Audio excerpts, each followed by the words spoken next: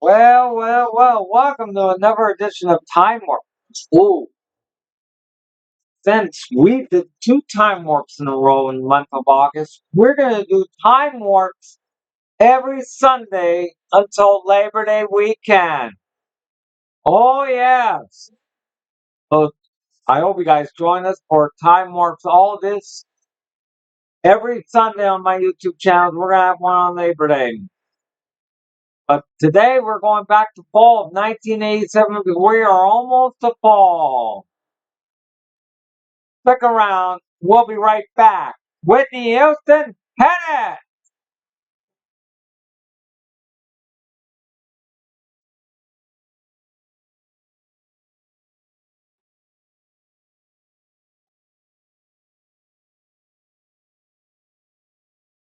The game of the week will return on September 8th.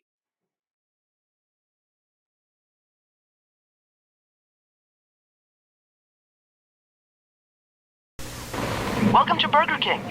Yeah, Whopper extra onions, please. No problem. Whopper no pickles. No problem. Hey, guys. Cheeseburger extra ketchup. No problem. Hold the tomato. No problem. At Burger King, we flame broil for a taste more like a backyard barbecue and fix your burger any way you like. But there is one way we can't fix your burger. Fried burger, please. Now we've got a problem. I'm so embarrassed. This is a Burger King town. Neighbor's kid. We know how burgers should be. Sure, the pride is back. Plymouth Sundance and Voyager are the proof. The pride is back. Sundance, the unbelievable American, under $7,600. The best value of any car in its class. Plymouth Voyager, front-wheel drive, car-like handling, and Plymouth's 550 protection plan. Backs them both. The pride is back. Born in America. Again. There I was, clipping coupons for dry dog food you don't like when the Alpo you love costs the same as those others. Alpo beef flavored dinner. More meat protein than 10 pounds of steak at a really good price. Can't get this with any coupon. I can barely breathe. Before and Afrin. Better. For relief without drowsiness or jitters, Afrin's the spray doctors and pharmacists recommend most. Suffocating. Before and Afrin. I can breathe. One love. Get closer. One love. Get closer. When you're close up, that's when close up counts. White teeth and a fresh mouth. It's the nicest thing that you can do. Do it for me. And I'll do it for you. One love. Get closer.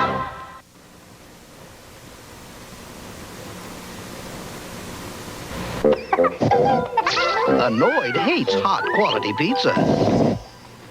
He loves to make your hot pizza ice cold. Call Domino's Pizza and avoid the noise.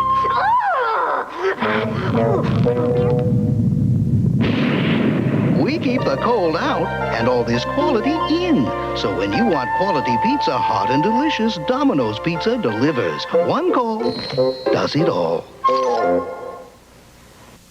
Introducing Metaprin when you haven't got time for the pain of arthritis. Haven't got time for the pain. No, I haven't got time for the pain anymore. Metaprin has ibuprofen, the prescription ingredient recommended by doctors 2-to-1 over aspirin for body pain, including minor arthritis pain. And it's safer to your stomach than aspirin. I haven't got time for the pain. When your body hasn't got time for the pain, new Metaprin from the makers of Tylenol products.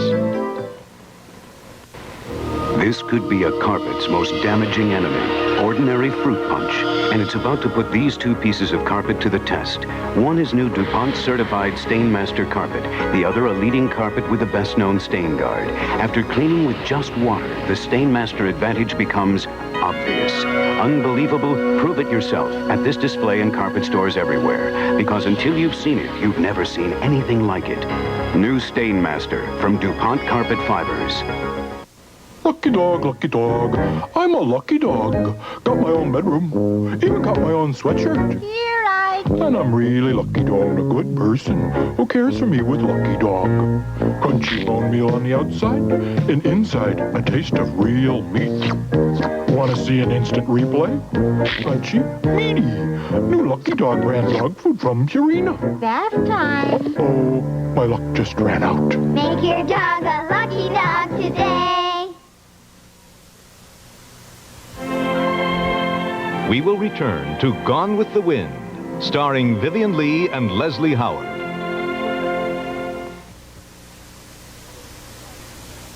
Monday on Cagney and Lacey. What have you got? It's an old case, nothing. I'll find you, lady, and I'll hurt you in ways you never dreamed of. How much time did this guy get? He's out. Wednesday on CBS. I'm looking for the man who killed Maxfield. You two-bit gumshoe. I loved Willie. Laughed your way all the way to the gas chamber, wise guy. I could make all your dreams come true. I'm not playing, Mr. Magnum. Something about this business stinks. Join us for a very special all-new episode of Magnum P.I. Then... Whatever's happening, it's big. I'm going to set a price on this game that even Robert McCall will be unwilling to pay. Will you help me? Let's just try and keep you alive. The Equalizer, Wednesday. This is CBS. We are the Wong Brothers. We are two party guys. But you knew that by looking at us. We are here to promote the Team Pontiac Holiday Blitz. The Pontiac dealers are cutting prices on every Pontiac. They're offering the deals of the year now. Incredible, huh? It's an all-out party. But hey, would the Wong Brothers be anywhere that wasn't a party? We'll excite you! The great blizzard of '87 continues with the second week of Pathmark's Great Coupon Blizzard. Use your second week coupons from this Pathmark circular and get a 2-liter bottle of Pepsi, Diet Pepsi, or Slice for 79 cents. A 4-pack of Northern Bath Tissue, just 79 cents. And 1 pound of Pathmark Spaghetti, ZT, or Elbows, free with coupon. Get a blizzard of coupon savings at Pathmark 24 hours a day. Pathmark #1. The best prices on the best health clubs, Monday at 5. Monday, Dick has an old flame. double dating has poor Dick in a dither. I just hope I'm the one you end up with tonight. We'll see how you do. Then on the Kavanaughs, This is medium starch. family life gives Kit the blues. It's not easy being a Kavanaugh. Monday, Monday on the morning program, Sophia Loren. Sharon Glass and Tyne Daly, television's Cagney and Lacey, and Joseph Kennedy II. And us. And you, we hope. On the morning program. Monday on Cagney and Lacey. What have you got? It's an old case, nothing. I'll find you, lady, and I'll hurt you in ways you never dreamed of. How much time did this guy get? He's out. This is CBS. Your skin has a biorhythm all its own. And now from Japan, Shiseido Biotechnology responds. BH24 Day-Night Essence, the moisture magnet. Protection by day, nourishment by night. Encouraging your skin's own cell renewal process. Shiseido BH24 Day-Night Essence. 4 drops a day. Radiance tomorrow.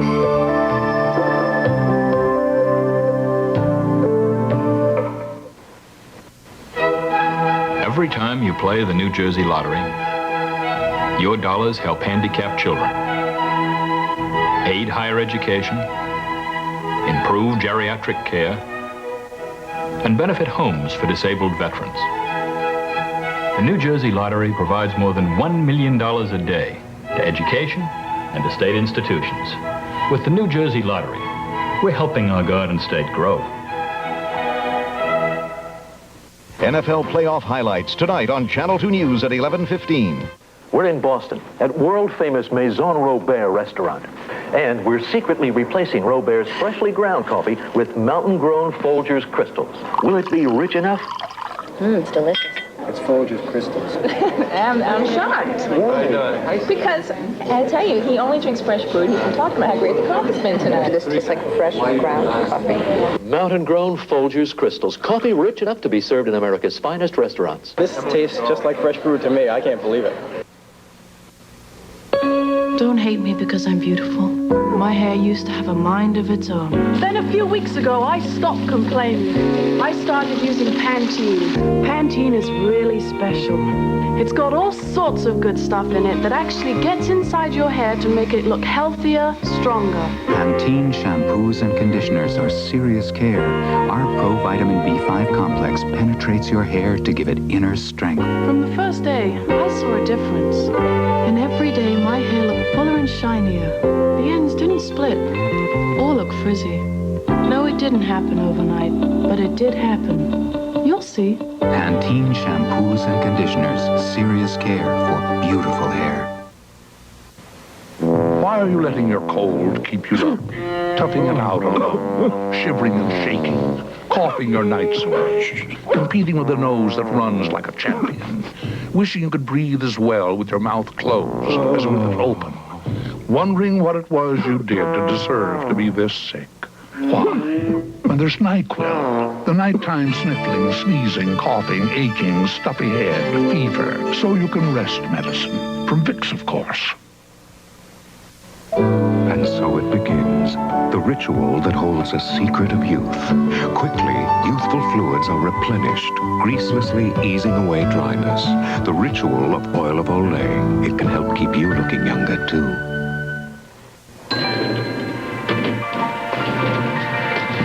Hello.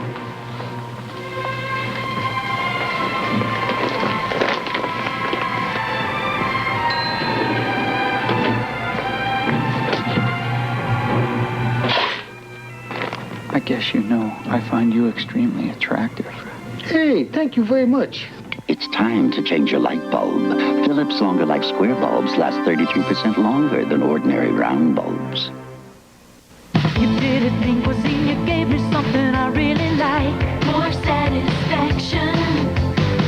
You didn't think was in you gave me a way to eat right. Eat right. More satisfaction. You did it lean cuisine. You gave me more, much more. You gave me more. You gave me tastes I never had before. Lean cuisine. More satisfaction with you. The doctor said I could take Anacin 3 for my headaches. Anacin 3 has the same aspirin-free acetaminophen that's in Tylenol tablets with no coating, but Anacin 3 adds a protective coating for easier swallowing. Take 3. Anacin 3. Also, Anacin 3 coated caplets. Chapstick, please. Sold out. How about some? Nope. Chapstick's better than ever. Chapstick. Right here. Thank you. It feels even softer, even smoother. My lips are sealed with chapstick. My kitty cat craves loving. My kitty cat craves fun. Now when he craves the great taste of crave, he has 3 choices, not one. Crave Cat Food introduces new seafood recipe with tuna, shrimp, and salmon proteins, and new poultry recipe with chicken, turkey, and giblet proteins. Like original Crave, they're made with real protein-rich foods, not flavors, so your cat can have his crave and variety too. A crave for every craving. Get all the love he's saving, 'cause your kitty cat craves crave. We will return to Vivian Lee and Clark Gable in Gone with the Wind.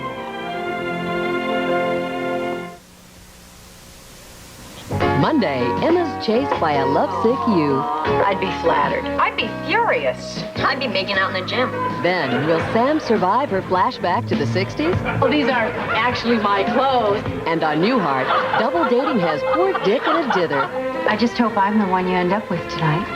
We'll see how you do. Then on the Kavanaughs, This is medium starch. Family Life gives Kit the blues. It's not easy being a Kavanaugh. Monday. Americans, we know who we are. And when it comes to news, we know who we trust. Dan Rather, weeknights on the CBS Evening News. This is CBS.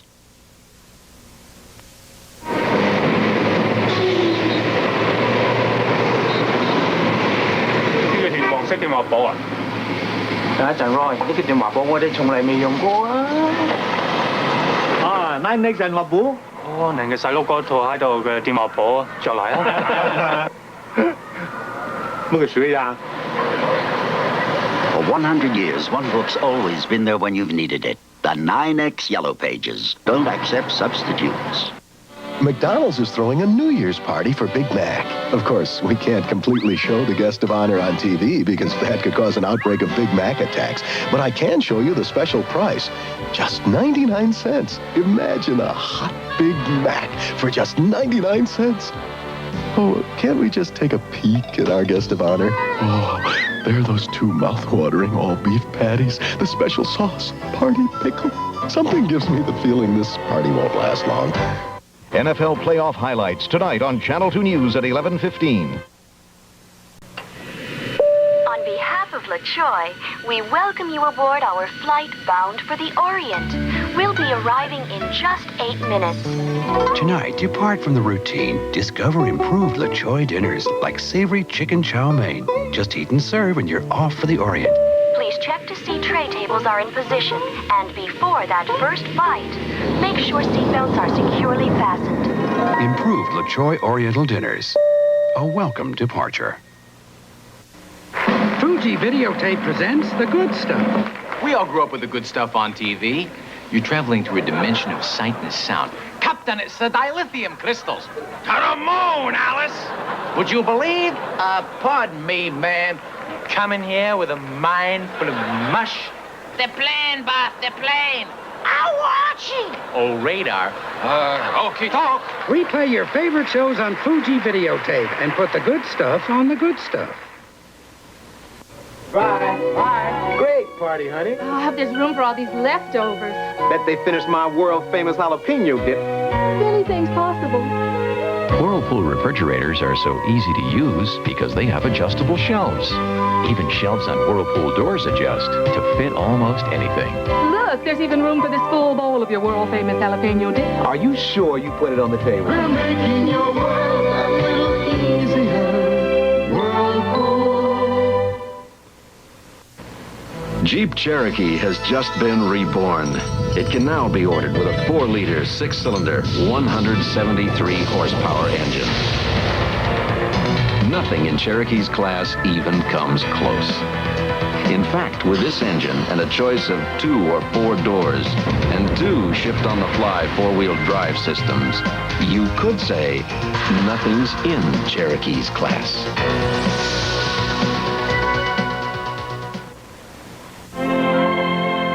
We now return to Gone with the Wind.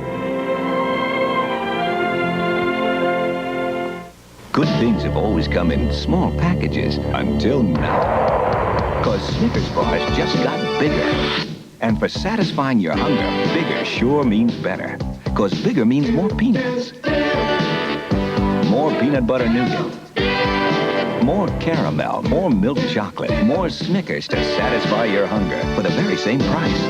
Packed with peanuts, Snickers really satisfies. Now in a big way. Satisfies you. Dogs will do anything with gravy. But pouring water on ordinary dog food won't make gravy.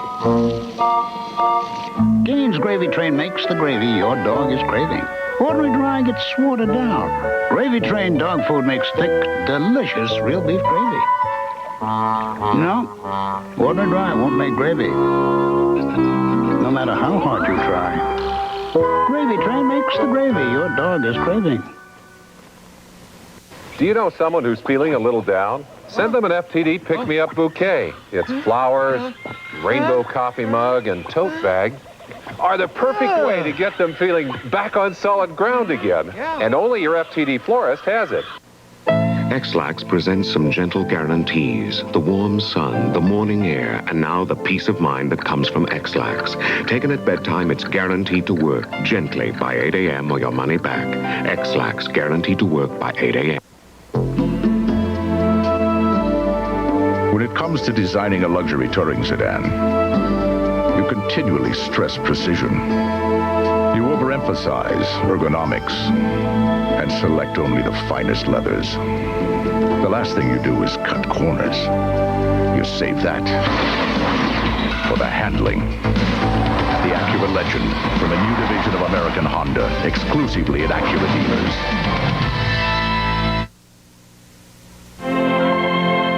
We will return to Gone with the Wind starring Vivian Lee and Clark Gable.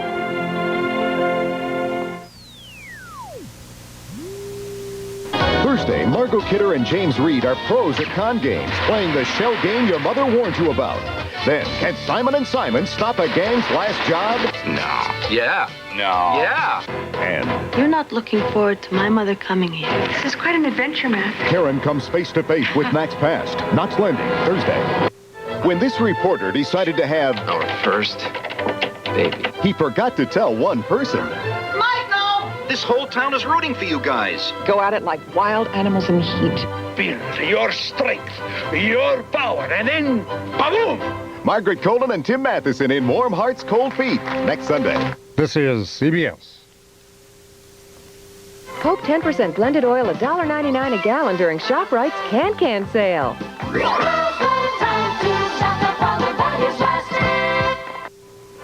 Drood. More fun and more Tony Awards than any show this year. Drood, the best musical. Call Telecharge 239-6200.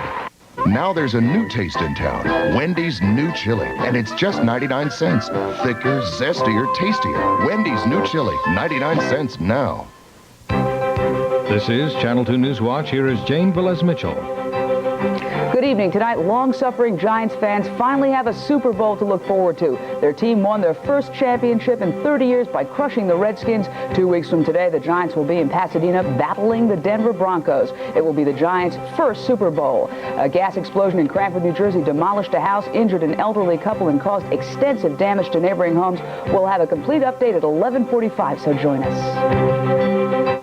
Some people think a few $1 million in the lotto jackpot is just peanuts, but if you won, you'd be the top banana. Lotto twice a week. Even when it's not worth zillions, it's worth millions. It's time for this banana to split. The best prices on the best health clubs, Monday at 5. Stay calm, stay cool. The Big Mac attack is back. You got me shaking, you have taken my brain. I'm having a Big Mac attack. Big Mac. I'm reeling cause the feeling just to hit me again. I'm having a Big Mac attack. Big Mac. I'm craving, I'm raving, I'm weak in the knees. Got you all beef patty, special sauce, lettuce, cheese. It's a good time. Big Mac. All the great taste of McDonald's. Big Mac. I have a secret. See how smooth my dress fits? How trim I look? How I don't jiggle? A girdle? Never. I get my control from 2 ounces of sheer power. No-nonsense control top pantyhose. What I like are those special ribs in the panty. You can see they're really working. I like my no-nonsense control top. They make me look better and feel better about me. No-nonsense control top pantyhose.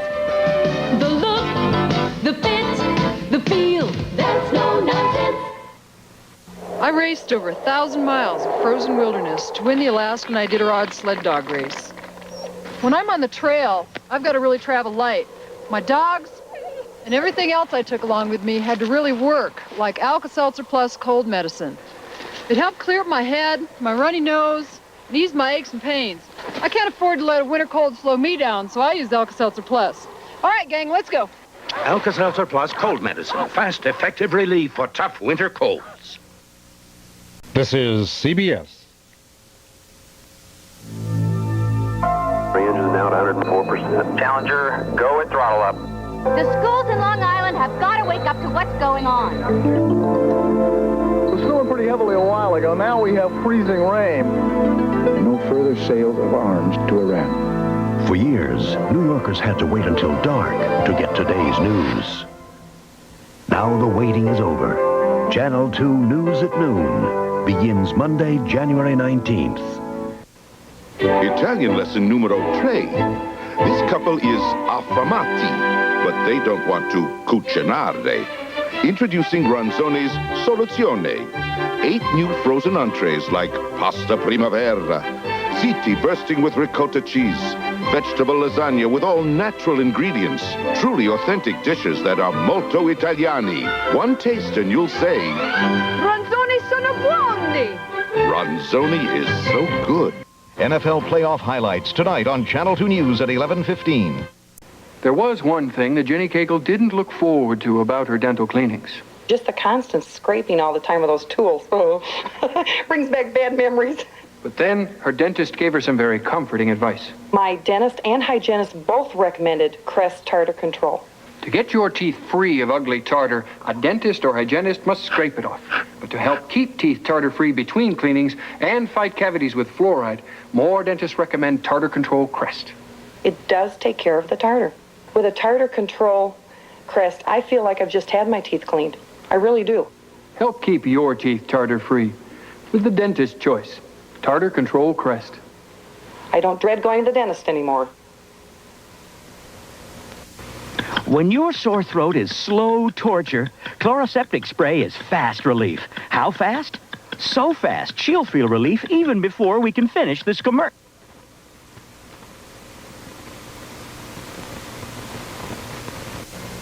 Tonight, this place will be filled. People will be watching movies and not watching what they're eating. Pretty soon, it'll come back to haunt them. My tummy hurts. Mine too. That chili dog. Don't worry, we've got Pepto at home. Pepto-Bismol. As it coats, it soothes heartburn and upset stomach, as well as diarrhea. I thought we left the monster back at the movies. It's only me. Pepto-Bismol. The one that coats is the only one you need. Crisco oil tastes so light, it doesn't hide the flavor of your fish. It sets it free. Remarkably light, ooh, delightfully light. Ah, fries up so nice and light. Crisco oil so light, it sets the flavor free. Today's Crisco oil is remarkably clear, remarkably light, so you taste your fish, not our oil. And there's no cholesterol. Deliciously, Crisco oil so light, it sets the flavor free. If life's everyday pressures press you into taking a pill or a drink, don't. Take a walk instead or a nap. Life's pressures only clear up with a clear head. Stop the madness. I'm 80 years old, and I love Kellogg's Frosted Flakes. Brave adults are coming forward to challenge the notion that Frosted Flakes is just a kid's cereal. I eat them, I love them, and I don't care who knows. With that extra crunch and milk, that frosting just right, they have a taste adults can love every bit as much as kids. Go ahead, Shirley. You can do it. I love them, thank you. What more can you say? Frosted Flakes have the taste adults have grown to love. They're great. I love our modern advances. Remember those antiperspirants we used to use? That went on wet, sticky. Then came Real, the advanced antiperspirant system. The top is soft. The antiperspirant is smooth, yet totally dry. Not a drop of water. You smooth it on. The perfect solution. The Real solution. It feels out of this world. The future is Real. The advanced antiperspirant system you smooth on. Real antiperspirant. By Nen. Presenting 14 savory flavors to shake your craving for salt. Mrs. Dash, 14 herbs and spices so vegetables snap, chicken sizzles. No bitter taste of salt substitutes. Mrs. Dash, instead of salt. X-Lax presents some gentle guarantees. The warm sun, the morning air, the peace of mind that comes from X-Lax. Taken at bedtime, it's guaranteed to work gently by 8 a.m. or your money back. X-Lax, it's guaranteed. Hello, soft skin. Bye-bye, dry. Hello, smooth skin. Bye-bye, dry. Time to say bye-bye to those soaps that dry. Formula Tone. New Formula Tone beats the leading beauty soap for leaving your skin feeling soft and smooth. And now that Tone has even more moisturizing cocoa butter, no wonder women prefer it. Time to say bye-bye to those soaps that dry. Hello, soft. Hello, smooth. Hello, Tone. We will return to Gone with the Wind, starring Vivian Lee and Leslie Howard. Wednesday. I could make all your dreams come true. I'm not playing, Mr. Magnum. Something about this business stinks. Join us for a special all-new episode of Magnum P.I. Hit the beach with your favorite fat cat. Is this great or what, guys? And his vacation erupts into a crazy adventure. Sure! It's Garfield in Paradise. This could be fun yet. Then, It was love at first sight. a luscious poodle steals Snoopy's heart. I don't believe it. It's the wedding of the year, because Snoopy's getting married, Charlie Brown, Friday. Sunday, it's Murder in the Sky with diamonds. $2 million necklace. And a plane load of suspects. Pat Harrington guest stars. Are you anybody? I'm a writer. Murder, She Wrote. This is CBS. This is my I just had a baby coat. There are millions of reasons to own a fur coat. Here's my I'm turning 40 coat. Well, in 5 years.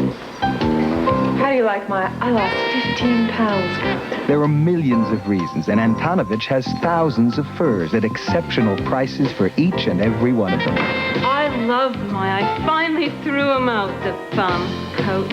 Antonovich, very grand opening. Now on 6th Avenue at 54th Street.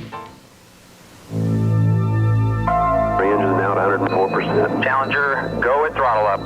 The schools in Long Island have got to wake up to what's going on. It was snowing pretty heavily a while ago. Now we have freezing rain. No further sales of arms to Iran. You used to have to wait until dark to get today's news. Now the waiting is over. Channel 2 News at noon begins Monday. Legal victory for pregnant women who work at 11.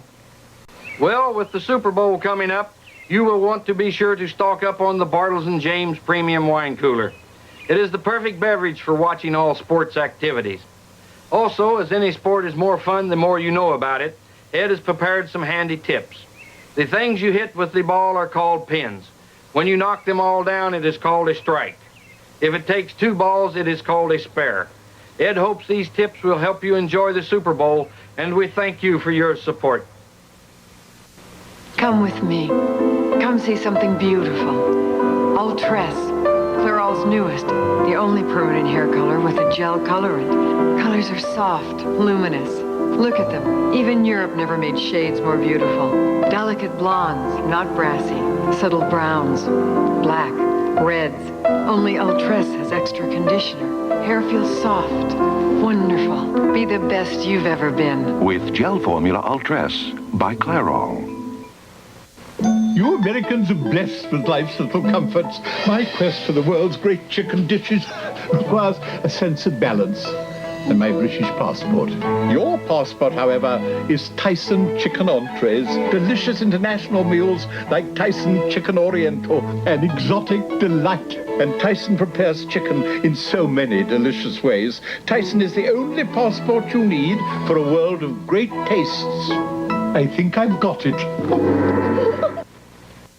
It's Friday, the weekend's just begun, and M&M's chocolate candies are part of the fun. When you're hanging out anywhere in your hometown, all the world loves M&M's. They're a weekend world of fun for everyone.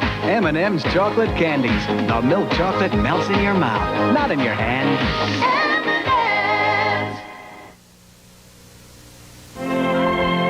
We will return to Gone with the Wind, starring Vivian Lee and Leslie Howard. Martin Sheen makes weapons. Annie Potts is out to stop them. I withdraw my consent to the murder of my children. My Dissident Mom. Thursday, Margot Kidder and James Reed are pros at con games. Get down! They're playing the shell game your mother warned you about. Jump. If it's all the same to you, I'd rather be shot. Then nothing can stop Rick and AJ. No. Yeah. No. Yeah. When a gang from the past Not a sound, copper. goes on one last job, Simon and Simon, and You're not looking forward to my mother coming here. This is quite an adventure, man. Cheating turned you on, Gary. What is going on here? find out on Knots Landing, Thursday on CBS.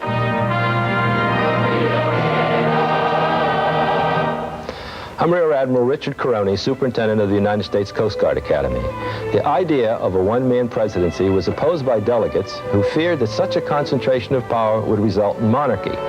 One faction proposed dividing the presidency among 3 men representing the northern, middle, and southern states. But fears of monarchy were dispelled by the supreme confidence in the man who was favored to become our first president, George Washington, whose many virtues included the fact that he had no male heirs. We, the people, are celebrating the 200th year of our Constitution.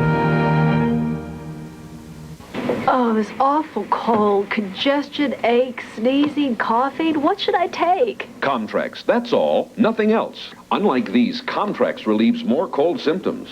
I feel a lot better now. Comtrex, that's all, nothing else.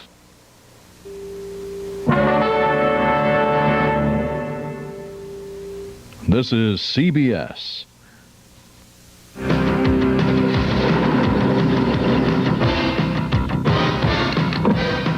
Announcing the best transmission warranty on the road. When AMCO rebuilds your transmission, it will perform like new. Or an AMCO dealer will fix it free. For as long as you own your car, wherever you are coast to coast, no one else can make this offer. The AMCO Lifetime Warranty. Only at AMCO. AAMCO. Arrest in the Puerto Rico hotel fire at 11. I've got a secret I want to share with you. It's the Alliance hatchback from Renault. It has yet to be discovered, so I'm going to be its agent. What the heck, it's good looking, it's a great performer.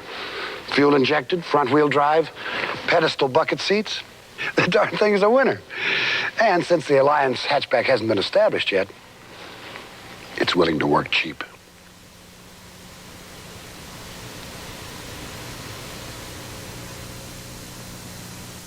Hey, chicken, how you feeling? Look, I brought you something to make you feel better. It's a great get-well gift from FTD. Comes in this reusable chicken soup bowl. Oops. Send the FTD chicken soup bowl bouquet. Michael Fogarty is having an asthma attack. He can't blow out this simple match.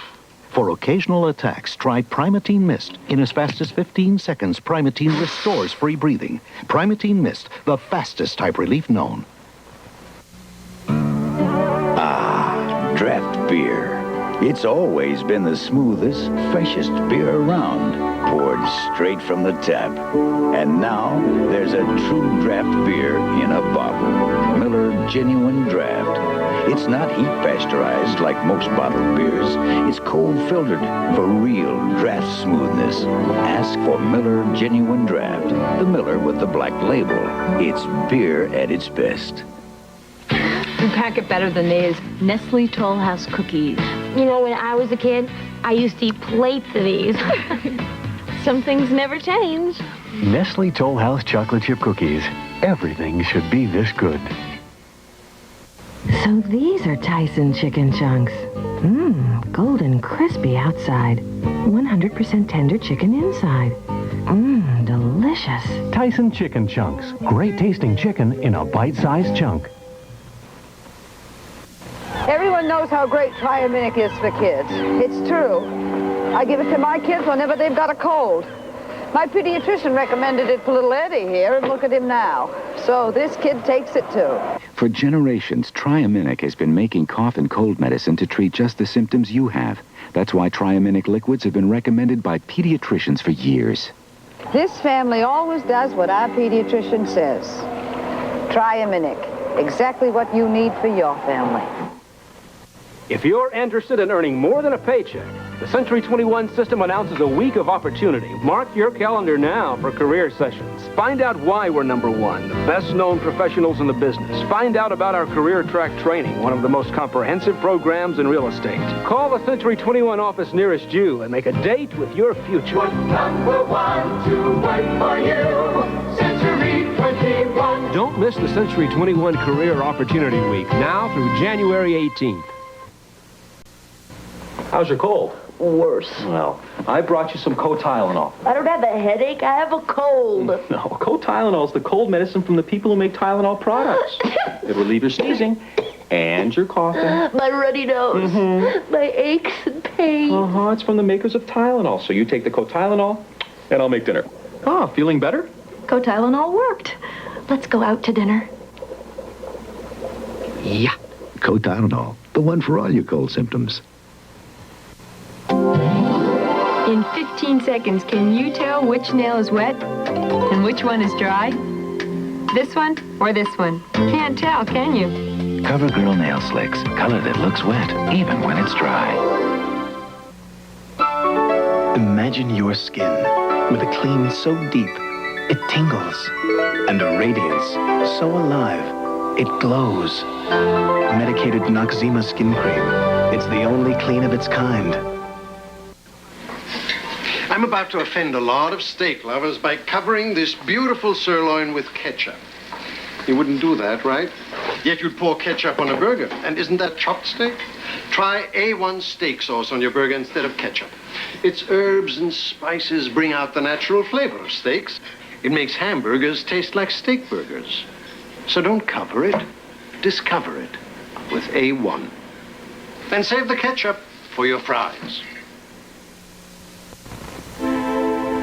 Almonds. Want to know who gives you more of them? The new Mars bar. More big, beautiful almonds than any other popular chocolate bar. Rich chocolate, buttery caramel, and now more almonds than ever.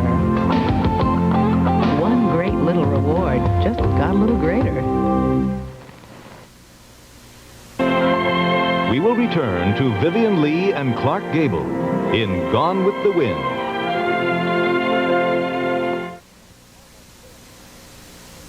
Thursday, meet two old pros at Con Games. Get down! They're playing the shell game your mother warned you about. Jump. If it's all the same to you, I'd rather be shot.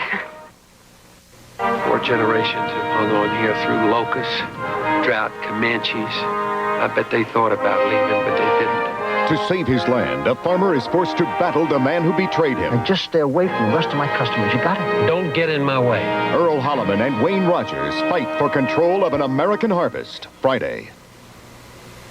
Americans, we know who we are. And when it comes to news, we know who we trust. Dan Rather, weeknights on the CBS Evening News. It is not visible to the naked eye. Many pretend it doesn't exist, but plaque is there, and Listerine fights it like it fights bad breath. Listerine reduces plaque by up to 50% over brushing alone for better oral hygiene. AT&T has ordered pregnant women off production lines that turn out microchips after a study found a high miscarriage rate among workers in certain ship-making jobs. No direct cause is revealed in the study, but it also lists a number of other physical problems observed in workers of both sexes. The Internal Revenue Service has come up with a way to help you pay your taxes in case you forget. The IRS says if someone fails to file a return, its computer will file it for them and send out a bill. If the tax remains unpaid, the IRS says it will dock wages, bank accounts, or other assets. Bill Curtis, CBS News, Chicago. This is CBS. McDonald's is throwing a New Year's party for Big Mac. Of course, we can't completely show the guest of honor on TV because that could cause an outbreak of Big Mac attacks. But I can show you the special price. Just 99 cents. Imagine a hot Big Mac for just 99 cents. Oh, can't we just take a peek at our guest of honor? Oh, there are those two mouth-watering all-beef patties, the special sauce, party pickle. Something gives me the feeling this party won't last long. It won't stop ringing. Tuesday. When it touches my face, it hangs up. Aww. I don't have a problem. You got a problem. Lots of people with phones not made by AT&T are registering some kind of complaint. When was the last time you had a complaint with an AT&T phone? Hello? What? Can you call me back on an AT&T phone? You get what you pay for. AT&T, the right choice. Legal victory for pregnant women who work at 11.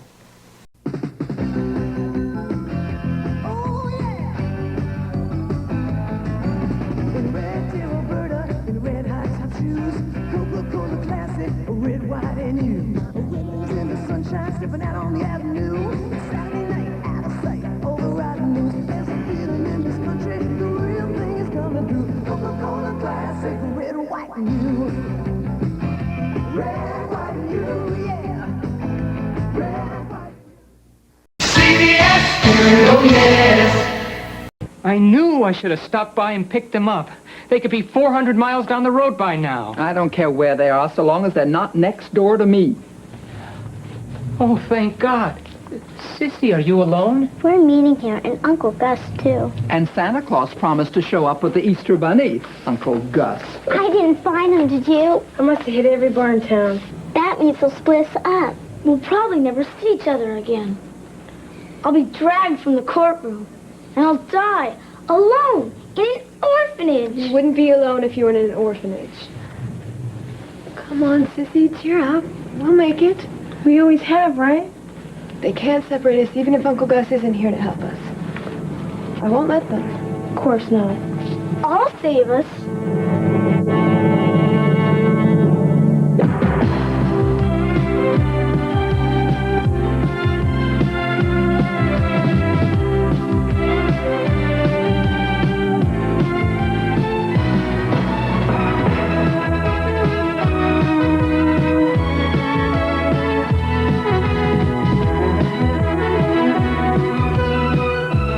I'm Judge Robert J. Franklin.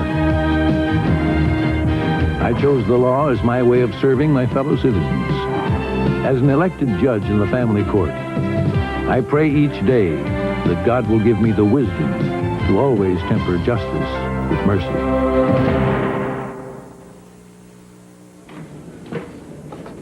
All rise. What you're about to see is a dramatization of an actual case in family court. Because of the emotional and sensitive nature of the issues presented here, Judge Franklin's courtroom is closed to the public. The proceedings are about to begin. I do. You may be seated. All right, Miss Page, let's begin. Your Honor, this is a hearing to place the 4 Matlock children, Elizabeth, age 17, Terry, 15, Chip, 11, and Sissy, 9, in foster care. Appearing for the state is social worker Mitchell Green and Maud Simpson, a neighbor of the Matlocks. Mr. Gus Edling is scheduled to testify, but he isn't present here at the moment. I see that all parties are proceeding without attorneys in this matter. I'm willing to go along with that for now, but I want you all to know that I will delay the proceedings and appoint an attorney for the Matlock children if I think it's necessary. Now, since this is a hearing and not a trial, I like to conduct it more on the lines of a family council. I remember when my youngsters were growing up, we had a lot of these family council meetings. I don't think they'd have told me everything I needed to hear if they thought they were on trial. This guy's cool. It won't be necessary for anybody to take the witness stand up here. You can all testify from where you are. All right. Now then, who is this Gus Edling that we're waiting for? That's our Uncle Gus, Your Honor. He takes care of us. He's not here yet. He had a business appointment. Yeah, he's gonna be late, but he'll be here. If he finishes on time. And that's a very big if, Your Honor. We have no reason to believe this man even exists. Well, I guess I'd better get to know the people who are here, and then we'll deal with Uncle Gus. You, sir, are Mitchell Green, correct? Yes, Your Honor. I represent the Department of Social Services. We contend that these minor children are in fact living outside the law with no protection. Now, just a minute, Mr. Green. Let me get everybody straight first. You must be Sissy. What's your name? Well, thank you for asking, Sissy. I'm Judge Robert Franklin. Do we call you Bob? Chip, we've already been through this. We call him Your Honor. Please excuse him, Your Honor. We've never been in court before. Yeah, he's just scared. I am not. If you don't knock it off right now, I'll give you a reason to be scared. I'm Elizabeth Matlock. You can call me Lizzie. I'm the oldest. I'm Terry. She may be the oldest, but I'm the man in the family. Except for Uncle Gus. Oh, of course, except for Uncle Gus. And you must be Chip. Yes, sir. I've always wanted to be in a court.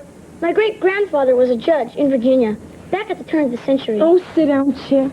We're in court. We're supposed to stand. Would you like us to stand? Or take the witness stand? I'd be glad to do that. And you can question me, and I'll tell you all about us. Sit down, Chip. Well, thank you, Chip. It won't be necessary to take the witness stand. You take the witness stand so the attorney can ask you questions, but today I'm asking the questions, and I want you right there where you are.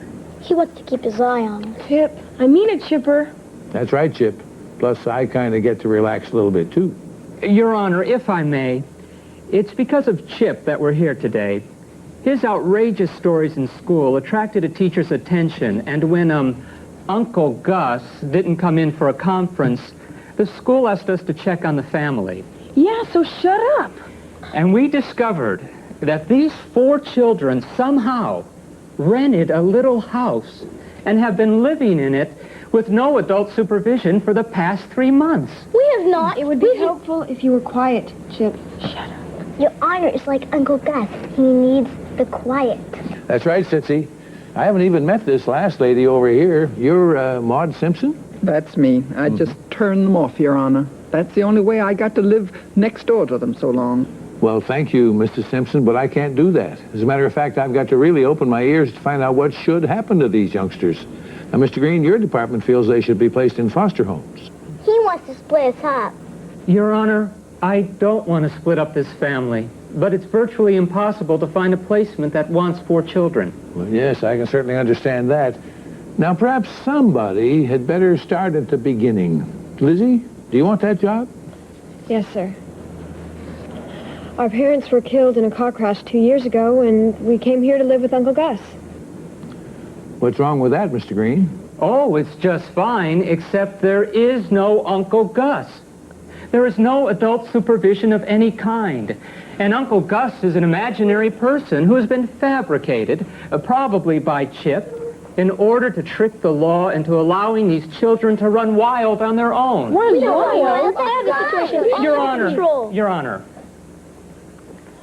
I have an extensive report here from Ivy Jones of Mayview Social Services, who was assigned to find foster care for the children after their parents' death. Well, what was the problem with Mayview? Miss Jones found 2 good placements so the kids would be divided 2 and 2.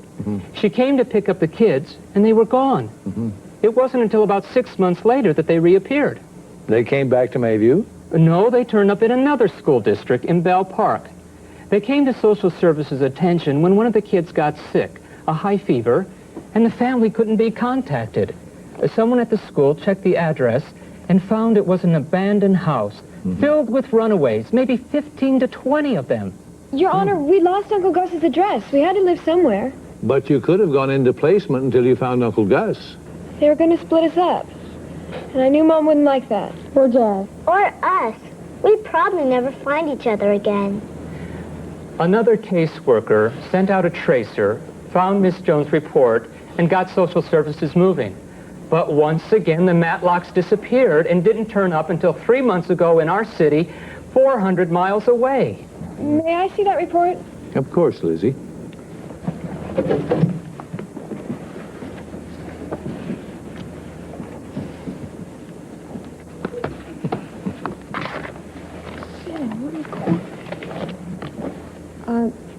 This isn't true. It says, living in filth and disease. The house wasn't too nice, Your Honor, but our room was clean. Yeah, Lizzie made us stay away from everybody. We scrubbed our room and our bathroom every day. She wouldn't let anybody else use our bathroom. Nobody wanted to. There's always wet clothes hanging everywhere. I helped wash the clothes. The report said you were traced because of a sick child. What happened to that sick child? Me. When I went to pick Sissy up after school, I found out she'd been taken to the hospital. Terry and I got over there as fast as we could, and she hadn't been admitted yet, so we got her out. How did you get the hospital to release her without an adult in attendance? Your Honor, the report states that Mr. Matlock sent a note with his daughter requesting a phone call. The admitting office called the number given, talked to Mr. Matlock, and released Sissy. Well, Lizzie? Terry was waiting at a payphone. We had to get Sissy out of there before social services got on our tail. But it was too late. They raided us. Police, guns. Everybody ran out of the house but us. They were using tear gas, came breaking in our room with machine guns. We were all huddled in the corner behind our mattress. Now, Chip, remember, you're under oath. Were those the facts, Mr. Green? No, Your Honor. When social services found the house, they did report it to the police. Now, nobody would tackle a house like that alone or unarmed. The subculture of runaways is riddled with drugs, and a lot of these kids have weapons. Now, tear gas and machine guns, that's an exaggeration. Your Honor, it wasn't the best situation for our family. But it was the best I could think of at the time. We'd lost our house and social services was on the way. We had to move fast. Excuse me, Your Honor, could we take a break? I think a short recess is in order. Be back in 5 minutes. Where's the... Outside and down the hall to the left. Thank you.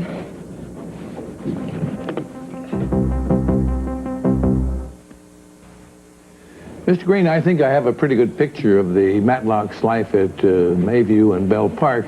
I'd like to know now how they're getting along here. Those kids steal everything in sight. They destroy my flowers, steal fruit from my trees. They even try to steal my cat. We never try to steal your cat. That's not true. Is it, Sissy?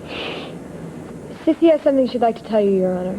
Mm-hmm. I confess, I did let Mr. Friend to my room and feed him and cuddle him. He was so lonely outside. He didn't want to go out when she called him either. See? I told you she did it, but they wouldn't admit it except under oath. That band of hoodlums sticks together. You ought to know, hanging over the back fence, spying on us through the bushes. Yeah, we see you camouflaging yourself. All right, Chip, now that's enough. Thank you, Sissy, for telling the truth. You may sit down now. Your Honor, when the family moved in, I went over to see them. A good neighbor called. I took them a casserole and asked to see their mother. She thanked me and said their mother was at the market. Days passed, but the mother never returned my call, so I asked the little one about it. She cornered Sissy and started pumping her. I invited her in for something to eat. Well, the child ate like she'd never seen a cookie before. We have a tight budget, Your Honor. We can only afford cookies on special occasions. And we only get one at a time. Oh, but she must have eaten 20 at my house, and 3 glasses of milk. And she told me that there was no mother or father. Oh, then when she realized what she told, she got frightened, told me not to tell, and then she ran out of the house. Later that night, I confronted the oldest one again, and she lied through her teeth. What did you tell Mrs. Simpson, Lizzie? That we live with Uncle Gus. We take care of ourselves, sir. We never cause her any trouble. Sometimes the kids, well, Chip climbed our apple tree and took some apples once, but she said he could. I never told him that. You did. You told him while we were eating cookies that we could climb your tree and eat all the apples we wanted. And when Chip climbed the tree, you called the police. Is there a police report on this? Oh, the policeman was incompetent. I explained what happened to the policeman.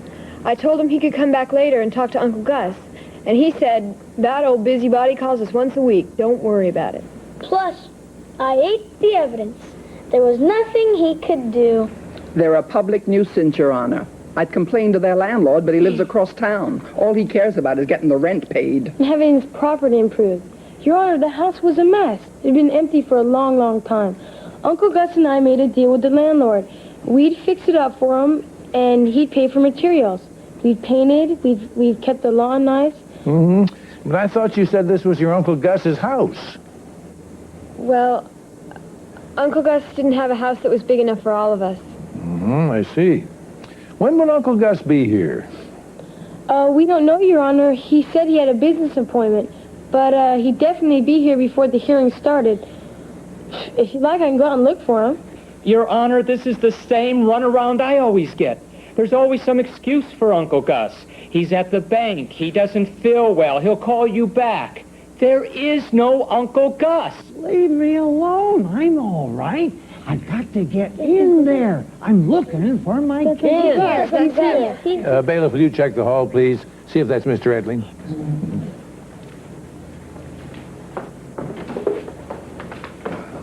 I can walk by myself, sir. Oh, good afternoon. Well, I see the party's already started.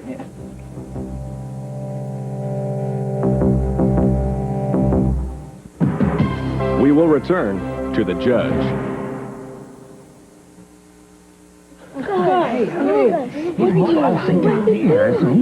Mr. Edling, some question was raised about your existence, sir, so I'm glad that you've shown up. Miss Page, would you administer the oath, please? Yes, Your Honor. Raise your right hand. Do you swear to tell the truth, the whole truth, and nothing but the truth? Oh, yes, sirree. I'd like to hear your side of this story, Mr. Edling, if you will, please. No, that won't be necessary. Just testify from where you are. Whatever makes you happy. Fine. Okay, shoot. All right. Why don't you tell us about your relationship with the Madlock children? Yeah. I'm their uncle. Their Uncle Gus. They're my dear sister's children. My baby sister, Lizzie. Your Honor, the record states that Mrs. Matlock's name was Velma. Who is this man? Why is he bothering us? Thank you, Mr. Green. Where do you live, sir? With them, the dear little children. Could you tell us where, the address? This man is a sore thumb. Terry, he picks me up. Picks you up where, sir? Well, wherever I am. You understand, sir, Rolling Stone. Mr. Edling, I must remind you that you've taken an oath, and perjury is an offense that's punishable by law. Now, sir, please tell us, what is your relationship to the Matlock children? Your Honor, I'll tell you. It's my responsibility. We'd saved some money in Bell Park, so we bought bus tickets to New Jersey. But when we got off here for a rest stop, we wanted to stay. And that afternoon, we found our wonderful house. I knew no one would rent to kids, so we found Uncle Gus. I found him, sir. I know the streets. Cleaned up and dried out. He makes a first-rate uncle. Uncle Gus is the only lie, Your Honor. We've kept our word about the house. I love that house. It's the best place we've been since Mommy and Daddy left us. Well, if I'm finished here, I think I'll partake of a little liquid refreshment. Would you care to join me, Your Honor? No, thank you, sir. But I would like to know exactly what your contribution has been to the Matlock children's household. Well, my body and my time. But I've received fair remuneration for that. So you don't live with the Matlocks? Oh, no. They're willing. I stayed for a night or two when they first moved in, but it's a little house, Your Honor. Only 2 bedrooms, and I'm a man who needs my privacy. But I'm proud to say I kept my word. If you'd have kept your word and showed up at school, we wouldn't be here now. Yeah, they thought you were a figment of my imagination. Well, I showed up this time, didn't I? Yes, you did, sir, and I want to thank you for that. But I also want to know how all of you managed to pay the rent and live. Terry, how did you make money? I've got a job at a fast food place before and after school. And I work cleaning houses. I deliver papers. And I help Lizzie. And who does the cooking and cleaning at home? Everybody. Lizzie has us all organized. Every penny we make, every job we do in the house, it's so boring. There's no room for any creativity. Your Honor, the fact is these youngsters have no adult supervision. So far they've managed on their own, but what if real tragedy struck? You think your mom and dad dying isn't real tragedy? We had to cope then, and we had to do it in less than a week. And you moved into an abandoned house with other runaways. All right. I think I've heard enough to make a decision. We'll take a 5-minute recess. I'll return with a decision. Next time on The Judge. I earned whatever I got from Regina. By sleeping with her? By being her manager. Everything from stir-fry to chicken pot pie, and then some. The lively taste of Tabasco sauce. Don't keep it bottled up. Shout, now with 25% more cleaning power. Want a tough stain out? Shout it out. Fast, effective heartburn relief? Tum-ta-tum-tum, sodium-free. Tum-ta-tum-tum, rich in calcium. Tum-ta-tum-tum-tums. Lizzie, Terry, Chip, Sissy, it's a real joy to meet a bright and loving family like yours. You obviously learned well from your parents, and I'm sure that if they could be here today, they'd be very proud to see how your love has held the Matlock family together. Mr. Green, I appreciate the difficult job social services has, and I appreciate your concern for this family. Because of all this, I'm going to make a most unusual decision today. Lizzie, how old are you? 17 and a half, Your Honor. In 6 months' time, you'll legally become an adult. Until then, I'm going to emancipate you, Lizzie. That means you'll be an adult in the eyes of the law, with all the legal rights and responsibilities of an adult, including the right to rent a house and raise your own family. Oh, no. Do we have to call her Mommy? No, Sissy. But it does mean you can all stay together without breaking the law. Mr. Green, I'd like you to see that social services gives this family, all these nice young people, every bit of help they need, including a caseworker to visit them regularly to help them with any unusual problems. Yes, Your Honor. Lizzie, You probably think I'm a jerk for dragging you to court like this, but if you could find a way to forgive me, I'd like to be your caseworker. No way! Jeff, we'd have to take a vote. All those in favor of Mr. Green being our caseworker, raise your hand.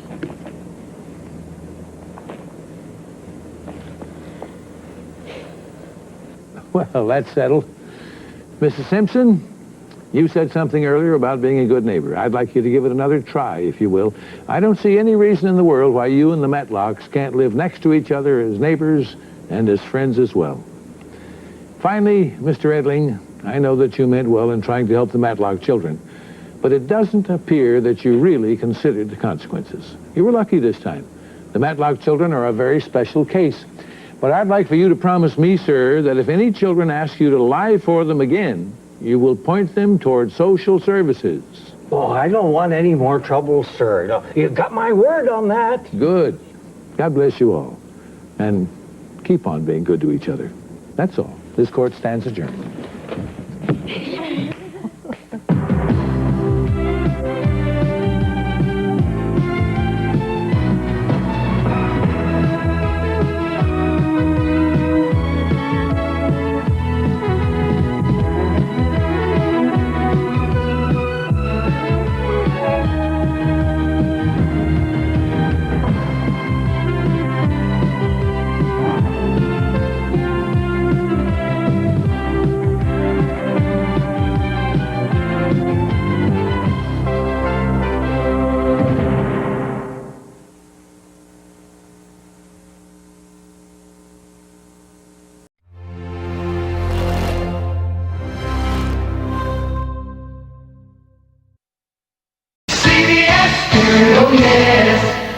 An opening statement. Yes, I do. Thank you, Your Honor. Your Honor, we will show that Mr. Devlin has a serious marijuana problem, that he's refused to deal with his financial problems in a responsible fashion, and that he's engaged in several acts of adultery with teenage girls.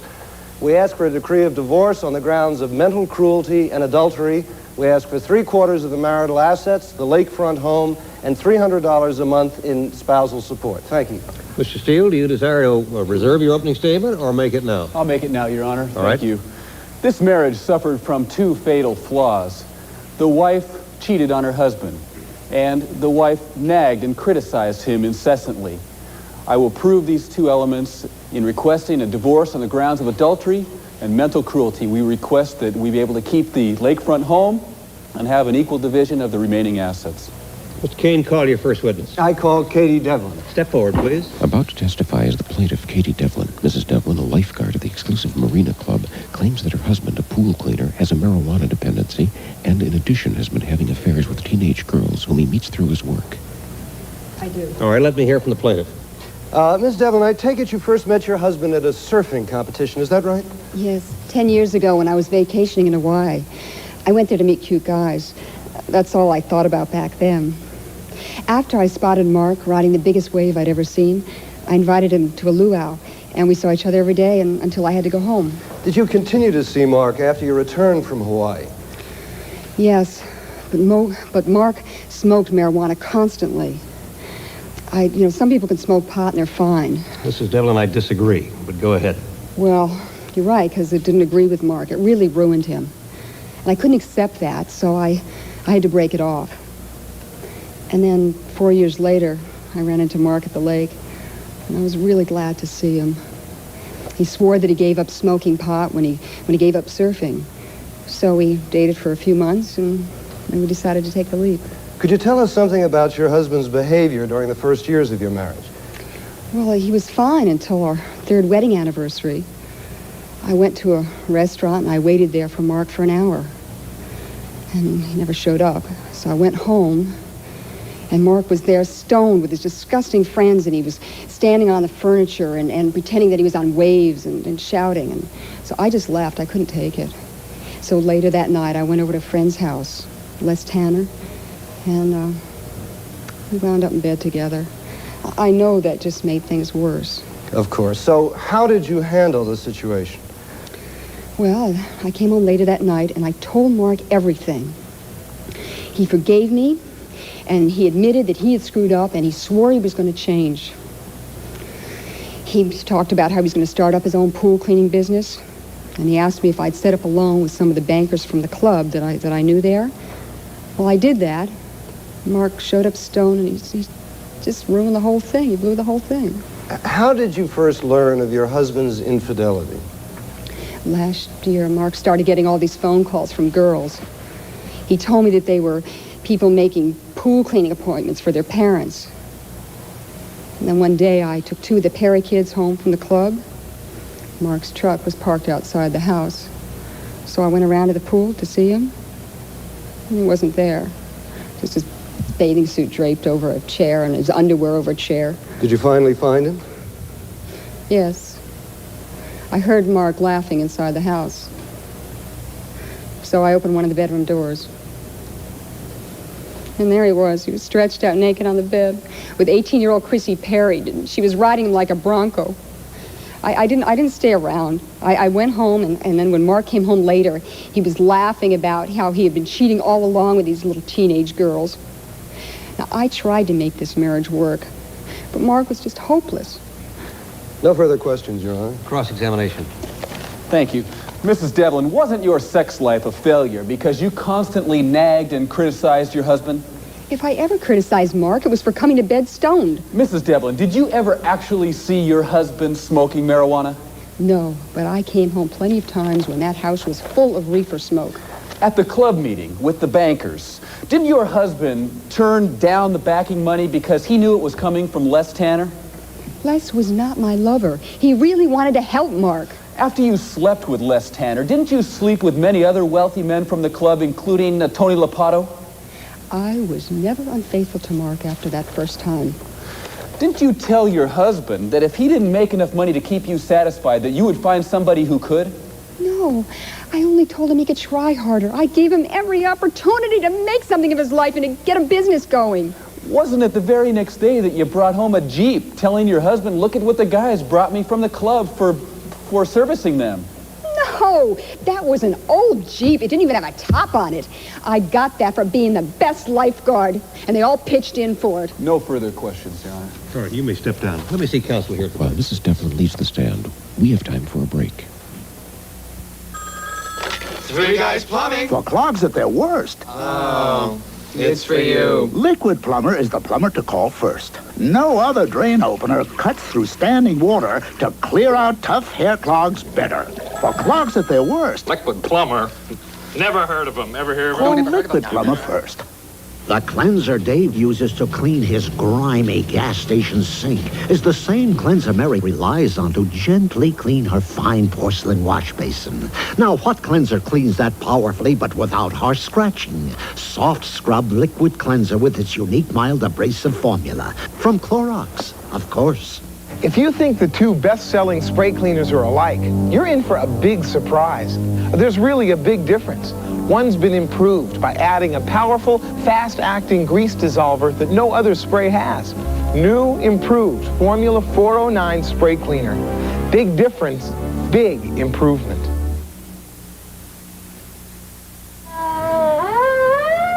The owner of this car was killed by a drunk driver. Insurance companies represent their policyholders, not the victim's family. The law offices of Leonard W. Moen are experienced in handling death cases. They will represent the victim's family, not the insurance company. If this happens to someone you love, protect your legal rights. Call the law offices of Leonard W. Moen, 1-800-433-4433.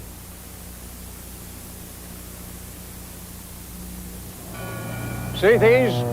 They're all Colombian coffee beans on their way to America. Picked by hand, they're like no other beans in the world. That's why Hills Brothers is introducing new 100% Colombian coffee. So you can enjoy the flavor of this most unique bean. Yes, they're all going to America, but only these are going to Hills Brothers. You know how picky we are.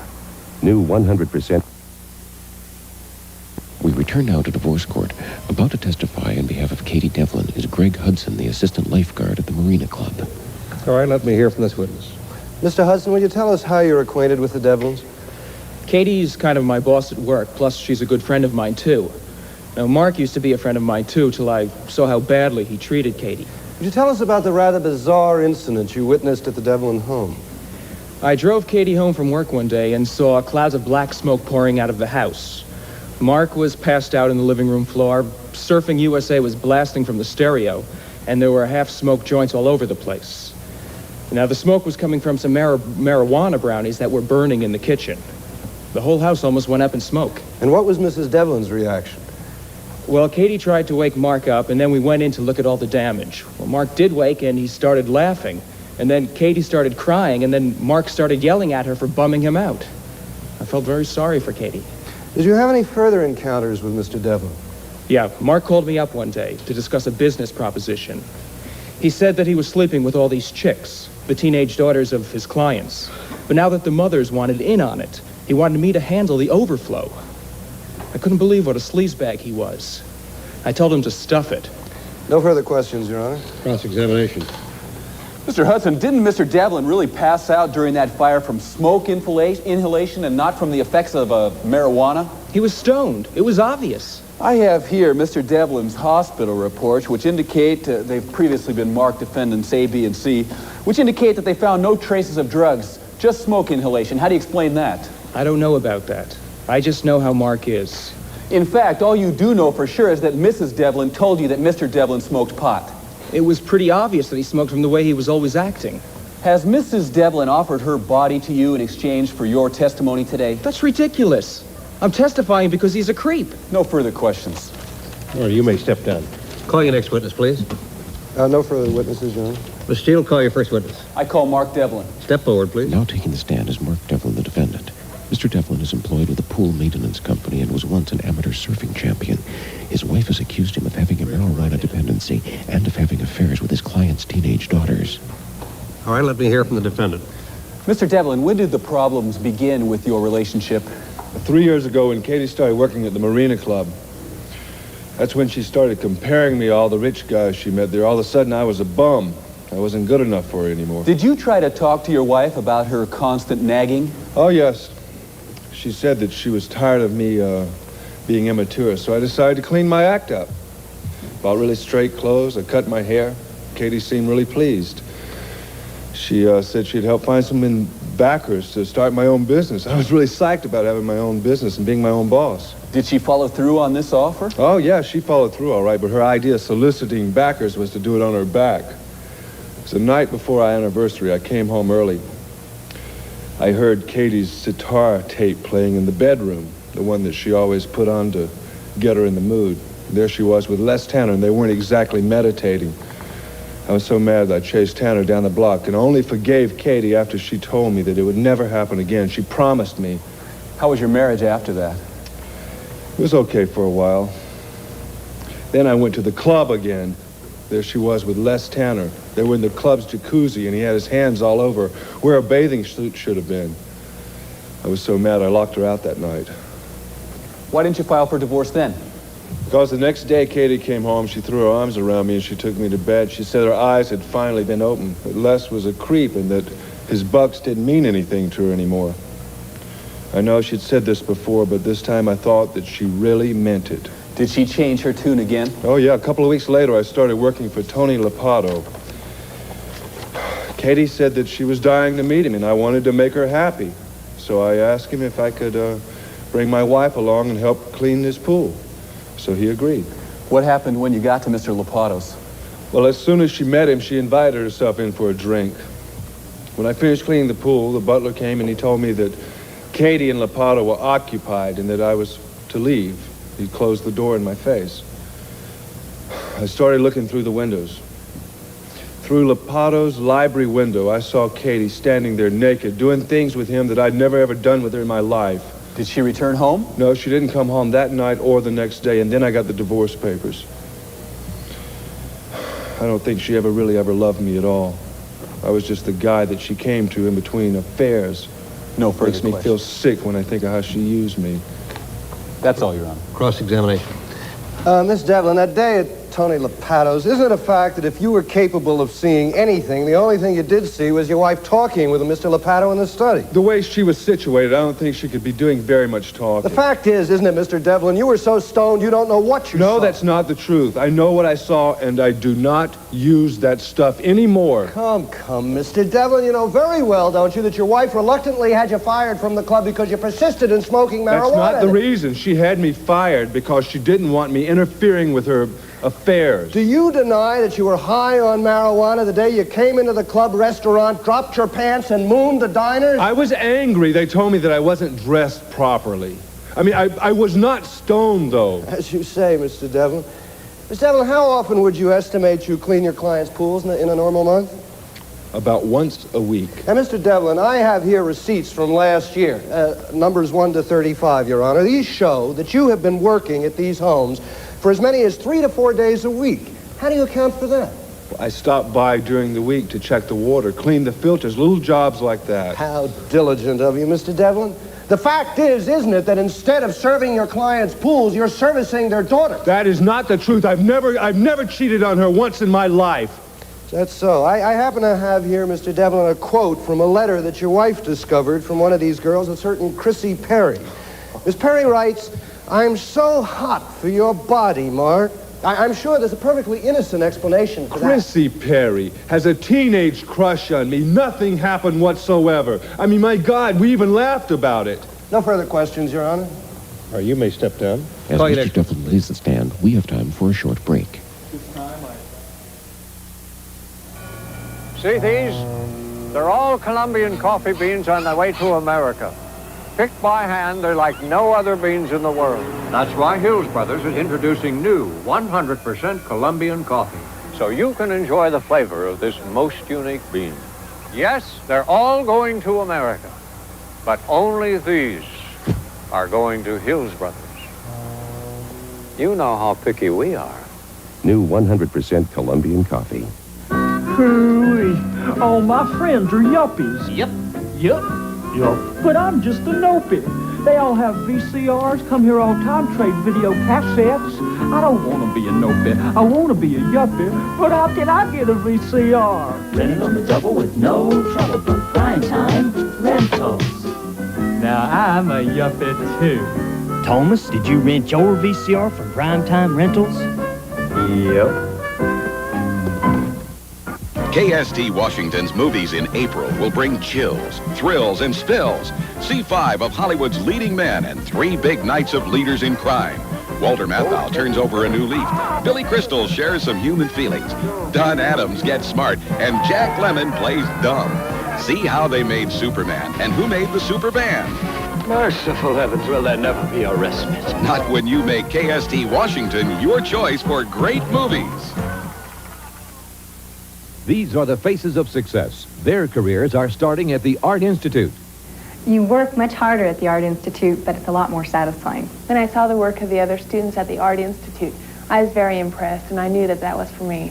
You improve quarter by quarter. It's amazing how much you improve. The Art Institute and me, we're going to be successful.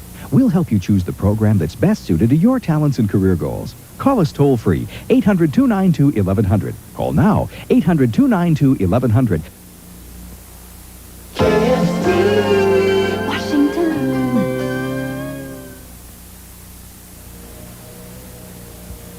We return now to divorce court. About to testify on behalf of Mark Devlin is Benny Scaff, his friend.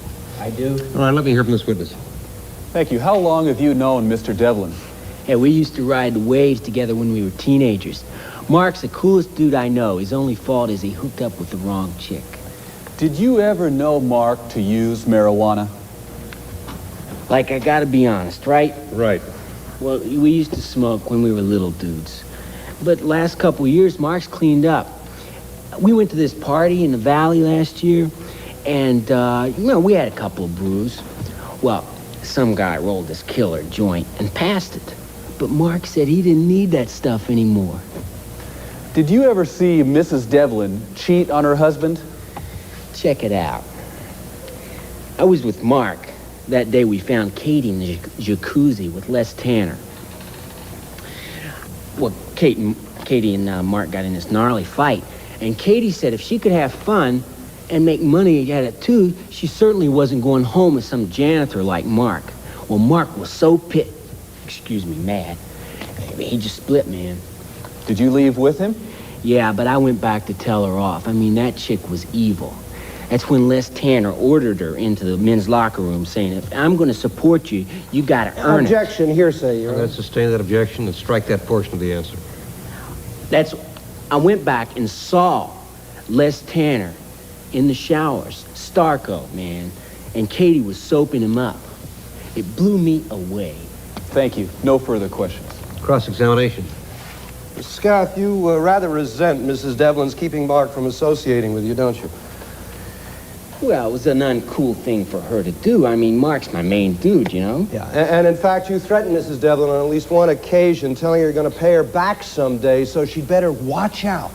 I was mad at her about something else. A shoe store I wanted to open. Katie told some bankers I was a bad investment. Didn't you make up this episode about the locker room in order to help your main dude? No way, man. It really happened. Curious, isn't it, that you were the only witness to this incident? Hey, man, anybody can be a witness. I took pictures. I object, Your Honor. Let me see the pictures, please, and I want to see counsel here at the bench. All right, here are 3 pictures which are obviously of the plaintiff with some unknown man in a shower. Mr. Steele, do you know anything about those pictures? I have never seen these pictures. May I lay a foundation to admit them? You want to show these to your client? Yes, if I may, Your Honor. All right, Mr. Steele, go ahead. Did you take these photographs? Yeah. Do they accurately depict what you saw that night in the men's locker room? Hey, man, yeah, photography's kind of a hobby of mine. I got thousands of pictures of naked women. No further questions. Kane, do you have any questions of this witness? No, I have no questions, Your Honor. You may step down. Anything further now from the defendant? Yes, Your Honor. I would like to recall Greg Hudson. Mr. Hudson, step forward. In a surprising turn of events, Mr. Devlin's attorney has recalled Mrs. Devlin's witness to the stand. Apparently, the defendant's attorney feels that Hudson has something to add to his client's case. You are still under oath. Go ahead, Miss Steele.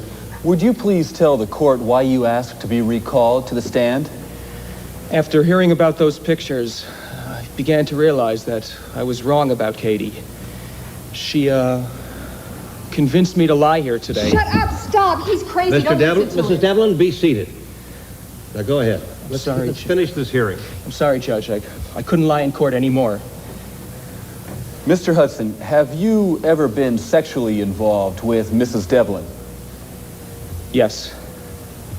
I thought we were in love. But I was at the pool, too, when she went into the men's locker room with Les Tanner.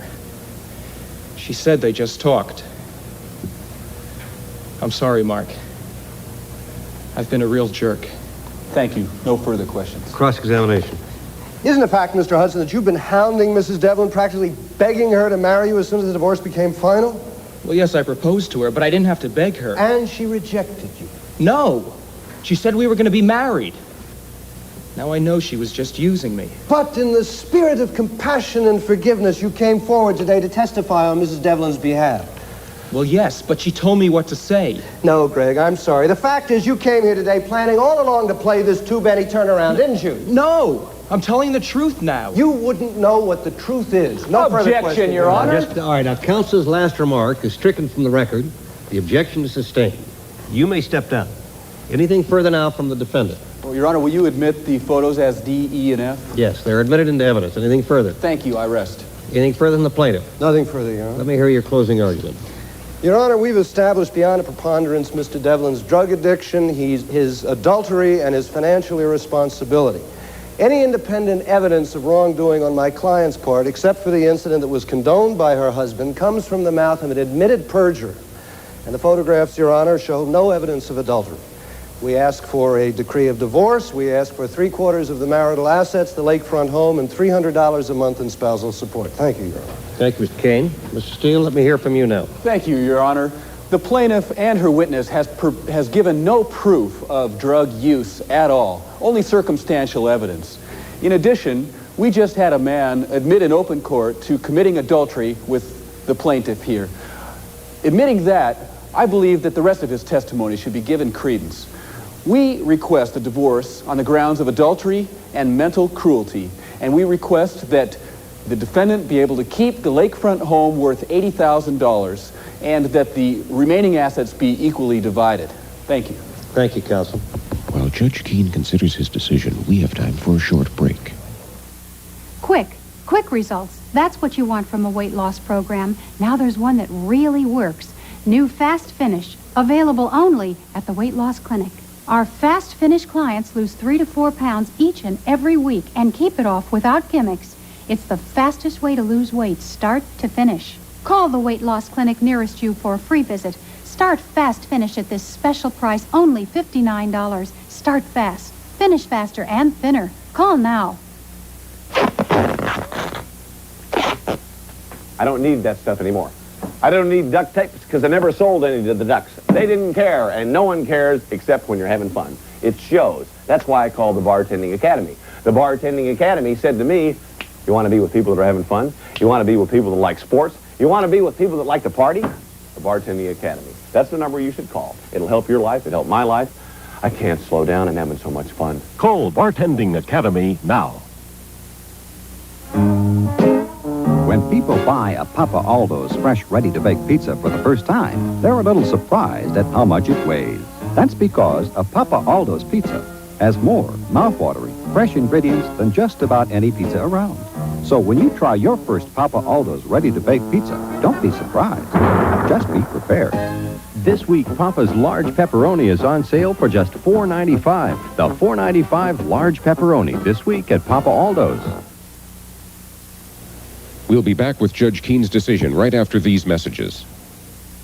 If you had these symptoms, you'd be wise to consult a chiropractor because they get results. Yet often in the course of an examination, other more serious problems may be discovered. Your chiropractor will explain the scientific basis of your problem, the seriousness, how long it'll take, and how much it'll cost. Then, with your consent, your doctor will provide the quality chiropractic care you choose. Isn't that what a real doctor-patient relationship should be? This message is brought to you by a doctor of chiropractic in your area.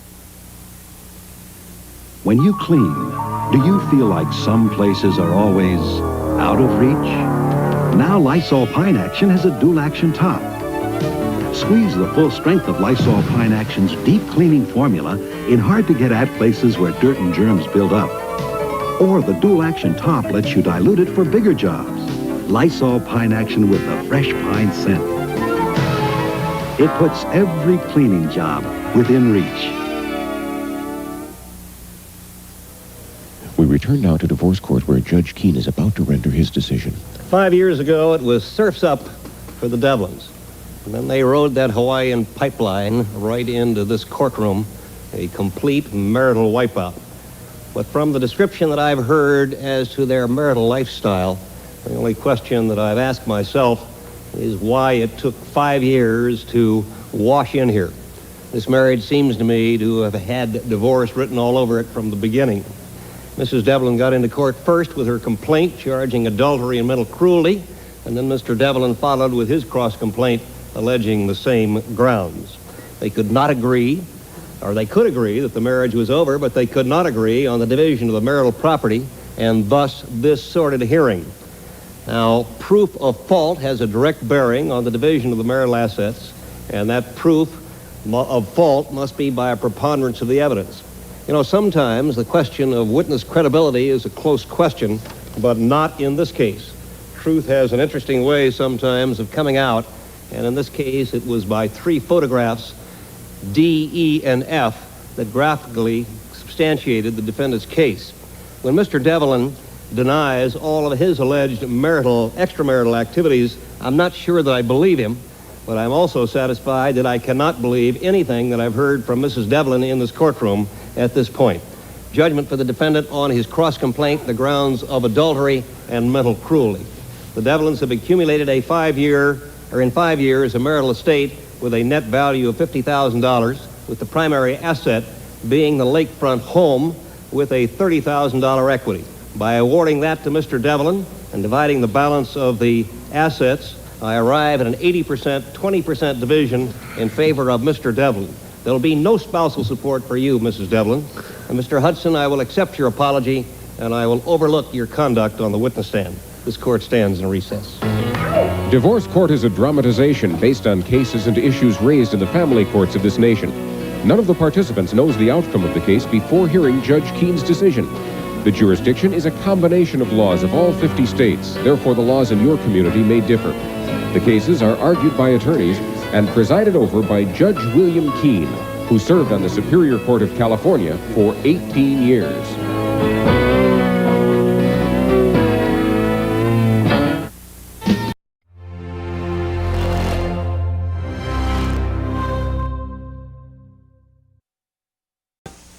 This is CBS.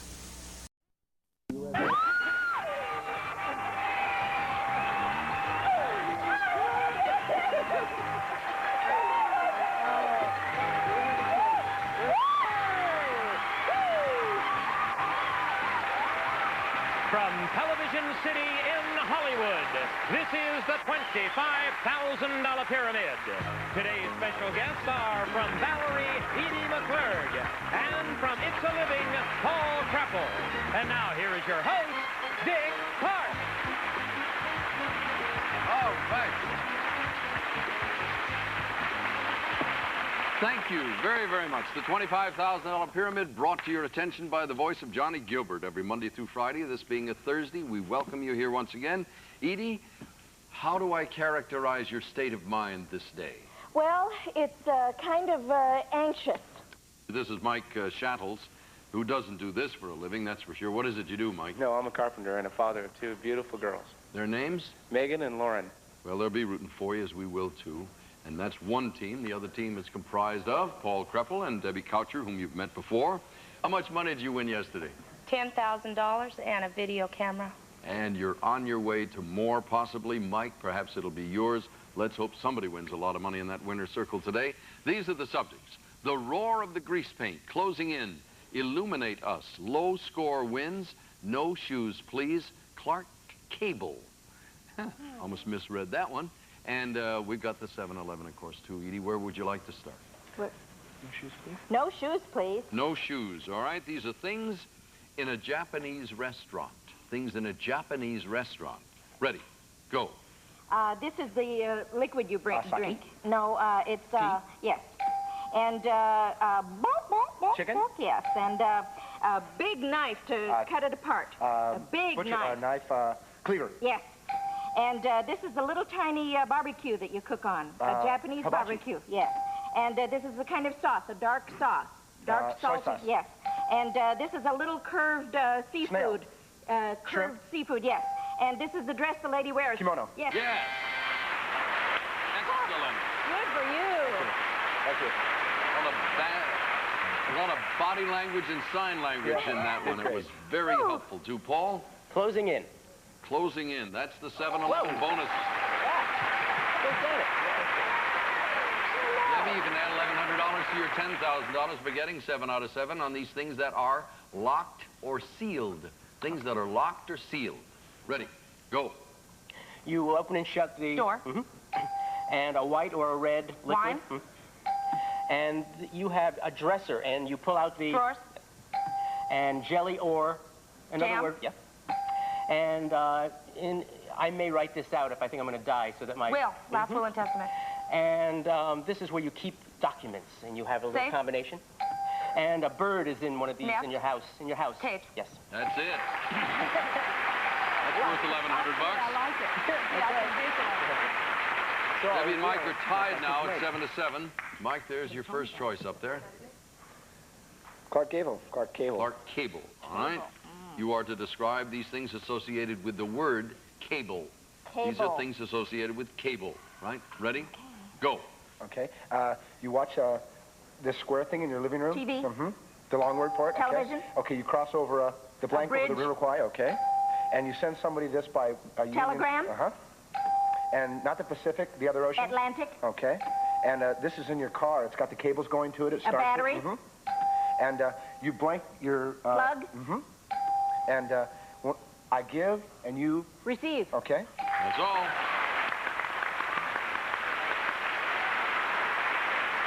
When and if we ever get to a 21-21 game, you know that the tiebreaker wins $5,000 in bonus money. In fact, we go to the board over here, and your choices, Debbie, are the roar of the grease paint, illuminate us, and low score wins. I think we'll take Illuminate Us.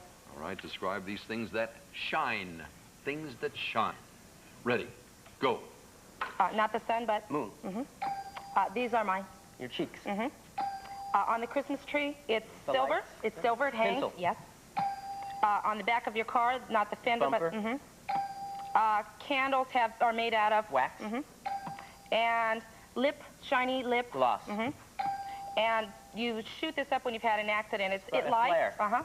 We've got a 14-14 tie.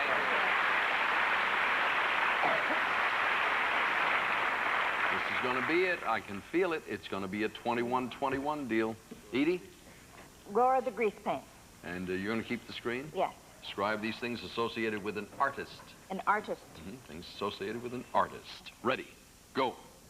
This is what he paints with. Easel, paintbrush. Yes. And if it's a picture of someone. Portrait? Yes. And this is a brush. Stroke. Yes. And if they're naked, they are. Nude. Yes. And this is what holds all the paints. Easel, palette. Yes. And if I place Pose. them. Yes. And this is what he wears over. Smock. Yes. Wonderful.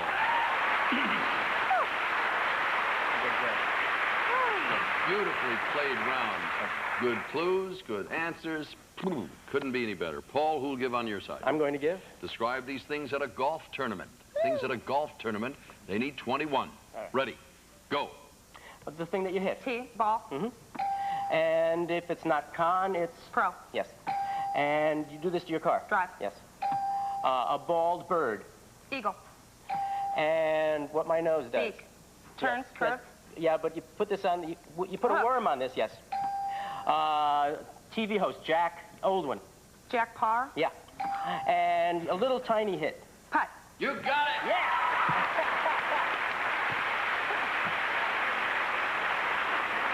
Take the score away, please. We'll break the tie. Very few of those had anything to do with golf that you worked on. I'm not a golfer. I kind of figured that. All right, we'll break the tie now with words that begin with the letter M or the letter P. M. M. Describe these words that begin with the letter M. Ready, go. January, February, March, April. Nuts. And what a cow does. Moo. And I'm real. Mad. And an afternoon show. Matinee. And something's on my... Mind. And I live in a big house. I have a lot of money. Mansion. And a chocolate thing that you eat. Mint. That's it. Good. Boy, we got a hot game going here. Like 19, maybe 20, 19 seconds. Good time. Remember, the contestant who breaks this tie wins $5,000. Edie, you're going to give? Yes. Words that begin with the letter 20 seconds, 19 P. seconds. Ready, go. Not salt, but... Pepper. And I turn a... Page. And this is my... Profile. Yes. I put on cologne Powder. Perfume. Perfume. Yes. This is a dog's... Yes. And spaghetti is kind of... Yes. And if I hit... Okay, we got it together here. Oh, sorry about that. Debbie, you've won it. You've won $5,000 in bonus money and a chance at $10,000 more. You can keep on moving with Twix. Old timers versus Central High. Okay, youngster, you can kiss it goodbye. Dance. Round in the bases. Catch those whippersnappers' faces. Chocolate, peanut butter, satisfaction. Like crispy cookie, let you stay in the action. Won't slow you down. When you gotta get around, Twix lets you show 'em what you can do. Trot no home. 23 skidoo, do, you do. Keep on moving with Twix. Testing. Ah, cocologists. Waiting for the show? Uh-oh. I see the P word. So listen to this. Next time, reach for a Coke. Become a cocologist. What are you waiting for? Catch the wave. Coke. Swing into action this season with the Pittsburgh Pirates and Cameron Coca-Cola. Bring one of these specially marked cans to the game and save $2 on the reserved seat. It's very simple. Paul and Debbie win the $10,000 and your partner will have won $26,100. With that happy thought in mind, let's have a go at it. For $10,000, here is your first subject. Go. Michelob. Beers, types of beer. Take 2 of me in the morning. What Take an 2 aspirin of would me. say. He hops. What the Brings Easter Bunny does. eggs. Pumpkin pie. Things that are orange. Things at Thanksgiving. Mean old man. Things you cut, slice. Pass. Next.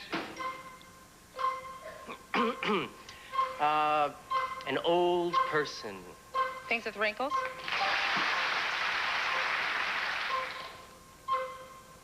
A bad child.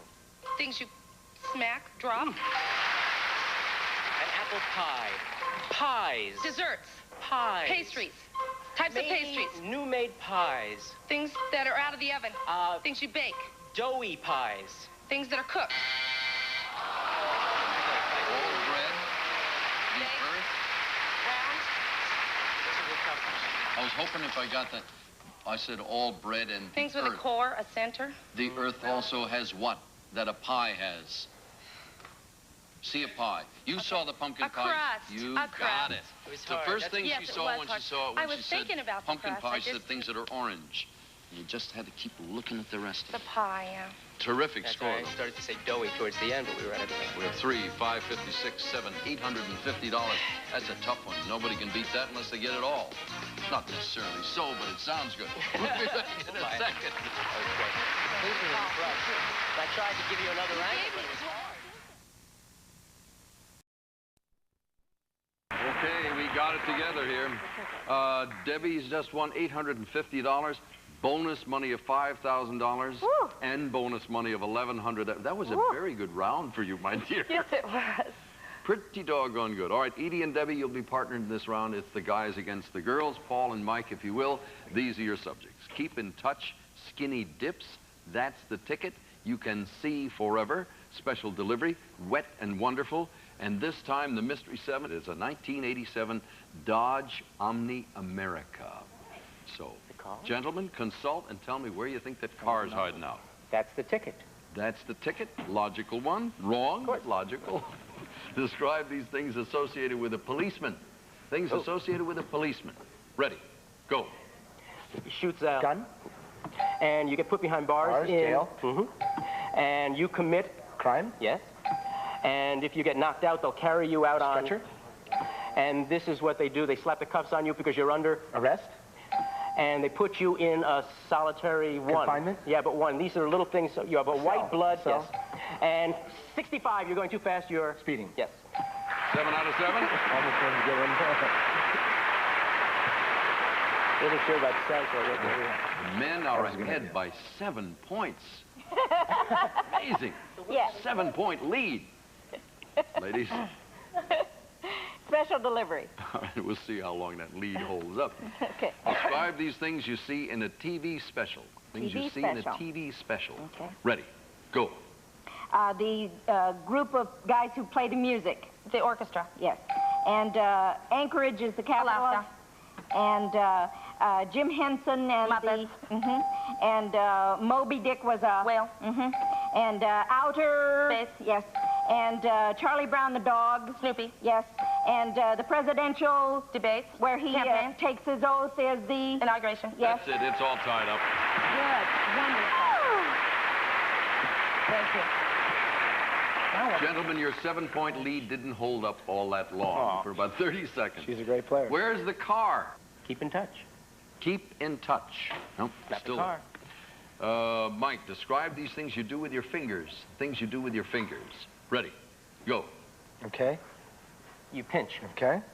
And you do this with Tight. your secretary. Okay. And I Touch. And I'm gonna. Grab. Pull. Okay. And you do this to your guitar. You strum it. And old people play this game. Yeah, a shuffleboard. And Snap your fingers. That's it. Another perfect game cooking here.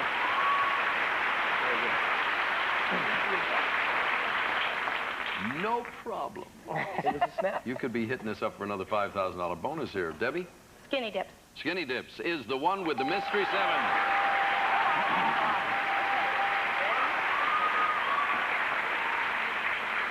Debbie, a 14 points, you'll win an automobile. Look at your screen. Okay. Ready. And go. You shoot a bow and arrow. You measure 12 inches. Is on a ruler. Abraham Lincoln.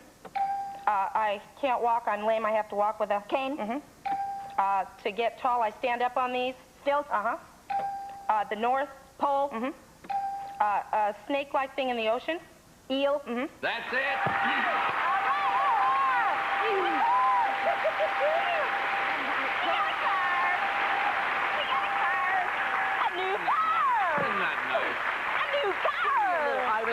Good. The arrow, the ruler, Lincoln cane, all those things. Things that are long and lean. All right, now, Johnny Gilbert, in a calm voice, tell her about the car. For winning today's Mystery 7, Debbie, you'll receive the Dodge Omni America. Streamlined, compact styling with hatchback versatility, seats 5 passengers, equipped with standard features and California emission, and, of course, our congratulations. All right.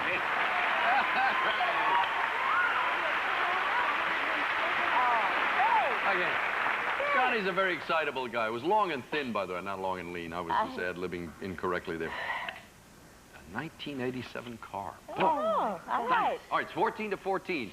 Gentlemen, where do we go? Wet and wonderful. Who'll give? I'm giving. Describe these underwater objects. Underwater objects. Ready. Go. Oh, Jaws, the kind of shark? fish. Yes. And the Nautilus was a... Submarine? And it had 8 legs under the water. Octopus. Yes. You throw this out to keep a boat in stationary Anchor. position. And this comes in a shell. Clam? Oyster? Yes. And this is also under the water, and you bathe with it. Sponge? And the coral reef. All right, it's 21 on one side. This could be a double whammy day. If we get it to 21-21, it'll be a $5,000 bonus for the tiebreaker. Who's giving on the other side? I'm giving. Describe these people, I beg your pardon, famous people whose last names begin with the letter C. Famous people whose last names begin with the letter C. Ready, go. The Tonight Show host. Johnny Carson. And he's the black man with the family Bill Cosby. show. And this guy over here. Dick Clark. And the head of Cuba. Castro, Fidel Castro. And she's on Dynasty, Alexis. The bitch on Dynasty. Joan Collins. Yes. And he discovered America. Christopher Columbus. And she's on Kate and Alley. Jane Curtin. Yes. You got it.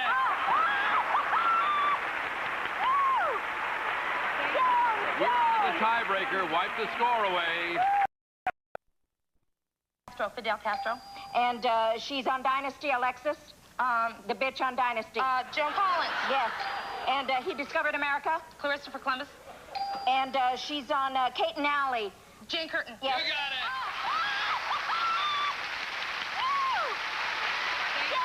You're the tiebreaker. Wipe the score away.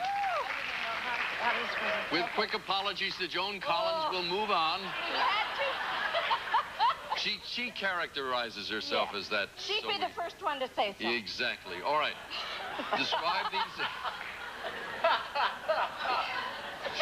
All right, we got to move ahead, kids. These are words that begin with the letter U or the letter O.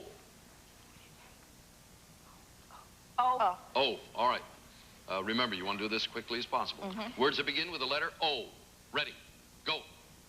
September. October. Not a pound, but... Ounce. Yes. Real fat is... Yes. And who to... Out. Put motor in your car. Oil. Where apples on the trees. Large group of trees. Oranges. Grove. Large orchard. group, Orchard. Yes. The state, Eugene. Oregon. Portland. Okay. Time may not work in your favor there. That's 24 seconds left. That gentleman, it's not all the time in the world, but the person who breaks the tie wins $5,000. Paul, you're going to give. I'm giving. Words that begin with the letter U. Ready. Go. Not handsome, but... Ugly. Yeah. The person who brings you to your seat. Usher. And this is a little tiny guitar. Ukulele. And the cord that comes out of you at a baby. And the state in the middle of the country. It's a skiing state. Utah. And, oh, you're going to give me one of these bleeding... And this is what you have on your couch. It's a nice fabric or a type of... Not down yet. You got it!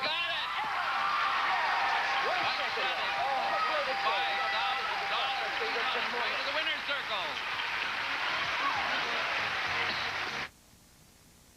Gentlemen, we short of time. We find ourselves short of time here because of the tie.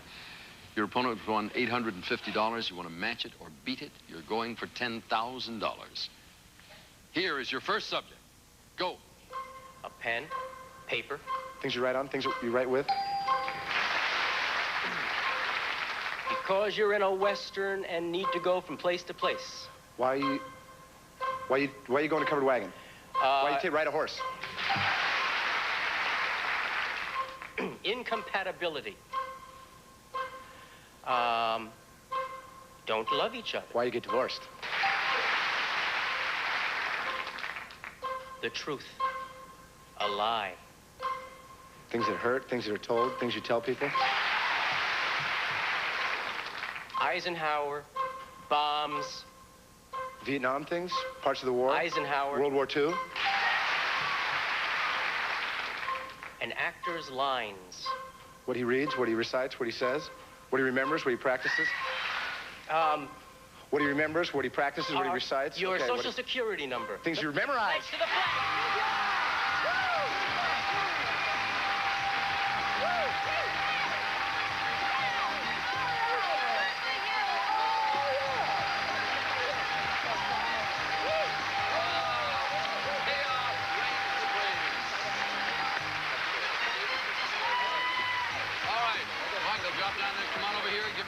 Here. You have on the clock one, so he's got them in the wallet, no less. This is a pessimistic. That's my littlest one. And that's, all right. Megan. 1 second. Introduce the folks on the stage, if you will, sir. This is my lovely wife right here. Thank you. This is my sister. All right. Okay. Now, let's do this one first, the youngest member of this group. That's Lauren. This is Lauren. Wait a minute. We got a shot of her here coming up. Boom. There's one. And then what do we have here? That's Megan and Mommy. There you go. Good-looking group. Congratulations. 1 second. Thank you very much. All right. Memorize. Hey, that was nice.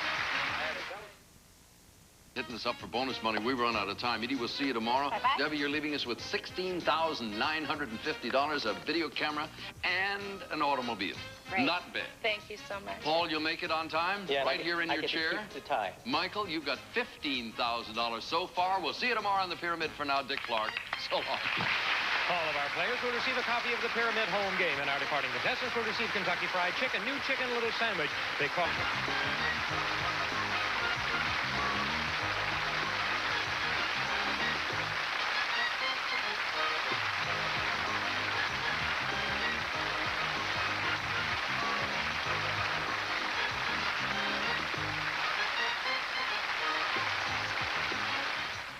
Did I?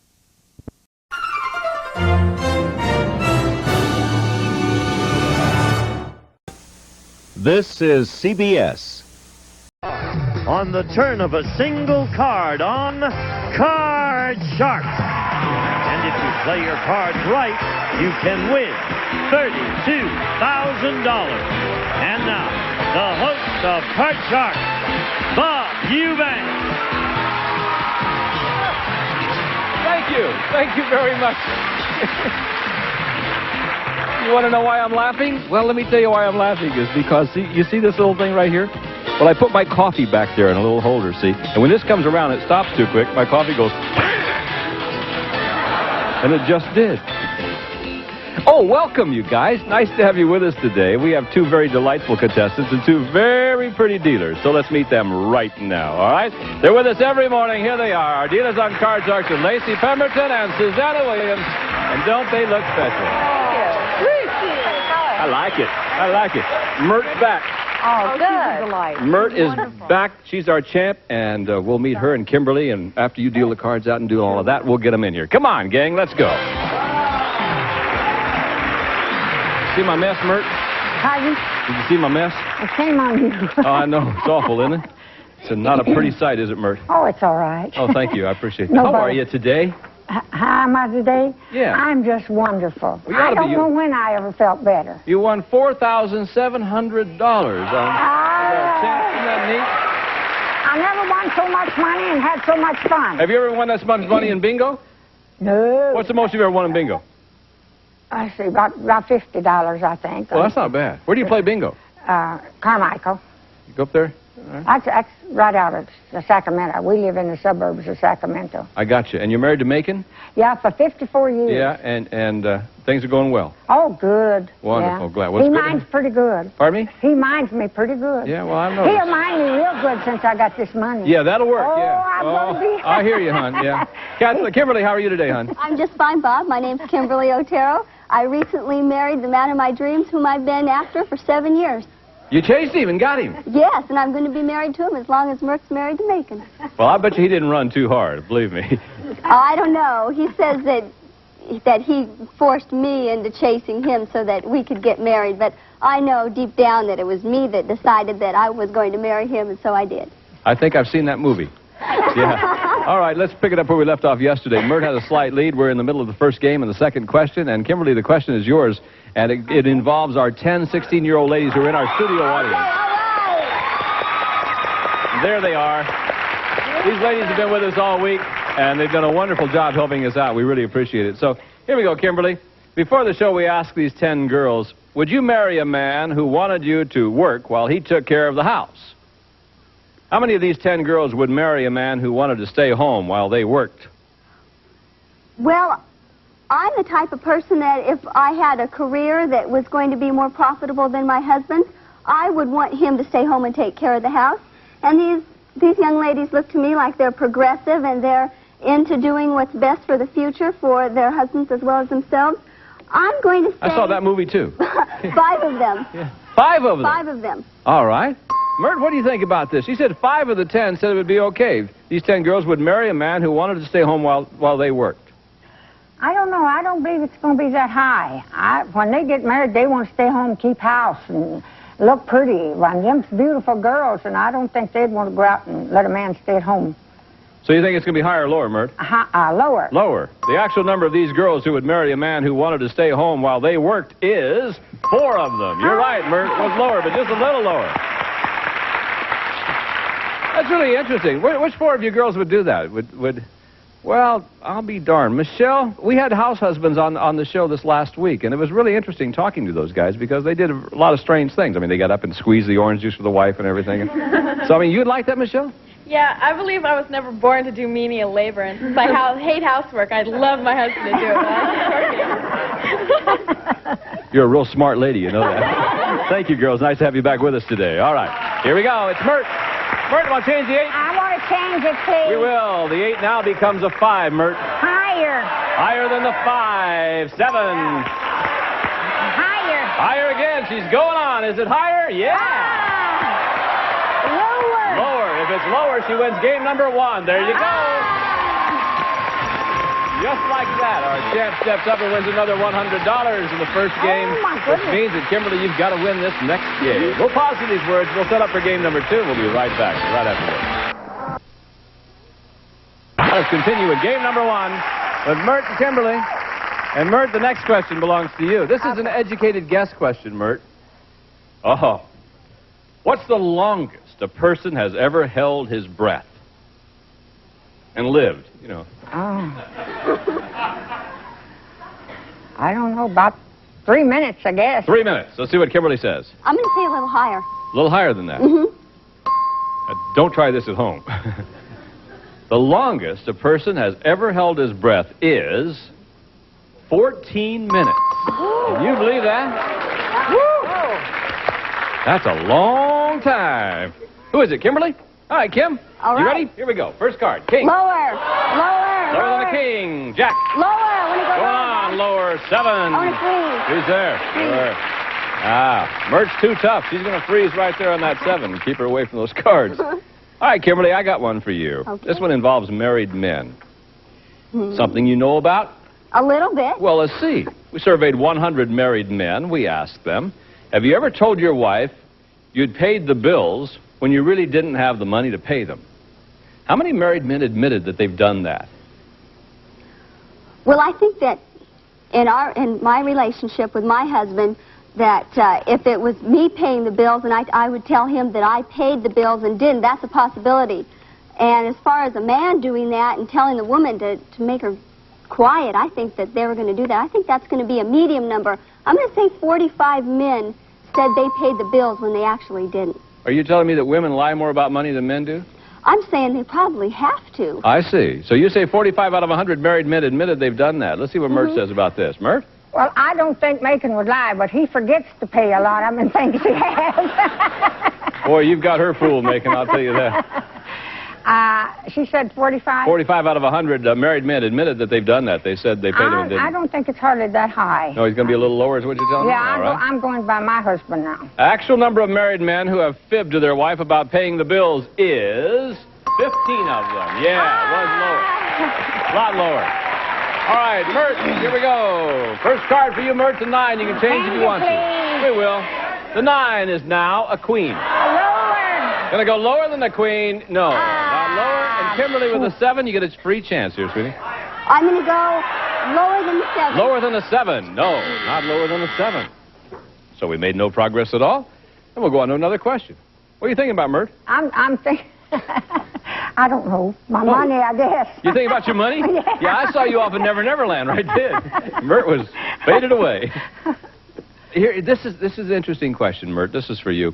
We ask 100 fourth graders to complete this familiar phrase. Blank is only skin deep. How many fourth graders knew the phrase is beauty is only skin deep?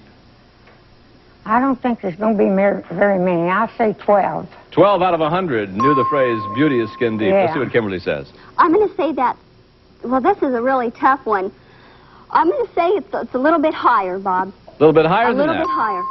It's a tough one, you're right. I don't know what I would say about this. Actual number of fourth graders who knew the phrase beauty is only skin deep is only 3 of them knew. Yeah. It wasn't higher, it was lower. Yeah. That was a real toughie. One fourth grader said a cut is only skin deep. Another one said skin is skin deep. And one fourth grader said a pig is skin deep. Thank you very much, and we will go over here. Mert, keep the queen? Lower. Lower. She's going to keep it and go to the 5. Higher. Is it higher than a 5? It is. Oh, lower. Yeah, look at there. Higher. Okay, if it's higher, Mert, you remain the champ. You'll play for the big money in a new car. Higher than the 4? No. Look at Kimberly's face. Terrible card. Kim just died 1,000 deaths right there. Okay. Kimberly with a 7, you got to play free. I'm going to go higher, Bob. Higher than the 7, not higher. Oh, my goodness. We made absolutely no progress at all. Why don't we pause for a couple of words? We'll be right back. And at that time, we'll play sudden death right after this. Between Mert and Kimberly. Mert won the first game. We're in the middle of game number 2, and this is sudden death time now. Someone has to win the game on the next play of the cards. Control is really what you're looking for. And Kimberly, this is your question. Okay. And here we go. We surveyed 100 single women who are living with their boyfriend, and we asked these women, now that you're living together, does your man take you for granted? How many single women said their live-in boyfriend does take them for granted? I'm going to say that's going to be a medium number. I lived with my husband a short while before we were married. Did you? Yes, I did, and I'm glad that I did. And I think that that happened. Things just started slipping and taking each other for granted. And then, but I was able to see that, and I was able to straighten him right up. And then he straightened me right up. And so I'm going to say that's going to be a medium number. I'm going to say, 37. 37 out of 100 single women said their live-in boyfriend does take them for granted. Did you live with Macon before you got married? Oh, no. In them days, they'd shoot you if you did. Right. You just took your chances. Huh? Yeah, you know, I didn't get to kiss Macon at the porch. If I kissed him, I had to kiss him around the path a little bit. And then when I hit the porch, I had to hit the porch running. I got you. Okay. Is that because he was chasing you? No, that's because my dad. Oh, your dad. Oh, yeah. Okay. She says 37 out of 100 single women said that they're... Be a little higher. Be higher than that. Yeah. Yeah, all right. The actual number of single women whose boyfriend does take them for granted is 52 of them. You're right, Murray, it was higher. Now, We're playing sudden death here, Mert. You know what your choices are. You can play it out if you goof, she wins the game. Pass it on to Kimberly. If she goofs, you win the game in the match. I think I'll pass it to Kim. Gonna pass it to Kim. All right, Kimberly, up to you, hon. I'm going to go higher than the 7. Higher than 7. No! And Mert remains our champion. There you are. Thank you, honey. Oh, I'm so sorry. Ah, she's tough. Kim, we have some very nice prizes for you. Thank you very much for being with us on Card Sharks. We'll see you again. Come on, Mert! I got another horse. Hurt me.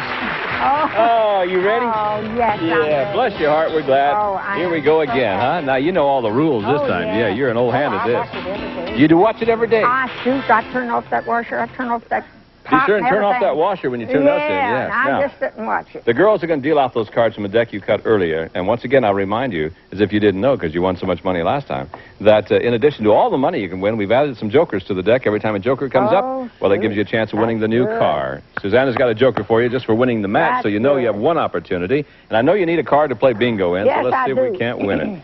Give her $200, would you please? Here we go. Okay, Mert. With $200, there's a 7 for you. Change it, please. Which one you want? Change. I want 3. Number 3. All right. 7 is 5. A little better. Got $200. I have $200. $200. Yes. I'll bet 100 higher. 100 higher than the 5, and it is $300, Mert. 300. I bet $100 lower. $100 lower than the 8. Yes, it is. $400, Mert. 400. Yep. I bet 200. I bet 300 higher. 300. Higher. Oh, Mert, you make me real nervous, huh? 300 higher than the 6. Got it. Why am I worried about Mert? She's doing fine. She's got. I'll give you 400 more. Now you got $1,100. $1,100. Yeah. I'm going to bet 1,100. I'm going to bet $400 lower. $400 lower. I bet Macon's just about to die. You I bet he's about to pass out over there. I bet he is, Somebody too. watch out. You have him Yeah, out 400 there. lower than the king. No. Oh, well, that's all right. You got 700 now. All of it higher. Oh, excuse me. All of it lower, lower, All of lower. it lower. Here we go. Now you're back to 1,400, Mert. I bet. You can play or change, huh? Change that one. Which one do you want to change? 1. Number 1. All right. Let's see what the 5 becomes. 5's now a queen. That's better. 1,400. 1,400. I'll bet 700 lower. 700 lower. $700 lower than the queen. Oh! Goodness. Oh! Oh, Okay, that's you can terrible. still win 1,400 or whatever you want to win. Okay. You got 7. You got to bet at least 350. That's 350. Yeah, at least 350, huh? I bet all but 200. You got to bet at least $350. You've got I bet 350 lower. Okay, you've got 700. You got to bet at least 350. Okay, 350 lower. 350 lower. All right, $350 lower than the king. Hey! Hello there. Hang on to that for Mert, would you, Susanna? Now, Mert, what are you going to do this time, hon? You got $700. All of it lower. Pardon me? All of it lower. All of it. Boy, gets an extra joker. She's going to step out. All of it lower than the king. There you are. That's another $1,400. Now, sweetie pie, you've got $6,300 in cash. That's what you got. Plus, look what we got this time. 2 jokers. Thank you, Susanna. You got 2 jokers. As you know, behind one of those cards over there is the word car. You're going to have 2 chances to win this beautiful car. Gene? The Toyota Tercel 3-door liftback easy. Great styling that provides plenty of interior room and convenience. Comes with standard features and California emission. Good luck, Mert. All right. There you go, sweetie pie. Boy, we want you to win this car. Bingo in. What did I put it on before? Where's she going? Number 3 and number 6. You stand right here. Hang on, Mert. We're going to try to win a car. 2 opportunities. Will we do it? Let's see. Behind number 3 is the word star. Gone. All right. That's Let's all right. go right down here and try it again. Is it behind number 6? Looking for the word car. Is it there? Yeah!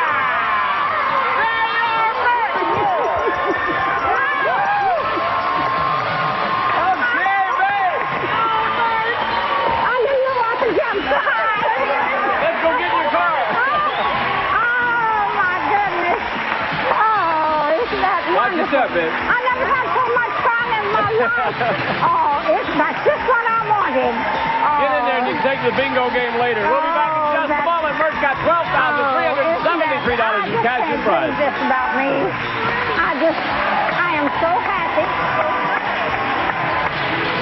Welcome back. You know, Mert, I'll tell you, Suzanne and I were just talking that one of the nice things about our job is the fact that we can participate in a big moment like that. Oh, you just don't know how happy you can make people. Well, I never thought I could be this happy. Well, bless your heart. She says my legs got weak before I got in that car. Hey, you can go to the bingo match now, can't you? Yeah, where's Macon? Yeah, Macon. Yeah, you go ahead and wave at Macon. Yeah, he just woke up. He's fine. He can have his old Lowe's now. Oh, he can have his old car now. You can keep the new one. Yeah. Don't even let him in it. With his muddy feet? No. No, not with his. Do you know how much money in cash and prize you won? No. $12,373 You want me to pay? in cash and prizes.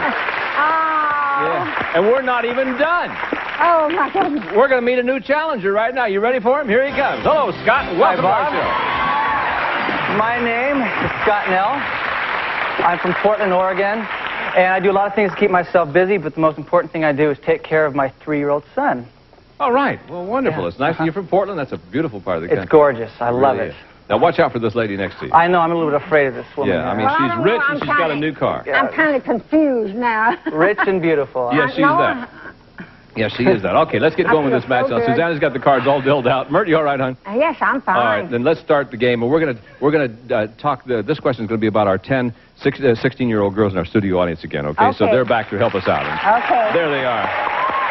Now, time to get serious now, Mert. Okay. This is a serious question. Okay. Before the show, we asked our 10 girls. Have you ever told your parents you were going out to meet a girlfriend when you were really meeting a guy? By the way, we promised these girls that we would not reveal their answers on camera. But during commercial breaks, I'll ask each and every one of them and report to you tomorrow, folks. Well, now, I can remember when I was your age, and I did that. I did it. I'd tell them I was going one place, and I'd go meet a boy. I'd tell them I was going to meet a girlfriend, and I'd go meet a boy.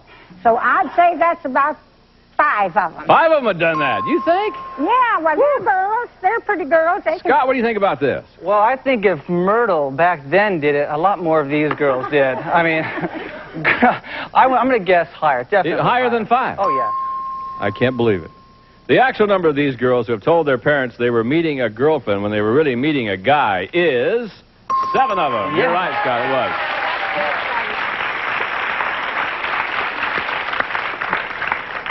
No, I won't ask, ladies. Thank you very much. You ever done that?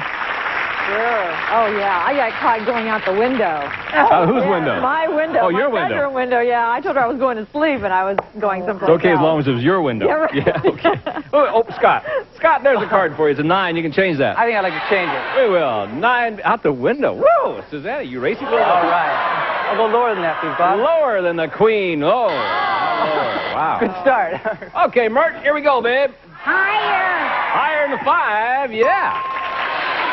3's on the 8. Oh, lady's going to freeze right there. She's got a commanding lead, so she wants to hang on to it. We'll be back right after these words. Don't go away. Time we have for today. Scott and Mert will be back. So will Lacey, Susanna, and Jean, and I'm Bob Eubanks. We'll certainly be back, so please join us next time on Card Sharks. Bye-bye.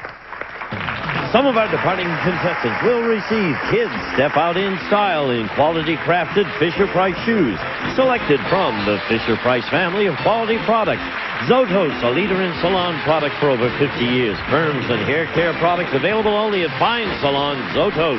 Uncle Ben's Long Grain and Wild Rice. You can taste the good cook in Uncle Ben's Wild Rices. Mazzola No Stick Cooking Spray is made from Mazzola corn oil and has no cholesterol. Cut calories and clean up with No Stick. Bayer, the more you hear, the more you read, the more you'll know why Bayer is the wonder drug that works wonders. Enjoy a delicious bowl of Hormel chili. It's the #1 selling chili in the country. Hormel chili, it's the next best thing to homemade. And a member of our studio audience will receive the XD 6700 portable electronic typewriter from Smith Corona with built-in features like Spell Right Dictionary, Thesaurus, Word Eraser Correction, and much more.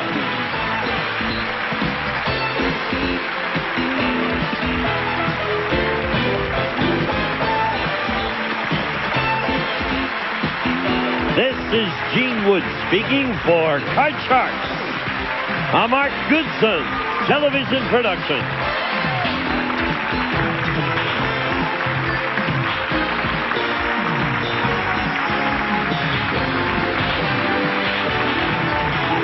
Three-door lift-back heat.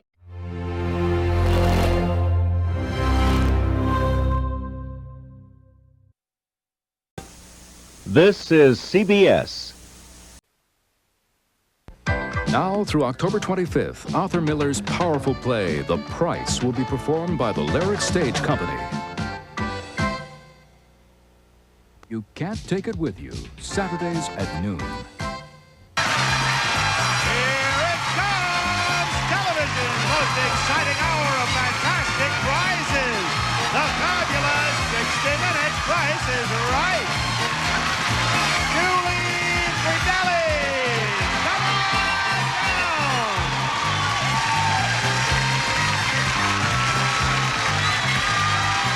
Michael Jones, come on down.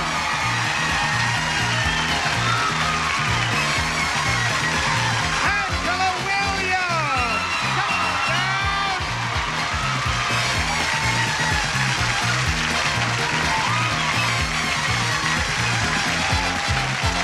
And Jeannie Jeffrey, come on down. You are the first 4 contestants on The Price is Right. And now, here is the star of The Price is Right, Bob Barker.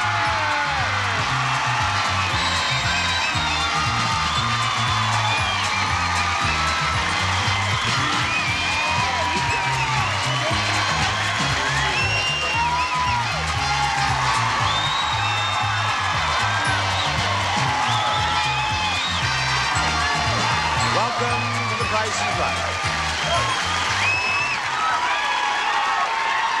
Thank you. My goodness. What a wonderful welcome. Thank you. Thank you. Thank you. You know, a thought has just occurred to me. Surely, Paul Alter is our director. Surely his wife is here. She's in the booth with him. Why don't you all say, hello, Shirley? Come on. There you are. Now, that could save the marriage right there. I want you to see the first item up for bids when The Price is Right. A new outdoor play set.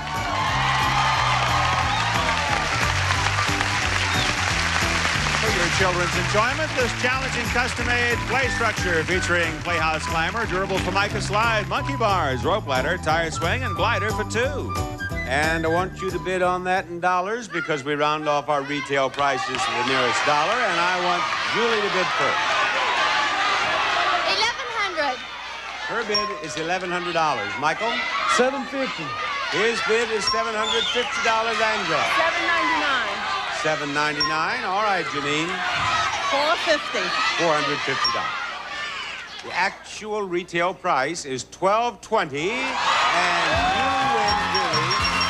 Julie Miller. You're taking the bows of the audience. Hi, Julie. Julie, I have another nice prize to offer you. Are you ready to see something really lovely? Look at that. A new car!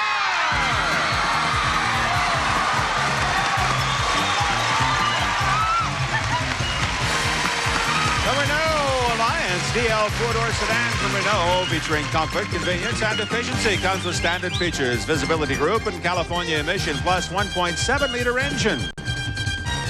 Now, I beg your pardon? That's because I think you look just like I thought you would. I look just like you thought I'd look?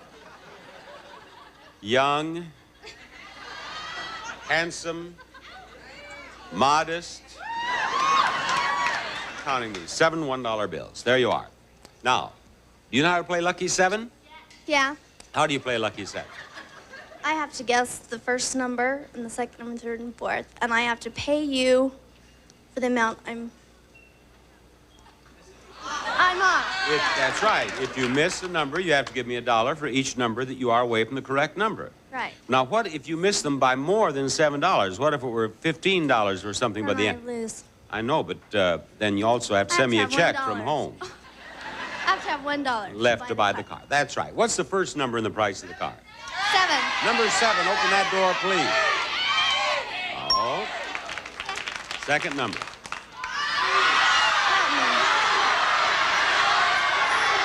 5. Number 5. Is it a 5? 7. And the next number?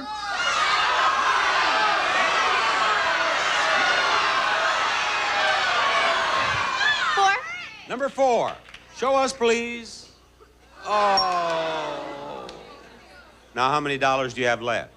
1. Now, what does that mean you have to do with this last number? Get it right. Get it exactly right. And, Julie, other contestants have done that. You can do it, too. What is it? 0. 0. She says it's a 0. Show us. Oh, you went the wrong way. Now, as I told you, you see, you said 0 and it was an 8. You only had $1. So you're $7 short. Check will be in the mail. Thank you very much. I've heard that before. I've heard that before. We'll be back after this message.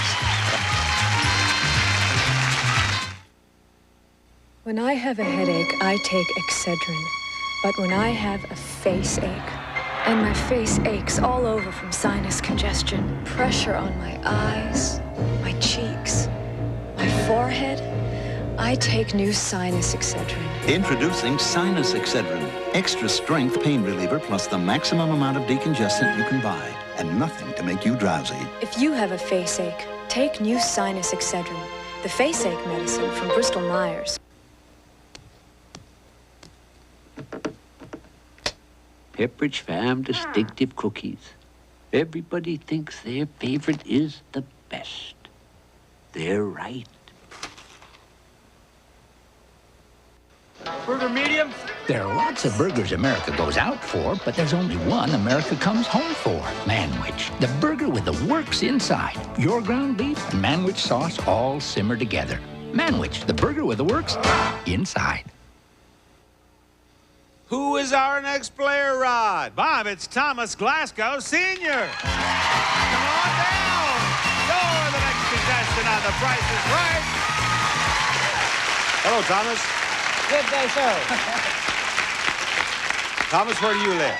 Fort Worth, Texas. Fort Worth. Uh-huh. No one makes as much noise as Texans. You know that? All right, here's the next item up for bids.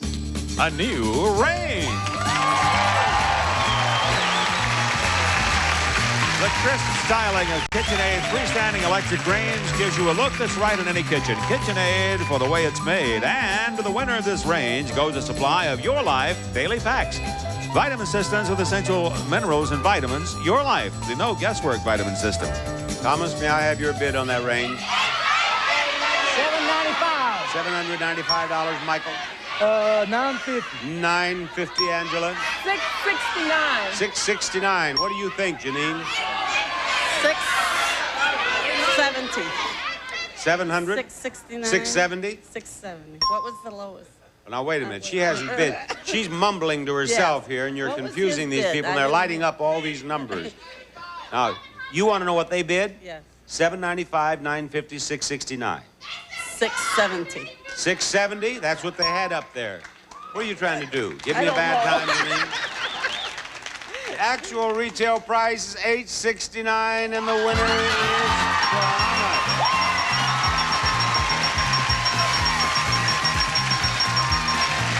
Thomas. Thomas is the winner. Right over here, Thomas. Now, Thomas, we're sending you after that. A new bedroom group.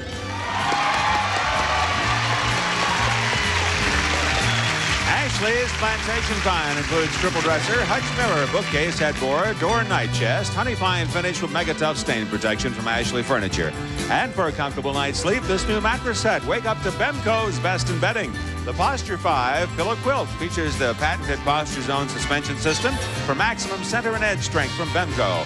And to help decorate your room, Waverly wall coverings to beautify and customize your home. Choose from the Enchanted Gardens collection from Waverly, a prize package worth $3,200. Thomas, you're going to play checkout. The idea is for you to put a price on each of these products. We'll add up those prices. And if the prices that you have put on the products add up to within 50 cents above or 50 cents below the actual total of the actual prices, you win the game of checkout. You win that prize. You understand? You bet you. All right, before we start, I want you to know as much about these products as possible. Do you want to know as much about these products as possible? Sure do. The man who can tell you as much about these products as possible is the man who has all the answers, Rod Roddy. Okay, Bob, here we are with Handy Wipes. Happy birthday, Handy Wipes, America's favorite reusable cleaning cloth for over 20 years. Niagara, America's #1 spray starch for a crisper, firmer finish with body. Niagara Spray Starch.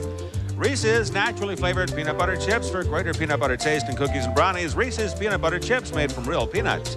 Cremette's premium quality in the famous green box. Cremette spaghetti cooks up tender without sticking together. Try some tonight. And now, fast relief for gas pain and bloating. Gas X has the strongest, fastest doctor-recommended ingredient. For fast relief, Gas X. What is the price that you'd like to put on Handy Wipes? 69 cents. 69 cents, Holly. Ring it up, please. How about the Niagara Spray Starch?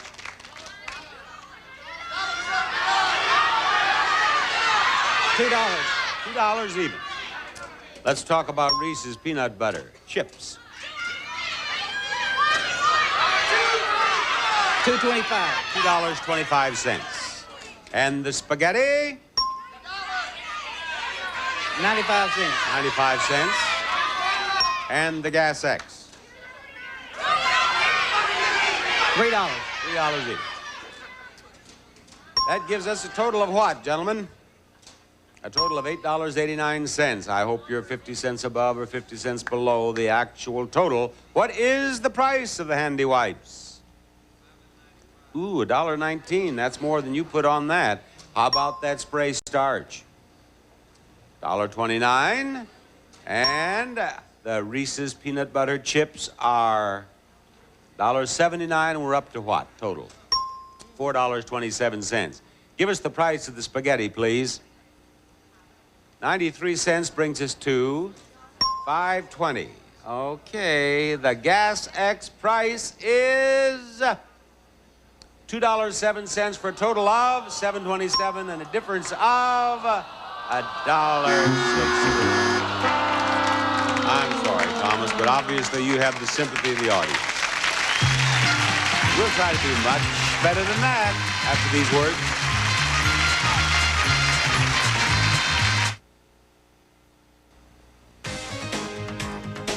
They're coming by the millions, and they will change long distance forever. The phone cards, new from U.S. Sprint, the world's first and only fiber optic network calling card. Each one made to give you the best sound quality possible and the best overall savings. Call now. For a limited time, we can make one for you, free. The new phone card, only from U.S. Sprint.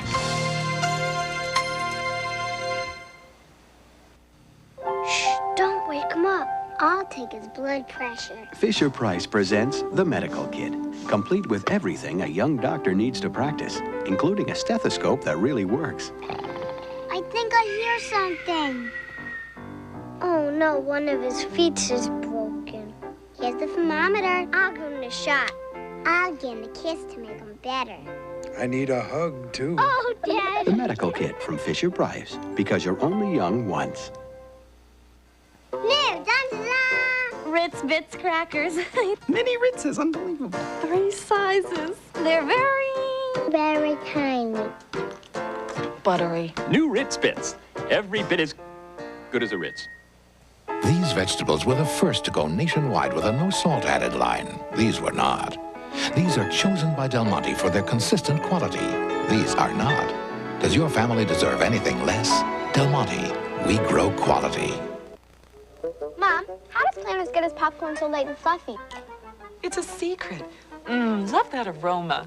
But, Mom, how does Planters get its popcorn so fluffy and light? Well, dear, they use only the best quality corn. But, of course, that's what you'd expect of Planters. Dad, did they have Planters popcorn when you were a kid? No, Jenny, you're the lucky one.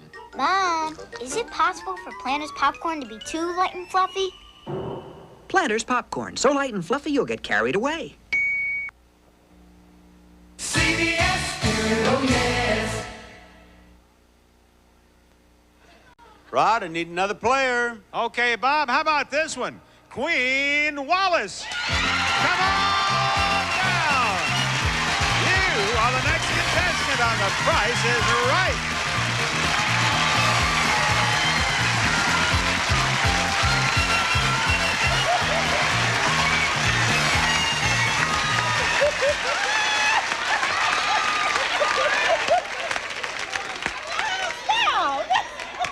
I want to welcome you, Your Majesty. The Queen has arrived, and so has the next item up for bids. A beautiful hand-painted trunk. Storage for special items can be exciting with this beautiful hand-painted trunk, a beautiful and practical work of art for any room. Queen, it's your bid on that trunk.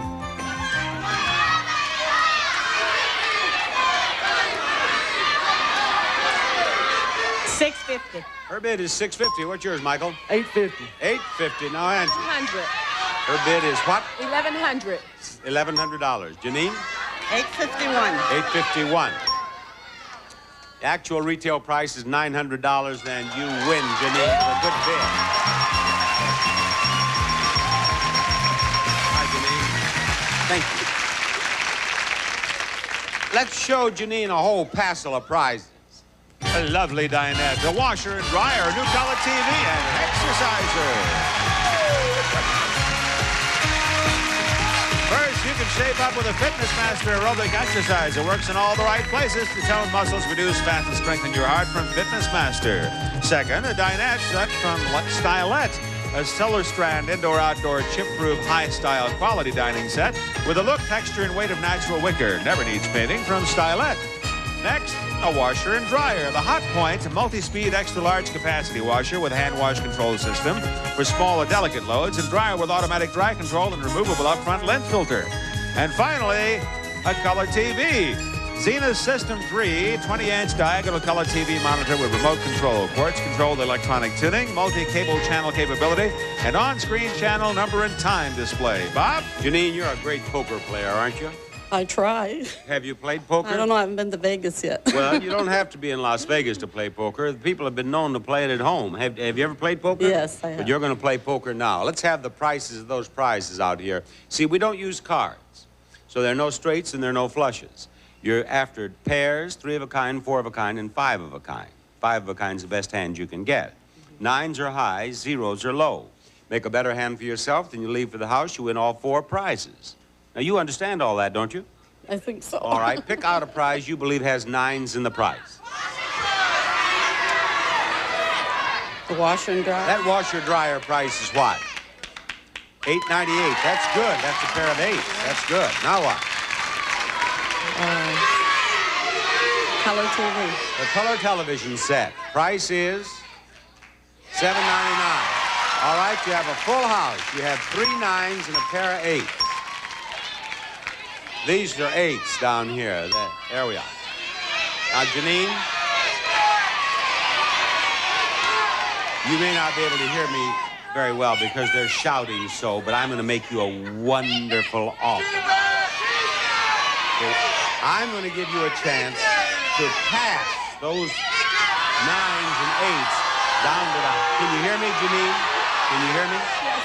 I'm going to give you a chance to pass the 9s and the 8s down to the house and make your hand from the exerciser in the dinette. You want to do that? No. You sure? Yes. Don't you want to think about it? No. All right. I think I could have talked her into it if those folks had left us alone. What's the price of that exercise? Uh-oh, $3.99.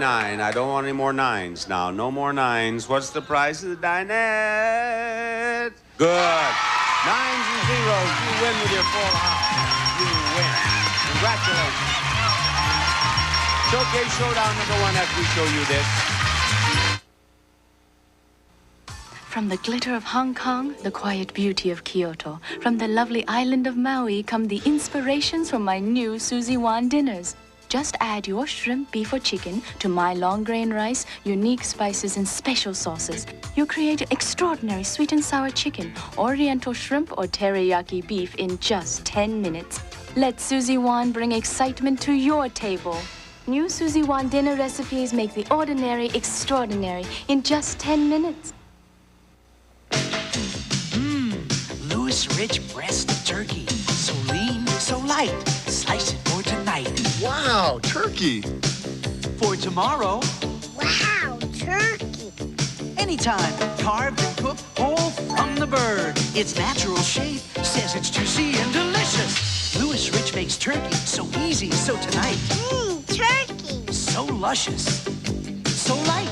It took Louis Rich to make turkey so right. Okay, everybody, let's play What's It? What's It? The game where you guess what the card means. It's a wish. And a star. Star wish? Wish star? Wish on top of star. Wish upon a star. Every night I wish upon a star for the man of my dreams. I thought I was a man of your dreams. Every night.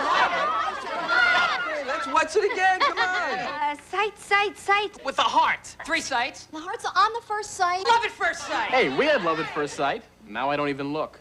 Arthur. At anyone else? What's it? Once you what's it, you can't stop it. From Milton Bradley.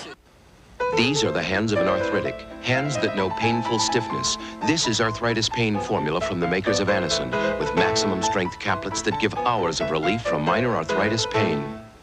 I have arthritis, but it doesn't have me. Try it. Feel the difference between Denerex and Head & Shoulders. Denerex tingles, tells me it's doing more. Both have dandruff medicine, but Denerex adds both an extra anti-itch medicine and conditioner, too. Goodbye, Head & Shoulders. Hello, Denerex. Now, if you would like to see The Price is Right in person, send your request along with a self-addressed stamped envelope to Tickets. The Price is Right. CBS Television City, 7800 Beverly Boulevard, Los Angeles, California, 90036. And now, here's Bob Barker with our Showcase Showdown.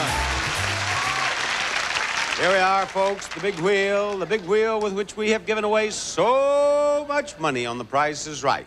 Get $1, you win $1,000. You get a bonus spin. In the bonus spin, if you get a green section, you win $5,000 more. In the bonus spin, if you get the $1, you win $10,000 more.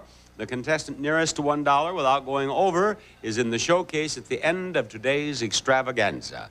Thomas, it is your spin. Step over there, spin that wheel. There it goes, folks.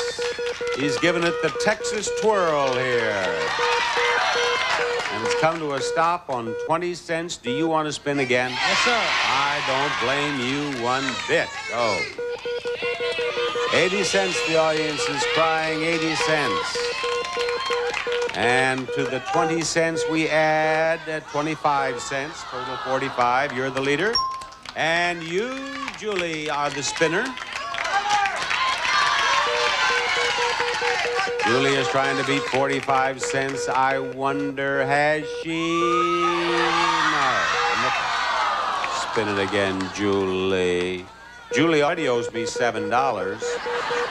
Check's in the mail, as you'll recall. 1 nickel added to 20 cents is not enough. Thank you, Julie. You run home now and write that check. Come on, Janine, it's your spin.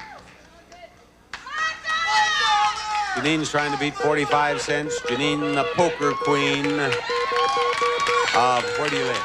I live in Pittsburgh, Massachusetts. Pittsburgh, Massachusetts? Oh, Pittsburgh.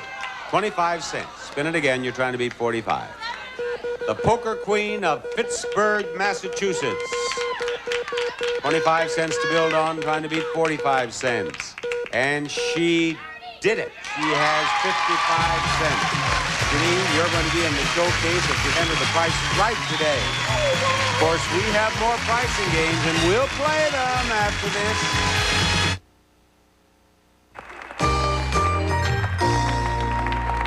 Thank you.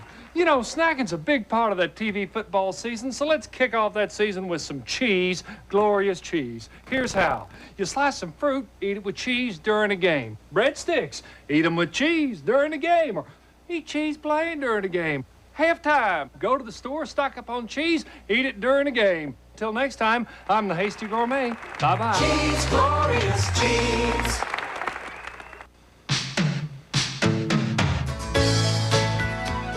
There's something going on all over America at America's favorite store.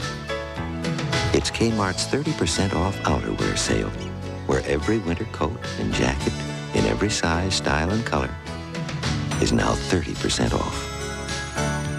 It's just our way of making winter a little warmer for everyone. Sale ends Saturday at Kmart, America's favorite store. Rod, I have a vacant spot right down here at the end of contestants' row, and I should like to have someone fill that vacant spot. Now, to whom should I turn for assistance? Bob, I have selected a wonderful candidate, and that is Barbara Bradshaw. Come on down. You're the next contestant on The Price is Right. Welcome aboard, Barbara. Here is the next item up for bids, and The Price is Right. New tennis gear.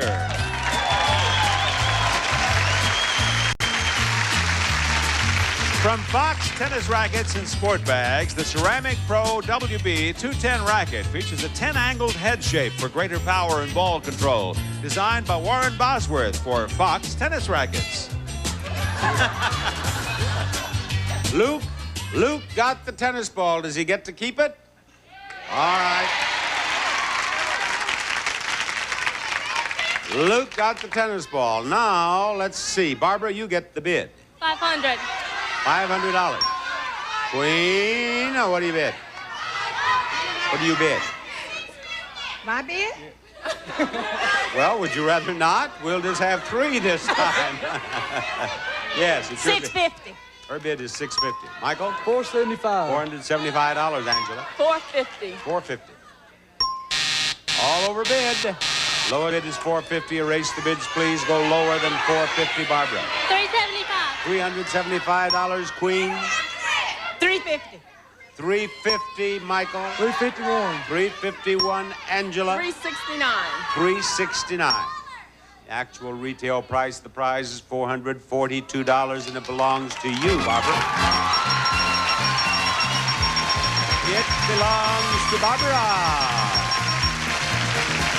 Barbara, oh, thank you. Barbara, before we're through, I hope this belongs to you. A handsome armoire. From Custom Craft, this beautiful armoire features carved retractable doors that pull out and swivel for your TV and sliding drawers below, finished in a rich country walnut. Okay, Bob. And all the way from Charleston, Mississippi to play double prices. Is the price of the armoire $3,262 or $3,849? $3,849. She believes the right price is $3,849. If she's right, she owns the armoire. She's wrong. She's wrong, folks. She's wrong. I'm sorry. Thank you very much. Now, I want you to know that there is more Price is Right coming up.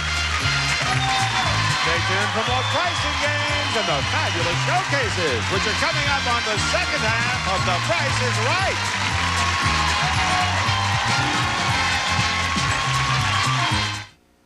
This is CBS.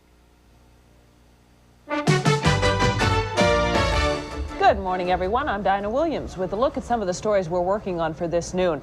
A new Patriot quarterback hits the playing field today as more players contemplate crossing the picket line. We'll have an update for you on the NFL strike. We'll also show you the fastest way to get to New York without leaving the ground. It's called the Turbo Liner.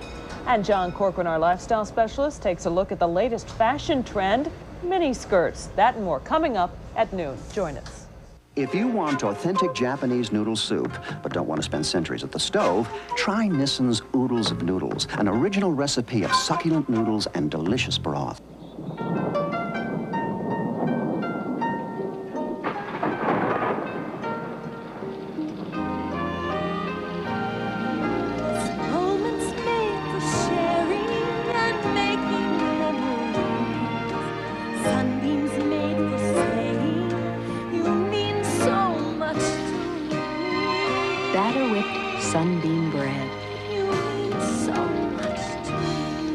because you care. Watch the new Newlywed Game today at 4:30 on Channel 7. Well, Rod, you look a little solemn today. You haven't gained any weight, have you? Oh, no, Bob. I'd like to tell you that I lost 70 pounds. Oh, good. But that's not true. I still have one to go, Now, wait. I couldn't hear you. You said, what? I said, I'd like to tell you that I lost 70 pounds, but I still have one to go. I'm just hoping. Now, wait a minute. Don't start that stuff with us. We're not going to be tolerant of that sort of thing. We want accurate reports, okay? From now on, only accurate reports, Bob. All right. Now we want an accurate name here, too. Boy, do I have an accurate name. It's a doozy. How about, oh, God. How about Artentious Wainwright. That's good. Come on down. You're the next contestant on The Price is Right.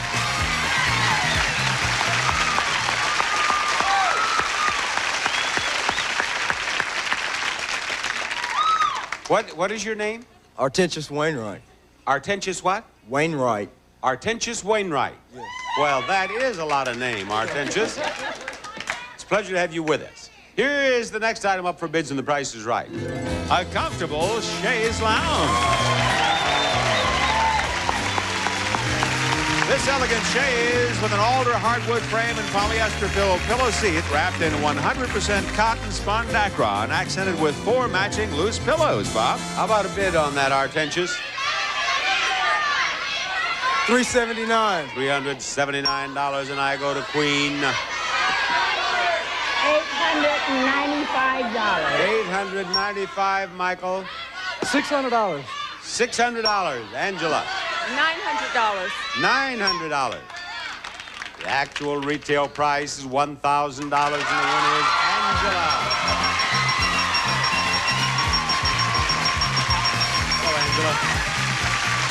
Angela, I want you to stand right here.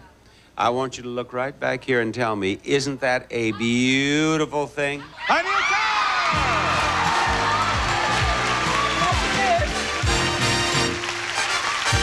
The Dodge Shadow, a new breed of compact car featuring an attractive, functional interior with an aerodynamic body from Dodge. Comes with standard features, California emission, protection group, and AM/FM stereo radio.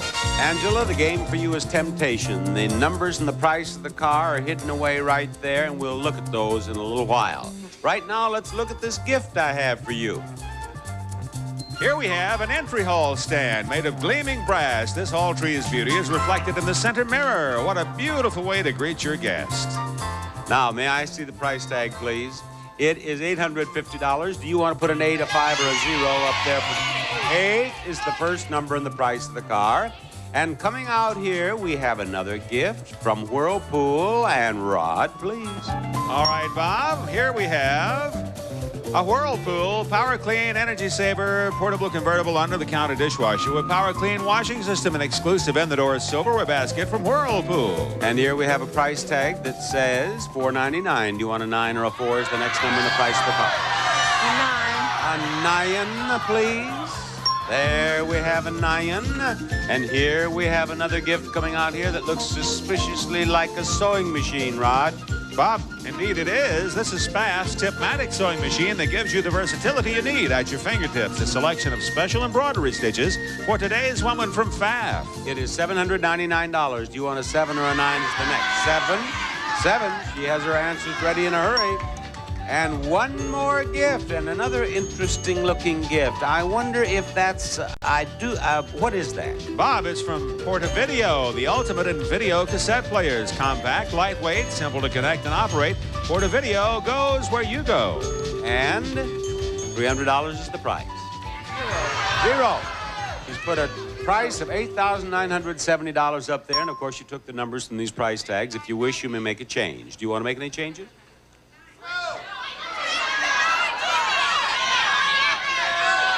No. We'll leave it alone. All right. I have presented you with $2,448 in prizes. If you wish, you may take these prizes and return to your home in... Where do you live? Angela, where do you live? She's totally ignoring me here. Okay, I live in Inglewood. All right, you can return to your home in Inglewood. Or You can try to win the car, but you have to have every one of those numbers right. Now, what do you want to do? You're going to go for the car. If you miss, of course, even one number, you do not win the car and you lose the prizes. The first number is 8. Yes, it is. Is the next number 9? No, it isn't. Is the next number 7? Yep. And the 0. Angela, I'm sorry. Bye-bye. We'll play another pricing game for you after we do this for you. Ann Robbins is about to get a visit from an old friend, pain. With age, her minor arthritis has made even simple moves painful ones. That's why her next move is to Metaprin. Metaprin has the same medicine as Motrin, and nothing's proven faster for relief of minor arthritis pain or any kind of pain. Metaprin is also gentler to your stomach than aspirin, so when you haven't got time for the pain, take Metaprin. Nothing's proven faster. Around here, the early bird gets the Eggo. Gently put in the Eggo as not to arouse any sleeping taste buds. Cleverly divert its delicious aroma from filling their dreams with crisp golden Eggo waffles. Hi, Dad. What's for breakfast? Nothing. And I can have this? Let go my Eggo. Eggo waffles from Kellogg's, part of this nutritious breakfast. Gently put in the Eggo. You down there, Daddy? Rod, who's going to join us now? Bob, to the best of my knowledge, it's going to be Alexandra Lonnie. You're the next contestant on The Price is Right.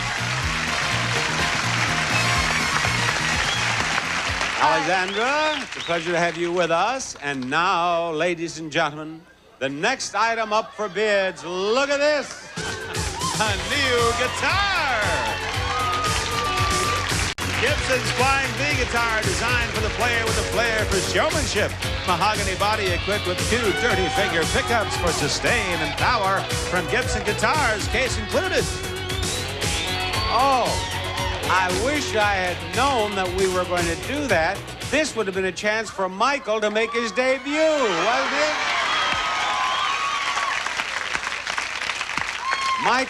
Michael is a young man, a salesman from Tennessee, who's going to realize his life's dream. He's going to Nebraska and be a male exotic dancer. And if we'd have had time for him to get his clothes off, he could have been up there with Janet. All right, Alexandra, it's your bid. What do you bid on that guitar? $600. $600. Artentious? $11.75. $11.75, and the Queen says? $1,200. $1,200. Michael? $800. $800. The actual retail price is $739, and Alexandra, you win.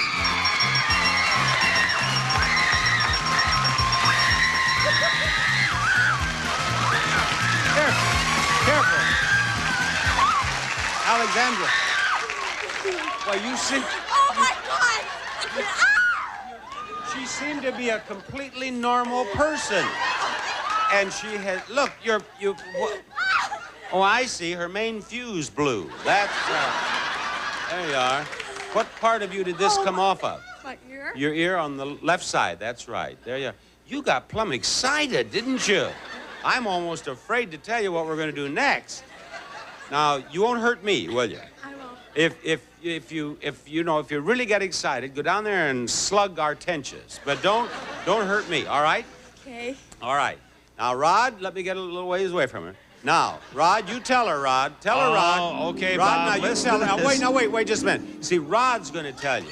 Listen to this. Now, wait. Tell her, Rod. You're going to play Blinko with a chance to win up to $25,000 in cash.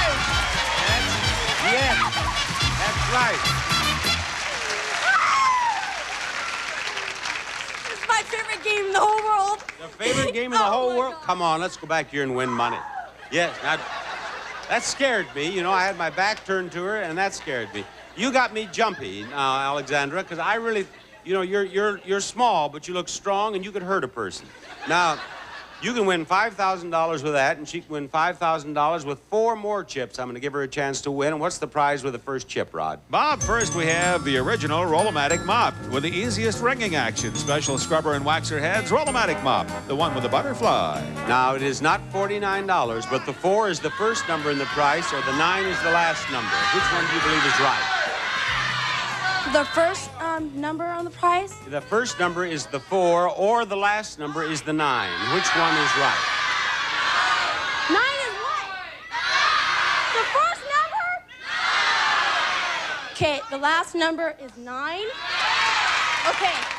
Last number is 9. Right. Now, you win that, and you win another chip. All right, Rod, at risk of life and limb, let's go on. Okay. Here we have a baby bottle. This is not just a baby bottle, but a Waterford Crystal baby bottle. A great gift for that special baby who has everything. All right, is that 9 the first number, or is the 5 the last number in the prize? 5 is the first number. No. 5 is not the first number. 9 is the first number, or 5 is the last number. Which one is the right number? 9 is the last number. I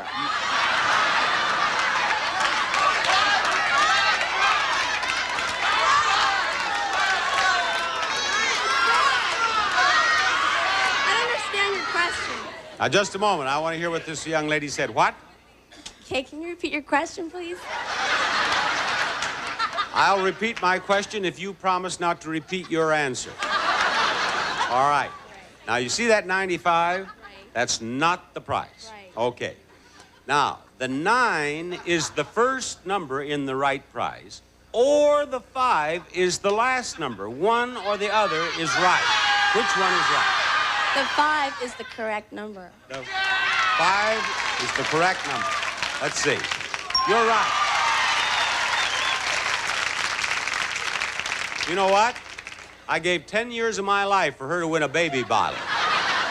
What's the next prize? Next, Bob, we have Black & Decker CompuScan digital scale with precision electronics, automatic zero adjust, and green LED display.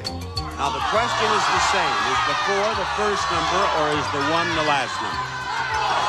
4. 4 is the first number. Is she right? 4 is the first number, she says. Right. All right, you've won every one of them so far.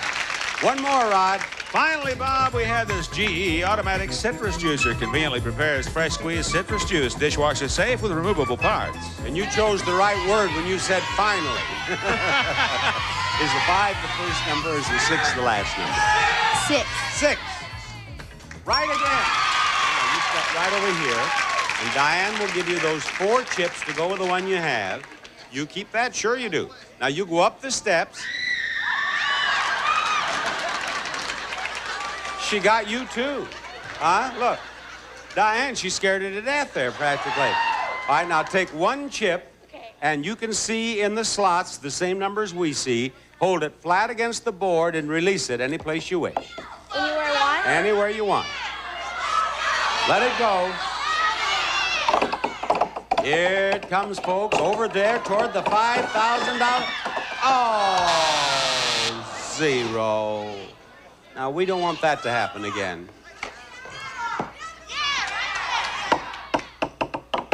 And again, it's working its way toward, well, it's over into the $100. Well, that's better than the 0.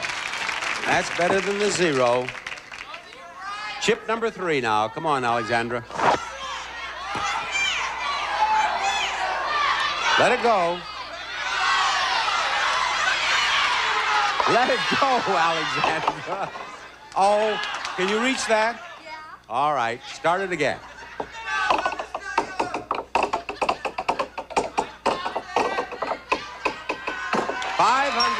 That's $600 total. Getting better.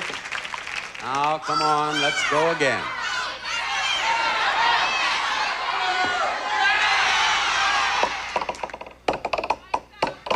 Will it get into the big one here? Oh, so close. One more.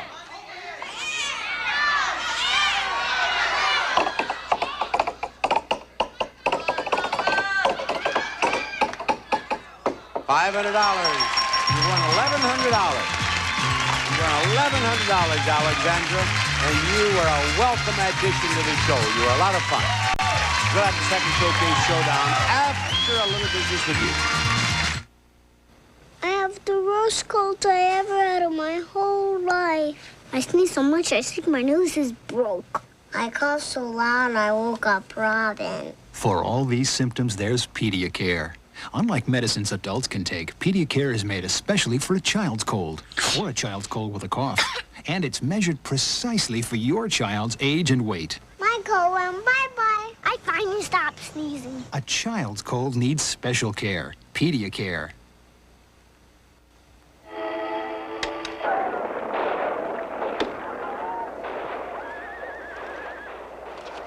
Pepperidge Farm distinctive cookies. Everybody thinks their favorite is the best. They're right. Kids have a hard time remembering things. Show the sock. I forget. But make it fun with the memory games. And kids have amazing memories. The memory games, 5 different games that make learning fun. From Milton Bradley. Suddenly, your long-distance calling card is obsolete unless you have the world's first and only fiber optic network card, the phone card, new from U.S. Sprint. Now, without changing phone companies, you can prove to yourself Sprint has the best sound quality possible and savings on every call versus AT&T. Call now. For a limited time, we'll give you one free.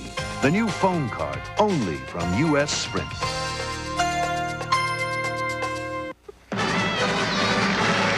Huggies presents our Diaper of the Year Finals, and this year's winner has the judges going wild. It's Kleenex Huggies Thick Diapers.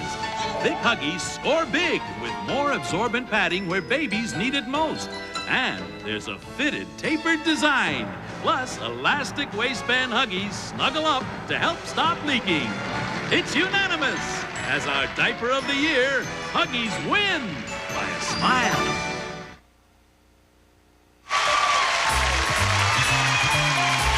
Contestants not appearing on stage will receive the KitchenAid food processor. Chops, mixes, slices, and shreds. A versatile appliance with power and speed. Practical with quality. KitchenAid. And Duration Nasal Spray. No other nasal spray starts to work faster. Relief continues up to 12 hours. Duration use only as directed. Also, 2000 Flushes Automatic Toilet Bowl Cleaner uses chlorine bleach, the chemical used to clean swimming pools. It works up to 4 months. Now here's Bob Barker with our Showcase Showdown. Spin that wheel. Spin that wheel. And she did. All right, Barbara, keep your eye on the spinning wheel. Contestant nearest to $1 without going over is in the showcase. You have 55 cents. Is that enough? Spin again. Do it. 55 cents. This is your second spin. To it we add. Oh, you're over. Thank you, Barbara. It's your spin, Angela. Angela, spin the wheel. Angela did. And the wheel is slowing down on approximately 75 cents. Angela quits. And now the always dangerous Alexandra. Spin, Alexandra. And Alexandra did. And if Alexandra gets $1, I'm going to split. You're trying to beat 75 cents. You have 40 cents. Spin it again. Good fall. 40 cents in her first spin. She's trying to beat 75. 40 cents and 50 would do it. And you did it, Alexandra. You're going to be in the showcase immediately following this announcement.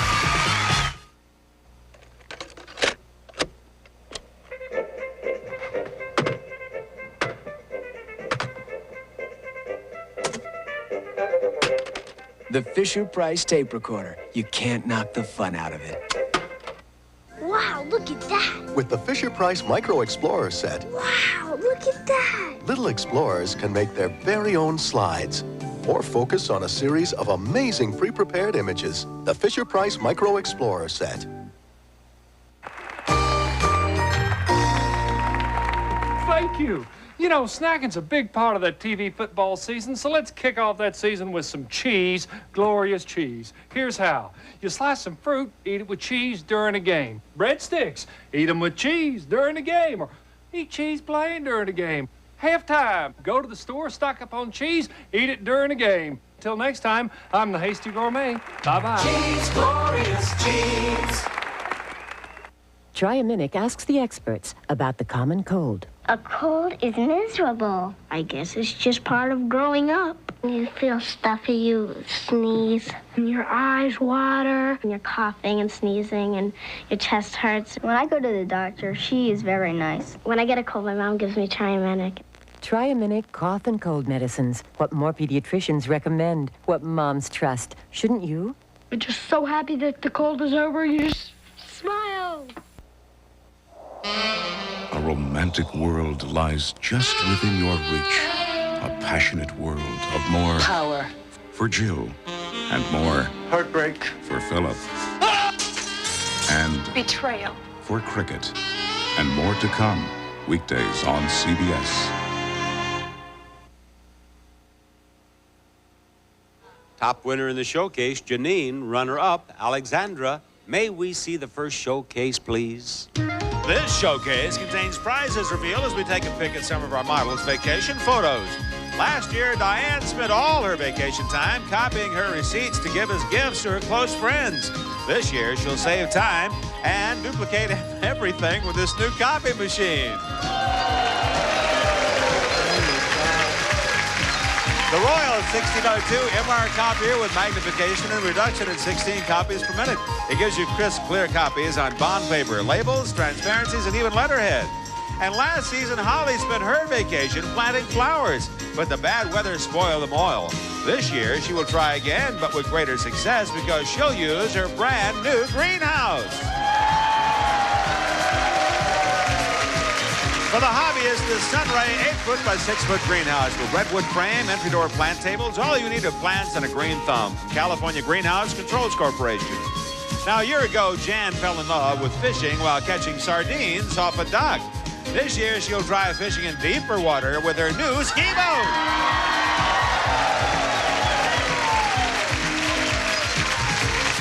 A family ski boat, the Marlin 176 Rally with 140 horsepower Merc Cruiser inboard-outboard engine. Comes with a custom Lomax trailer, great for skiing and cruising.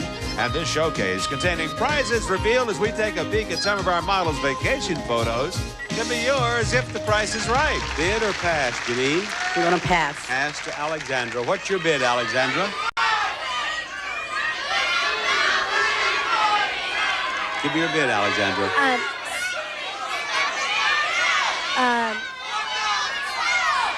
$16,000. $16,000 is her bid. And now, Janine, this showcase is for you. Your showcase is filled with prizes designed to help you enjoy land, sea, and air, and starts with a terrific way to play in the air. This new remote control airplane. Zoom off with this Snark 20T radio control model airplane, a 20-size trainer constructed of wood with a laminated skin surface, includes radio, engine, and hardware. Next, make that adventure on land extra special with a new pair of motor scooters. These are the Honda Elite 150s with powerful 4-stroke engines, push-button starting, maintenance-free batteries, and no shifting. Room enough for you and a passenger. But nothing can compare to the excitement of the open sea as you cruise the Caribbean.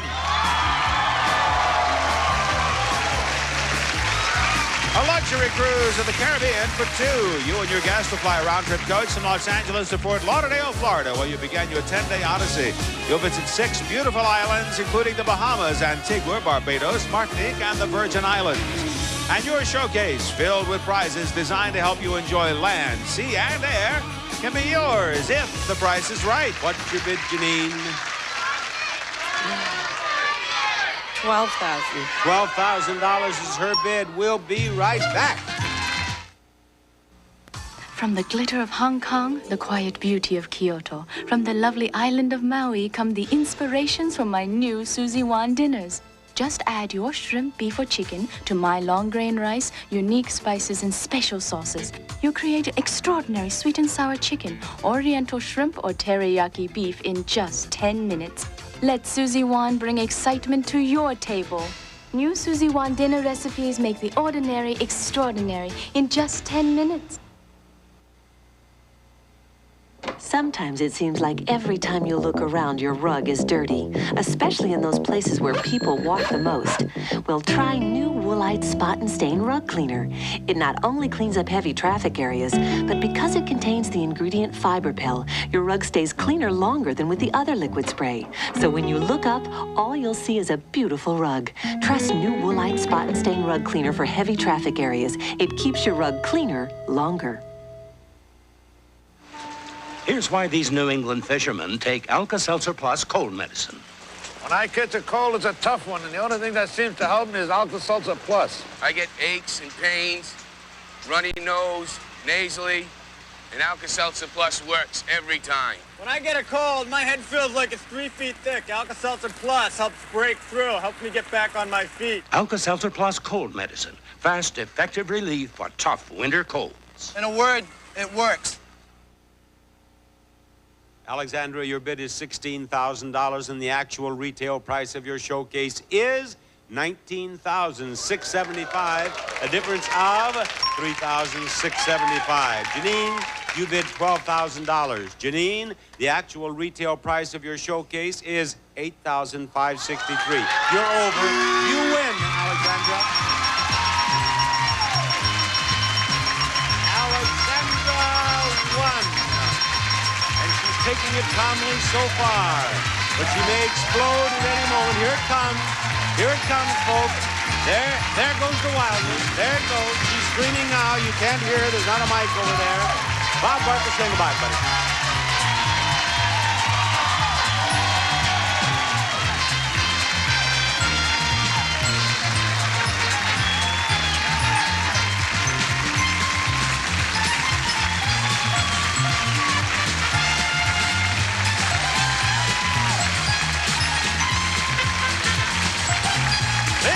Rod Roddy, speaking for The Price is Right, a Mark Goodson television production.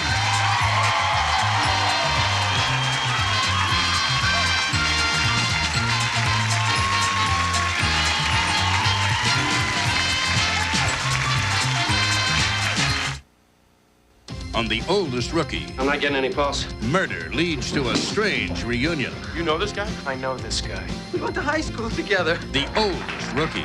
Then on Magnum's final season. How much do you know about this woman you've been seeing? Magnum thinks Higgins' new fling has him flirting with danger. You've been spying on her? Magnum.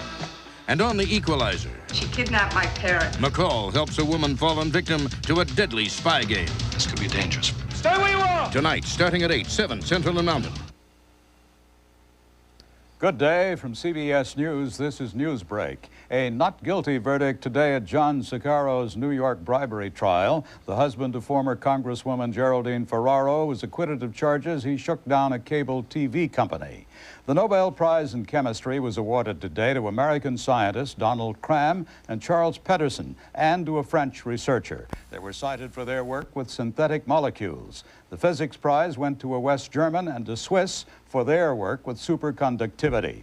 For the first time since March, the U.S. trade deficit has shrunk. It totaled $15.7 billion last month, down slightly from the month before. President Reagan will argue the case for Supreme Court nominee Robert Bork again in a speech to the American people this afternoon. In Barcelona, Spain, a bomb explosion today did heavy damage to the building housing the U.S. consulate. 5 people were injured slightly, all of them Spanish nationals. No claim of responsibility. Now this. 23 million Americans suffer muscular back pain. The best way to describe it is if you take a towel and you wring it out. Doan's pills relieve minor back pain for hours. Its special ingredient is found in no other leading analgesic. They worked marvelously, wonderfully. Get Doan's pills. Reports today say William Brock is getting ready to resign as Labor Secretary to manage Robert Dole's presidential campaign. Douglas Edwards, CBS News, New York. More news later on this station. This is CBS. Channel 7, WNEV, Boston. Now, from Boston and all around New England, this is CBS.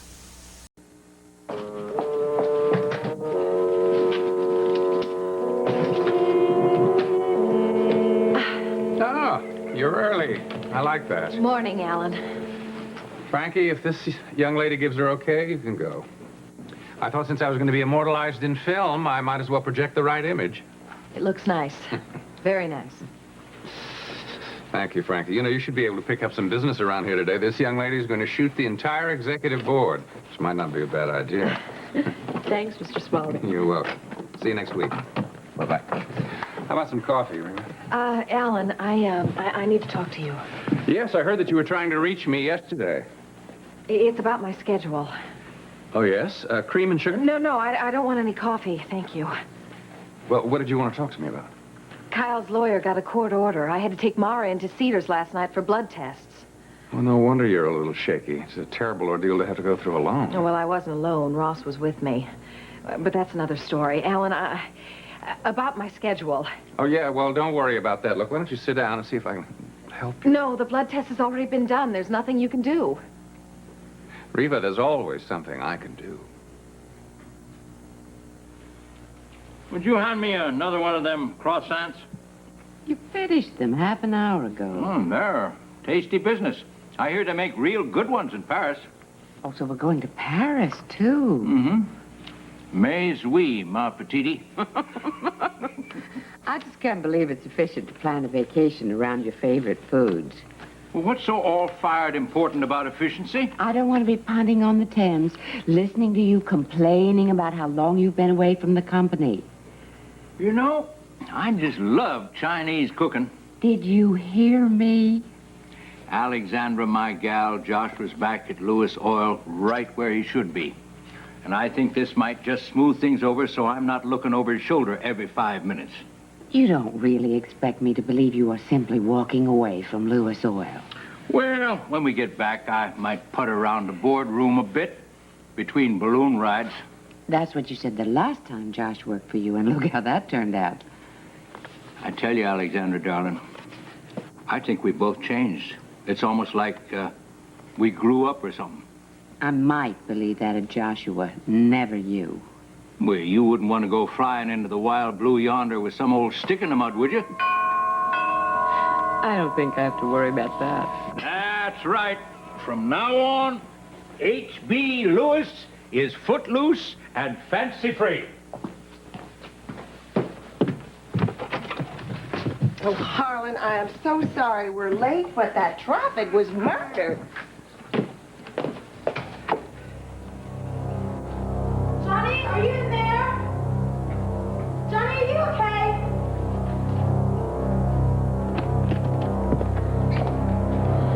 Johnny. Johnny, wake up. Give him a second here, Roxy. Give him a second. He's okay. It's all right. Oh, thank God. Rick, what are you doing here? Trying to wake you up, Sleeping Beauty. Are you okay? I was just dreaming. Why are you here? Because I tried to call you several times and I got scared. You know, Johnny, a lot of times when people are tired, they sleep in a bed. Is that right? Yeah. Couch sometimes. Roxy, get to the I just must be working too hard. I've never been this tired in my whole life. Are you okay? I am fine. No, I was just sleeping. I was dreaming about flying. Yeah, we're going to come in there You know about what they say about that? Okay? Stress. Johnny Bond. It means you're under too much stress. And I always heard that it meant you were dreaming about sex. Don't argue with me. I'm the psych major here. Yeah, he's been fine. Okay, bye-bye. What's that for? Let's go, rise and shine. Go where? You are going to Cedars, and this time there is no discussion. Rick, Dad is working on a commission basis now. I was just sleeping. If I run enough tests, I get that new red sports car I had my eyes on, okay? Yeah, I have a feeling this little nap's going to cost more than I had bargained for. Oh, come on, you guys go. I really have to go. I really have to go. No, come on. It's no big deal. I'm just awfully tired. I wanted to sleep, so that's why we're going to check out right now. Come on, we'll get you dressed and we'll get out of here, please.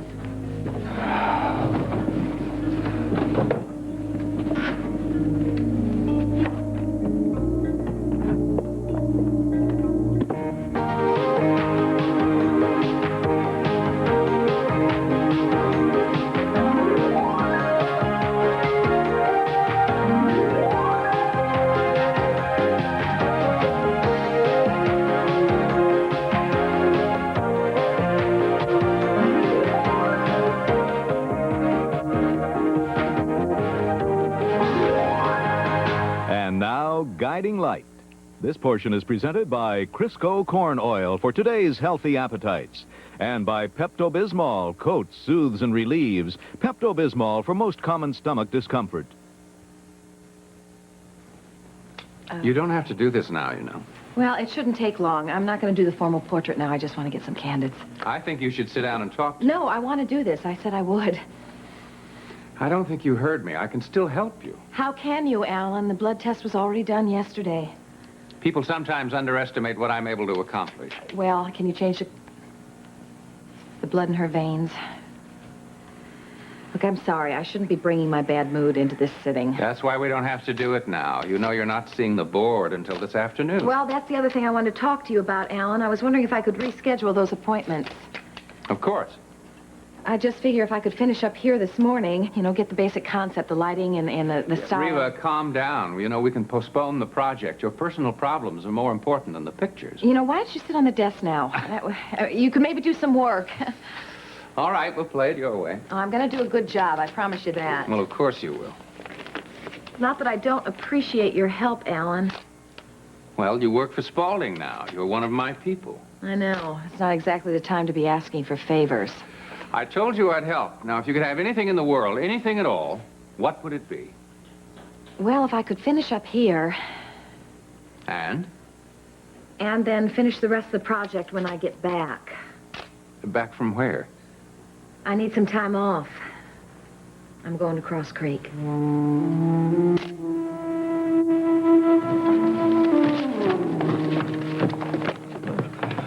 Philip? Ross, great. Thank you for coming. Well, how could I turn down a morning meeting at a nightclub? I feel like I should be bumping into Humphrey Bogart. All the ginger joints in all the towns. That's the best cagney I've ever heard. Actually, it's nothing that decadent. I'm meeting Maven Fletcher for lunch. And while you're waiting, you're reading the competition. Yeah. Actually, you know, you can learn all kinds of interesting things reading the Mirror. Interesting, if not exactly true. Well, I don't know. It says in here that Vanessa did, one whale of a job in bringing the Ellis deal to a close. Yes, I'm sure she did. You don't sound like you mean that. I mean it. It's just that I think a big article in a Mirror is one of Alan's methods to keep people attached to him. Ross, that would be devious. I'm sorry. You don't need to hear me dump on Alan. What? Are you kidding me? You've listened to me long enough. It's just that Vanessa and I... Sounds so dumb to say this. Vanessa and I have broken up. We're no longer keeping company. I heard. I'm sorry. And I thought... Doesn't really make any difference what I thought. You think Alan did it? No. If we were meant to be together, we could have overcome Alan. You sure about that? Yes. You know, this is really very difficult to explain to Dinah, the fact that Vanessa doesn't have to be in love with Alan in order to be under his influence. Ross, it's difficult to explain Alan to anyone. And I just keep thinking to myself that it is so much easier to be angry at Alan than it is to be sad about losing my Vanessa. But still, you've seen him do it too many times to too many people to just dismiss it. Right? I know. I still find it hard to believe that Vanessa would fall under his spell, though. Well, you didn't ask me here to have me talk about my problems with Alan. What's so funny? No, I didn't. I asked you here to listen to me talk about my problems with Alan. Lord, now what? Oh, he's on a tear, Ross. Or, as he puts it, he's establishing a new regime. And how's he doing this? Well, in my case, I got a sheaf of papers renouncing any claim that I might have on him or on his money, now and forever. What? And, of course, the accompanying legal work to change my name. And from what I understand, it's not just me. It's Alexander and HB that he started in on as well. Dear old Dad. You know, Alan, when he gets a burst of energy, heads will roll. Those papers. Did you sign them? Well, I signed them. I'm sorry, you really didn't need any of this. No, don't be sorry. I figure I'm the lucky one. And how do you figure that? Well, you and I, we just got the mule kick in the solar plexus. That's something you recover from. But Alan, Michael, and Vanessa are still in the inner circle. And somehow I think that's worse, don't you? Yes, it is worse. But it's very difficult to warn anybody to be careful of Alan when he's pouring the old charm, right? I know that to be very true. Or else I wish there was some way to stop him. You know there isn't. Well, see, only Alexander's ever been in a position to go head-to-head with him. Right, and Alan's made sure that that will never happen again. I think it might. Might if somebody got in that close a position again. Who are we talking about? Me.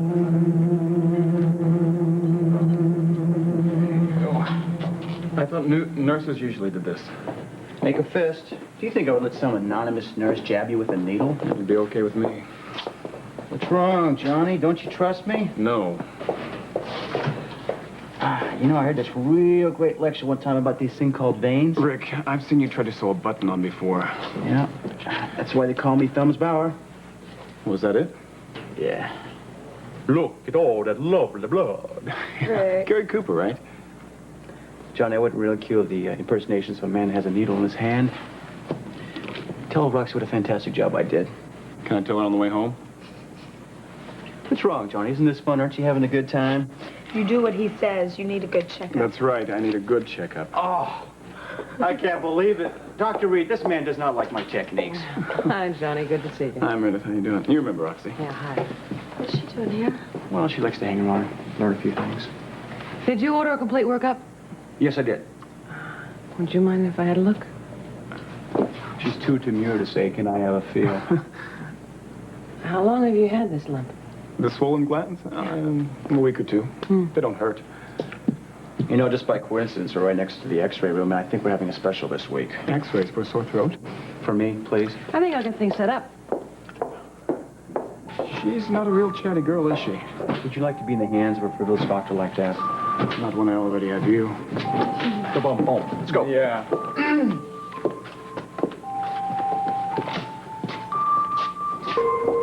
Rick, this all looks kind of big time here. Nothing but the best of cedars. Come on, Johnny, hop on me. You know, I think I dated her once. That's good. Yeah.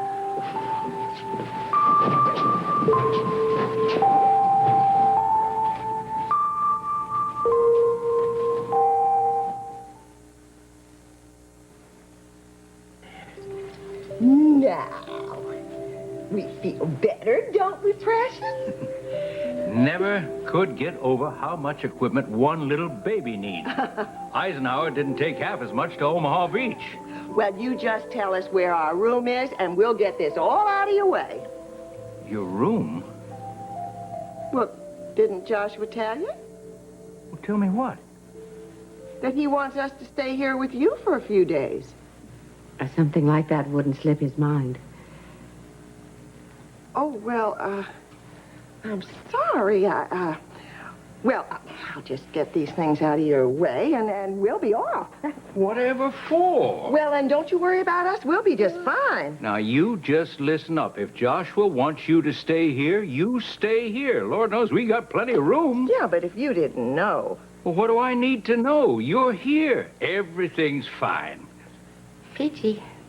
Well, I can't believe that he didn't tell you. I mean, it was his idea. Sarah, is everything all right with Reba?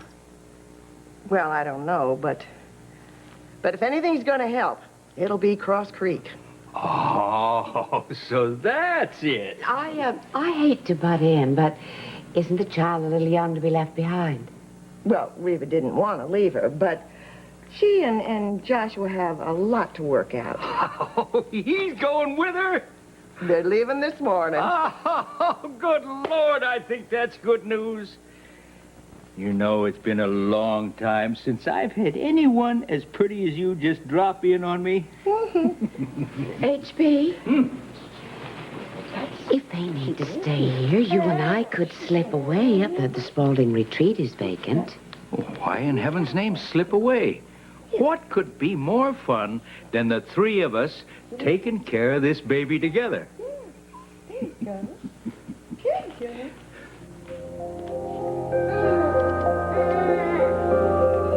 Right here. I must say you surprised me. Now over here, please. Never struck me as the sort of person who would run. Okay, that's it. You know, it's not going to do any good. Kyle's not about to give up on this. I know that. So instead of running off to some creek or whatever, you should be digging in, trying to head him off at the pass. Alan, other than needing some time off, I don't need any help. Oh, is that right? Yes, the blood tests have already been done. Which puts Kyle in a much stronger position. Think about it, Viva. Don't you think I haven't? Instead of slinking off, you should be talking to someone who understands the rules, or the lack of them. Kyle can do this any way he wants. And he will. I have to do things my way. All right. All right, maybe you have been under a lot of strain lately, and you do need to get away. But why don't you go to my retreat? It's quiet, it's comfortable, you can think there, and I'll be able to take care of things here. Oh, no, please, don't do anything. Look, I'll have some contacts for you when I get back. Look, will you forget about the damn pictures? They're my job. I don't know what's going on with you this morning. Then I'll explain it to you, Alan. I am not slinking off to Cross Creek, and I'm not going alone. But, well, I I'm thought... going with someone who can help me. I'm going with Joshua.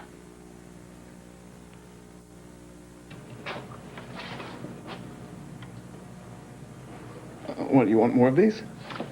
We think we like your left side better. Actually, Mary thinks your cranium's pretty sexy. You know, what I don't understand is how come you guys get to hide behind that lead wall when I'm in here with my shirt off? Johnny, you're safe. You're in the hands of professionals. I wonder what button I push. Remember, hold your... Just kidding. Hold your breath until I say release, okay? All right. Sometimes he doesn't say release until the check clears, right? Yeah, you're a regular laugh, right, Rick? Hold. Release. One more. Hold. Release. Thank you. Now, I can't promise anything, but I'll be able to get you some wallet-sized ones once these are developed. You mean I'm done? You want more? No, I want to go home, Rick. All right. Now, listen, all these tests, my insurance isn't that Oh, great. don't worry. We'll get you the Bauer inside rate, okay? Go wait on the hall. All right.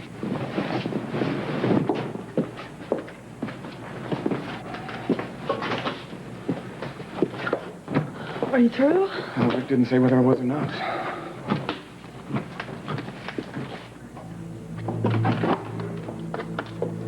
Keep hoping that I'm wrong. It's stupid to run all these tests. You know you're not. They're all indicated. Oh, great. Thank you. Okay. There. All right. There we go. You want me to go tell him? No, I will.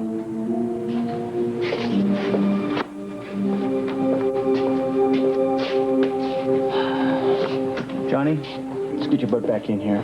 What? What can I say? Dr. Reed hasn't had enough of your cranium. Let's go.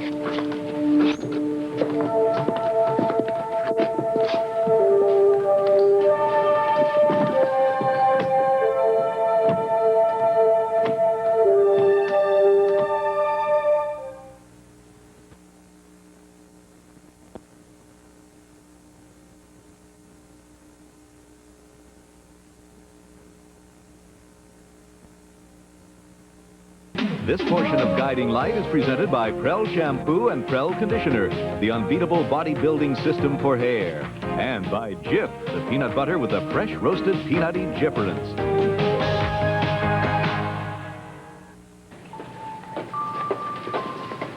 I'm not sick. Sorry. No, I am. This is all just getting on my nerves. What is taking them so long?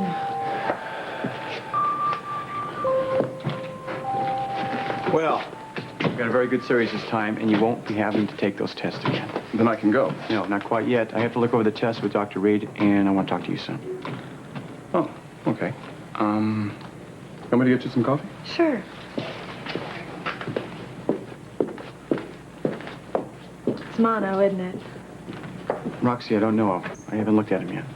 And there's not a prayer in the world that I'm not going to get it. Great, I'm going to kill him. Are you ready? Yeah. As ready as I'll ever be.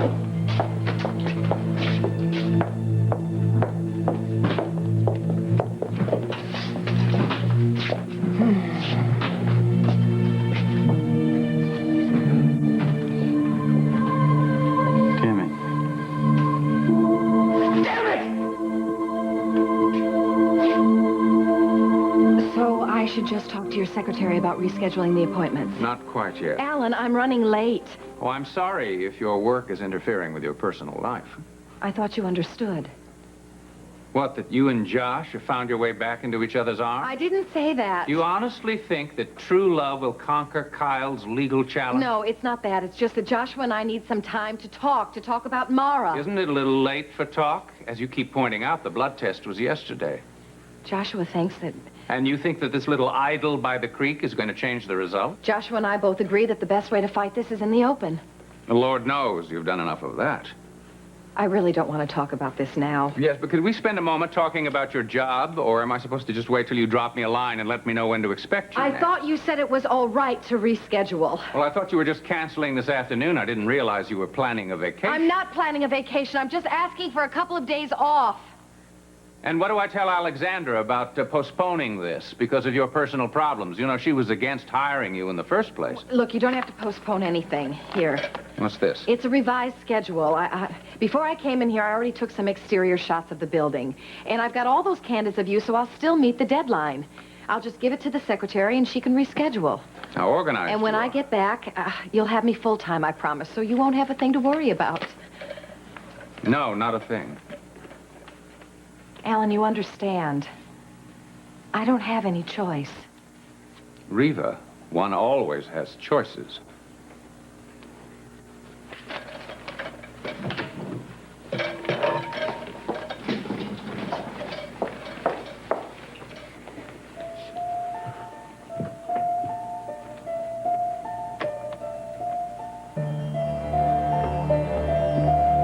Yes, Mr. Spaulding. Mrs. Timmons, there's a technician at Cedars Hospital named Elliot Parlier. Call him and tell him I want to see him here immediately. Very good.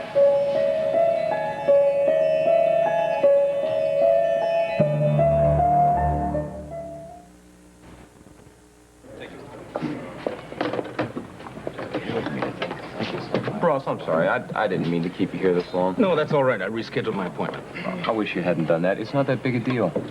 We are talking about going head-to-head with Alan. That's a big deal. No, I think that I may be in a position... Philip, you're in a position to lead your own life and to take care of yourself. Listen, you said yourself what he might do to Alan Michael and Vanessa. I didn't say that. You did. But you agreed? You should have gone into law. All right. I am somewhat worried about Alan Michael, but then again, I was worried about you, and you found your way. I had Justin. And you. Well, now, Alan Michael has you and Hope. Oh, Hope. Hope never stopped Alan a day in her life. Oh, things may be different if she's fighting for her son. No, stop. Listen to me. Listen to what we're saying about this man. We know how manipulative he is. We know what he can do to people. I am not underestimating. Look, you broke up with Vanessa because you didn't want her anywhere near Alan. That's how bad you think he is. But I am not asking you to do anything about it. Look at the people, Ross. Look at the women, for example, that he has chewed up and spit out. That's why I was worried about Vanessa. That's why I didn't want her working for him. There's influence over her. No, and you shouldn't. Personally, I don't think we have to worry about Vanessa. I mean, let's remember. Who are his classic victims? Always the weak and the naive, and neither of which Vanessa is. I'm hoping not. No, I think definitely not. But the question still remains. Do I let him go on and on feeding on the weak and naive? Do I just sit there and watch? Oh, Philip, you ask the most difficult questions. Well, damn it, Ross, it's not right. It is not right. She's got a rattle in here that she just loves somewhere. She don't need no rattle. She's having a fine time playing with the end of my tie, ain't you, sweetheart? Harlan always did have a way with young'uns. Is that right? Oh, I get along with them fine, till they can talk back. It's good to see a man so good with kids. It is exciting, isn't it? You know, I'm not one of those guys who can only dangle them on the knee. Really? Mm-hmm. Now, if you ladies want to go out shopping or lunch or something like that, Mara, baby, Pumpkin, and I will be just fine, won't we? Oh, well, Harlan, I just couldn't do that. Well, why not? This should be a vacation for you, too. But, well, Alexandra wouldn't. Oh, I think she's trying to find a nice way of saying she wouldn't trust you. Well, now, if you're going to be that way about it... Now, look, you two go about your plans, and I'll take care of Mara. Now, Sarah, you may not want to leave me with her, but you ain't going to deprive us of the pleasure of her company, is she? Obviously not. Ooh, what a grip she's got on her. Just like Reva. Remember how we used to have to pry your fingers off of something? You still do. Oh, Lord, I remember her grabbing onto the cord of the iron and having to just pull each little finger away. The worse something was for her, the more she wanted it. De sa chance. Did you say something? I was talking to Mara. Hey, brother. While you two were talking, she was smiling at me. Is that right? Actually, babies and I have always gotten along. Is that right? Well, don't let me stand between the two of you. Oh, Harlan, don't. Oh, come on, Sarah. She ain't gonna drop the baby. But that's a linen suit. It's silk. Yeah. And the baby drools. Oh. No. It's nothing, Sarah, really. It's nothing.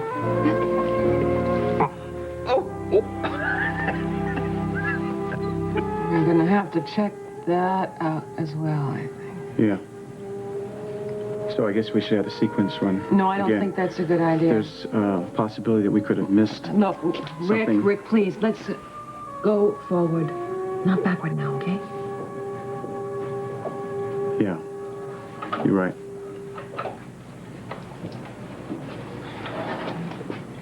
I know how hard it is when it's a family case. But it's nowhere in the family. And I don't understand. No one ever does. I know, but it's just... He's young, he's healthy. Rick, stop trying to figure it out, please. Just gonna drive you batty. Now, should I call down to, downstairs? What, what's it call? I'm sorry, I shouldn't be making your decisions for you. No, these x-rays made the decision. Let's get him down a CAT scan. Right.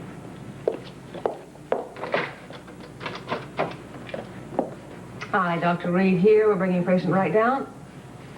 What do you mean there's a delay? How long? Yes. This is Dr. Bauer. I'm bringing a patient down there in a half an hour. Will you please be there? Thank you.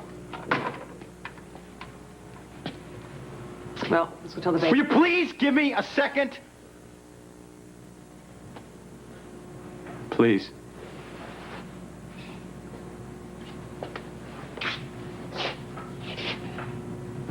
All I need is a minute.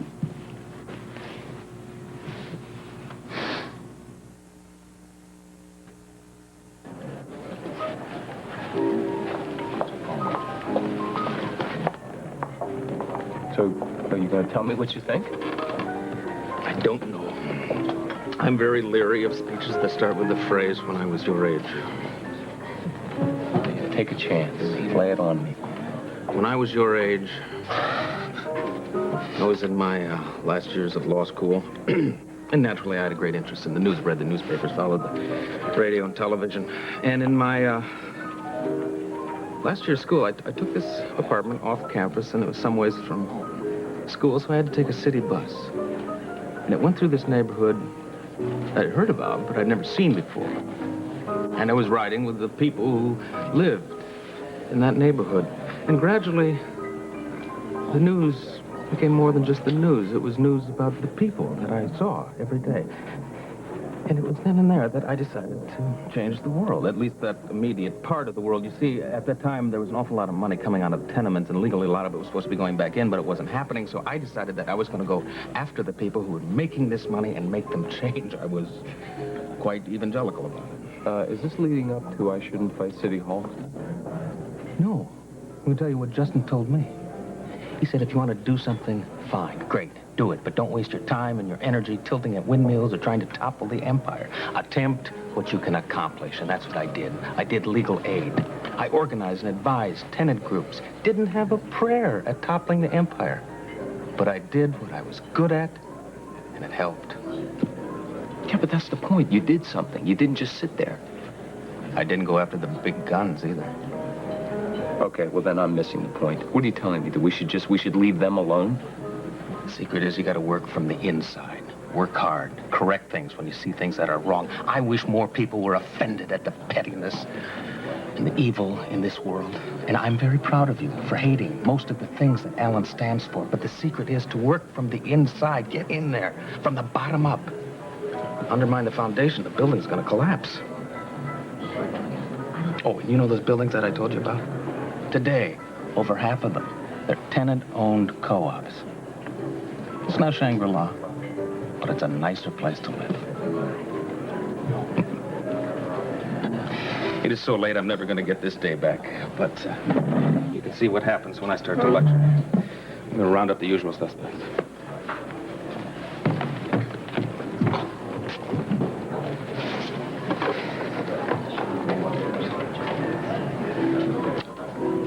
From the inside and the bottom.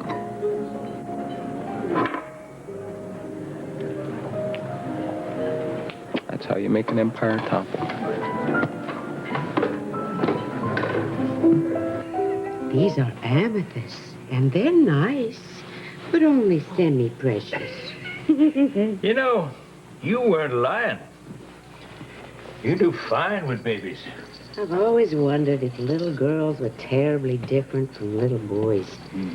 I think everybody would like a little girl like you. Look at that. I wear this as a hat up here, match my dress. Can wear it as a pin. Isn't that a pretty color? Well, I don't think it's set, but I wish you'd let me take it down to the cleaners right now. Oh, Sarah, don't be silly. It looks fine. Come on, Sarah. Alexandra ain't afraid of a little baby spit, are you? Well, but it's just such an expensive thing. I'd hate for it to be ruined. Not ruined. It's a little damp. Let's not talk about that. Let's concentrate on this baby. Well, I'll take her now. We're having a fine time. Why don't you sit down, relax? Well, that's right. Yeah. Come to think of it, I ain't seen you sitting since that baby was born. Well, that's true. Newborns don't like seeing folks sit, unless they're rocking them. That's right. I remember. I was so happy, but I was so tired. Yeah, but you had help. You're right. Before and after in my life, I had help. But when my baby was born, I was in a one-bedroom apartment and up all night with him. Well, yeah. When I see those bags under Reva's eyes, I think, I remember. I was convinced I would never have another moment to myself, ever. That's what you do. That's what your babies do to us. And we love you anyway. Hi, everybody. I just came to say goodbye to my darling. My darling baby.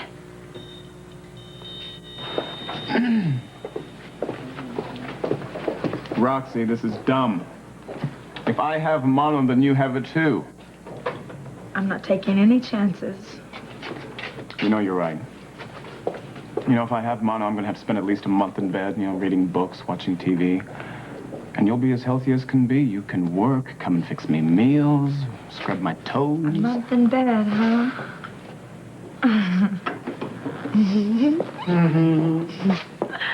That's the thing I like about you. Got perspective. Couldn't live without it. I always wanted to be gone with the wind again. Kiss me. Your wish will come true.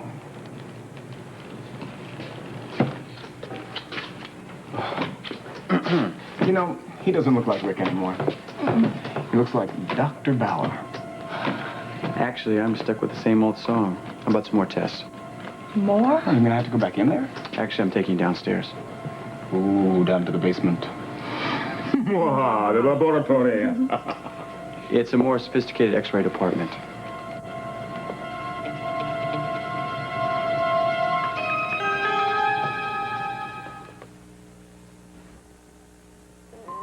Okay. Hi, sweetie pie. Hi, yes. Hi, hi. Come on, ladies. Hi, baby. Okay. Well, honey, you be good for Grandma, okay? Be good for Grandma. I don't know why I said that, except that I'm your mama and I'm supposed to say those kind of things. But then you're always good, aren't you? Yeah, you're always a good girl. I know you don't understand this, but the reason I have to go away is because I want to make sure that you're always safe. Always. And that maybe your daddy and, well, maybe Joshua and I can get things together enough to make sure you're always safe. And that nothing ever happens to you, ever. Maybe it's not the smartest way to do things, but you know what? Sweetie pie, you know what? I think it's the best way. I really do. Now, come here. Come here, sweetie pie. Come here. I want you to do something for me. Yes, I do. I want you to give me your hand. Just give me your little hand. Give me your hand. Right here. Oh, just put it right here. Mommy wants you to remember. Look at me.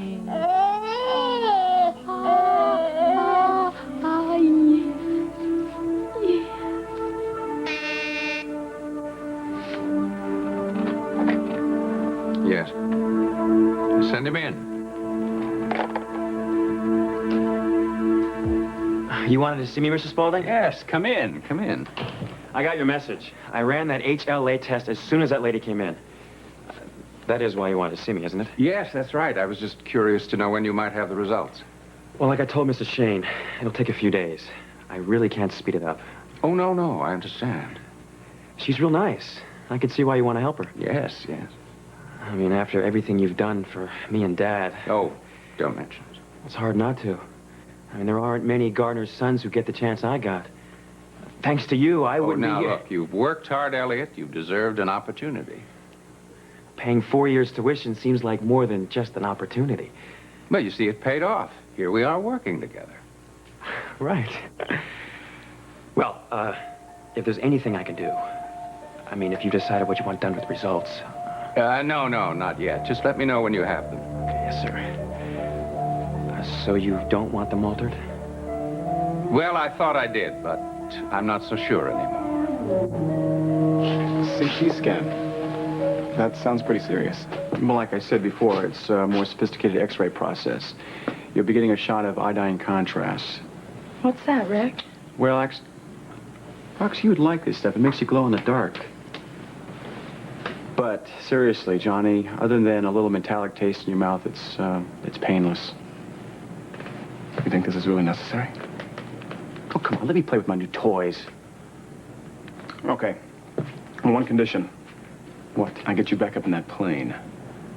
Johnny, you're sadistic. Yeah. You know that? Yeah. You're real mean. Everything's ready downstairs. Johnny, can you come with me, please?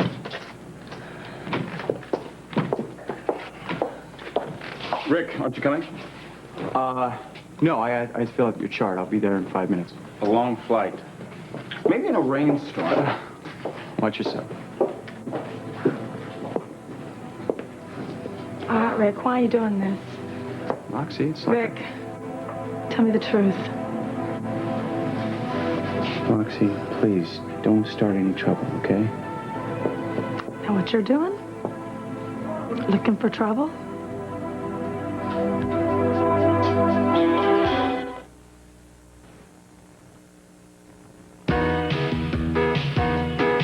This has been Guiding Light.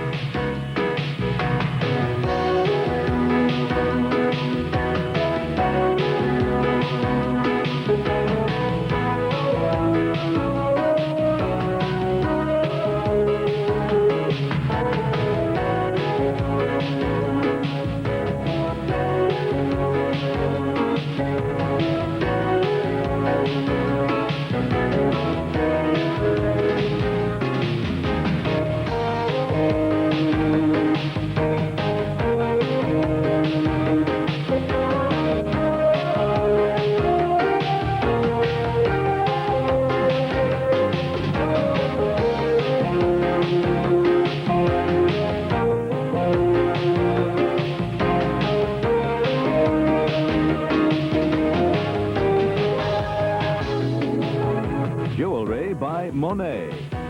Leather goods by Coach Leatherware.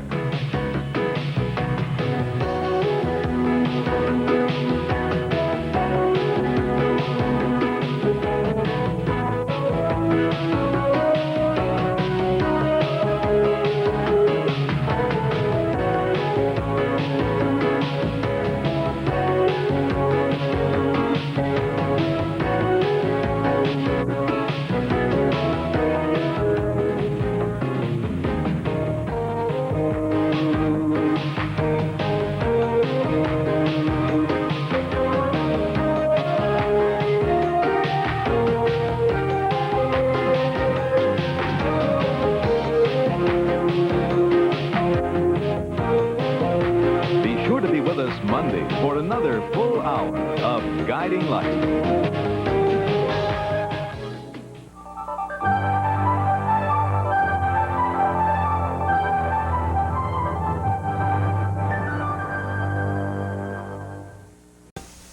This is CBS. Good morning. I'm surprised to see you here. May I come in? Well, of course you can. I just had a talk with Sierra about facing up to a few things. And then I went to see your mother. And I thought coming here was the next step. I'm glad you did.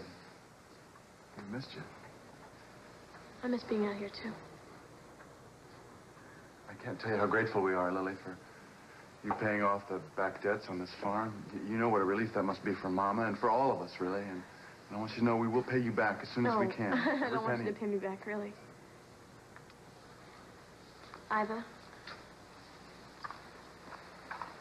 can we talk? I'd really like it if we could talk.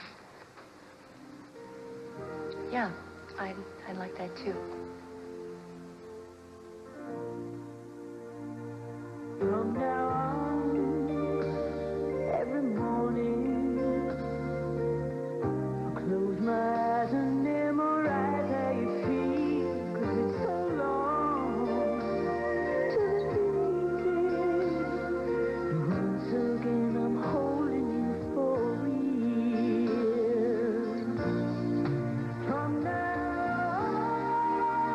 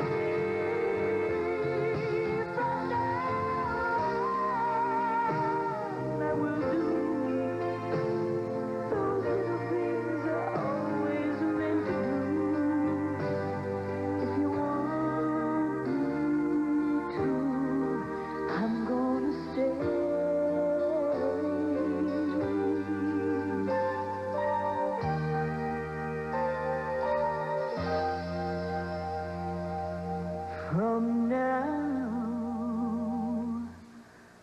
Oh. Lie. Marry me.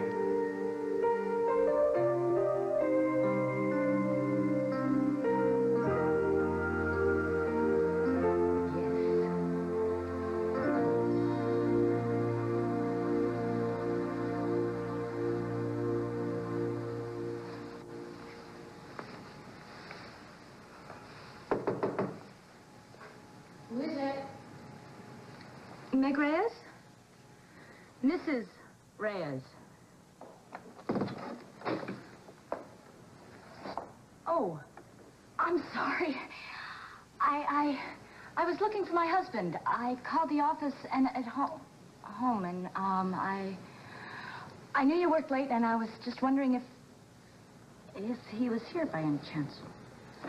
Well, Tony and I did work late last night. He left after midnight, and then I went straight to bed. Alone.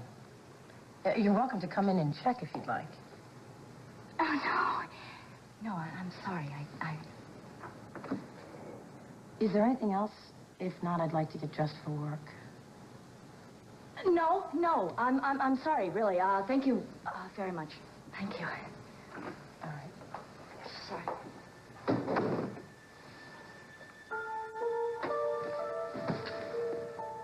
James, how the hell did you get in here? I used to live here, Tony.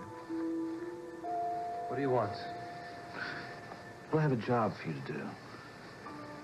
If you value your life here in America, not to mention life itself, you're going to do it without question.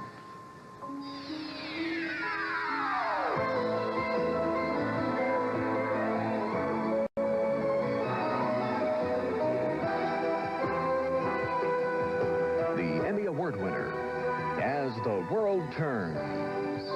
This portion brought to you today by Always Plus, the Maxi with wings in 3 sizes, Maxi Thin Super and Night Super.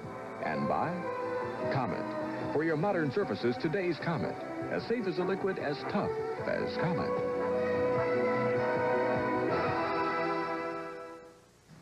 I must say, your young bride's gotten quite inventive by the way she spends her money. She's done wonderful things with the decor downstairs. Tell me, any plans for the nursery yet? Get to the point, James. You know, it must have been a very bitter disappointment to you when you found out that Sierra's son was really Craig's. I know how important a male heir is to people, especially people of your culture. That's the one thing that you and I have in common, Tonio. You see, my son is the most important thing in the world to me. And you're going to help me get him back. You mean you want me to help you kidnap him? No. He's my son. He belongs with me. He's mine. Unfortunately, this mother... I won't have any part of this. Certainly there's no love lost between you and Barbara. This has nothing to do with Barbara. Everything you have forced me to do up to this point has dealt with business. This is something entirely different. I'll have nothing to do with it. Mm-hmm. You don't help me, I'll go to the police and tell them that you're my contact here in Oakdale. Come on, James. The police already know that your contact here was Nick Costello. That's what they suspected. I had many friends here on the payroll. Do you think that you can threaten me with this forever? Make me do anything you ask? No, I'm not going to do this. I won't help you take a child away from his mother. Answer it.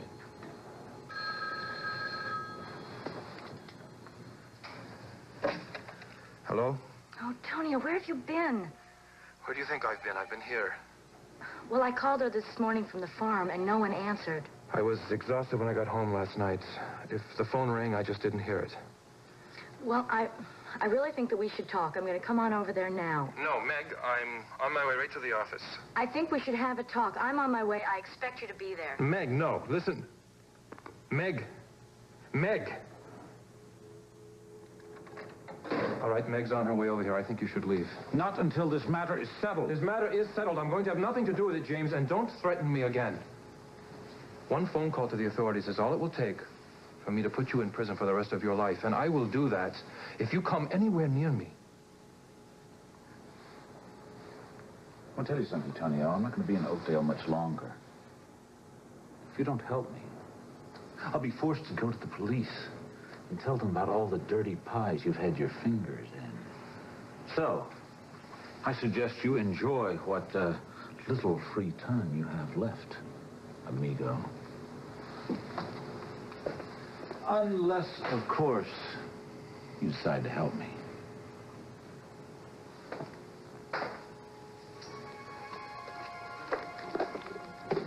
Meg, Mrs. Lindstrom is looking for you. Kelly, you couldn't find me. I gotta get out of here. Meg, you're supposed to be in OR in 15 minutes. Damn, I forgot. I can't go. I've gotta go. Oh, shoot, I gotta do something. Can't it wait? No. She's gonna... Well, why don't you just go talk to her? Oh, no, she'll throw me out of my butt if I don't go. All right. Shoot, all right. I'll stay and observe. Okay, I'm not gonna muck up my career now. You're really serious about being in this. Well, I need to know that something's my own. You know what? It's nice that you have such an understanding husband, Antonio. You know, most men would just want to have babies right away. Well, Tony wants babies. I mean, I want... That's not a bad idea. It might just make everything... What? Might just make everything perfect. Then I'll see you this afternoon. And Emily, I think you should discuss this with Dr. Michaels, don't you? Yeah, I intend to. Good. Absolutely. I'm glad to hear it. Okay, I'll see you later. Yes, bye-bye. Emily Stewart. Hello. Monica. You know, Corinne Lawrence's daughter. We met at Fashions. Here, sit down. Monica, yeah. Yeah. Nice to see you again. Oh, thank you. You know, I've positively been devouring all the stuff I've read about you and James Stenbeck in the paper. You must be so happy that that awful man has left this town. Yes, I am. Excuse me, I really have to run. Oh, look who's here. Queen of the Deb. Oh, Hi. Betsy, hi! Whoa. Oh, I've missed you so much. You never call me anymore. I know, well, I've been really busy with a lot of things. Oh, I've been busy, too. I'm here on this dreary mission of mercy for a sick friend of Mummy. Really? Hey, let's go out tonight. I really missed you. You want to go out tonight? Hi, Betsy. Hi, Monica. Hi. What are you doing here? You're not How's sick, are you? everybody? Oh, no. I just, I'm never felt better in my life. Oh, good. You just got here? Yes, I didn't have my car this morning. Lily borrowed it to go out to the farm.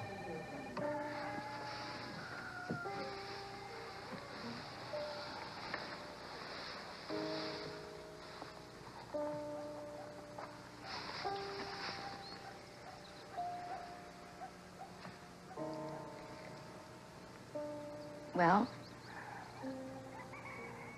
I know that giving you up was the hardest thing I ever had to do. But I thought it was best for you. I mean, I was so young and on my own. I had nothing to give you, Lily. Of course, that doesn't mean that I ever forgot about you or ever stopped worrying about you or wondering where you were. And then I realized that I had to find out who adopted you.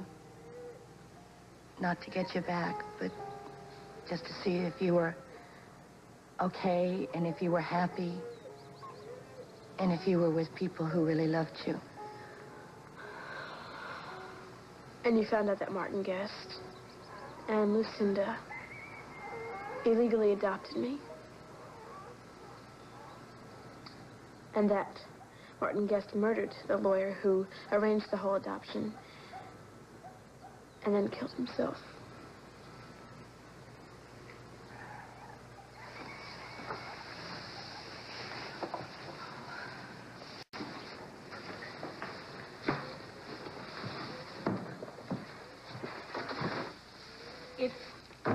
It was the newspaper articles that helped me, about the lawyer, that helped me piece together what had happened. And once I found out that Lucinda had adopted you, I began reading everything I could about her. Newspaper articles. I saw a magazine article about the two of you that had pictures.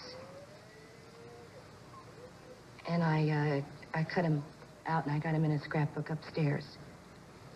But it was that made me realize that you were okay and that you were happy And that she could give you a far better life than I had ever dreamed possible, and I thought you had everything. I wasn't always happy. I didn't know that.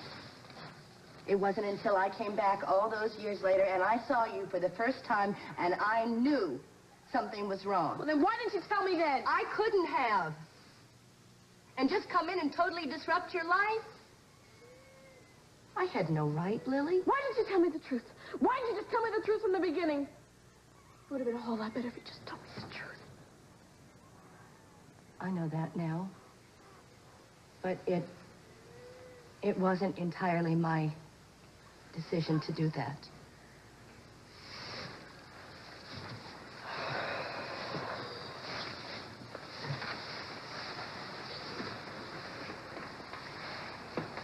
I went to your mother, and I told her that I was your natural mother, so she would be a better mother to you. Do you understand that? And then once I realized that you two were beginning to work out your problems and your differences, I held off. And then after a while, we finally agreed. What stopped you then? Lucinda wanted to wait till after you graduated. And then Josh showed up. And I realized that once you knew that I was your mother, that you would find out who the father was, and it would all come out. And Lily, I never wanted you to know that I was raped.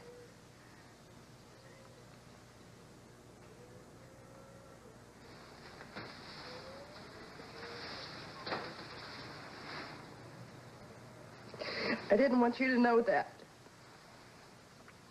I thought you were already so confused at the time.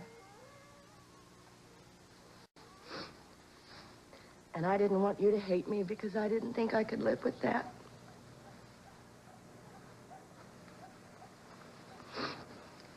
But of course, my worst possible nightmare came true when you found out that day in the barn. And I realized what a terrible mistake I'd made. Terrible mistake.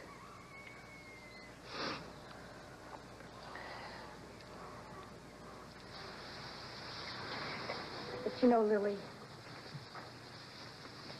you know something? That people can make mistakes out of love. And that's why I didn't tell you, because I didn't want you to hurt like I had hurt. I wanted to protect you from that.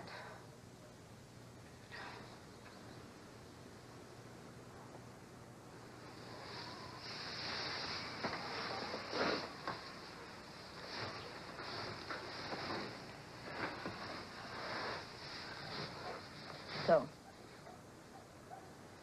that's the truth. No matter how wrong it was,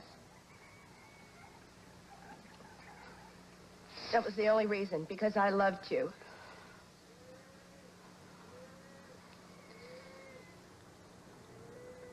Because I love you.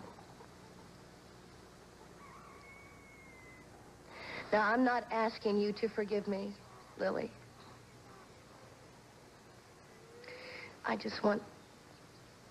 I want you to tell me that you'll try and understand.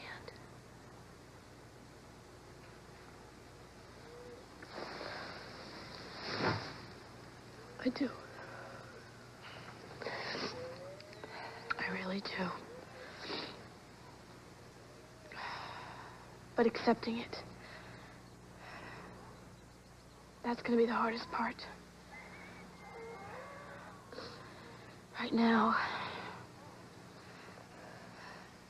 I don't know. I just don't know if I ever can.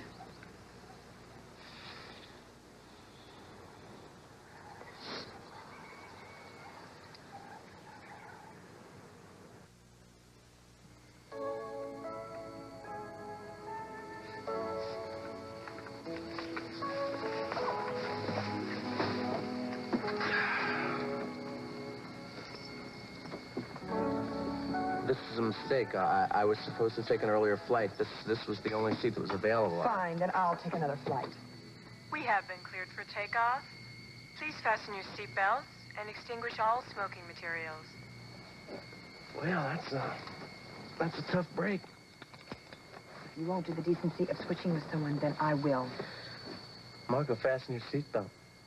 You're stuck with me to 30,000 feet. Did you say goodbye to Lila? No, I couldn't reach her. I left her a note. So did I. Didn't see any sign of Casey since he went in Lila's dressing room last night. Looks like his decision to come out here was right on. Yes, his was. Just gives me hope in true love, that's all.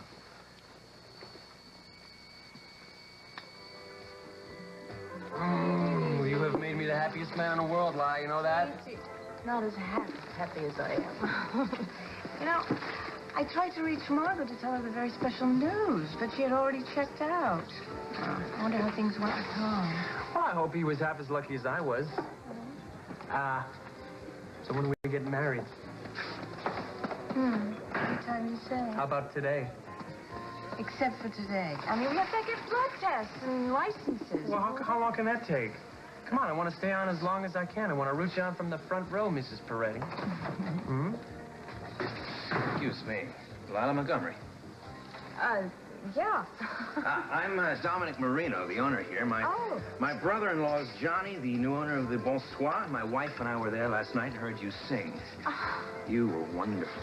Well, thank you. Thank you very much. Well, would you accept this wine with my compliments for your performance and for making my brother-in-law's opening night such a great success? Oh, well, that's very kind of you. Thank you. I told my brother-in-law if he's smart, he'll keep you at the Bonsoir for a very long time, especially after the reviews in the morning paper.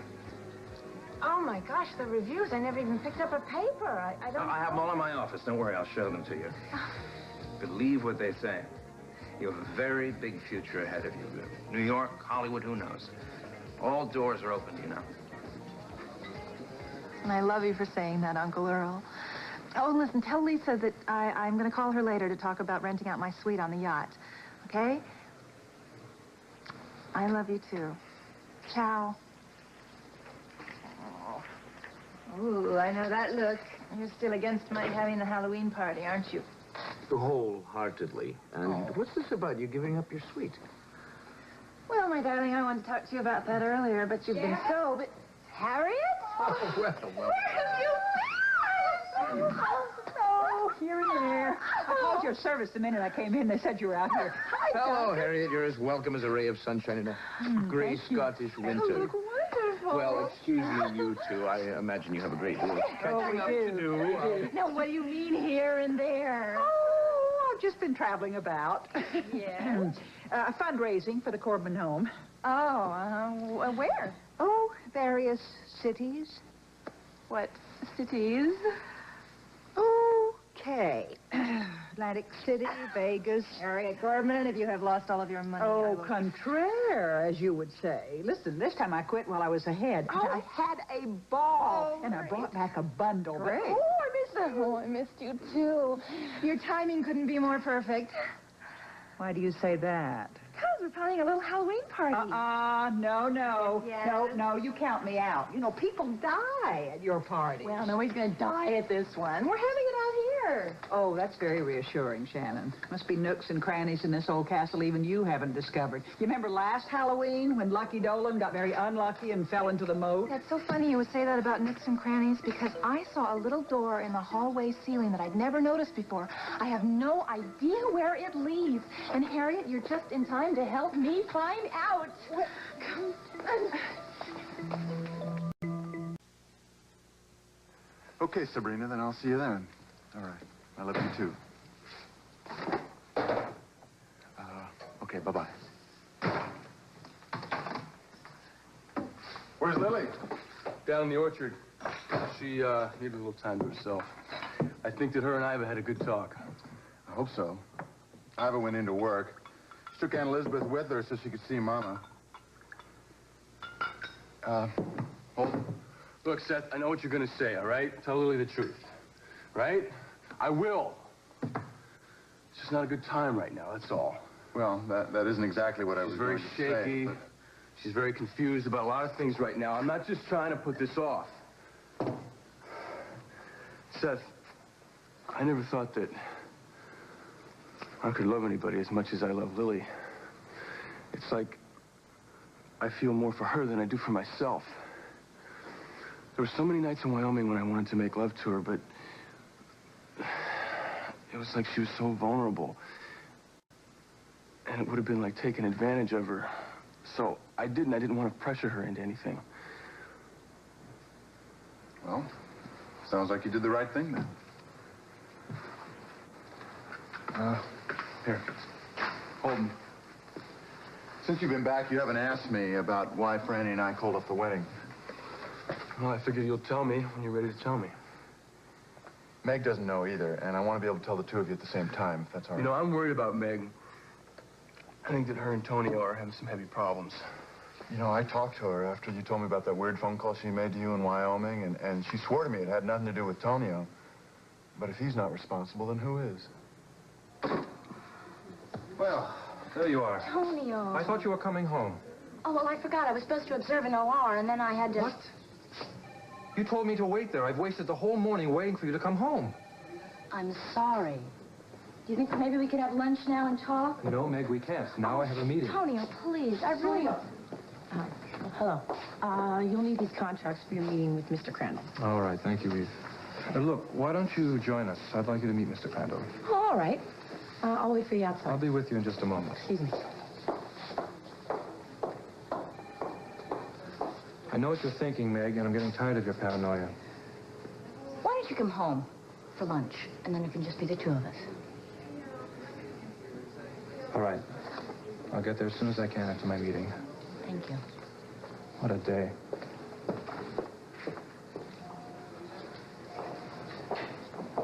I can see you this afternoon, Emily, but not for another hour. That'll be perfect because I have another doctor's appointment anyway. You seem very tense. Have you gotten any more of those calls? No. As a matter of fact, I wish that was the problem. It's a lot worse than that. I need help. Oh, Harriet, don't you just love it? Duncan, who is she? That is my great-great-great-grandmother, Margaret McKechnie, old Angus' wife, known as Maggie, to be exact. Look at her. I just adore it. According to the stories that have been passed down over the years, she was very much like you, gregarious and beautiful. Oh. And she apparently had the soul of a gypsy. Darling, you'll turn my head, but don't stop. I haven't seen that in a very, very long time. I have just had an inspiration. Why don't I come to the Halloween party dressed as Margaret? Would that bother you? No, do as you like. What do you think, Harriet? Does it matter? I could make this dress, and I could put my hair up like that, but where on earth would I ever find a brooch as special as this? It's beautiful. Wherever did you find it, James?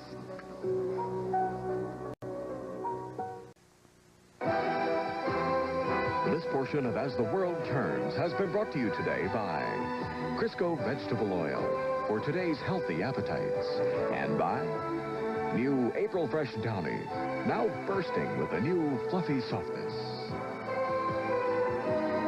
We'll continue with part 2 of As the World Turns in just a moment.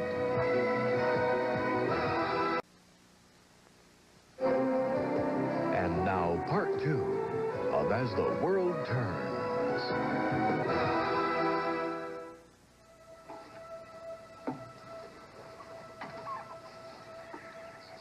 Ava, please don't be mad. I know it was wrong to run away, but I could not stay in New York. I couldn't face my mother. I didn't know where else to go. It's all right. Everything's all right, Lily. You're here with me, right where you belong.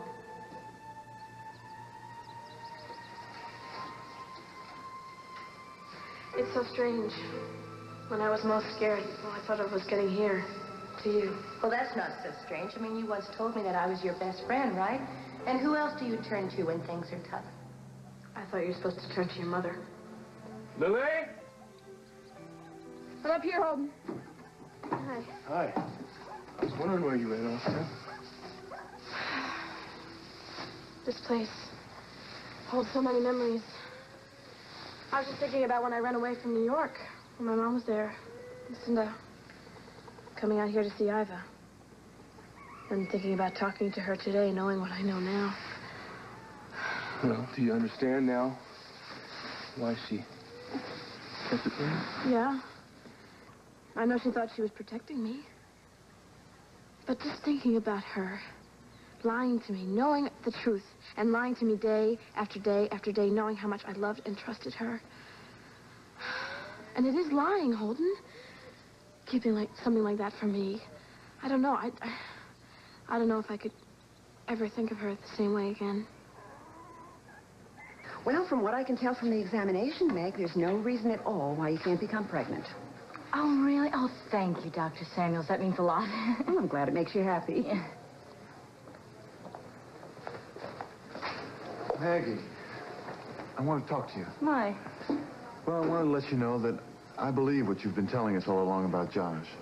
Oh, Seth, that means so much. I also want you to know that I am still your big brother, and even though you're an old married lady, you can still come to me and ask me for help, no matter what. I love you very much. I know that. Thanks. So are things going all right between you and Tonio? Well, would I be trying so hard to make you an uncle if they weren't? I didn't know that you were planning on having a baby. Yes. Well, Antonio wants a child so much. What about you? Well, I want a child, too. And I don't know. I think it's time. Well, it's just a big step. Don't you think I'm ready for it? No, I didn't say that. I was just mentioning it, that's all. Look, I'm going to go see Mama. You want to come along with me? Okay. Well, I got a class, but I'll walk out. Okay.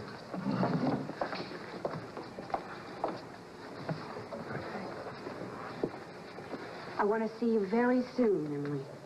You're under a lot of stress right now. We have to deal with that so it doesn't cause problems with your pregnancy. I just feel so trapped. If James is this obsessed with Paul, I mean, what is he going to do when he finds out that I'm carrying his child? I still think you must go to the police. I can't do that. Look, there are just so many different people who have something to do with this, and I don't want to hurt them, and it's all because I was so stupid to come back here and get involved with James again. I'm just glad I have you to talk to. I can't talk to my family about any of this. And you realize, of course, your family is going to know sooner or later about the pregnancy, whether you tell them or not. Sure. Pam, I know that you're upset because Lily's back, but you don't have to be. You know how I feel about you. No, I don't. Why are you saying that? Monica just came here and asked me to go out, and I turned her down. What does that mean to you? It means that Monica will just have to throw her little hook back into the water and keep fishing. Is there anything else you need? No. You thought of everything. The call to Al Munson, the flowers to Sierra.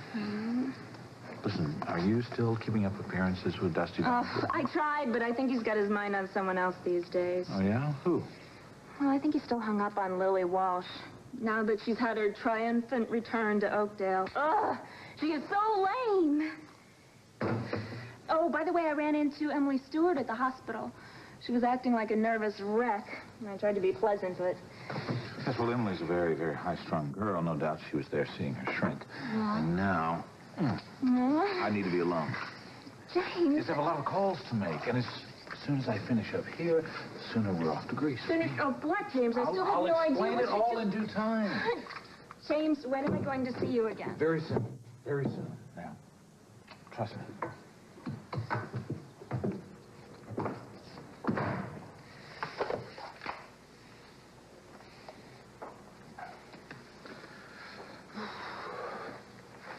Yes, hello.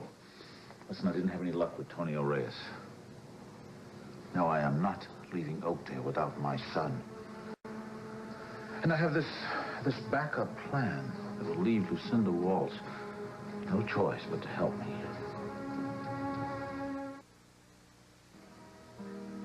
Ah, Margaret, how deceptively peaceful you look. Sad. But a blessing you died so young. You never had to see what poor old Angus became. And that was the beginning of the... Talking to yourself again, mon cher? I'm afraid so, lassie. A nasty habit I've fallen into living alone. Oh, how could a man as handsome and wonderful as you ever live alone? Well, I'm a lucky man to have you with me. Dad, look who's here. Oh, honey, we were going to call, but no, your uncle said no. Let's just come in and surprise them. Hello. Hi. Hi. Look, what? Wait a minute. What is this? This is Duncan's great-great-great-grandmother, Margaret, bride to the infamous Angus, and she's given me a wonderful inspiration for the Halloween party. 18th century costumes. What do you think? You know what I think? This Halloween party is the worst idea you've had since the last Halloween party. I'm afraid I agree with your Uncle Earl, lassie. Pish posh. I can't believe you're letting those unfortunate incidents of the Murders. There were murders. All right, murders. I can't believe you're letting them spook you out of celebrating All Hallows Eve. Shannon, it would be the height of folly to admit a bunch of people into this castle, all in disguise, particularly when Stenbeck is still on the loose. No. James is in Florida. Who told you that? Hal Munson got a call last night from a woman in Florida who said her life had been threatened by Stenbeck. Well, that proves absolutely nothing. In fact, it alarms me. It's just the kind of smokescreen Stenbeck could throw up when he's about to make an appearance here. Well, he could be here already. Shannon, I like the idea of this party less and less. Shannon's been talking to me about moving in here. Now, I'm counting on you to talk her out of it. Well, you overestimate my powers of persuasion, Earl, when Shannon makes up her mind. Duncan, I know that I was wrong about you being the Falcon. But I also know that you've got a long list of secrets. And you don't. What is that supposed to mean? Just that I think there are probably one or two secrets about your past that you're keeping. Not from Lisa. No. I shared all my secrets with her before we were married. Now, I think there's a great deal that you're keeping from Shannon, and I warn you, if she comes to any harm because of the enemies you made, Don't you get it? I would gladly lay down my life before I'd let any harm come to a single hair on your niece's bonny head. Oh, that's nice. It was absolutely the most romantic time in the whole world. Oh, Lila was just sensational. You should have seen her. When she looked out and she saw Casey standing there, she sung this song just for him. Oh, and Tom and Margot were there, and I am just hoping so much with all my heart and soul that something, develops between the two of them before they get back.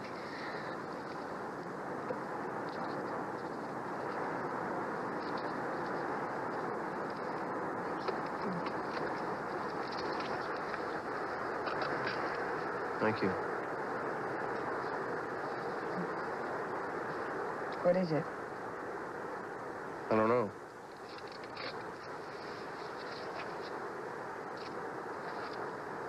Dead, I think, at least. That's good.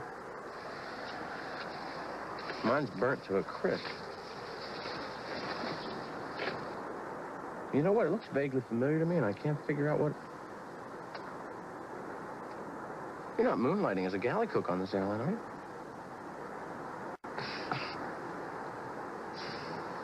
Well, I just thought...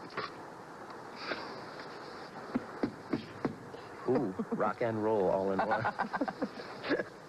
It's nice we can still laugh, huh? Ooh. I'm sorry about this morning.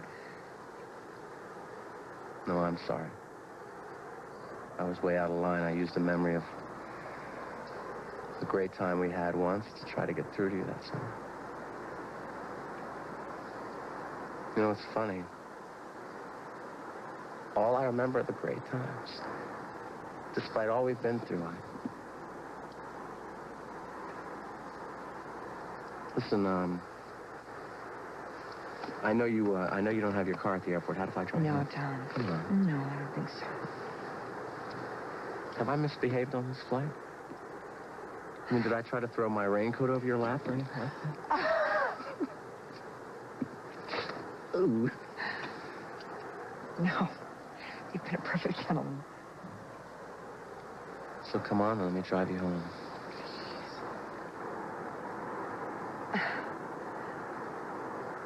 right if the little things mean so much to you. So important. The little things are very important to me, Martha. That's what I've been trying to get you to understand.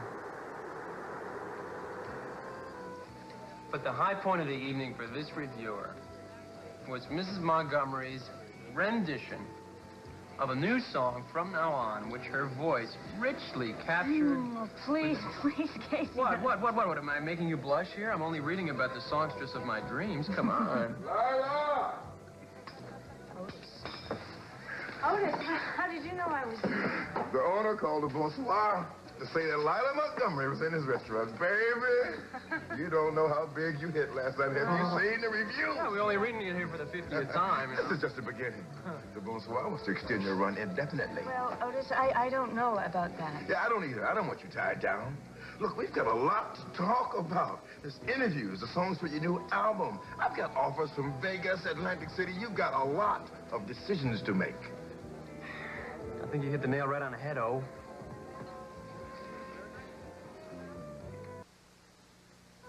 Otis, this is really happening so fast.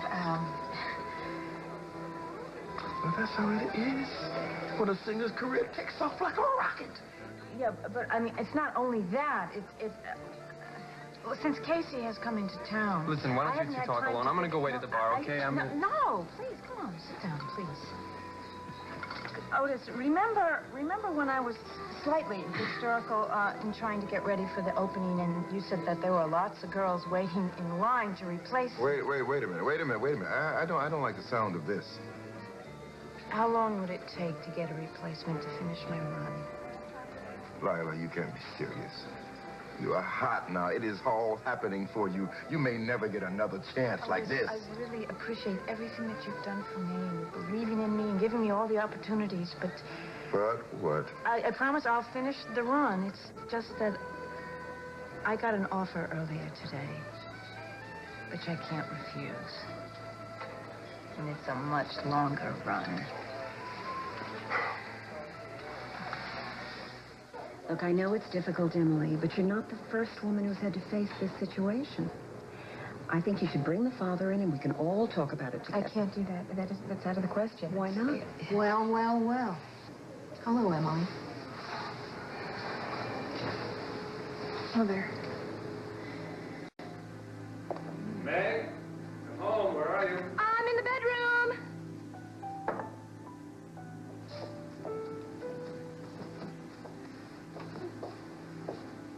Hi. I thought you were asking me home to have some lunch. Come on, let's eat. No, everything's ready. Come on. Come sit down with me. I want to talk to you. You know, there's been a lot of tension between us. I mean, actually, we've been a lot like strangers lately. This is the only thing that's really been working for us. You mean our bed? Well, I don't think we should question that. I think a lot of couples would probably gladly trade places with us. But I want everything in our marriage to work. I mean, not just sex. I want to be your friend and your partner as well as your lover. Meg, what is all this leading up to? Well, what if I were to come home one day and tell you I was pregnant? Are you pregnant? Well, no. Just suppose. You want me to tell you what I would think if you told me today that you were pregnant? Honestly. Yes, honestly. Well, Meg, considering the fact that I've been out of town for quite a while, if you told me you were pregnant, I would probably be suspicious. You would think I would have been unfaithful and carrying another man's child? Meg, what is the matter with you? Why these hypothetical questions? Why did you bring this up in the first place? Why do you have to be so mean and so cold and spoil everything all the time? All I wanted to do was...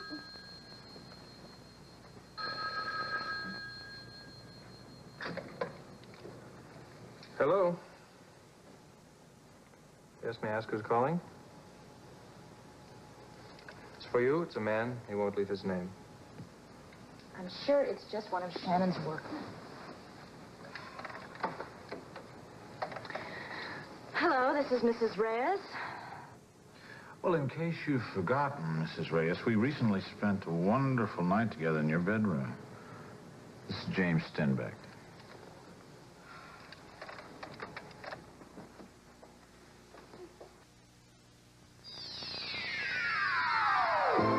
Stay tuned for Guiding Light, next on most of these CBS stations.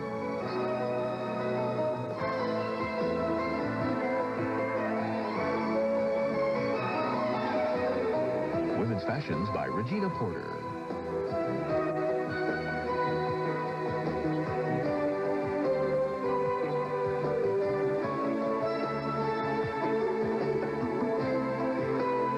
Join us tomorrow for the Emmy Award winner as the world turns.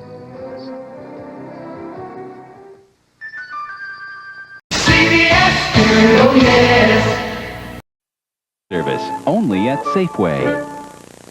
Jerry Brown's weather, weeknights on News 7. The following is based on an actual court case. The crime of burglary is not punishable by death. When his rattlesnakes kill a burglar. I thought the robbers would believe the sign. Was it a last resort? The last 2 years I've been hit 16 times. Or was it manslaughter? Vardis Fisher took the law into his own hands, and Frank Sterling died as a result. Judge Jill Jakes and Judge Lewis Welsh preside, where the issues are real, the decisions are final. Superior Court.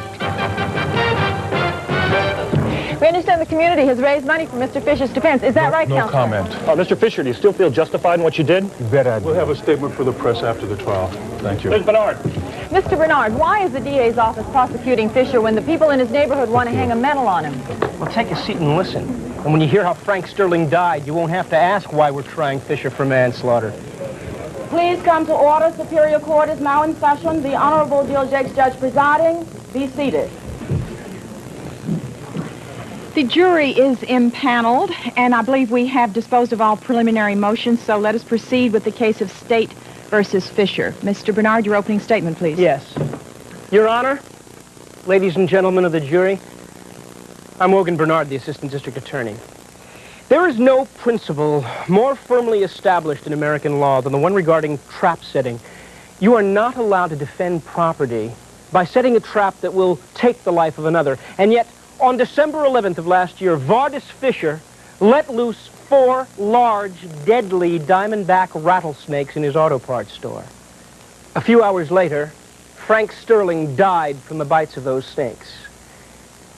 Now, once you have heard all the facts presented here today, I am sure that you'll agree with the state that Vardis Fisher is guilty of manslaughter and should be sent to prison for the maximum sentence of 11 years. Mr. Willoughby, statement for the defense, please. Thank you, Your Honor. Ladies and gentlemen, I'm James Willoughby. I represent Vardis Fisher. The prosecutor left out some crucial facts in his opening comments. Mr. Bernard failed to mention the almost total failure of police protection in Mr. Fisher's neighborhood.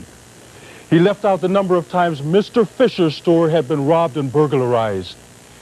He omitted the large sign that Mr. Fisher had posted to warn potential burglars of the snakes that guarded his store at night. Vardis Fisher is a law-abiding, hard-working citizen like all of you.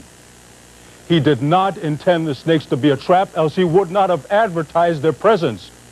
He meant them to scare off the burglars who were driving him out of business.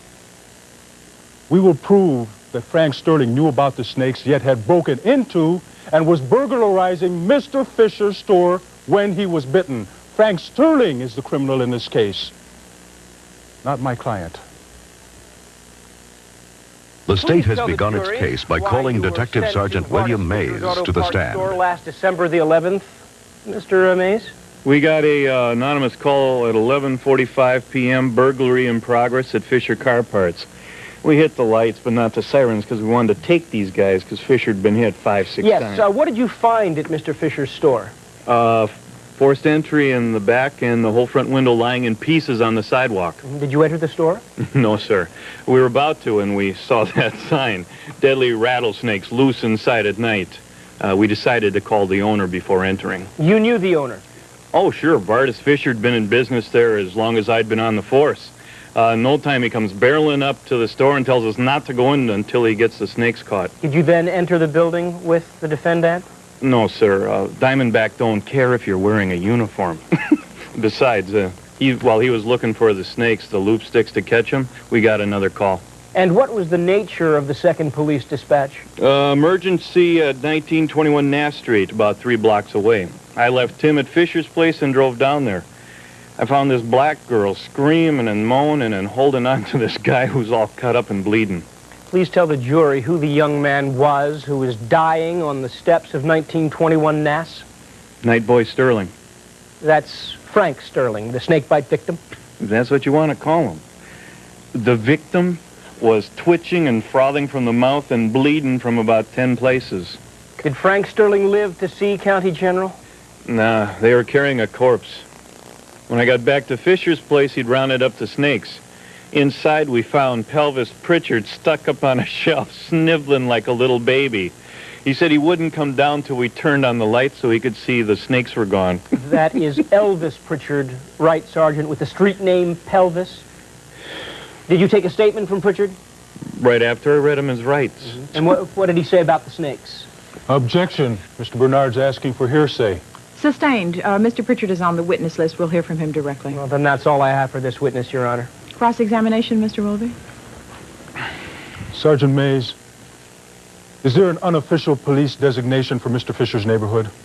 Yeah, Mr. Fisher's store is west of Pecos Street, and we got a saying down at the station. There is no law west of the Pecos. Can you tell the jury why you say that? Oh, well, it's the highest violent crime rate in the city. No cop goes in there without their hands on their gun or a backup close by. Tell me, Sergeant Mays, did you know Night Boy Sterling well? You mean Frank? Sure. I mean, down at the station, he was a fixture. I collared him maybe 10, 12 times. Objection and move to strike. This whole line of questioning is irrelevant. Irrelevant? Come on, Bernard. You're trying to hide Sterling's record so you can railroad the jury into Mr. Willoughby! Approach the bench. Mr. Willoughby, if you force me to declare a mistrial because of your careless remarks in front of the jury, I will hold you in contempt. Am I understood? Your Honor, the dead man was a Judge street Jeeves, you hood. heard the testimony. Vardis Fisher set an indiscriminate trap for anybody. If Mays and his partner had walked through that door, they'd have been bitten just like Sterling. And that is why Sterling's record is irrelevant. I agree, Mr. Bernard. The objection is sustained. The motion to strike is granted. Now go back to your places while I instruct the jury. Ladies and gentlemen of the jury, I am sustaining the prosecutor's objection to questions regarding the criminal background of Frank Sterling. Why is she doing that? Sterling was a thief. That's the whole point. He is not on trial. I'm sorry, Mr. Fisher. Please it's the ignore law. anything you may have heard in that Sometimes regard. you can sneak into the back door, but you can't get into the front. I'm sure going to try. Mr. Willoughby, would you like to continue cross-examination? Yes, Your Honor. Sergeant Mays, after Night Boy Sterling's body was removed, did you obtain a warrant to search his apartment? Yes, sir, I did. Well, we've got a list here of the stolen articles we found in his... Move to strike, Your Honor. Mr. Willoughby is trying to circumvent your previous ruling. Motion granted. Jury will disregard the answer. Mr. Willoughby, you have been warned, and I will not warn you again. Drop this line of questioning, or you will be in contempt. Sorry, Your Honor.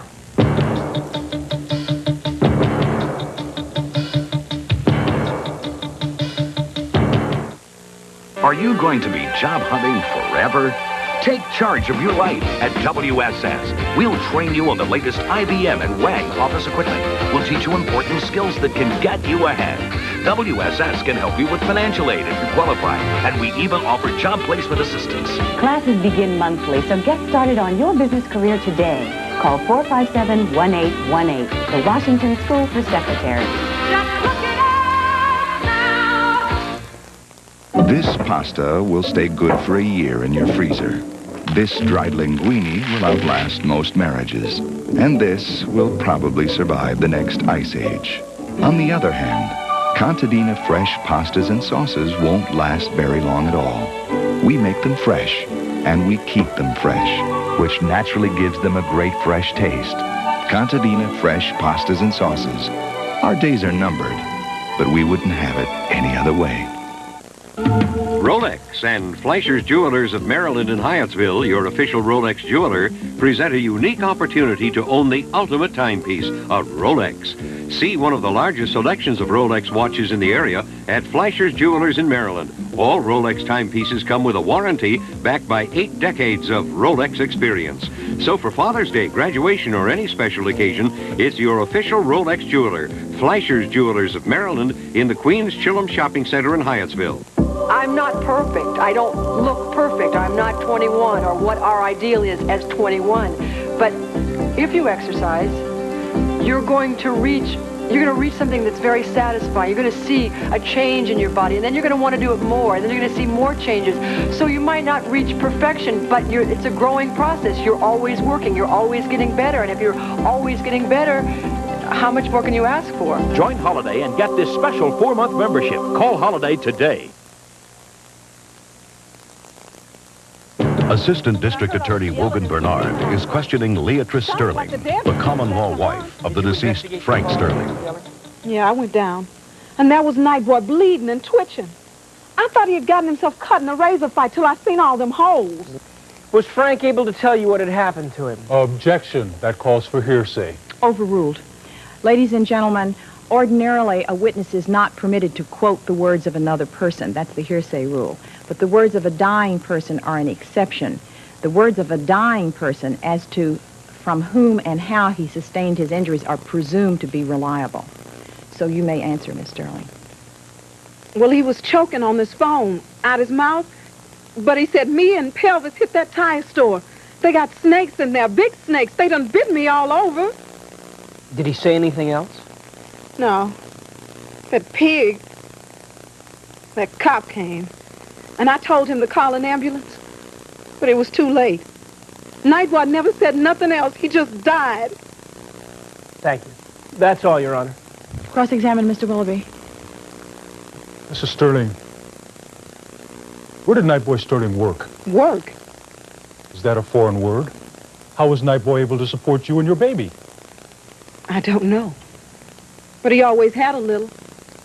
He never went to no 9 to 5, if that's what you're saying. Well, he had no job. Was Nightboy Sterling a thief? Your Honor, counsel is determined to flaunt the will of the court and the rule of law by asking irrelevant questions about Frank Sterling's alleged criminal behavior. Objection is sustained. Approach the bench. Mr. Willoughby, your conduct is outrageous. I hereby find you in contempt. And when this trial is over, you will be sentenced. Furthermore, if you continue in this vein, I will declare a mistrial. Sure, Your Honor. Call Deputy Assistant Coroner Inez Kirikawa.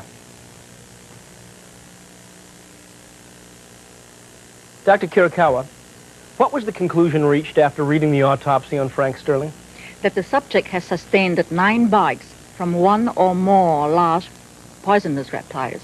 Did the police bring you the snakes that they found at Vardis Fisher's Auto Parts store? They did, and I brought one of them with me. What is the size and weight of this snake? This diamondback is about 3.5 feet long and weighs 5 pounds, about the same as the other 3. Would a bite from one of these snakes kill a normal, healthy man? Untreated, it would, in about 6 to 8 hours. What if 4 of these snakes bit a man a total of 9 times? What would happen? He would go into shock and die quickly. I doubt even anti-venom shots could save him. In your examination, Doctor, did you determine that it was Vardis Fisher snakes that killed Frank Sterling? There's no way to know that for certain. No way to know? Well, what can you say for certain, Dr. Kirikawa? That the venom I found in Frank Sterling's tissues is consistent with that of a large diamondback rattlesnake, like this one taken from Mr. Fisher's store.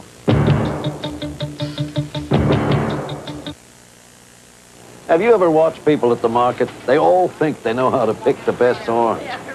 They squeeze, they tap, they shake.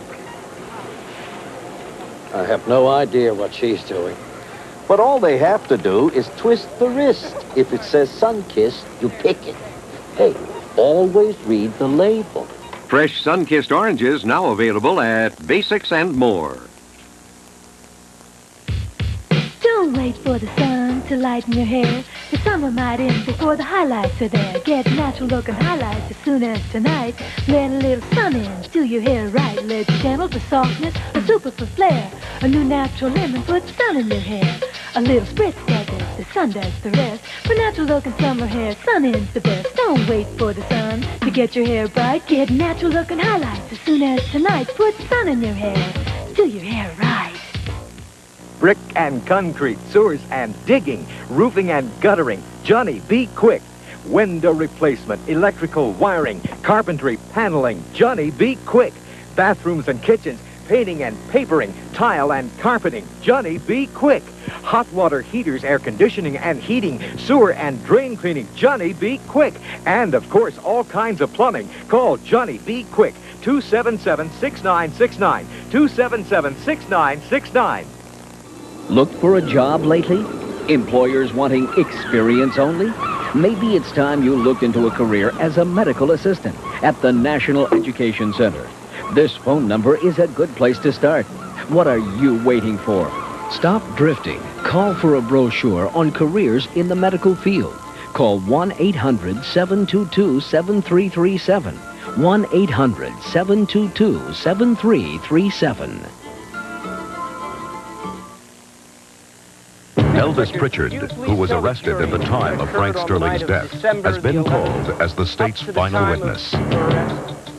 Did you then break into Fisher's car parts by way of the back door? Yeah, right, you know. Like, I needed some seat covers for my Impala, you know, and I wanted some, like, tape decks I could sell, you know, just doing business and stuff. So we went down there and got in real easy, man. It was like being home. Then Night Boy says, hey, man, did you hear that? And I said, hear what? And then I heard it. You know those things that they shake with the handles? What do you call those things? Maracas. Right, right. It was just like that, you know, like... Well, you know, I pull out my light, you know, and I start looking around, and boom, that's when I saw them. You saw what? The snakes, man, these huge snakes, you know, and there was one right in front of us, you know, his tail was kind of like, you know, wiggling like that, and then boom, got Night Boy right in the leg, man, like lightning. So I started climbing the shelves, you know, and I didn't stop till I hit the ceiling. And what about Frank Sterling? Was he able to climb to safety? He freaked. He started screaming and stuff, and I guess he tripped over something, because when I hit him with my light, he was on the ground, and there was all these snakes around him. And they were, like, just going back and biting him and going back and biting him, man. It was sad. Was he able to get up? Yeah, he got up. He had the snake attached to his arm. He kind of threw the snake on the floor, and then he hit it to the window, and he kept running until he was on the sidewalk. And then he kept going after that, man, just screaming and stuff. You then just stayed up on the shelf until the police came? Hey, I'd still be up there now, man, if the cops hadn't come. Thank you. No more questions, Your Honor. Your witness, Mr. Willoughby. Mr. Pritchard, where are you presently residing?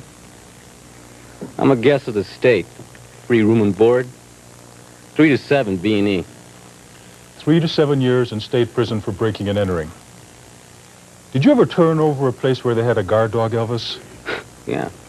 Those are the kind of places I like. It's real easy, you know. You just get some paregoric, put it in raw meat, give it to the dog. They're out like a light. So guard dogs were no problem. You said that being in Mr. Fisher's store was like being home. How many times had you and Night Boy Sterling broken into Mr. Fisher's store? Come on, Mr. Bernard gave you immunity to testify, didn't he? Mr. Willoughby. 8 or 9 times. It's all right, Judge. You know, the DA can't get me for them robberies. You see, I got a deal with Mr. Bernard, right?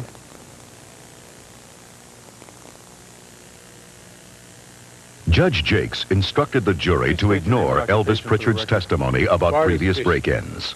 The prosecution concluded its case.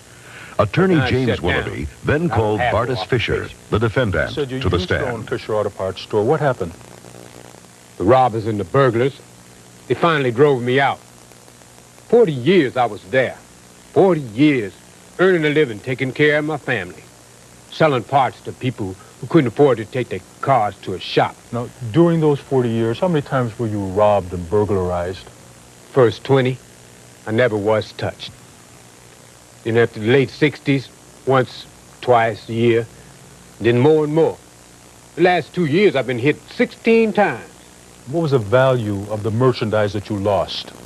$28,000. I added it up. I couldn't believe it. No wonder the insurance company dropped my policy. They was losing money, hand over fist. Now, could you tell the jury how you tried to cut down on the burglaries? I tried everything. I wired the windows. I bought steel doors. Nothing kept them out. The cops, they won't even come in my neighborhood if they don't have to. And they was always late answering a call. And the thieves, my goods would be gone. Did you consider guard dogs? You heard what Pritchard said. Dogs are useless. So when all else failed, you had the idea of putting snakes in your store? Yes. I had this buddy when I was in the Army from Idaho. He taught me how to catch big rattlers. We'd sell them to lads. Get a Christmas card from him every year. So I wrote him a letter asking him if I could get 4 or 5 rattlers. And he sent you the snakes? Right. Along with the loopholes to handle them and about 8 pages of instructions. Then I got that big sign painted. This sign? Right. I thought the robbers would believe the sign. I mean, what else was I supposed to do? Take a rattlesnake around the neighborhood, show everybody they was real? Mr. Fisher, did you intend to kill anyone with those snakes? No, I didn't. I just was trying to look after a property, my business. The cops don't help. The alarms don't help. I was just trying to look after what was mine. And now I'm up for manslaughter. What kind of justice is that, Mr. Willoughby? I don't know, Mr. Fisher. I really don't. That's all. Your witness, Mr. Bernard. You knew that the snakes that you had in your store were lethal weapons, didn't you, Mr. Fisher? As lethal as, let's say, setting up a shotgun on a tripwire so that anyone who walked in would be blown away. The door was locked at night. Nobody was supposed to walk in, climb in, or break in. Yeah, but they could have, right? I mean, Sergeant Mays and his partner almost walked into the waiting jaws of your deadly trap, didn't they? They saw my sign. Yeah, but what if someone couldn't read, or they couldn't see the sign because the street light was burnt out?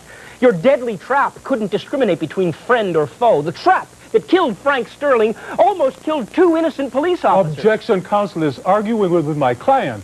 Sustained. You'll stop that, Mr. Bernard. Now, do you have any further questions? No, Your Honor. Defense rests. You may step down, Mr. Fisher. All right, Mr. Bernard, now you may make your closing argument. Ladies and gentlemen, you should not, you must not consider the fact that Frank Sterling was in the commission of a felony when he was bitten over and over and killed by Vardis Fisher's deadly trap. The crime of burglary is not punishable by death. And yet that's exactly what Fisher gave to Sterling. Vardis Fisher took the law into his own hands, and Frank Sterling died as a result of it. You must find the defendant guilty of manslaughter. Mr. Willoughby? Ladies and gentlemen, you heard Nightboy Sterling's common-law wife admit that he had never worked an honest day in his life. You heard the sneering admission of Elvis Pritchard that he and Nightboy Sterling had robbed and burglarized Mr. Fisher's store on numerous occasions, that they were well aware of that sign and yet ignored it in their haste to rob him yet again. Don't send the community a message that an honest man can't protect himself from thieves and street scum. Don't send Vardis Fisher to prison for doing what you yourselves would have done under similar circumstances. Tell this man and the community that you agree. Enough is enough. Ladies and gentlemen of the jury, we have in this case facts which may stir up strong emotions, but it is your duty to decide on the basis of law, rationally, not on the basis of sympathy, emotionally, whether or not Vardis Fisher is guilty. Now, I repeat, in your considerations, you must ignore any remarks about Frank Sterling's possible criminal background. Now you may retire to deliberate and attempt to reach a verdict. All rise.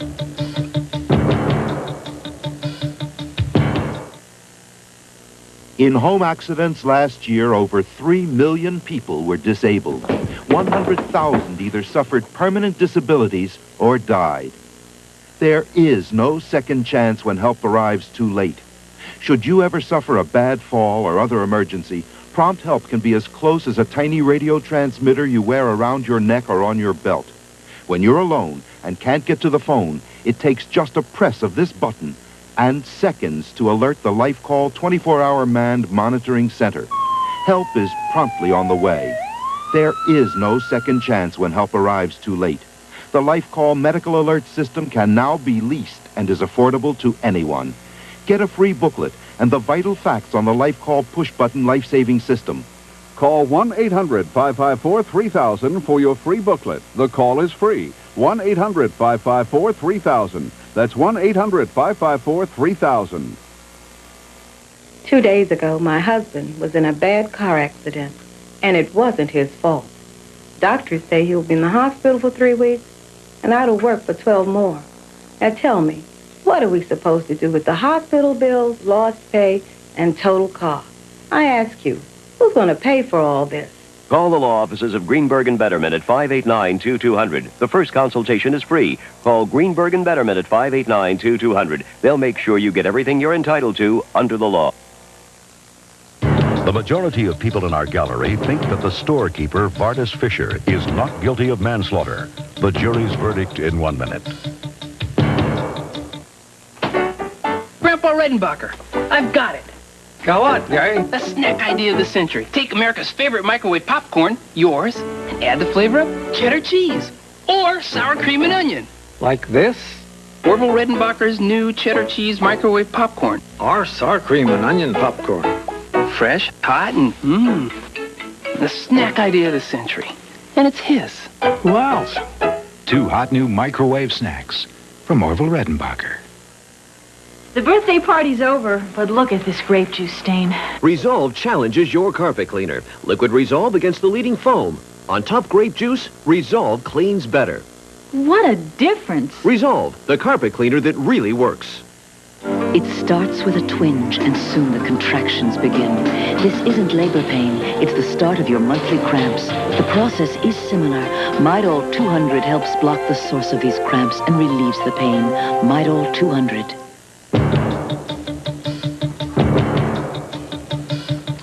Has the jury reached a verdict? We have, Your Honor. Will the defendant please rise? How does the jury find on the charge of manslaughter against Vardis Fisher? Your Honor, based on the instructions you gave us, we have no choice. We find the defendant guilty of manslaughter. But, Your Honor, we urge you to show Mr. Fisher mercy when you sentence him. Thank you. You may be seated, sir. Before we adjourn, I would like to thank the jury for the performance of their duty as citizens. But beyond that, I want to commend you for your willingness to follow the law despite the sympathy that you obviously felt for Mr. Fisher. It is extremely important, especially in difficult times when it may appear that the law-abiding citizen is the loser. All the more important, then, that we all follow the rule of law. If we take the law into our own hands, as Mr. Fisher did, it is a very short-term solution which quickly leads to anarchy. And please be assured, ladies and gentlemen, that this court can and will consider all the circumstances in imposing the appropriate sentence for the defendant. The jury is discharged. And by the way, in tying up loose ends, the court finds that the appropriate sentence for Mr. Willoughby's contempt of court is a $1,000 fine. The court is now adjourned. After receiving a favorable pre-sentencing report, Judge Jakes sentenced Mr. Fisher to 30 days in county jail and 5 years supervised probation. After serving his sentence, Vardis Fisher sold his business. Tomorrow on Superior Court. Those two murdered my son and took his money. Was a missing millionaire murdered by his staff?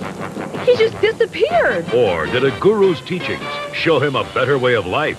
What was the subject of this Maharisi's lecture? The ability to literally retire from the world. The issues are real. The decision's final. Superior Court.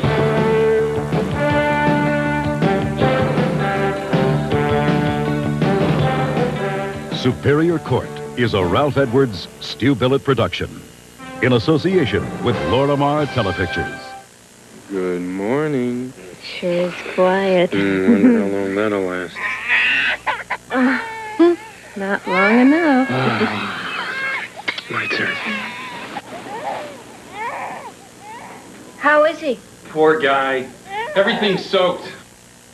There is a thin diaper that's virtually leak-proof, even overnight. This is it.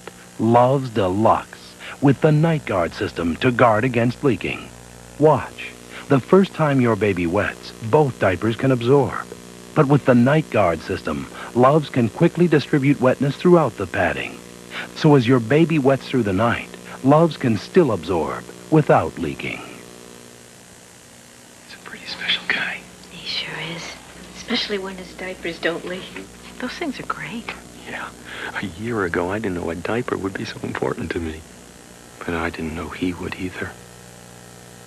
2 years ago, I wanted to get a job in the word processing field. So I enrolled in the Smith Business School Clerical and Word Processing course. I learned the skills I needed, and today I have a good job that I'm happy with. You can do it too. The Smith Business School can train you for a career in less than a year. Choose from courses in accounting and data processing, administrative assisting, word processing, or a course in clerical skills. Call 638-1700 for a career in less than a year at the Smith Business School.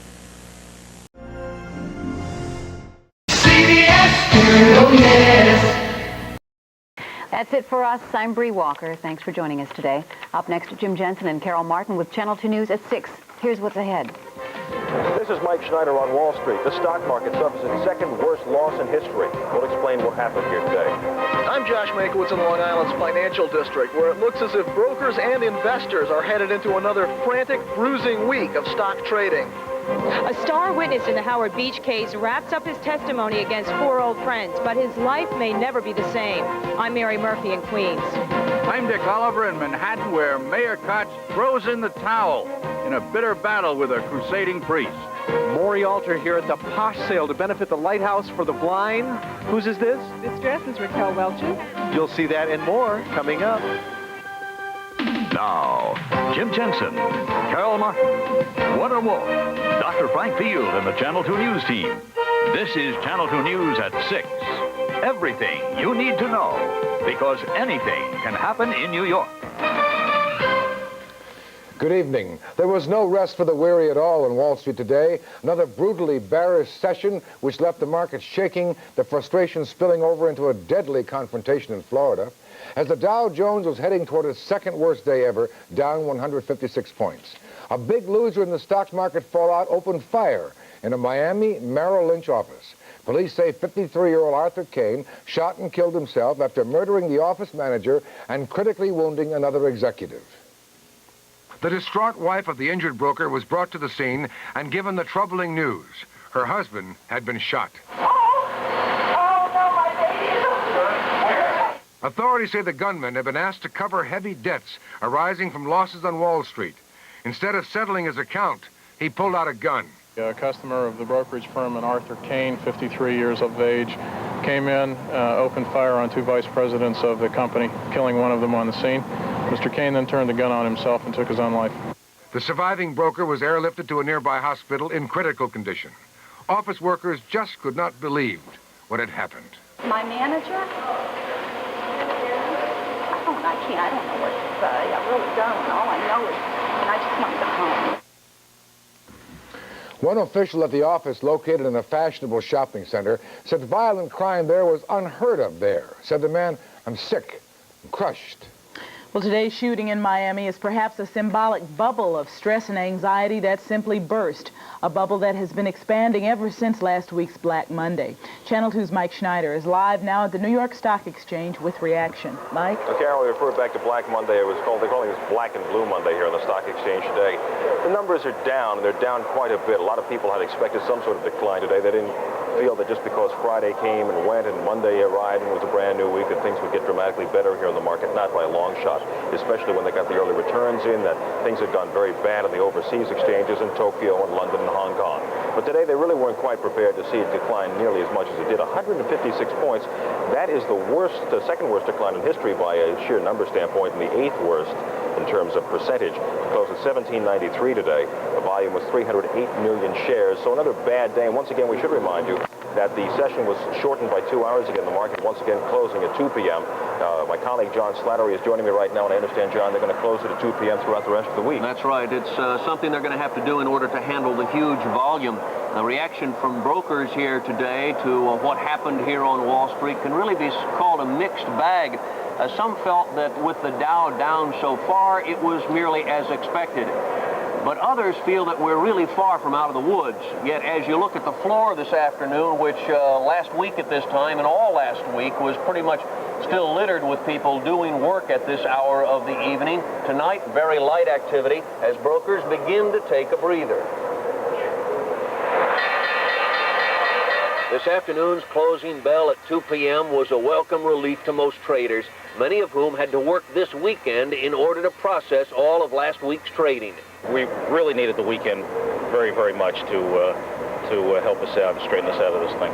Today, most traders said the atmosphere on the floor, despite the heavy trading, was much closer to normal. There was no panic, so I think that's the better side of the whole market. Even though the Dow was down? Even though it's down, no one's panicking, rushing in, killing each other just to sell their stocks. But plenty of stocks were sold. Losers outnumbered gainers 13-1. At 10 a.m., the Dow was down 85 points at 1865.71. At 11 a.m., the Dow was down 96 points. At noon, down 132. At 1 p.m., down 120 points. And at the close, down 156 points. It's a sign that a lot of us expected things will stabilize. We think that things will stabilize. Experts say the dip in the Dow would have been much worse today, duplicating last week when computerized sell-off orders kicked in, dumping huge lots of blue-chip stocks. But today, people were more in control, and computerized selling was pretty much suspended. Well, we had a meltdown, or a near meltdown, last Monday. Primarily, not because of anything happening in the economy, but because of these very sophisticated computer techniques. And that's eliminated today, and the market's coming back. The ticker, hours behind last week, was only about a half hour behind at its worst today and was with the market or just minutes behind much of the day. Slow compared to last week. Do you feel encouraged by this? Well, I feel encouraged myself, my own opinion, because I feel that people are waiting to see what the response is going to be from the government. And I feel the government's going to help us, you know. And while the exchange had planned to be closing early only 3 days, it announced late this afternoon it will close at 2 p.m. all the rest of this week. We want to assure everyone that the systems are continue to operate efficiently, and we are taking this action to assure that. So, a shortened day all the rest of the week. The volume, however, even on this shortened day, is still enormous, 350 million shares today. Brokers and investors hope that the selling and the losses will ease off and that some confidence will rebuild in this market. Michael? And perhaps a measure of the confidence will come not from here, but when we start getting the results of what happens in Tokyo, which the markets will be open there in a short period, and then London, of course, and Hong Kong, and once again back here. The question is, when will somebody start building the confidence for the other markets? Which one will take the lead first? And I guess that's something that the analysts really can't agree on. A lot of people are looking for that from Washington, hoping that the deficit can be reduced, and that's the argument over taxes versus savings. Okay, John. Let's go back to the studio. Mike and John, I don't want to be in a position of throwing gasoline on a fire, but have you heard any people down there speaking about genuinely now being really afraid of what's going to happen? I could not hear the question. I couldn't either, Jim. Jim, we're having a little audio problem. Okay. Can you not hear? Can you hear me now? Yes. Yeah. Have you met any people down there who now say they are genuinely frightened about what they think is going to happen? Sure. Yeah. Especially the younger brokers who, as we pointed out earlier, they have never really seen a bear market before, and they are frightened. And an awful lot of people who've taken their paper profits, reinvested them in more paper, expecting to have a huge windfall, have suddenly seen that completely wiped out. So now they're back to what they may have had a few years ago, square one. They may have had hundreds of thousands of dollars, and now they're pretty much wiped out. Some of the older brokers, we might add, express more confidence in where things are going, but we can't tell if they're truly more confident or just better at covering up their anxiety. Mike, John, thank you very much. Good reporting, gentlemen. Once again, the worries on Wall Street spread all over the world today. Stock markets overseas taking a brutal beating. Hardest hit was the Hong Kong exchange, open for the first time in 4 days. This was their Black Monday. Stocks plunging 33%. Hong Kong's worst one-day drop on record. In Tokyo, the drop was not so steep, close to 5%, but it's still the third biggest decline in the history of Tokyo's market. In London, despite fast and furious trading, the story was about the same. Stocks sinking more than 7%. And the dollar was also down today throughout the European continent. That could force up interest rates in this country to attract foreign investor money necessary to finance the United States budget deficit. And Jim, with all the focus now on that deficit, President Reagan began talks on it today with congressional leaders. Those talks are expected to focus on ways to trim the deficit by at least $23 billion, including possibly massive spending cuts and possible tax hikes. Although many Democrats are blaming the president for the deficit, the first session was described as hopeful. We do have some fundamental agreements. One of them is that we surely will go forward and achieve the $23 billion deficit reduction. The president said we're here to come together and get some agreement on the figures. I'm not going to lay any preconditions. I said the other night that all's on the table except Social Security, and we'll go from here. Well, President Reagan has indicated he is open to almost all proposals except cuts in Social Security. The talks continue tomorrow afternoon. Jim? While much of the economic turmoil is focusing on the big investors and their big losses, the small investors are sitting in the shadows, nervously watching their money. That story from correspondent Josh Menkowitz. 1 week after Black Monday, stockbrokers are discovering their clients' moods are still dark. They're extremely nervous. And what I've been telling them is to stay calm. It's my job to help them to protect their capital. Good afternoon, Todd Selter. Talk to me. The sense here in Great Neck is that while many continue to sell, their confidence either shaken or destroyed, some investors are looking for bargains, picking up cheap stocks while the market's low. Sometimes they get lucky. Terry, can you cut a check for Norman Cohn, please? How low will it go? How bad will it get? Merrill Lynch brokers get the word off the street via a squawk box. Other than possibly a break to marginal new lows, we've seen the worst in the Dow, and that it probably won't break substantially beneath Tuesday's intraday low. Who's safest? Perhaps those in safe stocks, utilities, tax-free bonds, and government mortgages. Harold Suss handles about 300 fixed-income clients. People are pretty realistic, and when you explain what a person's particular situation is, they're reassured and then don't call you for another day. Brokers had been hoping that shorter trading hours on the exchange would give everyone a chance to catch their breath and perhaps bring some stability to the market. But today's steep drop didn't do anything to restore investors' confidence. At the Charles Schwab offices in Great Neck, investors crowded around the Quotron machines and offered their own theories as to what caused the collapse and how to pull out of it. If the president doesn't reduce the deficit, everybody loses. But we're all going broke, and I got that wind in it. The value of my assets went down in half. And my attitude is just to sit back and wait and probably take a few years to recover. Both buyers and sellers tonight are looking at another week of uncertainty. Brokers are saying keep calm, but their customers don't see anything calming on the bottom line. In Great Neck, Josh Mankiewicz, Channel 2 News. Well, coming up, a shocking story from the witness stand.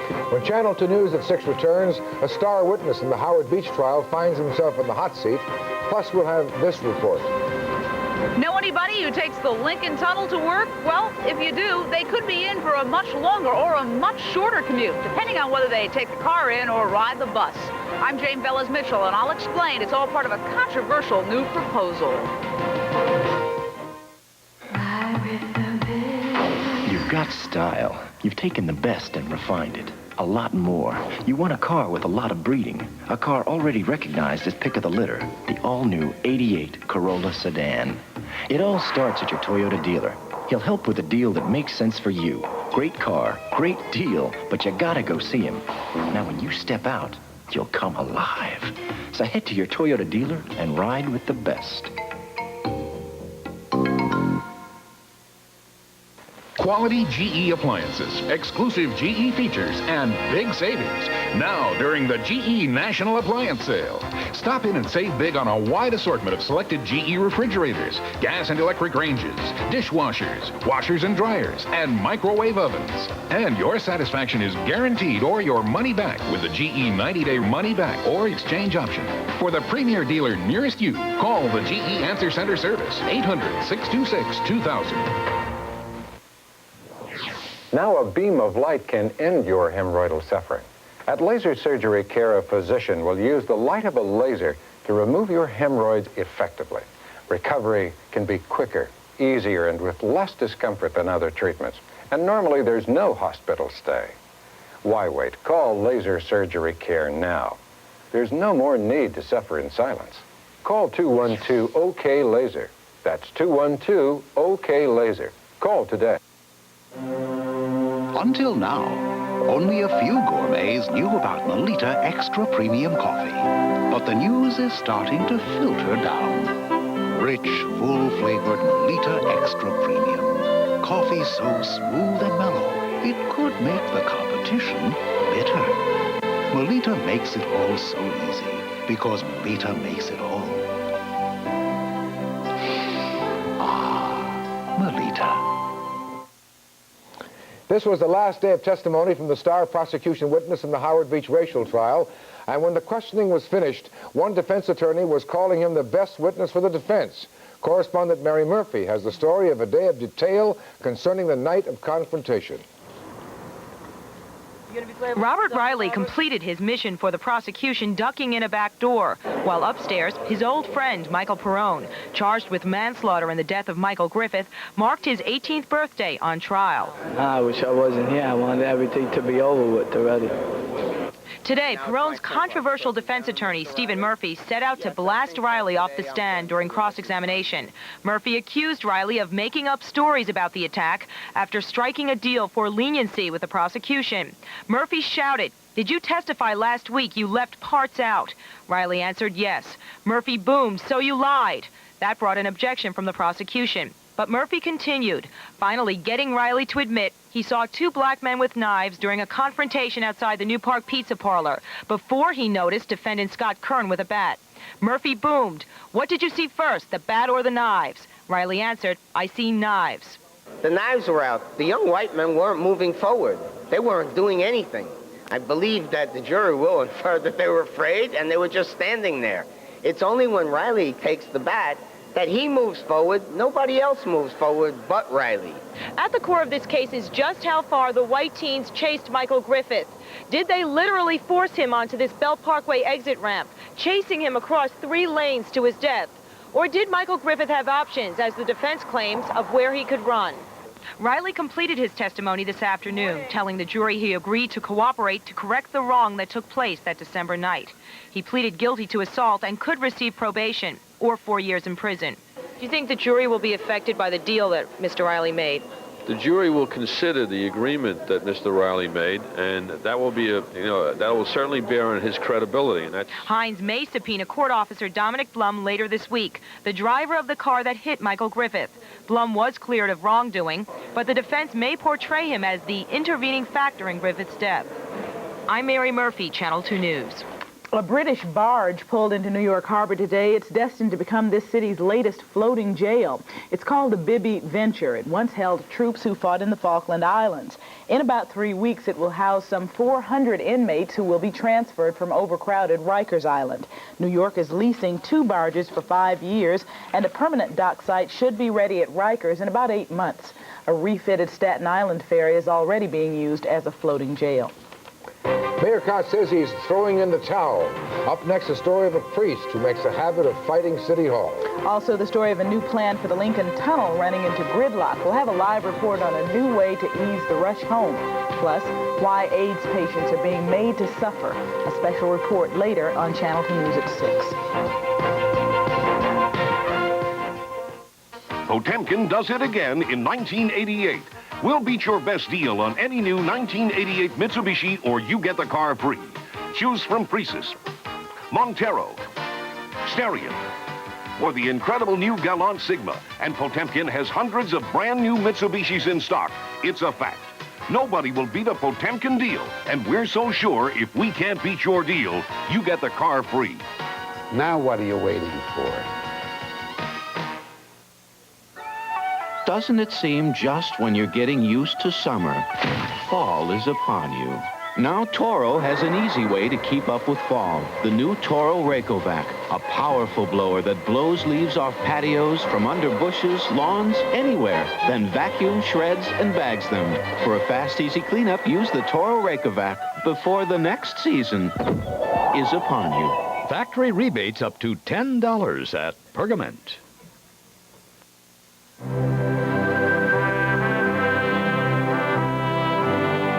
breakfast were as it was meant to be, it would be a centuries-old balance of fruits, grains, and nuts. The breakfast Europeans called muesli.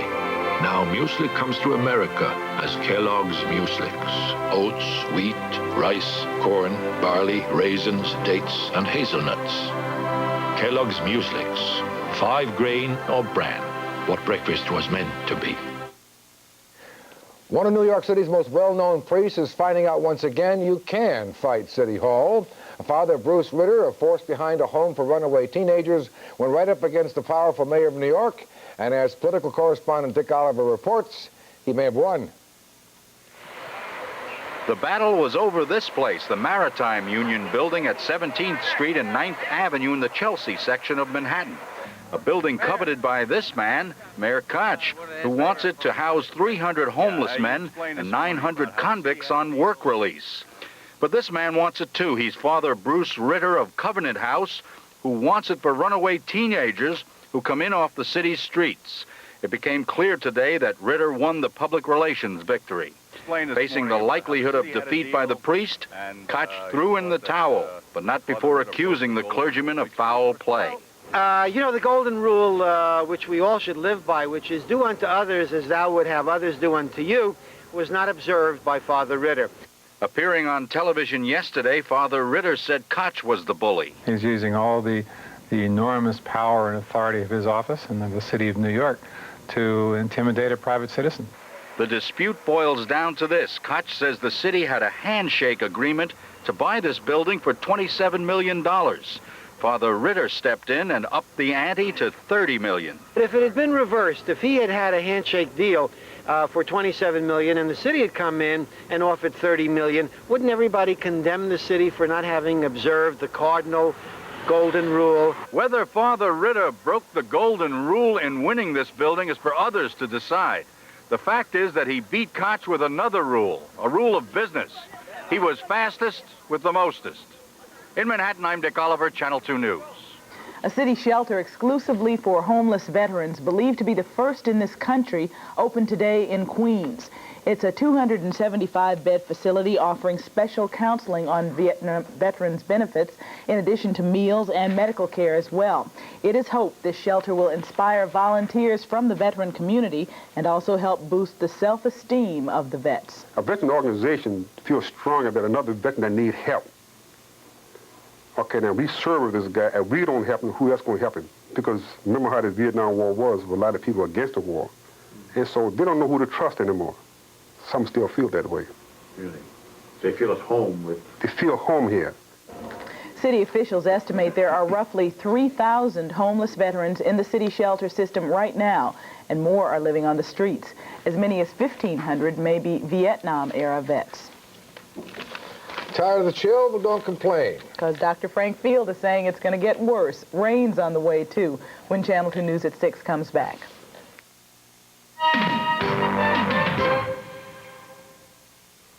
Getting strong is very taxing. Taxing? I don't pay federal taxes on what First Investors Tax-Exempt Fund earns. That's risky. No, First Investors Tax-Exempt Fund is AAA rated, and the securities in its portfolio are insured. You don't see that often. Right. First Investors Tax-Exempt Fund seeks to deliver tax-free dividend income every month. I'll never handle that wait. You don't have to wait. Call 800-237-3500. Think first, then invest. First Investors Tax-Exempt Fund. Friends, me and my Sledge-O-Matic would like to tell you about a carpet treated with amazing new Scotch Guard stain release. Why? Because it's easy to stain a carpet. It's just this easy! Of course, when your carpet's protected with Scotch Guard stain release, cleanup is just this easy. And how do you get a carpet protected with new Scotch Guard stain release? It's just this easy.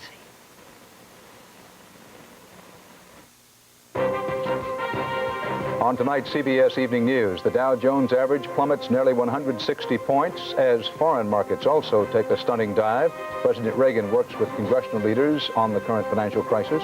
In Miami, a man with heavy stock losses enters a brokerage house, shoots 2 people before killing himself. And London tabloids headline not with financial news, but with reports of a royal marriage possibly on the rocks. That and more following Channel 2 News at 6. So stay here with us. time was, it was the news or the times or the news. Now everybody wants to know, how's New York Newsday doing? Circulation's up. Brooklyn, Queens, all around Manhattan. It's become New York's fastest growing paper. And growing faster every day. New York Newsday is taking a stand in New York. Yeah, one stand after the other. New York Newsday, on top of the news. And ahead of the times. Low price, you hear it from everybody. But there's got to be more to audio, video, and appliances than just a low price. At Newmark & Lewis, you get the lowest price and much more. A bigger and better choice. Salespeople who listen and explain. A company that cares about you. Newmark & Lewis, much more than just the lowest price. If Lewis is watching. The new immigration law can be confusing for illegal aliens who want legal status. Catholic Charities can help with the process. Call today and reach out. Well, here's Dr. Frank Field. Jim had a great weekend. How was yours? Mine was fine. What did you do, Jim? Don't want to tell me. All right. Isn't that a nice one? Well, and the weather helped. The weather was good, and the weather was good today, too, but I'm afraid we've got some showers heading this way. Right now in the Midtown area, the temperature is 50 degrees. We're up to 59 this afternoon. The relative humidity, 34%. Winds are calm. We've got a falling barometer. The big ridge of high pressure, when the high moves out, the barometer begins to fall and slide off, and that's just what's happening. But the mild air will be around for just a short while. There are the clouds and the showers that are moving in this direction. There's a little bit of a low-pressure storm system down the lower Mississippi Valley, so between the two, the cool air that's pushing eastward and the low that's beginning to form right down in the lower Mississippi Valley, where they've had lots of showers and thunderstorms, we're right on track, because this low will move right up along the coast. The big cool air mass triggering off showers ahead of it will move in too. So between the two, we're going into some showers by late tomorrow night, and into part of Wednesday, a good part of Wednesday. But by Thursday, the dome of high pressure moves in and takes over. So the forecast for the metropolitan area for tonight, it will remain mostly clear and quite cool once again. Poughkeepsie was down to 19. They'll get down into the low 20s once more tonight, and here in the city around 40 to 45. Tomorrow, we're looking for increasing clouds during the day, sunny to start with, increasing clouds during the afternoon, and by evening, scattered showers moving in our direction. The 5 days ahead, once those scattered showers move in, they'll stay with us into Wednesday. Then as the colder air moves in, a clearing trend sets in Wednesday, and we have some cool weather once again, mid-50s on both Thursday and Friday. We also have a reminder for you that coming up later tonight at 11:30, we have a special, a half-hour special. Hundreds of people will die in the tri-state area in fires this year. Most of these folks die because they just don't know what to do when fire happens, and they wait too late to learn how. So tonight at 11:30, we'll have a half-hour special, tell you what you can do in a fire, whether you live in a private home or in an apartment, the steps you should take and the things you should know about fire. Carol? Okay, we'll be watching. Thank you, Frank. I'd urge everyone to watch. Tired of just spinning your wheels? Well, up next, a new plan to ease rush hour traffic from New Jersey runs into a roadblock. Also coming up, the anguish of AIDS. Those in need are being refused treatment. We'll have a special report when Channel 2 News at 6 continues. I want the news in a flash, so I listen to 10-10 Wins 2, 3, 4 times a day. You give us 22 minutes, we'll give you the world. New York. Keeping a business here is tough, but I can't imagine leaving. Con Edison can help. Through Project Appleseed, we offer reduced electric and gas rates to businesses that start, relocate, or expand in certain areas. Project Appleseed, because we want your business here in New York. This is New York. This is where I belong. Con Edison, the energy of New York. Of the 4,000 beers brewed in Germany, only a few have made it to America. And the one that's made it to the top is Beck's, the #1 imported German beer. When you look better, you feel better. There's no better time than now to start looking better and feeling better. New York Health and Racket Club. Experience it. You may know this feeling. Motorists who use the Lincoln Tunnel often feel like they're sitting in a parking lot, paralyzed by backups that can certainly jangle your nerves. If you think it's a tight fit now, though, consider there may be one less lane for cars to use. That is because it may be turned over to buses. Channel 2's Jane Velez-Mitchell is live now at the Lincoln Tunnel with that part of the story. Jane? Well, Carol, we are here at the mouth of the Lincoln Tunnel on the New Jersey side, which you might say is a hill in the battle over public transportation. On the one side, you have the people determined, no matter what, to drive their cars through the tunnel into the city. On the other side, you have the bus riders. Now, ever since they set up a special bus lane into the Lincoln Tunnel in 1971, more and more people have opted to take the buses in. In fact, there are now major traffic jams in the bus lane during the morning commute especially. So the Department of Transportation wants to create a second special bus lane going east into the Lincoln Tunnel during the morning commute. That should cut the bus commuters' average ride down by about 20 minutes. But all that extra bus traffic is expected to add about 20 minutes and possibly more to the commuters driving in their cars. So car owners hate the idea. We're having a tough enough time getting through here as it is, the cars. Another bus lane, it would be a hazard for us. I think that's a crazy idea.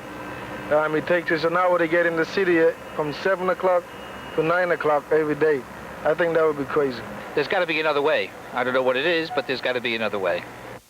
Now, specifically, the new bus lane would start about 6 miles out near the Meadowlands along Route 3, heading towards the tunnel. Critics fear it will create a major bottleneck at the juncture where Route 3, the Turnpike, and 495 meet. But still, even the critics admit there has to be some solution, that the state should encourage public transit. Now, this debate is bound to continue. In fact, it's going to continue tonight at 7:30. There's a public hearing at the East Brunswick Public Library, so you might want to go there and give your opinion on this subject. If approved, the new bus lane should go into effect sometime next year. That's a scene from here. Back to you in the studio. Jane, thank you. Up next, how AIDS victims are made to suffer. People who need help the most are being turned away, we're learning, and we'll tell you more when we return with part 1 of our special report. I'm Barbara Nevins. Tonight, our hidden camera follows as healthcare professionals turn away a person with AIDS.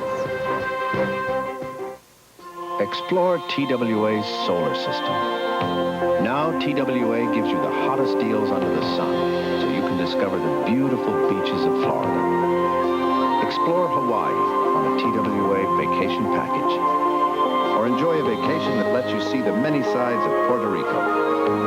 Or find the Bahamas and feel like you found another world. Explore TWA's solar system and find out how good we really are.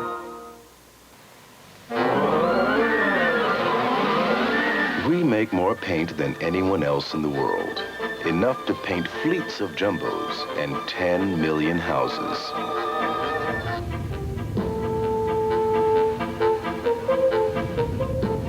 Last year, we made enough carpet fiber to lay a strip more than twice around the world.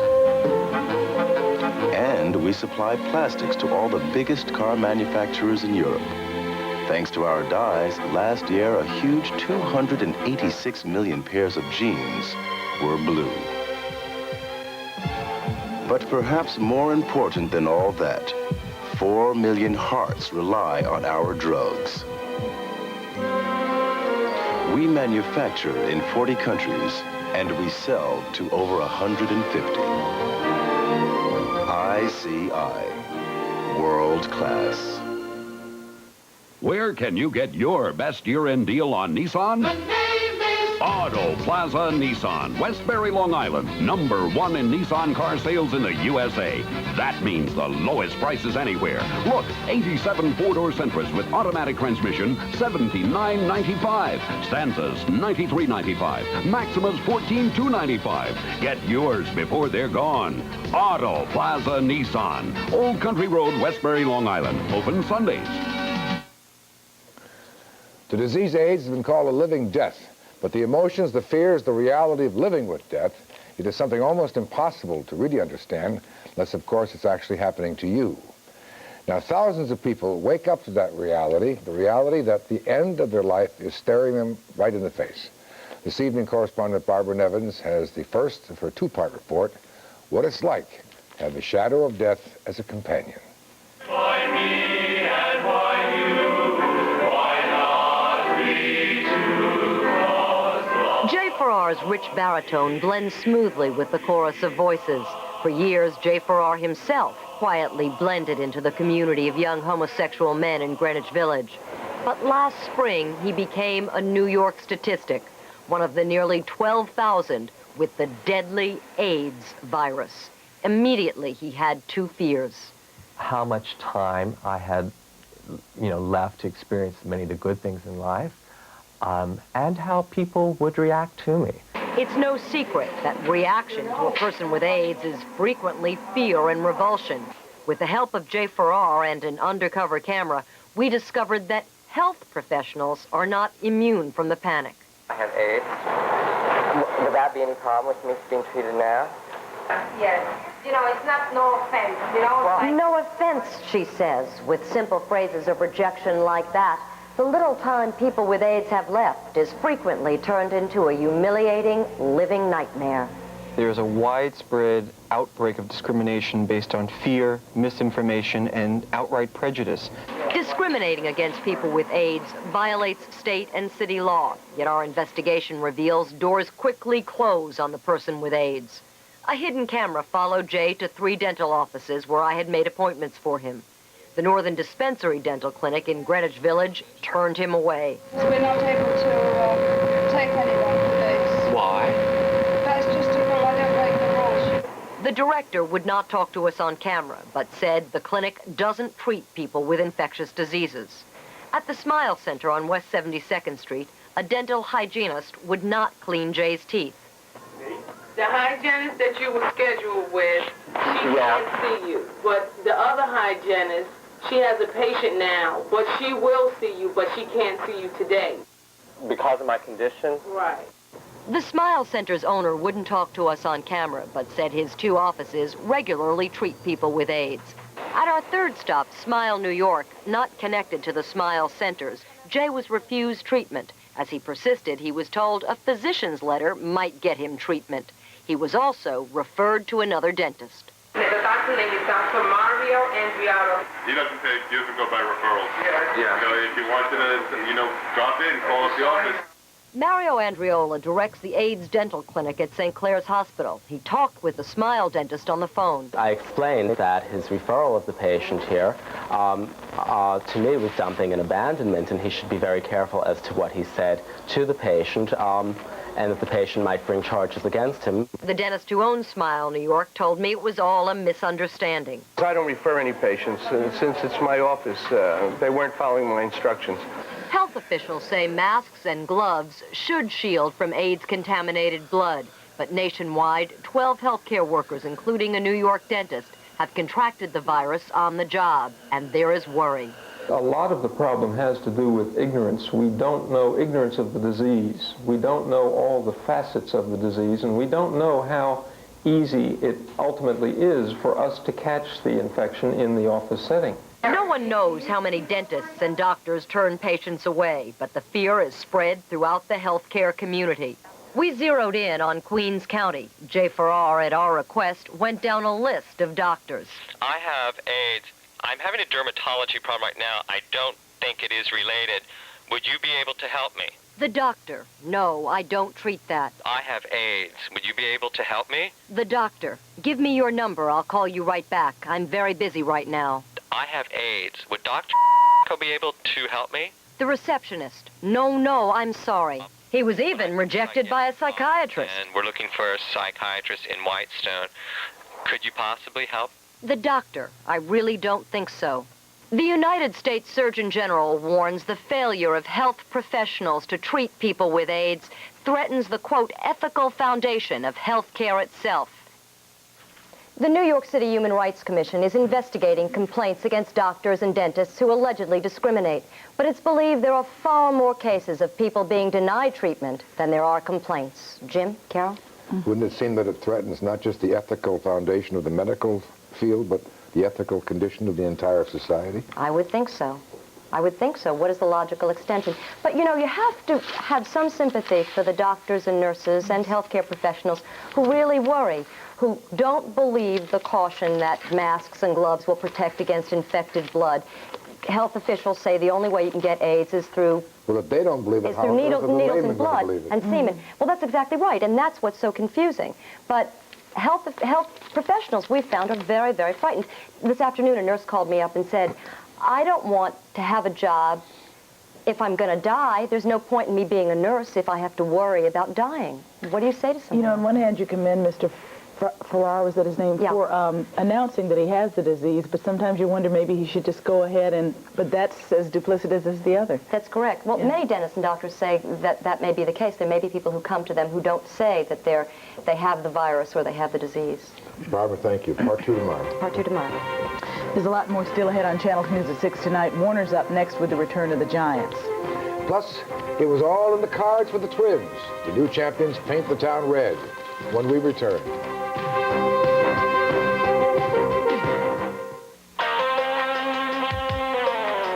Lewis is watching. Mark and Lewis. St. Louis is watching. Mark and Lewis watching the price. Giving great advice.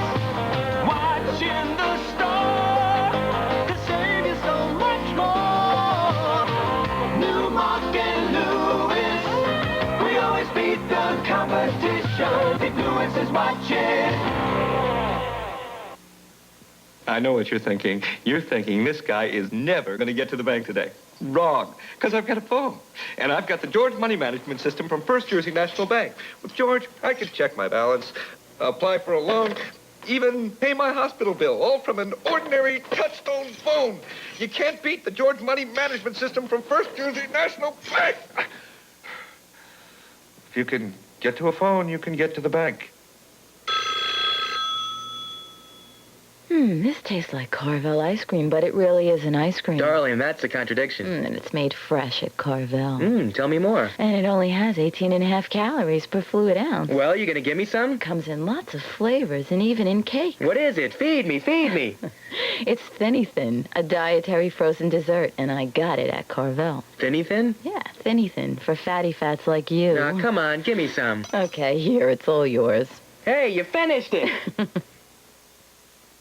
There's a new civilization where people have evolved beyond the need to stand in line. Mastered the art of being served when they wish. Developed technology for continuous communications. And conquered space for work and relaxation. Amtrak's Metroliner service, the most advanced civilization from New York to Washington. America, all aboard Amtrak. Well, the Senators, under an assumed name, finally won. My life is complete. There it is. The Senators will win the World Series 4-3, and they do it after watching these guys living in Washington, last place for over 40 years. This is a dream come true. I mean, you have to be a Washingtonian to appreciate it. Your father would really be thrilled. Father would be thrilled. Whole family would be thrilled. I mean, this is something. This really is an historic moment to any Washingtonian that watched these guys play there and then saw them move to Minnesota. And, of course, it's unusual that both home teams won all their games. That's right. That's right. First time in a imagine if flipped around, the Cardinals had 4 games at home, and the Twins... Next year. That's right. And, you know, I'll tell you what, that 7th game last night had to be a great walking advertisement for the use of limited videotape replay for baseball. In fact, there were 4 calls. If they had occurred in the National Football League, they would have been reversed. Absolutely. By videotape replay. Let's take a look at them. Let's go to the videotape. First of all, bottom of the 2nd, here comes Don Baylor. Here comes the throw. There's Pena. Watch Baylor's right foot. Hey, that man is safe. Forget it, Dave Phillips. Come on. Then Baylor up, ground ball. Keep in mind, forget the fielder's glove. Forget the fielder. Where is the ball when the fielder touches it? Fair. That's a fair ball. Lee Wire calls it foul. Big play. Gagne comes up. And Gagne, watch this one. The ground ball to Lindemann. Here it is. Lindemann, the flip to Lindemann. Flip to McGrain. Look at McGrain. Look at his left foot. See, he actually pulls back the base. Come on, Gagne was out, and he hadn't reached it. And, of course, it tied the game. Then Hers picked off. First of all, here's Herbeck. Let's say it's not interference. Forget interference. Look at his left foot. He's safe. That's right. And they called him out. Goodness gracious. I'll tell you, for the record, World Series umpires, they're picked by the league and the supervisor of umpires. But Yes. These plays don't happen in slow motion. Absolutely. I give them credit. Give them credit. They got to call it like that. But more reason, use videotape replay on a limited basis. And by the way, all umpires must umpire 6 years before they can work in a World Series. Each Twin or Senators winning share $85,000, the losing share $56,000. Here's a nice gesture. The Cardinals voted a half a share to their orthopedic surgeon, the team's orthopedic surgeon, because all those guys were injured. Nice. Not that the orthopedic surgeon probably doesn't need it, but the team is kept in the business. That's right. 12 players filed for free agency today, including Dave Righetti and Bill Gullickson and Candelaria of the Mets. All right, pro picks. We said take the Giants, give the 9.5. If you did, easy win. Let's go to the videotape. A lot of offense for the Giants. First of all, Joe Morris. Remember he gained 179 yards against the Cardinals the last time they played? Well, yesterday, 88 yards and 22 carries, tackled by his Cedric Max. George Adams coming out of the backfield, 6 receptions for 79 yards, and that looks good, number 33. And then, certainly, this had to be one of the greatest catches of the season, Lionel Manuel. And it's amazing that Sims could be that sharp after not playing in a game for 5 weeks. 17 for 21, 253 yards. And how about the defense here? Did you see the play by Carl Banks? I mean, Lomax didn't even get the snap from center.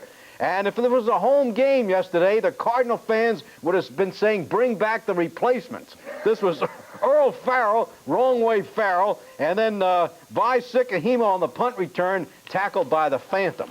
That's it right. Wait, no time for the Jets? That's too bad. The 2 plays, of course, that killed them, the 2nd and 10, the Bryant play, and the 3rd and 10, the Ricky Sanders. Otherwise, as bad as they were, they could have won the game.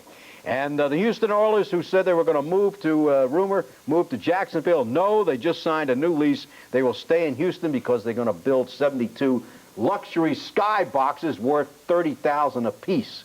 That's over $2 million. So they're going to stay there. Rangers home tonight against the Who's going to build it for them? The Houston, the Astrodome. The town's going to build it? Houston, the Houston Astrodome. In other words, they're going to let them build it. There's going to be big bucks. I know, who finances this? I see what you're saying. I'm not sure, as a matter of... Well, it would have to be the Houston Astrodome. No, not necessarily. It might be the city or the state. Yeah? Not the team. Maybe and I question that. But the point is the owners will get $2 million, you see. Well, we're not done yet. If you want the best for less, Morialta found a perfect place for a bargain where only the finest is on the rack. But first, the real Giants are back, and Harry Carson joins us live to play Monday evening quarterback when Channel 2 News at 6 continues.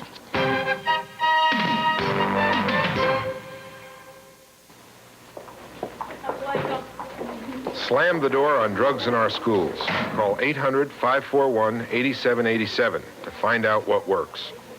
There are certain rules you have to follow while you're vacationing in Florida. First, dieting is strictly prohibited except on alternate Tuesdays in May. It's against Florida rules to say interoffice memorandum. We have people listening, and nobody's allowed to read today's paper today. No complaints. This is Florida. The rules are different here. In Florida, however, you are permitted to run around in your shorts. The finer things. Happily, some are affordable, like Grey Poupon Dijon mustard. Grey Poupon has the classic quality of the original French Dijon recipe created centuries ago. A distinctively delicious taste for meats, salad dressings, and sauces. So enjoy one of life's finer pleasures. Pardon, monsieur, est-ce que vous avez du Grey Poupon? Mais bien sûr. Grey Poupon, one of life's finer pleasures. Grandma, read me the story. Cataracts were taking all the joy out of my life. I was scared of an operation and of losing my savings. Then I heard about the New York cataract laser surgeons. They really care. They accepted my Medicare as payment and provided free transportation. And best of all, I can see clearly again. New York Cataract Laser Surgeons. Specialized care by people who care. Call 1-800-331-1000. Get your old car out and bring it in. You'll be driving something new again. Nissan savings around the clock, that's right. Your Nissan Nissan dealer is working around the clock to clear out the biggest selection ever of the trucks you love to drive. That means great deals for you, and factory incentives can save you over $2,000 more. Nissan savings around the clock, that's right. But hurry, the clock stops November 2nd at your tri-state Nissan dealers. We're #1 in quality.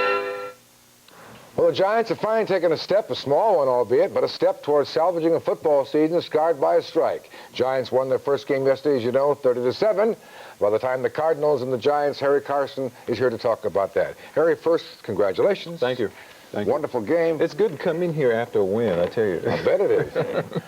Now, one more thing about the strike. If you had to do it all over again, would you go out again for the same reason? I would definitely go out, and I feel like most of the players in the National Football League would go out. Do you think, though, the union was wrecked, damaged severely? I really don't think the union has been wrecked.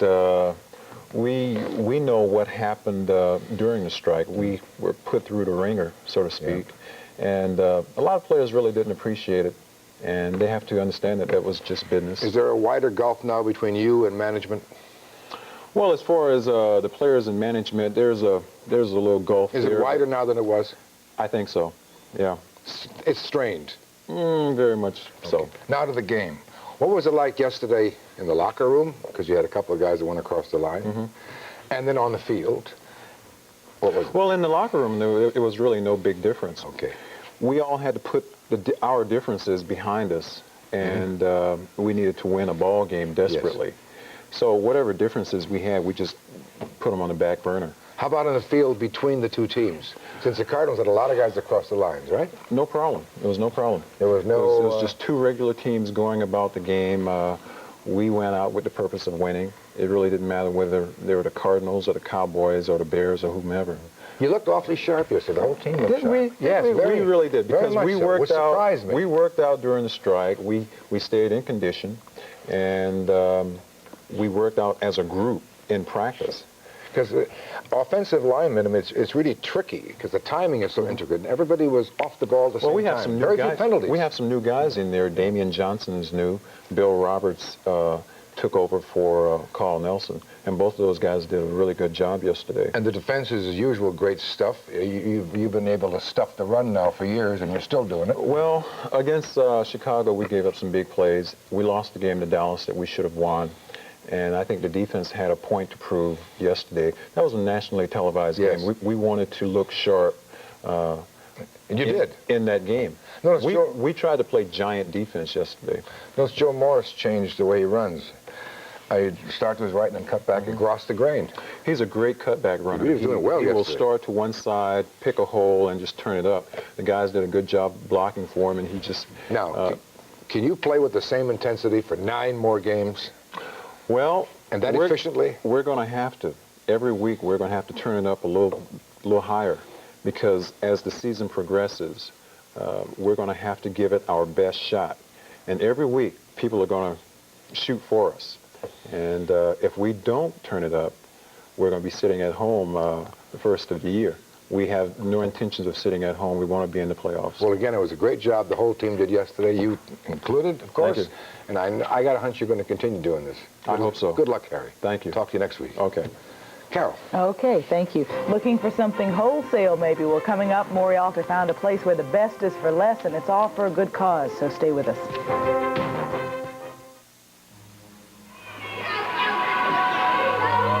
What was your reaction? Couldn't believe we had done this to our own child. The doctor already told you had lead poisoning? Yeah. This vacant lot is used by the kids to play. We found that the lead content in it is incredibly high. It's in the playgrounds. It's in your yard. It may be in your own home. Arnold Diaz investigates. Wednesday at 6. We've been kidding ourselves. In trying to get all the fiber recommended by the National Cancer Institute, people added fruit, vegetables, and cereal to their diets. Unfortunately, some added the wrong cereal. You see, unlike Kellogg's All Bran, 99% of other cereals don't provide the additional amount of fiber recommended. 99%. Why settle for a fraction of the fiber you can get? We were kidding ourselves. When there's Kellogg's All Bran.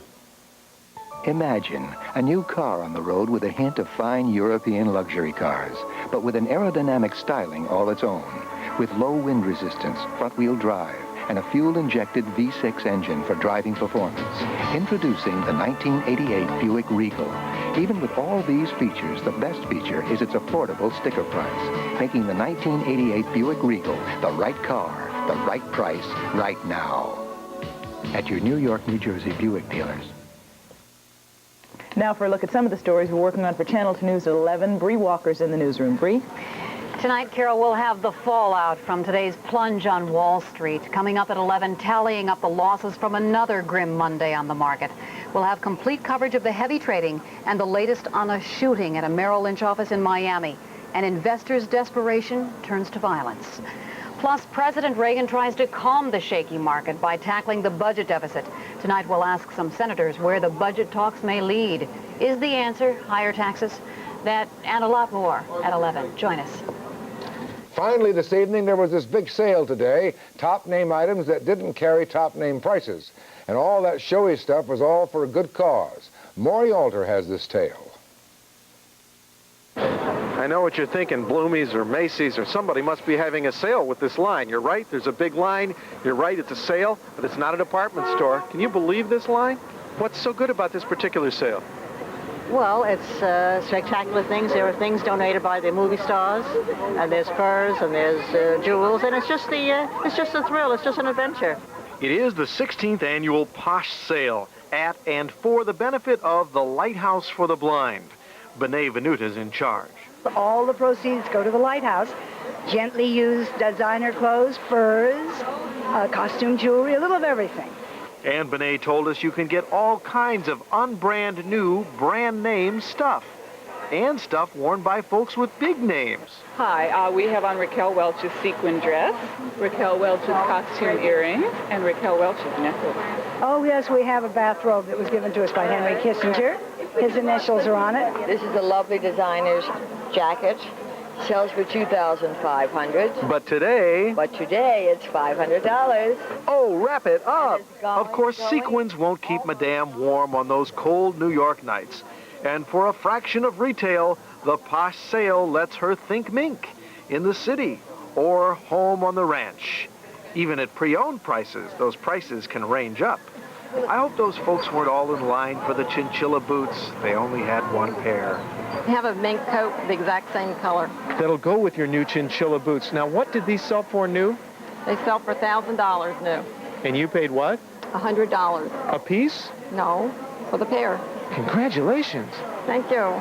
The Posh Sale at the Lighthouse for the Blind on 60th between Lexington and Park runs through Friday. So, what do you think? Well, it was Henry Kissinger's. Maury Alter, Channel 2 News. Being Henry Kissinger's robe doesn't impress me. I do like the color. Sorry, but strictly speaking, Posh Sale purchases are not tax deductible. Of course, the donations were, unless what you donated you got free at some posh hotel. That's Channel 2 News at 6. I'm Jim Jensen. And I'm Carol Martin. Mike Schneider and Bree Walker will be back later for Channel 2 News at 11. And a reminder, following the late news, Dr. Frank Field with a special broadcast which could one day save your life. It's entitled Get Out Alive, How to Survive a Fire. It begins at 11:30. Coming up next, the CBS Evening News at Dan Rather. We'll all be back tomorrow at 6. Good evening.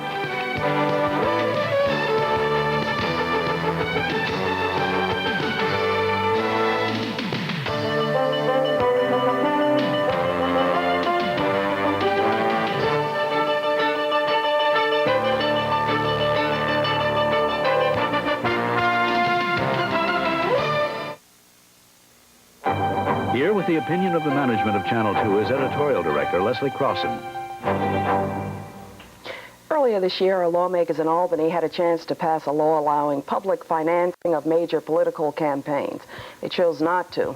Now Mayor Koch is asking the city council to do what the legislature wouldn't. It's a good idea.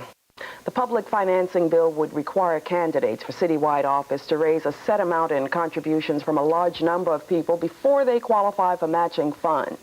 That forces candidates to expand their fundraising efforts. They could no longer rely on a small group of well-to-do contributors or their personal bank accounts. It also makes it easier, in theory at least, for people with no ties to traditional big fundraising sources to finance a run for office. The biggest contributors to political campaigns are the people with the biggest financial stakes in the city, like developers. It's hard to nail down whether those hefty contributions buy any special consideration, but the impression that they do is beyond dispute. In recent years, the city has been smothering in a cloud of corruption, much of it centered around influence peddling. Any measure that attempts to lift that cloud is a necessary one. Limiting the ways politicians can milk the money machine is no guarantee that the determinedly crooked among them won't find other paths to corruption. But public financing of campaigns is a way to slam shut at least one of the doors.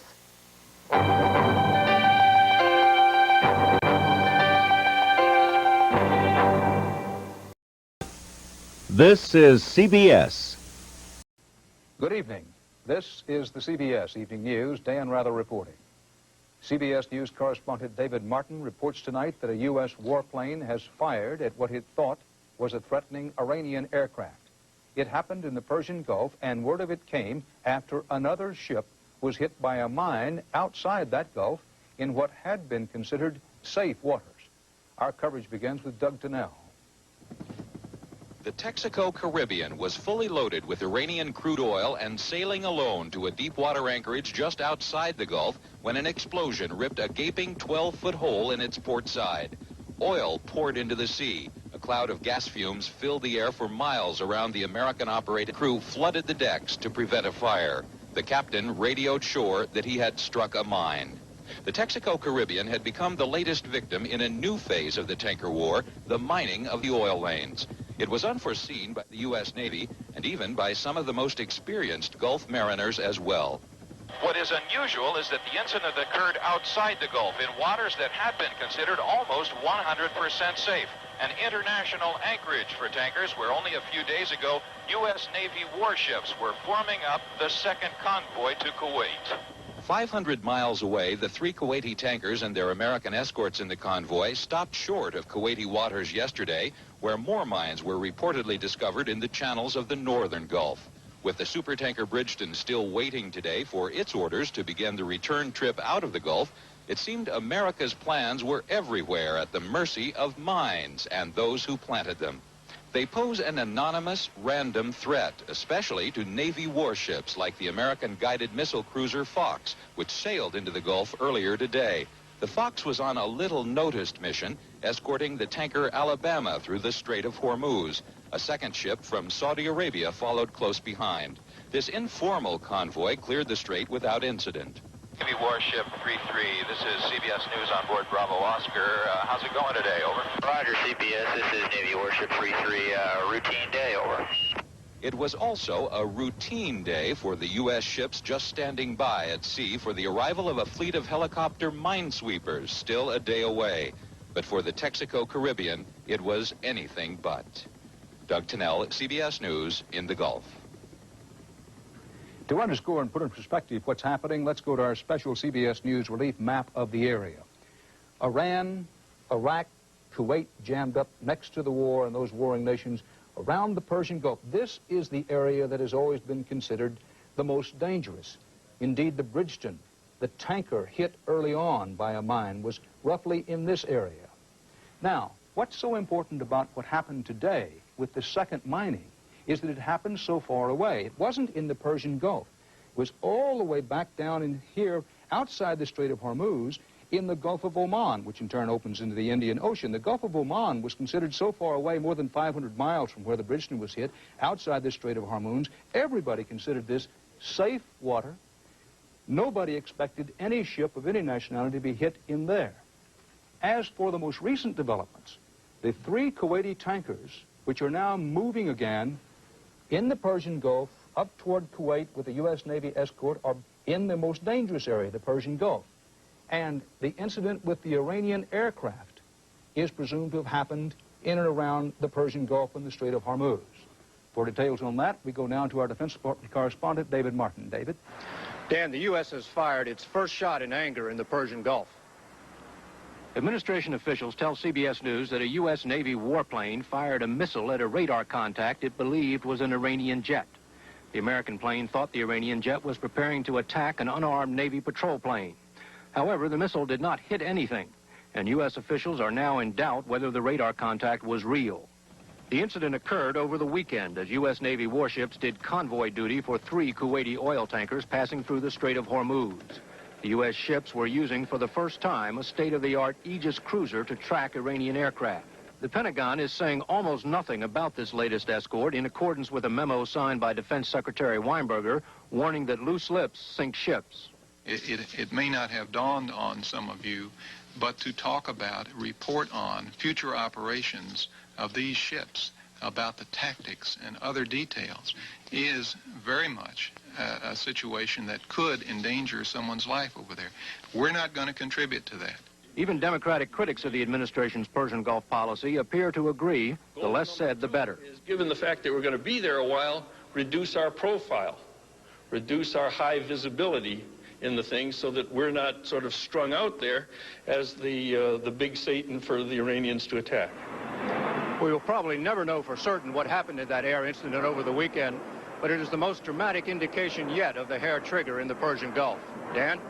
David, why would a highly trained, highly disciplined, one of America's best Navy pilot fire on another aircraft without solid provocation? Dan, the rules of engagement in the Persian Gulf allow Navy pilots to fire on any contact showing hostile intent. So if this plane was in range to fire at that Navy patrol plane, the pilot was following his orders. David Martin at the Pentagon. For the second time this year, a bus carrying U.S. servicemen in Greece has been the target of terrorists. A remote-controlled car bomb exploded today in Athens as the bus passed by. 10 airmen were slightly hurt. Police say the bomb was planted in a car carrying U.S. diplomatic plates. The bus was taking the servicemen to a hotel from an airbase 6 miles away. There's been no claim yet of responsibility. That bombing came just a month before crucial talks open on a very controversial issue, the future U.S. military presence in Greece. Alan Pizzi has details. The United States is about to be dragged into a national referendum. The lease on nearly 24 joint U.S.-Greek military facilities here expires next year. Greeks want the U.S. to give up what Athens sees as a tilt in favor of Greece's traditional enemy, Turkey. Such a move would effectively force American negotiators to come up with lease terms acceptable to an often anti-American Greek public. Diplomatic sources here called that disturbing and unacceptable political conditions. And the stage is set for a showdown that will threaten U.S. Sixth Fleet operations in the eastern Mediterranean. The Neamakri base is a pivotal communications and Middle East electronic eavesdropping facility. Helenikon Air Base is crucial for air supply and naval reconnaissance. Situated on a main road at Athens International Airport, Helenikon is the most visible symbol of American interests here. Most of the base personnel and their families live in the area. Their spending power is a significant contributor to the estimated $130 million a year the U.S. bases add to the Greek economy. Papandreou has charged that the bases serve only American interests, but they also serve NATO interests. The Greeks see their place in NATO as protection against Turkey, which is also a NATO member. It's a hazardous balancing act for all sides. In the words of a diplomat here, if Papandreou wants to be part of the Western alliance and enjoy its protection, he's going to have to make some sacrifices. As far as the bases are concerned, the U.S. is not about to give in to Greek politics. WCBS News, Athens. In the Rocky Mountains near Denver today, a traveler's nightmare. A boulder rolled down a mountainside into a moving sightseeing bus. At least 6 people died. From Colorado, Bob McNamara reports. The right side of the bus was almost peeled away by the collision with the boulder. Witnesses saying the driver tried avoiding the 1-ton rock but couldn't. Passenger seats were crushed by the impact, and several victims were thrown from the bus. The dead were 3 men and 3 women. We started working on the people that were still alive. The ambulance, showed up. Everybody was doing what they could. Among the 16 injured, at least 5 of those airlifted to Denver hospitals were listed in critical condition. The accident happened on a mountain road 30 miles west of Denver in Colorado's Central Rockies near the resort of Winter Park. The bus with 28 passengers was on a day-long sightseeing tour out of Denver. Passengers were American as well as foreign tourists, including several Japanese. Tonight, investigators say it was a highway road crew that triggered the boulder's fall into the bus. That in clearing rock from a cliff above the roadway, The crew dislodged the boulder, and it fell several hundred feet into the bus. Criminal charges are not expected to be filed. Bob McNamara, CBS News, Denver. In San Francisco, FBI and Army investigators are pursuing a disturbing investigation, the latest in a series of suspected child sexual abuse cases at U.S. Army daycare centers. Jerry Bowen is covering the case. Investigators said today that at least 37 children had been identified as suspected victims of sex abuse at the Presidio Army Base Daycare Center in San Francisco.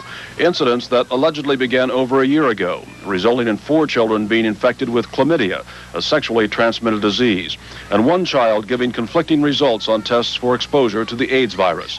Captain Michael Tobin and his wife Joyce made the first accusation last November when their 3-year-old son told them what a male daycare worker allegedly had done. What he was telling me was something I had never heard before. It was the unthinkable and so incredible. I really didn't think that anyone would believe him or me. A medical examination confirmed the boy had been sodomized, but charges brought against the male daycare worker, who since left the school, were dropped because under federal law, the boy was too young to testify. My son was too young to qualify as a witness to testify on his behalf. So it was the perfect crime.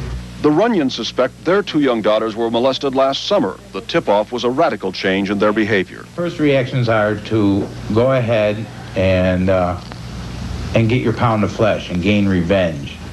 The center, which cares for 250 children, remains open. The investigators have assured me that none of the caregivers here at this center are under suspicion of any wrongdoing whatsoever. With the Presidio case, nearly 10% of the Army's daycare centers worldwide have come under investigation for child sexual abuse, including a 1985 case involving the daycare center at the military academy at West Point. Attorneys want that case reopened now because the children are old enough to testify. It's been something she's been trying to tell people for 4 years. In the Presidio case, investigators continue to interview possible child victims. When we drop our children off at a child care center on an Army post, we want to be certain our children are safe. Jerry Bowen, CBS News, San Francisco. Straight ahead on tonight's CBS Evening News, deep inside South African gold and coal mines, a new strike by blacks that could be a turning point. And in this country, Bernard Goldberg reports on a culture clash going national. And Harry Smith takes us inside a cave for going to bat for the bat. President Reagan nominated retired Armco Steel executive C. William Verity today to be the new Commerce Secretary. If confirmed by the Senate, the 70-year-old Verity would be a key player in delicate negotiations with Congress on international trade policy. Verity is a known advocate of increased trade with the Soviets. An American union labor pioneer died today. I.W. Abel was a founder of the United Steelworkers and president of that union for 12 years. Cause of death was cancer. I.W. Abel was 78. More than 1/2 of South Africa's black miners are on strike tonight, and if the coal and gold miners pick up support from other black workers, a big showdown with the white minority government could be in the making. Martha Teichner is there. Even by conservative estimates, nearly 250,000 black miners walked off their jobs in the largest legal strike in South Africa's history. This is a strike that goes right to the heart in South Africa, attacking an industry that makes more than 50% of the country's earnings overseas.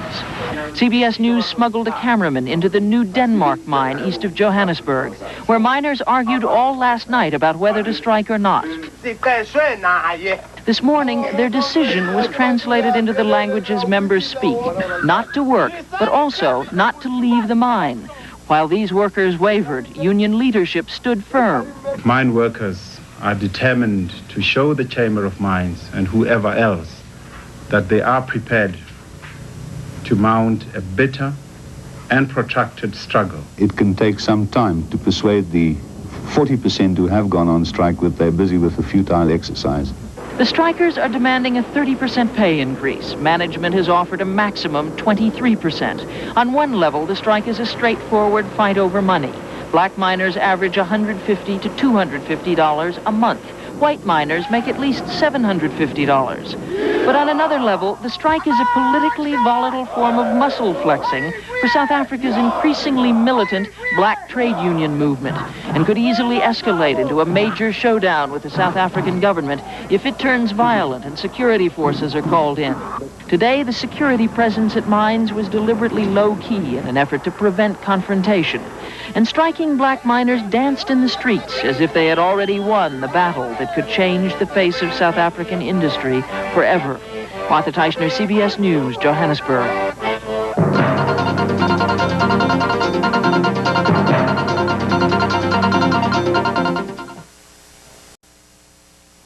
United States Supreme Court Justice William Brennan is being tested at the Mayo Clinic tonight. Prostate trouble. At age 81, Brennan is senior member of the court. He's also regarded by many as the court's leading opponent of reactionaries, or as some call him, liberal. Brennan is the third Supreme Court justice treated this year for prostate problems. Justice Harry Blackmun completed his latest treatment Friday. Justice Lewis Powell already has retired. Robert Bork, the nominee to replace Justice Powell, today disclosed that until October 1985, he belonged to a private club that barred women members. Bork's response to a Senate questionnaire indicated he hired few women and no blacks or other minorities for his staff since becoming a federal judge in 1982. With thousands of athletes from Latin America competing in the Pan American Games, Spanish is being heard about as often as English around Indianapolis these days. Trouble is, many Americans say, that is the case in a lot of places around the country, and they don't like it. CBS News national correspondent Bernard Goldberg reports on a gut issue of growing importance. Where do you vote? Georgia McKinney is a soldier in a war of words, a war over language. This is the Florida English campaign to make English the official language of Florida. So she goes to shopping centers and gathers signatures on petitions to put the issue on the ballot, to force the state to conduct its official business in English, English only. Why should the Spanish have more right than anybody else from a different country? Why should the people in this country start learning Spanish just to help the Hispanics, you know? There's no attempt to establish Spanish. All right, all right. Miami, where county government already has an English-only law, commissioners have just agreed to let the voters decide if they want to repeal it. The language of the country is not put up to a vote. Would they do it in Japan? Would they do it in Germany? Would they do it in Cuba? No. They won't say Miami Paradise Lost. They'll say Miami a Spanish-speaking hellhole. It's part of a national debate, and it's growing in intensity. On one side, so-called Anglo-Americans, who say they don't want to feel like foreigners in their own country. On the other, Hispanics, the fastest-growing minority in America, who say they have rights too, that the English-only drive is bigoted, discriminatory, and aimed at them. I think that there are people who want to keep Hispanics down.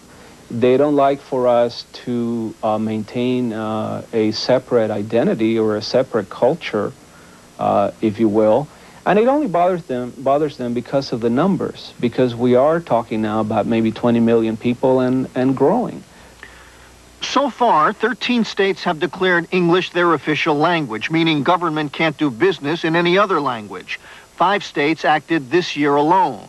And while the law may only be symbolic in places like North Dakota, it's not symbolic in places like California, where immigration is high and where many Anglos fear someday they may be the minority.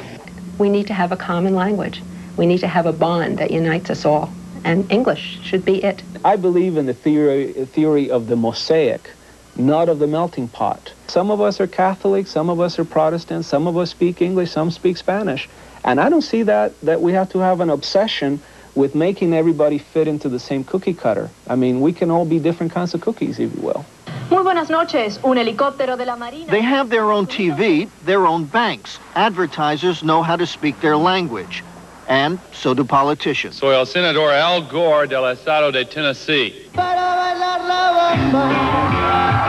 They even have their own hit movie, La Bamba, a story about a Mexican-American rock star written and directed by another Mexican-American, released in English. I'm talking about making music, my music. And Spanish. Lo único que quiero es hacer música, mi música.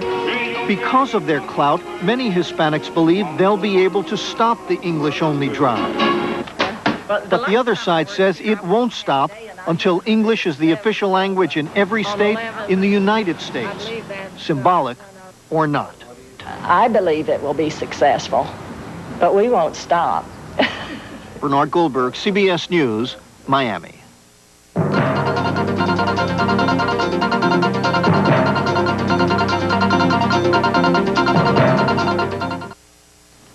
Bats are the only mammal that can fly. There are more than 900 species of them. In the world of popular culture, the bat is represented by Batman, a good guy, and Count Dracula, the embodiment of evil. But what about the real world? As Harry Smith reports, events in a Texas cave indicate the tide may be turning in favor of the bat. One of the prettiest sights in Austin, Texas is the Congress Street Bridge just before dusk. What you would probably rather not see is underneath the bridge, 750,000 bats heading out for the night. For most of us, the mere thought of a bat conjures up notions of disease and disgust. But that's wrong, according to Austin-based Bat Conservation International. Merlin Tuttle and his staff claim bats have been getting a bad rap for centuries. They're vastly understudied, vastly underappreciated, and overly persecuted. It really is true that we're in a race against time to save many of these bats. The threatening congestion and construction of San Antonio, Texas, is now within a few miles of the largest bat colony on Earth. The curious and the converted come to Bracken Cave to witness one of nature's greatest spectacles. Negotiations are underway that will ensure this cave, where more than 20 million bats live, won't end up with a condo on top of it.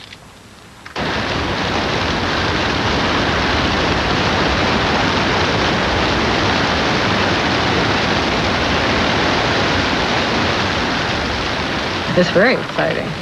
It's something that I've never seen before, and I'm really thrilled to be here. Do you like bats? I'm beginning to love bats. Beyond the oh wow reaction is the fact that this colony eats 250,000 pounds of insects every night. Without them, simply going outside would be unimaginable.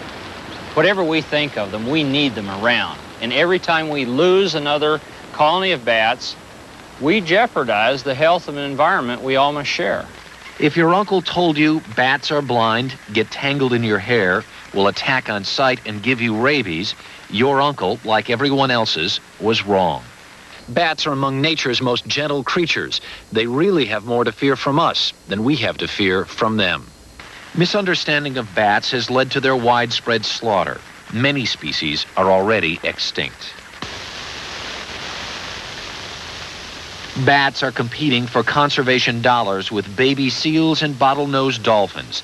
And in this battle for survival of the prettiest, Bat Conservation International thinks their winged friends have a chance, if only seen in the proper light.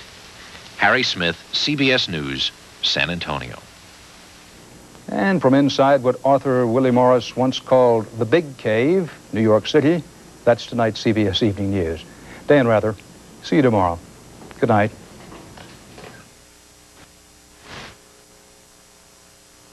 CBS News, yes.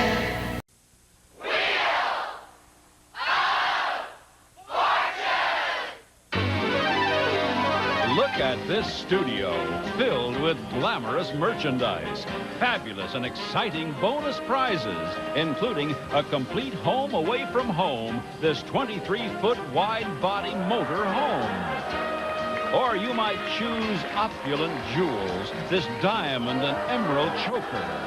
Or for fun on luxurious wheels, the 190E Mercedes-Benz sedan, plus thousands of dollars in cash. Over $194,000 just waiting to be won as we continue by popular demand our big bonanza of cash on Wheel of Fortune. And now, here's your host of the witty and the wonderful, Pat Sajak. Thanks, Jack. Thank you very much. And welcome to Wheel of Fortune. We have a lot of cash on the wheel, some great prizes back there, as you saw, and we'll see again, including $25,000 cash. And now please welcome our hostess. Here's Vanna White.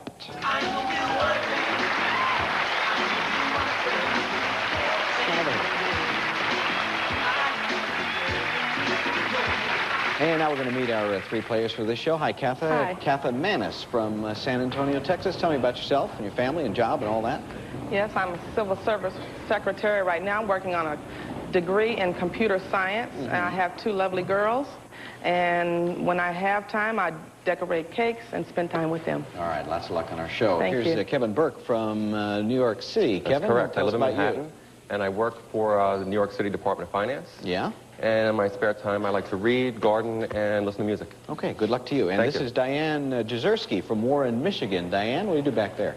Well, I'm a part-time substitute teacher, and I've been married to my husband for 6 years, and I have a son named Heath that's almost 2, and we're expecting Heather or Jared in less than 2 months. All right, well, good luck with all that. Let's spin our wheel here. We have a $1,000 space out there right now. Remember, you're playing for cash. And we'll take a look at our first puzzle, which is a title. There's an apostrophe in it. And just before the show, we drew numbers to see who would start the game. And it's going to be you, Katha. Let's go. All right. Come on, Kathy.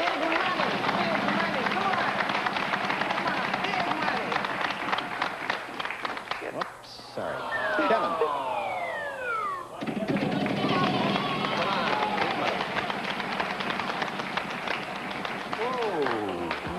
Sorry, Kevin. Diane. Come on, Diane.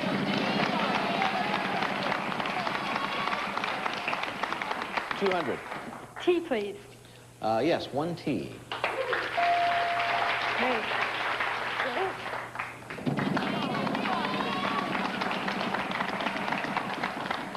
400. S, please. 3 S's.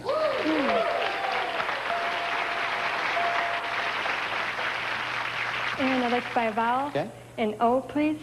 Yes, 3 O's.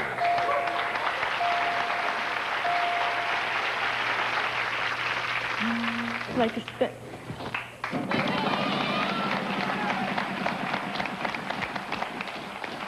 $800. R, please. What's that? R. Yes, 1 R. And I'd like to buy another vowel. Okay. An E. There are 2 E's.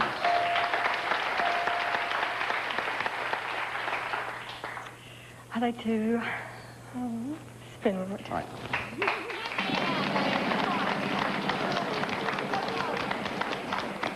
And it's a free spin. So toss that down, please. Hang on to it, Diane.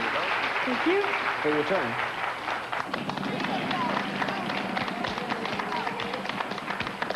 $150. I'd like an N, please. Yes, 3 N's.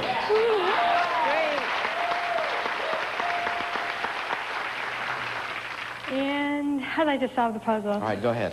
Guess who's coming to dinner? That's it, yeah.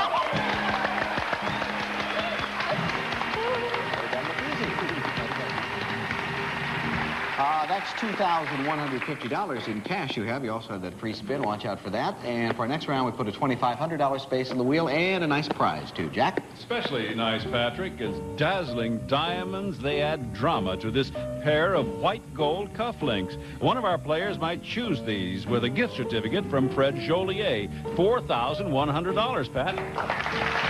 Okay, you land on that prize. It'll go in your bank, and if you solve the puzzle, that will be yours. Let's look at our next puzzle right now. Category is event, and Kevin will start.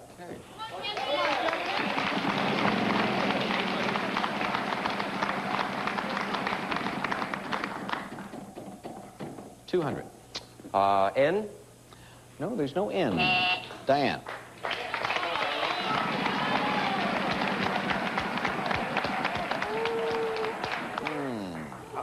Sorry. Okay, Kathy?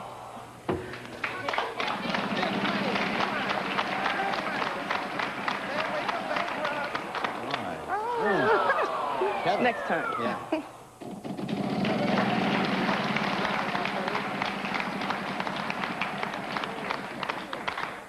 $600. How about an L? No L. No L. Diane.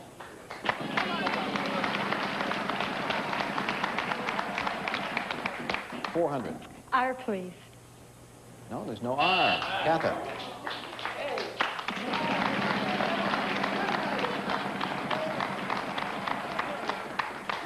$400. G. No G either. Kevin.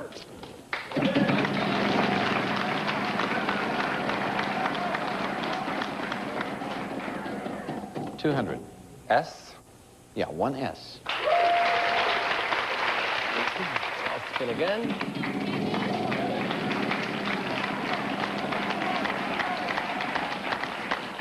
$350. T. One T. I'd like to buy a vowel. An E. Yep, one E. I'll spin.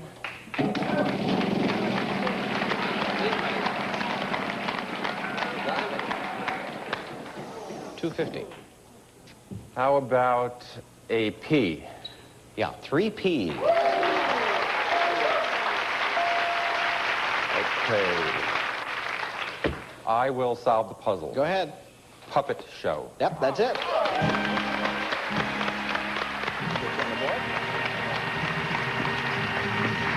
That's $1,050 you have, and we have lots more money and gosh, more games. They keep coming, don't they? We have a $3,500 space we'll put on the wheel for our next round when we return.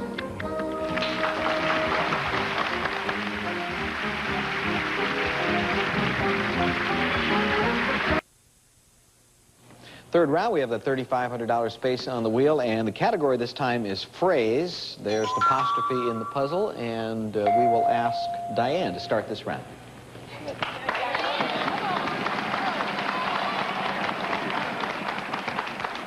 $700. T, please. There are 2 T's.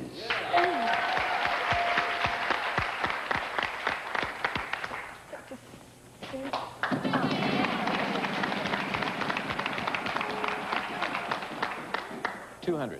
S, please. 2 S's. I'd like to buy a vowel, an I. Yes, 3 I.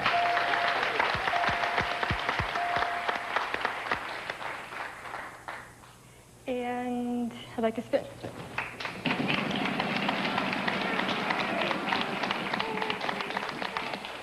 $250. R, please. R, yes, 2 R.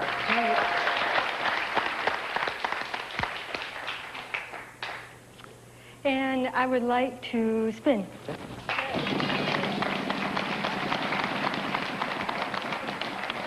$600. A Y, please. 1 Y. I'd like to buy another vowel, an O. There are 2 O's.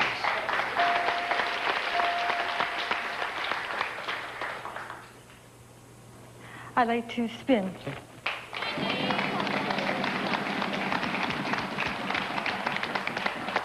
$200. W, please. 1 W, yeah.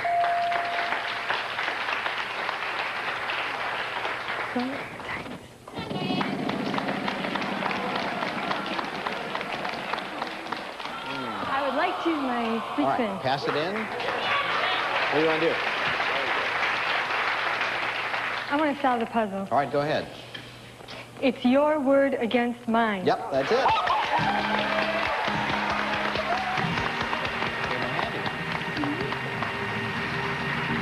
That brings your cash total for your 2 rounds that you've won to $4,750. But we're going to move right on to our next puzzle. But let's put a nice prize out there, too. Jack, what do you say? Yeah, I think you'll like this one, too, Patrick. For a beautiful and romantic dinner party, one of our players may receive service for 8 in the Papillon pattern. Fine French Limoges dinnerware from Renault Sarah Lynn, and sterling silver service in the simple craftsman pattern from Lynn Deutsch Limited. And then add sparkle with Orifor's crystal stemware, the essence of elegance, with its timeless design. And for candlelight, Orifor's Regina candlesticks, hand-blown from the finest full lead crystal. China, silver, and crystal, all adding up to $7,236, Pat. As you don't play, all you have to do is land on that space and end up solving the puzzle, and that will be yours. And here's our next puzzle now. Category is place, and Katha will start this round.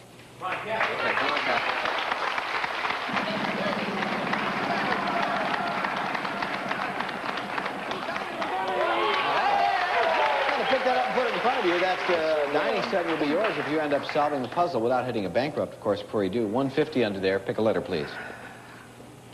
G. Yes, 1G. I'll spin.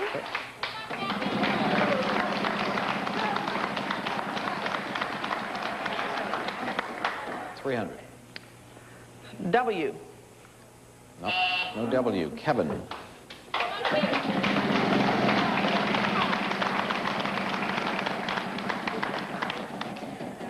$800. 800. I'll take an S. No, no S. Diane.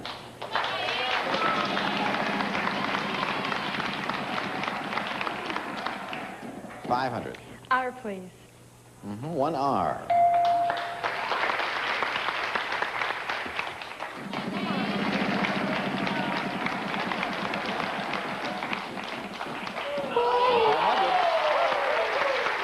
T, please. No, no T. Kevin. Okay.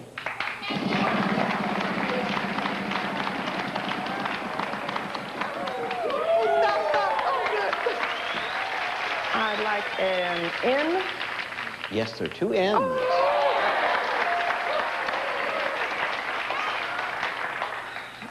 I'd like to buy a vowel. Okay.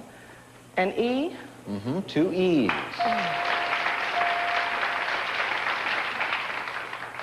I'll spin.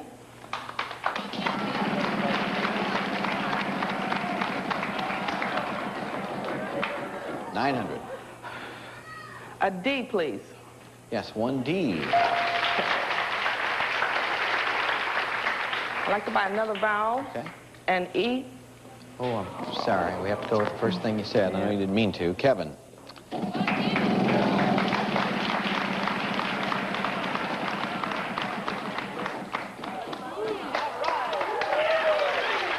L.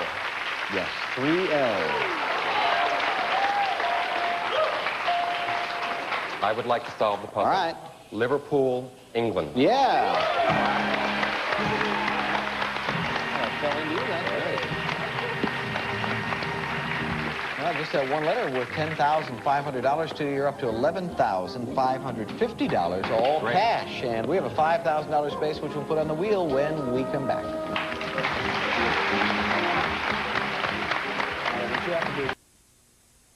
Fifth round, we have a $5,000 space on the wheel, and the category this time is phrase, and Kevin will start. Okay.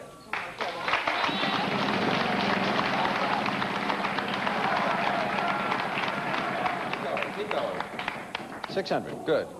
I'd like an N, please. No, no N. Diane.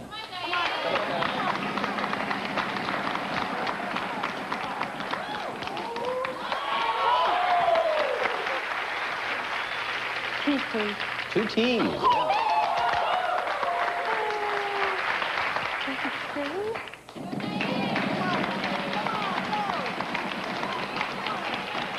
$300.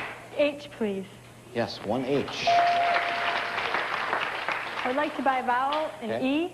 One E. I'd like to spin.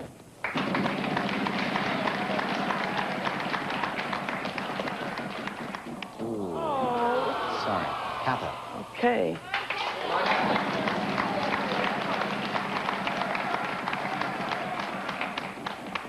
$500. An S. No, no, S. Kevin.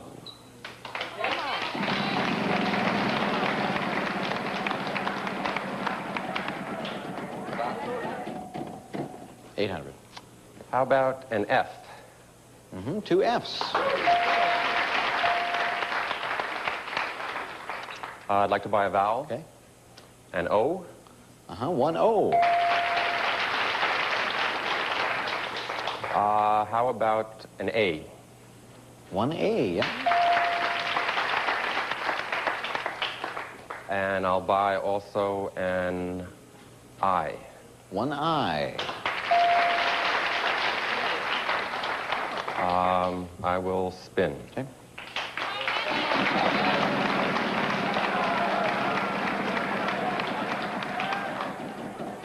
$700. I would like a G.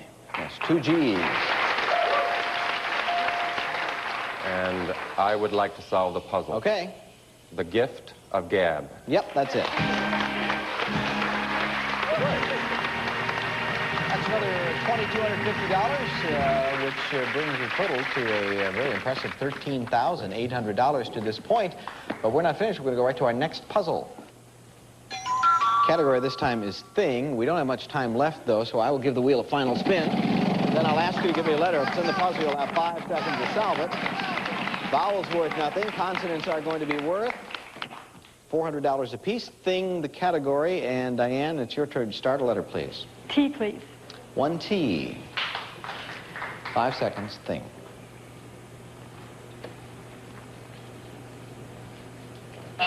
Catherine? D. 1 D.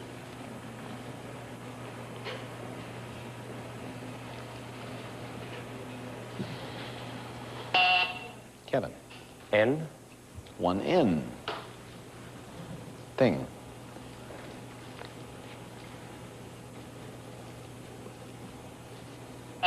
Diane? G. 2 G's. Thing.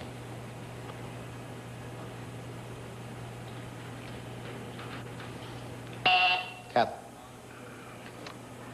H. 1 H.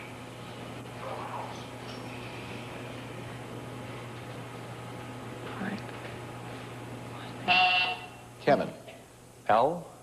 1 L. Light reading. That's it, yeah. Do it again. Another $800 for you. And that brings your cash total to $14,600. Congratulations on that. Diane, pretty good haul for you, too. $4,750. Thank you very much for being here. Kath, I'm sorry things didn't go better for you. We had some nice prizes for you. Good. Thanks, Debbie Long. Kevin, let's take our little walk here into Prize Central and tell you a little bit about what we have. We have this around-the-world trip available, the beautiful Mercedes. You might be interested in the motorhome or perhaps this emerald and diamond choker that Vanna is wearing. It is beautiful. And maybe even the $25,000 cash. We'll come back and find out where they'll be in a minute.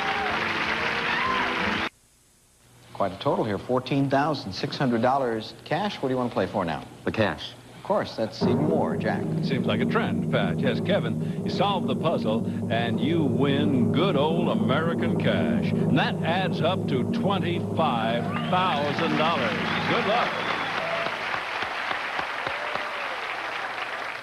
All right, category is thing. Let's have 5 consonants and a vowel, please. N. It's 1. R. 2. S. 3. T. 4. L. And E. Okay, Vanna, let's turn the letters. Audience, very quiet, please. Playing for $25,000 cash.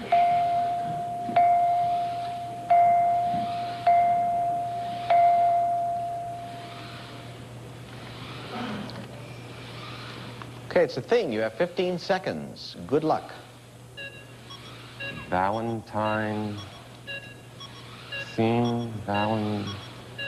Valentine. Bulletin. Screen. I had a lot of letters to fill in there. It was tough. And what comes up here is... Acceptance speech. Yeah. Listen, you have nothing to hang your head about. You did right. very well. $14,600. Kevin, nice going. Stay right here. Take a break and be right back. A lot of money. Yes. And that's it for us. Van and I will see you next time on Wheel of Fortune. So long. Bye. Some contestants receive Swanson home-style recipe entrees, conveniently microwave in 10 minutes or less. For quality and value, count on Swanson.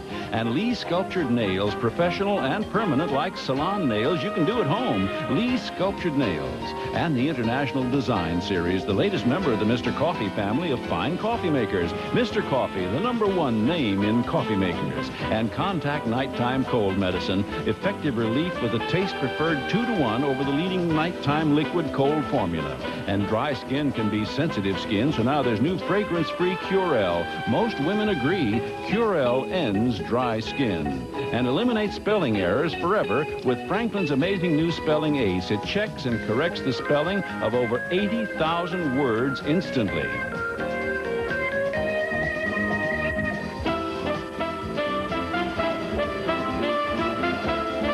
The prices of the prizes were furnished to the contestants prior to the show and have been rounded off to the nearest dollar.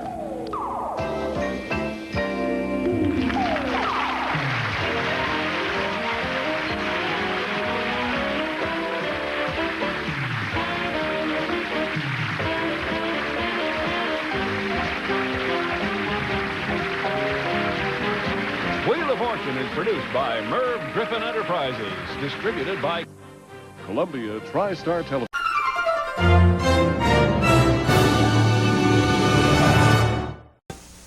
This is CBS.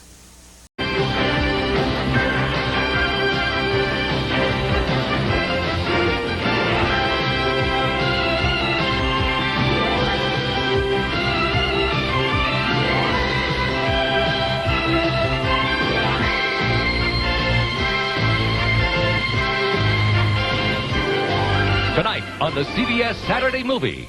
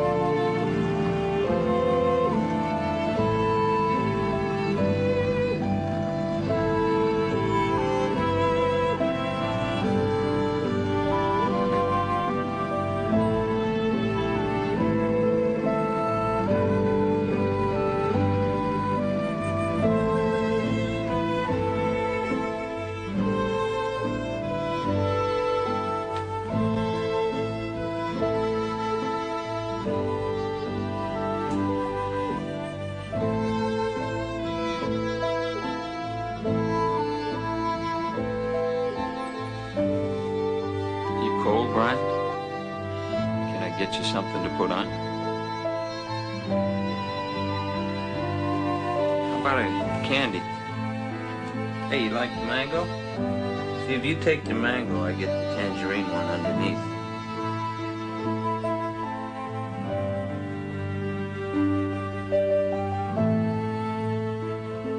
Did my mother leave? Yeah, she wanted to stay in here, but we had no place to put her up.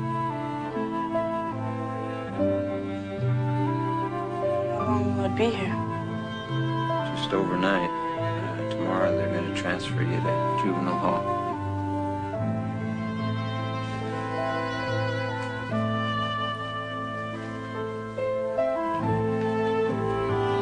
Brian, is there anything you'd like to say?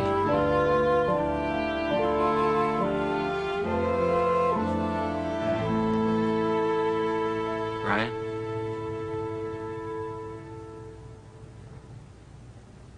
Brian, remember what I said? Yeah, get in front of the ball and keep my body low. And your butt down. Just remember, only a few people are born athletes. The rest of us have to work at it. Like your third baseman there, what's his name? Buddy? All right, now that kid hustles. He lets him know he's there, and he's always in the starting lineup. He also bats 300. That's because he works at it. Look at your brother. Didn't he ever share problems last year with his team? Look how he's shaped up. Started every game this season, Dad. He sure did. He might not put me in today. Of course he will. Why do you say that? Because I made 2 errors last game. Okay. So you get in there and you practice.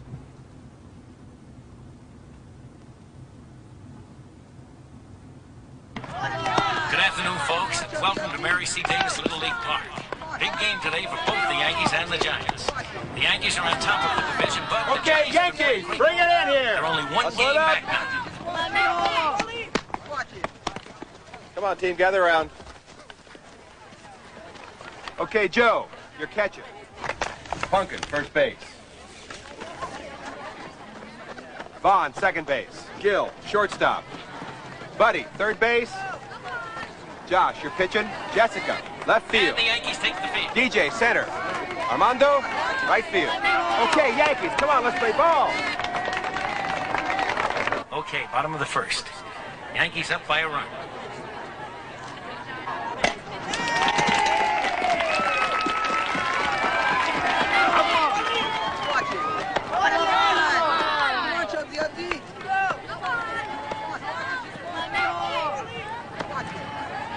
Top of the third.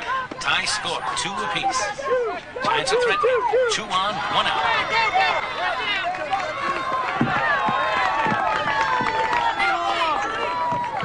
Top of the fifth. Yankees still up by 2, but the Giants are coming on.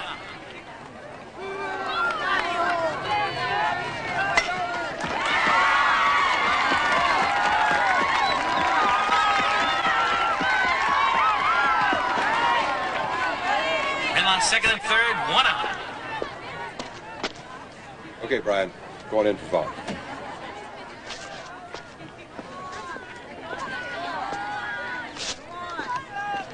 Brian Williams is in at second for the Yankees, replacing Bob Thompson. Hey, Brian, move over. He's a pull hitter. More.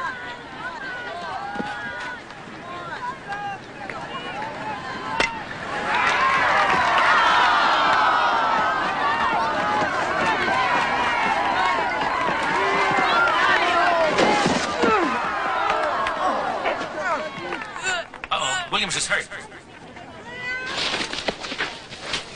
Brian, let me see your foot here. See how it's doing. Williams is definitely hurt. Timeout on the field. See if you can move it. See if you can move it. Try. Brian, you all right? It's not serious. No breaks. But he'd better stay off for a while. Okay, let's try and get him. Come on, son. Come on. A little weight on it. Good job. Lean on me.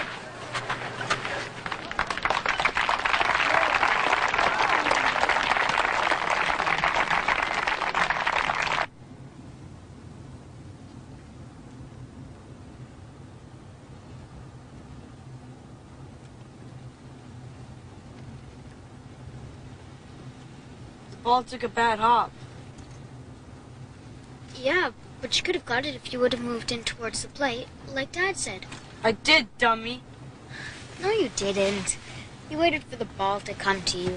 Then it was too late because the guy was already... Shut up! Okay, guys, knock it off. We'll stop over at the medical center. Have them take a look at it.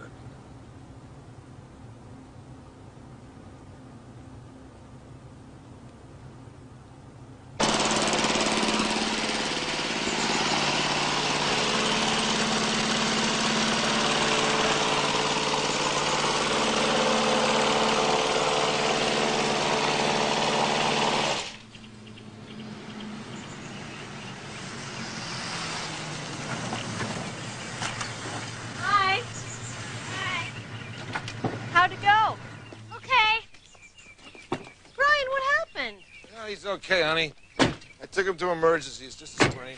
Kid ran into him on second base. Oh, honey. Here, let me help you get inside and just try to keep the pressure off if you can. Okay. Does it hurt?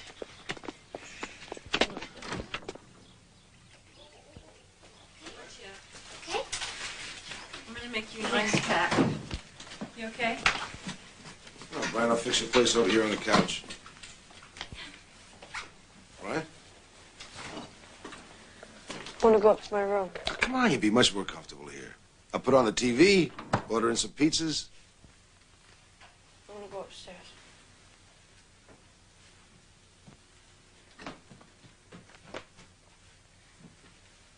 What was that all about?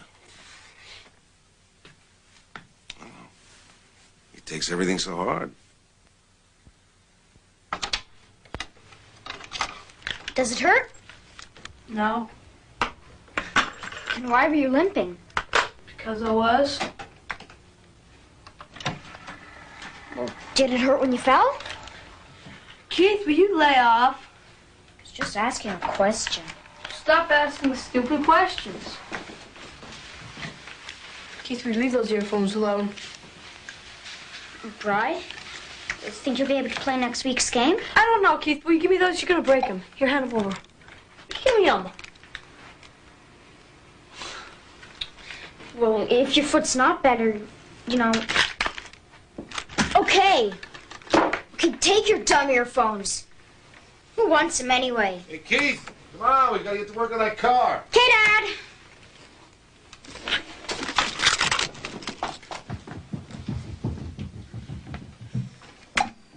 No, Keith, don't release it.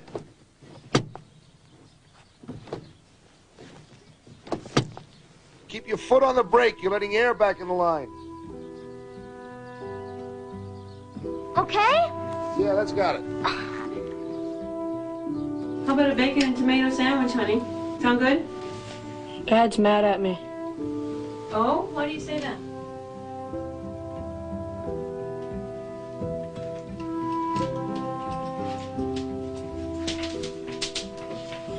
Well, because I made an error today.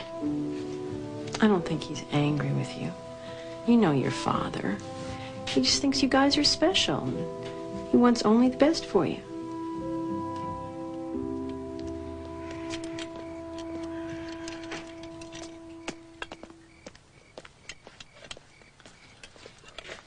It's 9 o'clock. When are you quitting? Just finishing up now. How's Brian? I just gave him another ice pack. He says you're angry with him because he didn't do well in the game. It's not that at all, Kate. Look, I don't care if he doesn't bat 1,000. He should just try. But he doesn't put himself out there. Not like Keith. Why must he be like Keith? Why must he be like anyone?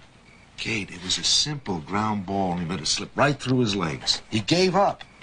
Just like the other times. He's a kid, for God's sake. Aren't you being a little hard on him? Honey, I don't want Brian to sell himself short. That boy's got a lot going for him. Just doesn't listen. Sometimes I think he even resents me. Yeah. Can't you see that he thinks you're disappointed in him? Gordon, you gotta let up on the kid. What do you want me to do? I want you to go upstairs and talk to him. And let him know that what happened today was not a catastrophe.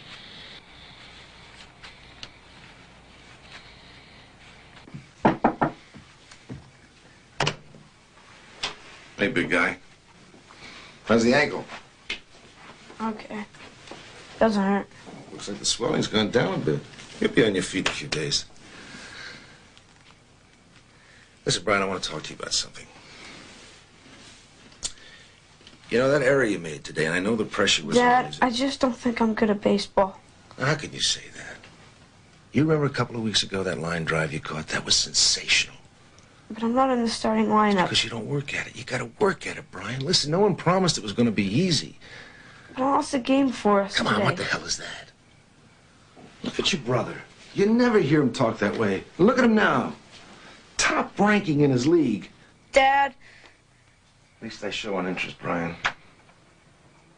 My father never gave a damn about me. Yeah, but just maybe I should sit out the rest of the season. You won't practice like you said. I'm going to tell you something. If you quit at this, you're going to quit at everything in life. No, I'm not going to quit. The trouble is, you're young. You don't realize these things stay with you. When I was your age, boy, Dad, I I'm just trying to don't think explain I'm- something, Brian.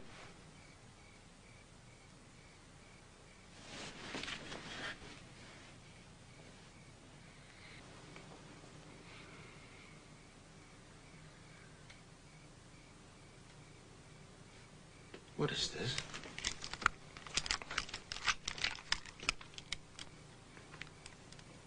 Aren't these the headphones I gave you for Christmas? I wanted to see how they work.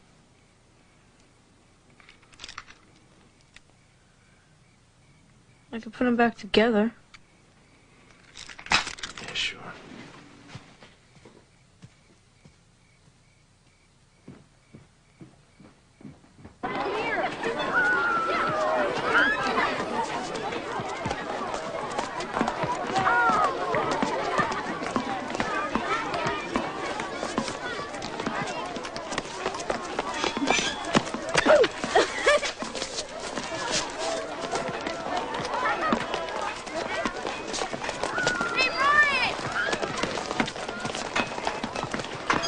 Hey, Brian, cut the act.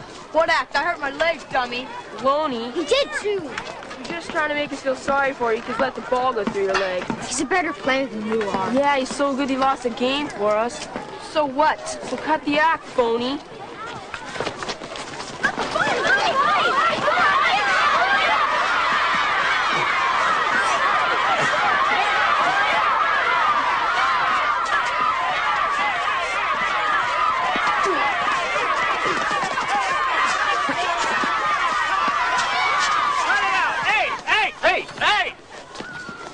Hey, drink it up! What's this all about, huh? He hit me first. He started it. Is that right? Huh? All right, kids, it's all over. Go on. Come on. Let's go inside, huh?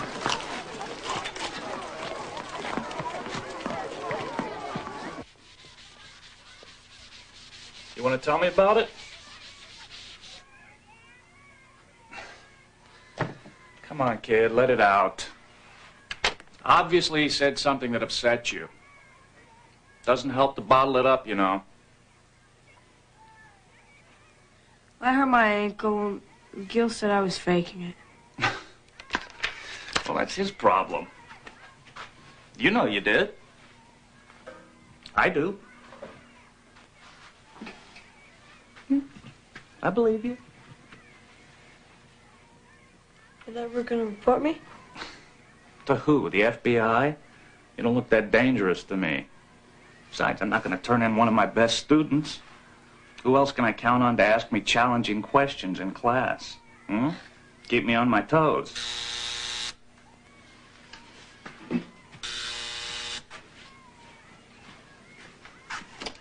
Yeah. Speaking. Why? Oh, come on. That's ridiculous. It was over. All right. All right.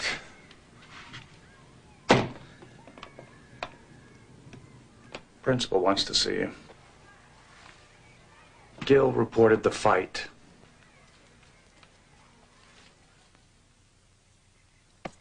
All right, Keith, here we go. Bend your knees, bend your knees. Get low. Good, good, good. All right. Terrific. Here we go. Dig, dig, dig, dig, dig, dig. Yeah, good, Dad? That's terrific. Just remember to stay in that set position. Brian, come on. It's almost game time. You're still not in your uniform. Dig, dig, dig, dig. Come on. Brian? Dad, I don't want to play. What do you mean? I don't want to be on the team. Oh, Brian. Oh, what is it, because that kid came down here? Come on, don't worry about him. Just go out there and show him you can hustle. I don't want to play. I'm going to be with you. Look, you just go out there and hang in there and play this game, and we'll talk about it when we come home, okay? Gordon, your office is calling. Throw your brother some grounders.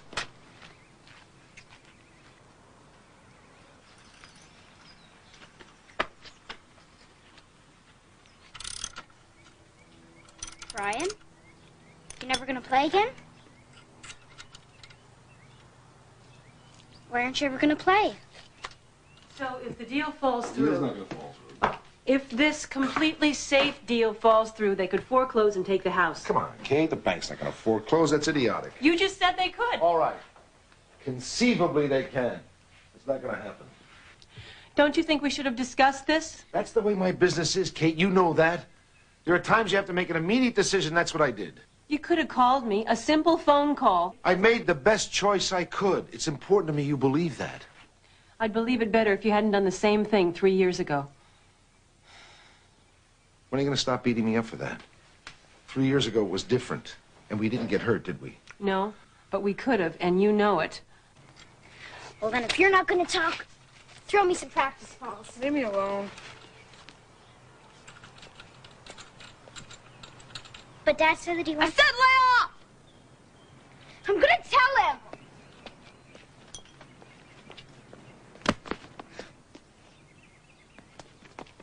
I can't believe you didn't consult me. Dad! What?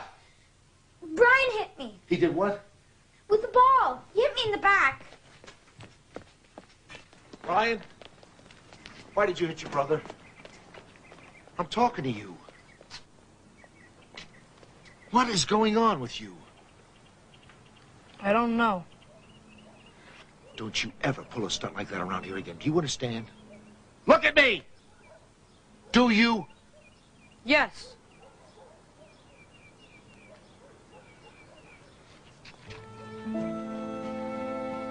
Dad, where are you going? Can I come?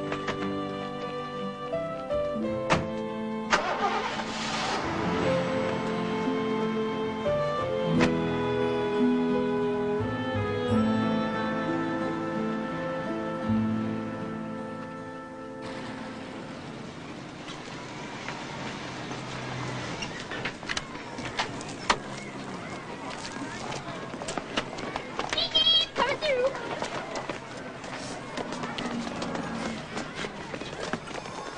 Hey, Brian. Well, did you ask him? Who? Who, your father? Oh, I forgot. You forgot? How could you forget? Look, Brian, you're gonna have to talk with him, or I'm gonna have to ask someone else. Roger's coming with his father. He is? Yeah, they go camping a lot, so they know all about it. My dad said if you and your dad come, we can take the van, and we can rent some tents. Now, wouldn't that be neat? He won't go. Why not? He's too busy. How do you know? Just ask him. No.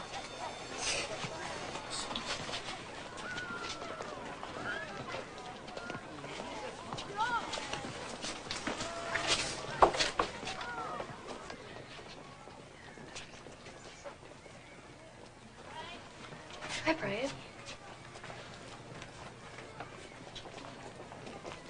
Hey, good looking shirt. See ya. Hi. This a visit? Any help? How'd you guess? Come here, give me a hand with this, will you? Take that side. I want to get this over to the table. So, Mr. Johnson let you up, huh? How'd you know? I spoke to him. Wanted to put a good word in for you. Thanks. You'll have to thank me. Planned to anyway. How are you and Gil? You talking, or you still on the outs? I don't see him. I'm not in the baseball team anymore. Oh? Why not?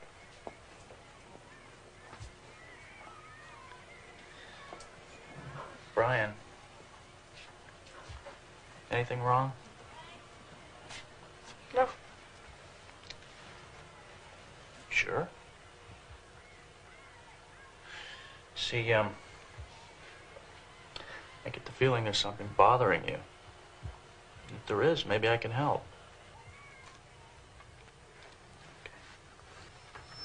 Okay. Here. I want you to hold him a minute. Ooh. You know your way around rabbits, don't you? What are you going to do with him when we're done with him?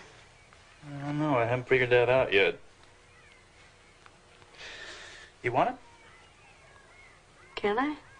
Only if you intend to keep him. We take our rabbits very seriously around here. We don't give them out on loan. I'll keep him. All right, then. He's yours. As long as it's cool with your parents.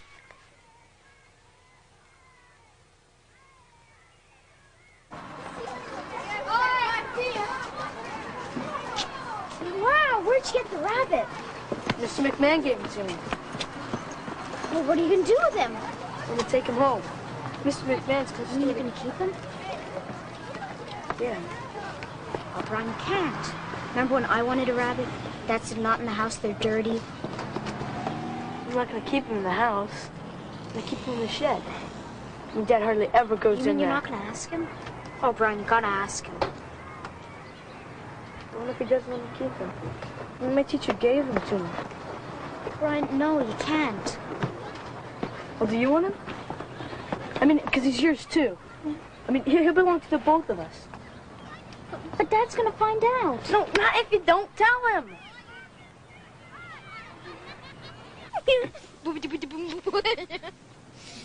Oh.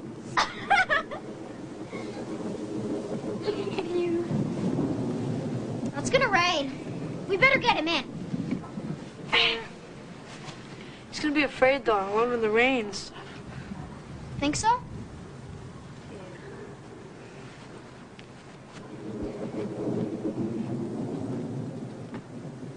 Brian? Brian, where are you going? Hey, look at him. Oh, no! Get him now. Get him. Get him. Look there. Hey, careful. Here. Ow. There. Faster. Here you go. Here. Here. All right. I got him. Oh, no. Brian, Brian went under.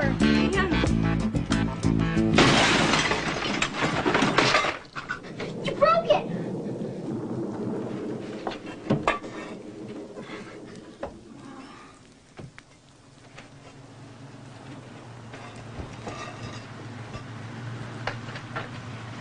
Oh, no. It's Dad. He's home. What are we going to do?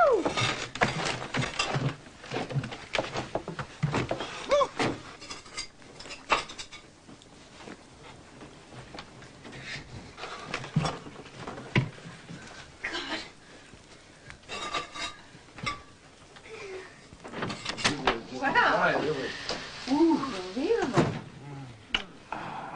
Oh, can you believe it? Those guys didn't close the windows. I told them. Keith? Brian? Brian? Keith? What are you two doing up here? Didn't you notice the windows downstairs were open? Huh? Come on, what's going on? Nothing. Nothing? You call this nothing?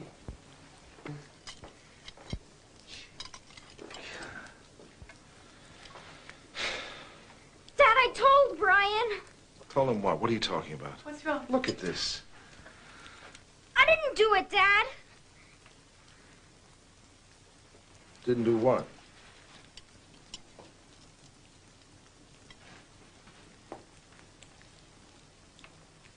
What's going on?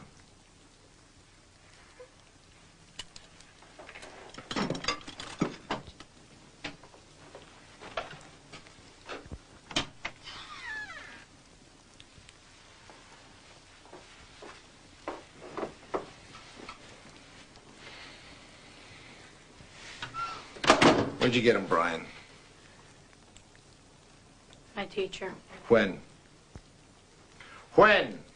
This afternoon, Brian kept him in the shed. You knew about this? I didn't want the rabbit. He made me. Oh, yeah, you are lying. I am not. All right, just quiet. What did I tell you about having pets in the house? Why do you do this? Nothing I ever say gets through to you. Gordon, it's not important. He'll take him back. Right. I want that rabbit out of here in the morning. I want you to take him, put him back in his cage. I want you to take him back to your teacher tomorrow. I can't. He'll get mad. I don't care what... This is my house, and as long as you're living here, you'll do as I say. Gordon, it's not a big deal. Dad, I just can't take him back. No, I don't even want to hear that. You're going to listen to me. No. Gordon!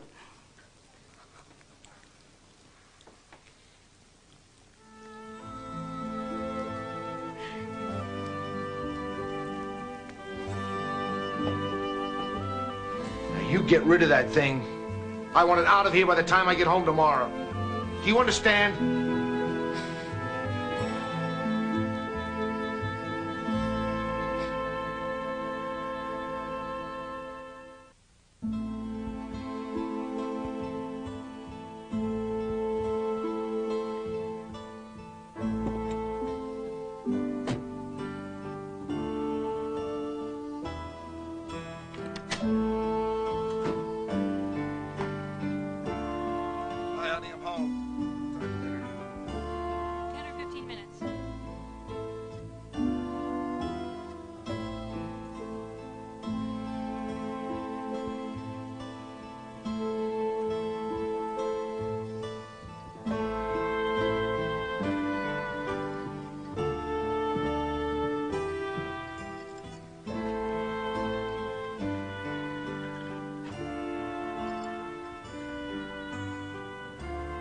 Did your teacher find someone else to take the rabbit?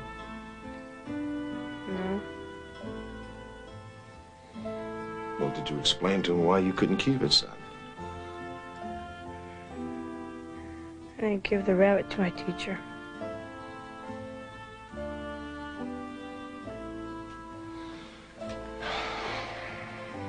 I don't understand.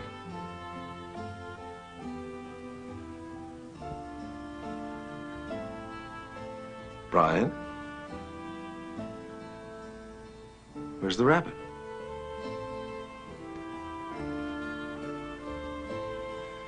Behind the tree out back.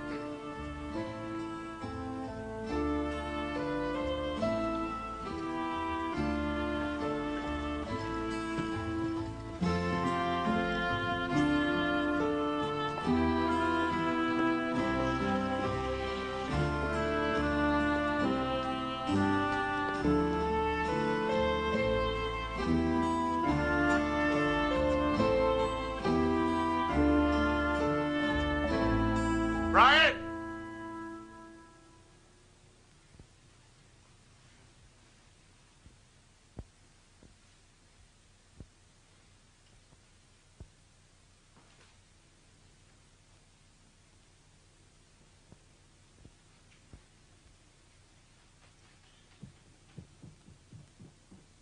Brian, your father found the rabbit buried. Did you do that?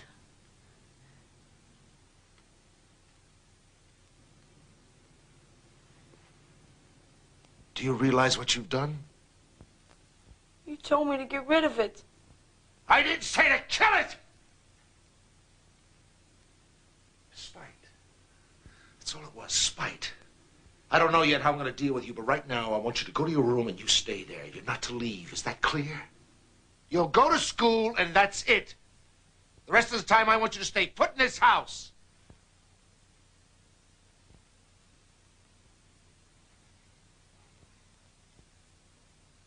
Go on!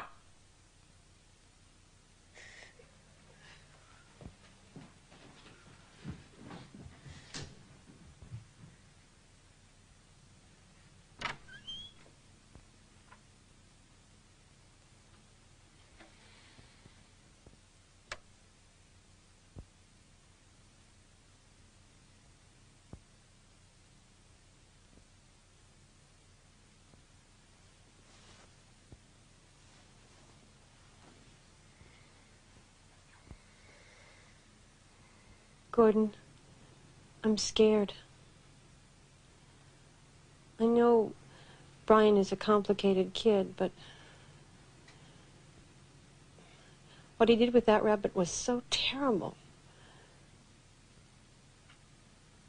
It's just an incident. An incident? Gordon, there is something very wrong here. And we need to see someone who can advise us. They're going to tell us it's already happened. It's an incident and we'll handle it. How? How will we handle it, Gordon? I don't know. You and Brian can't even talk to each other, for God's sake. We'll handle it. I don't think we can, Gordon. Not by ourselves.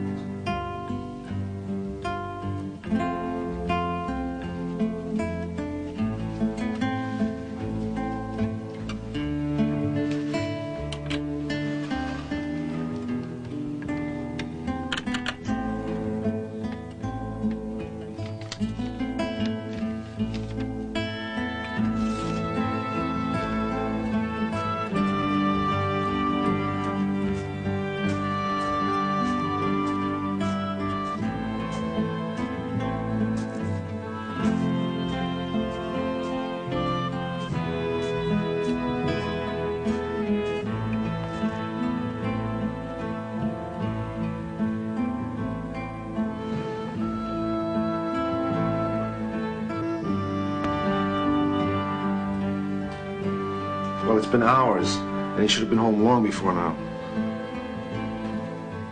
Yes, would you, please? Thank you. Police are putting it out on their radio.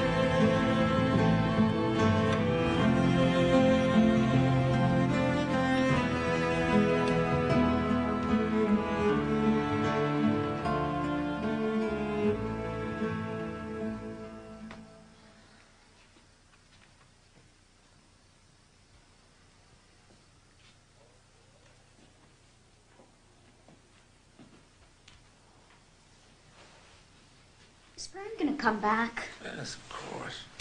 What are you doing out of bed? Hmm? Come on. Back to sleep. Not Dad. Come on. Can I stay up? Brian?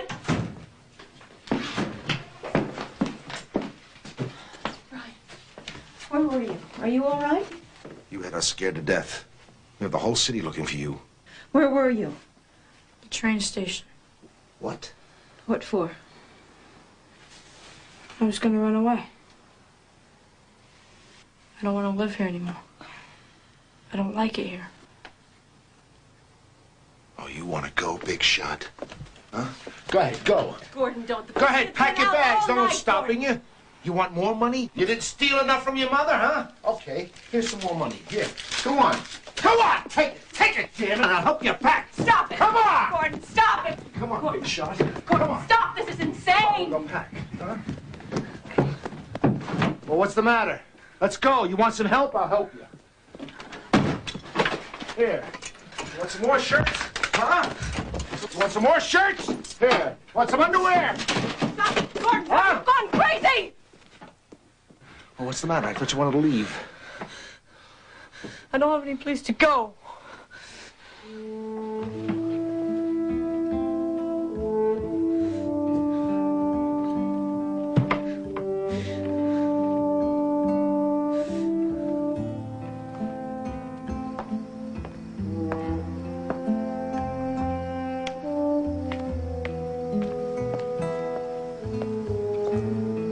It's late.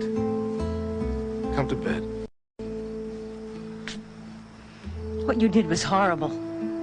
How you could do that to your own son. Gordon, I can't take much more of this. What the hell am I supposed to do? I've tried every way I know how to reach him. Everything I've done has been for him. And what the hell's he do? Fight me? My God, when I was his age, Well, he's not you. You want him to be you, but he can't. And you've got to realize that once and for all and just stop this.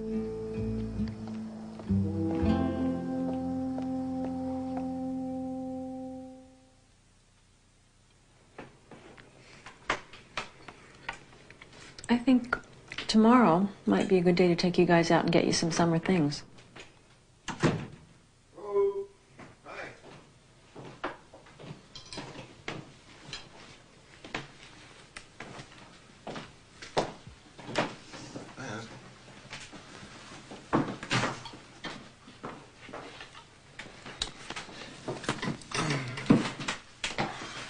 Oh, boy. Oh, thanks, honey.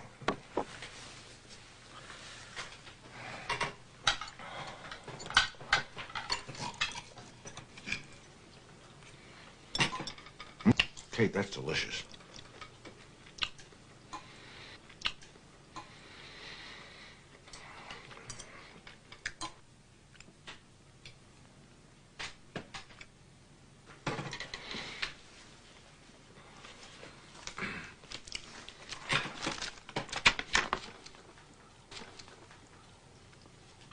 What's that? This? Well, look, I've been under a lot of pressure lately, and I thought, since you kids are out of school now,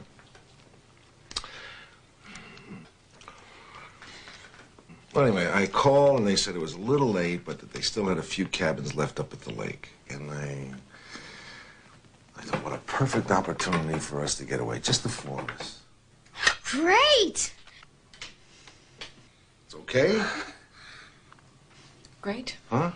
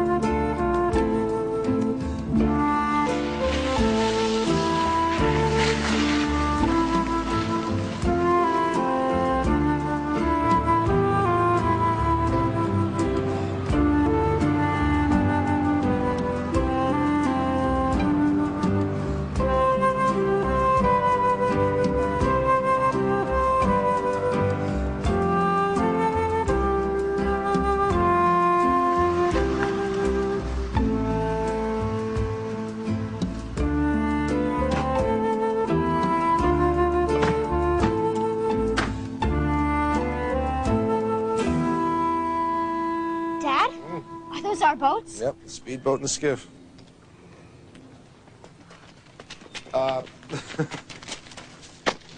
Excuse me. Keith, unpacking first. Sorry, Dad.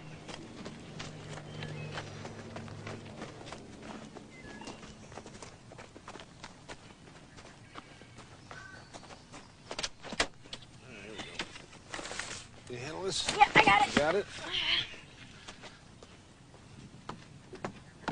Brian? We've got unpacking.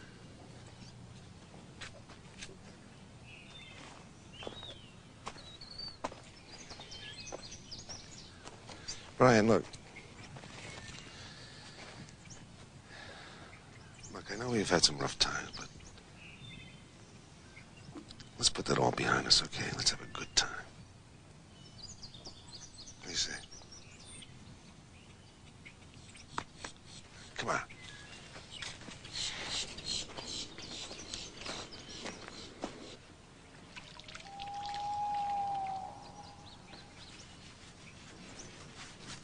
Dad? How far out is that float? Oh, probably 50 yards. Bet I can swim it. Keith, you're not to swim out there alone. Is that clear? Dad, that's Now easy. listen to me, both of you. I don't want you taking the boats out alone, understood? And I don't want you swimming alone. Brian can't swim. Well, we can change that. Maybe I could teach Brian to swim. It's a perfect opportunity. You know, if you don't learn by the end of the summer, huh? Do I have to? No, you don't. But it's been, what, 4 or 5 years since... What do we call it? It wasn't an accident. A what, a scare? It's about time you dealt with it. I'm not scared. Bull. Well, what's holding you back? Look, I'm not pushing you, son, but soon you're going to be in high school and college, and all your friends will know how to swim.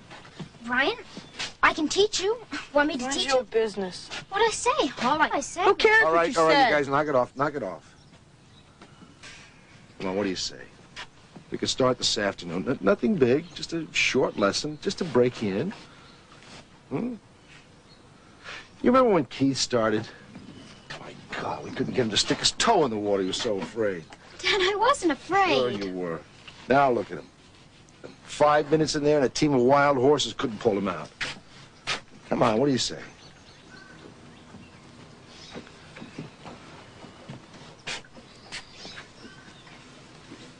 Brian?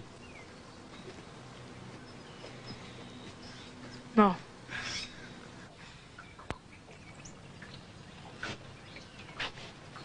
Can you help me with this bow line? Dad, you going for a ride? Yeah, sure, hop in. Get your life vest on. Oh, Dad, I don't need it. Keith, listen to me. Put the life vest on. All right, Dad. Let's go. Ready? Yeah. Hold on to your butts,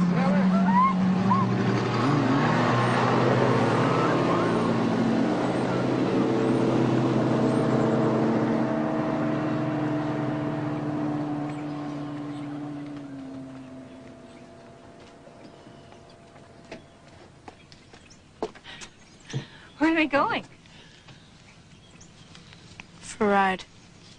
Why didn't you go with them? Dad didn't want me. What happened? Did something happen? He wants to teach me to swim.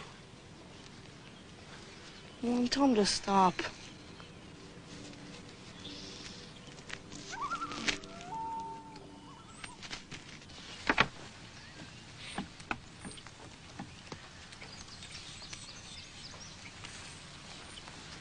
Beautiful here, isn't it? Brian says you want to teach him to swim. I simply asked him if he wanted to learn to swim. You don't realize what you're doing, do you? The boy had a near drowning. He was going under. If the lifeguard hadn't been there... lifeguard was well, the there. worst thing you could do now is to push him. Is what I'm asking so unreasonable? It's for his own good, Kate. If he backs off now, he'll never face his fears. He'll learn when he's ready. You know why he's still afraid of the water? Because of you. Because you feed his fear. Oh, now it's you my indulge turn his to barrel. fears. You make it seem all right. Well, that'll smooth things now, but I'm telling you, down the road, it's going to hurt him. Maybe you're right. Maybe I do. I don't know. I do know that Brian is feeling very alone right now. Maybe that's my fault as much as it is yours. But I'm telling you, Gordon, this pressure on him... What has got pressure? to What stop. pressure? You have got to end this now, or else... What? Or else what?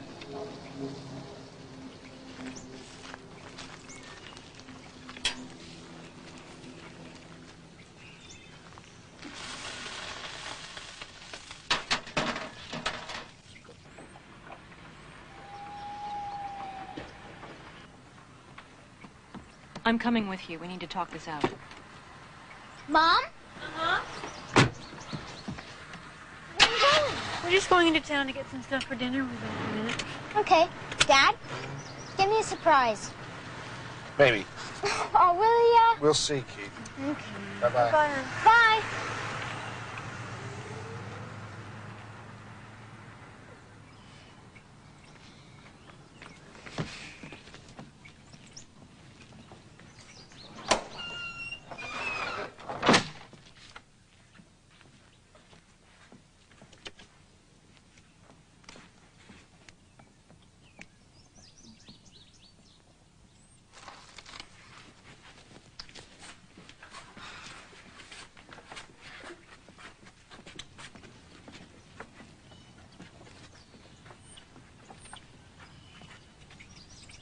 Want to play catch?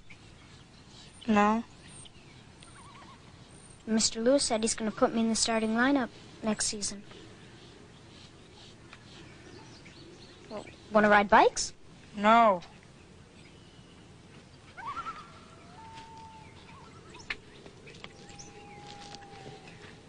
I bet Dad's going to get me water skis.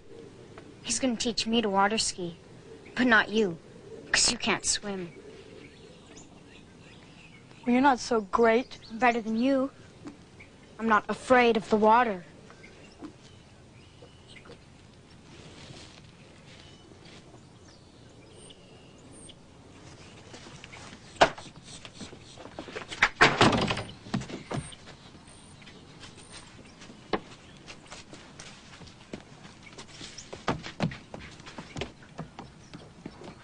Brian?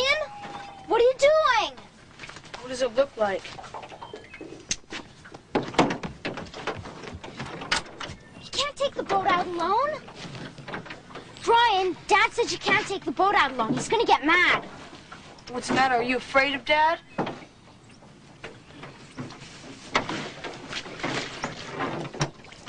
No. Brian, can I come? Watch it!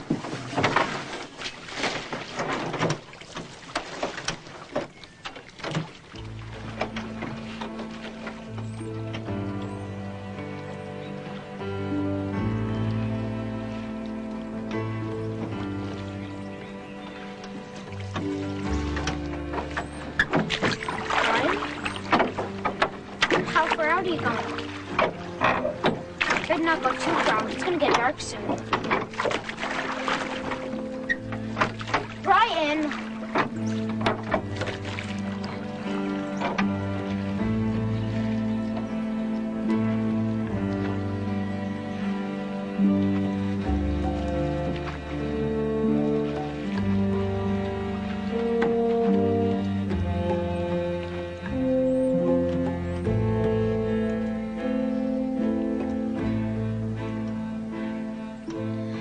Now what are you gonna do? Nothing. You mean you're just gonna sit here? Maybe.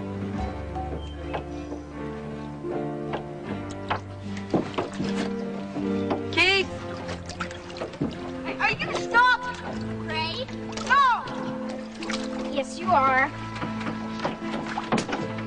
I don't see you in the water either. I can swim. You know that, dummy. Not to the dock. I'll bet you can't swim to the dock.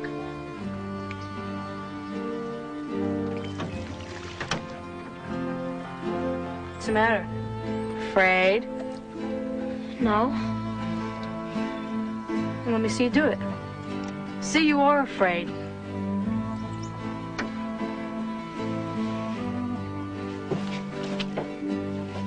No, not with your life jacket. Anybody can swim with their life jacket on. Bet you can't swim without it.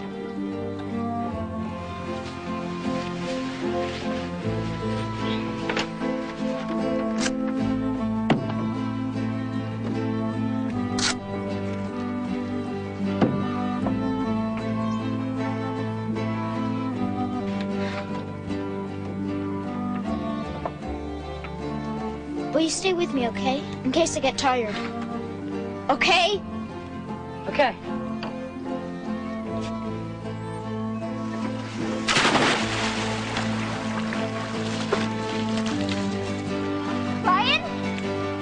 Brian, stop fooling around. You keep it up. Oh, Brian, come on. Brian, I'm going to tell Dad.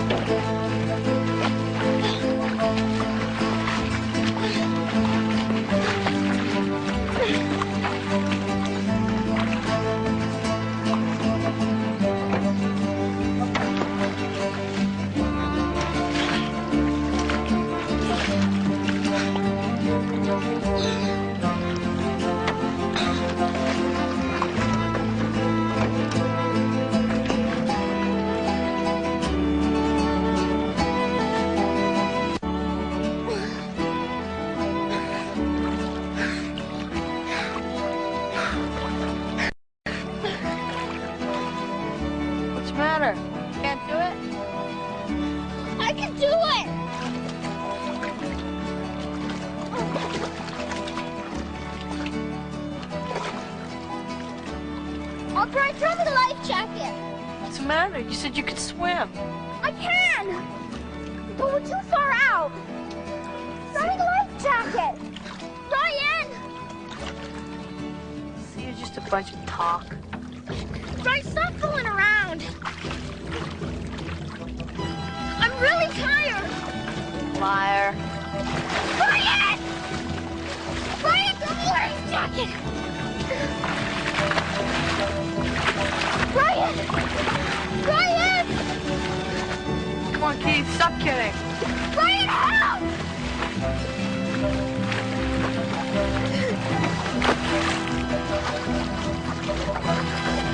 Brian! I'll get him! Brian!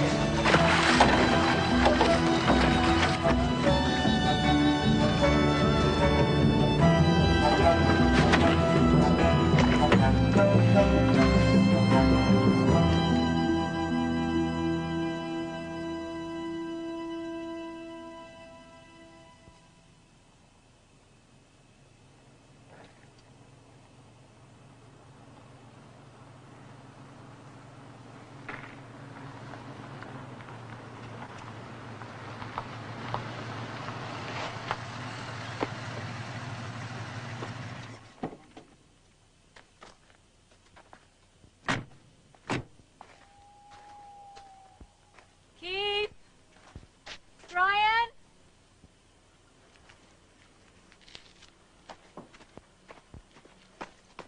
Kate? The boat's gone.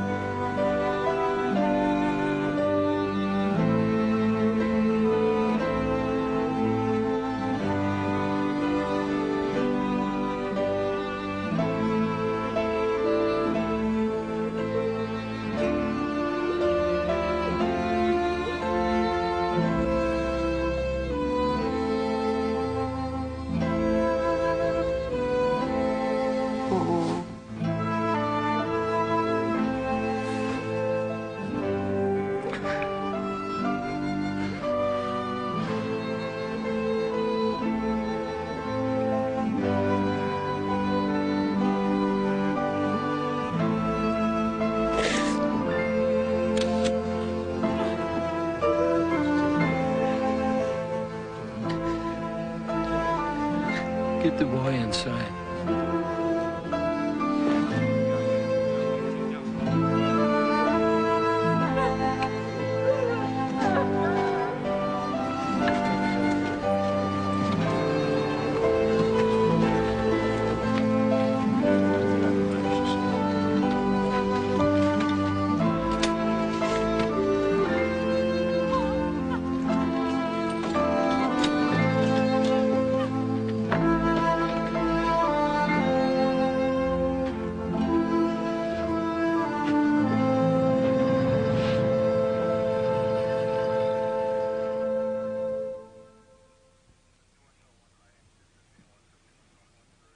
You want me to get you something?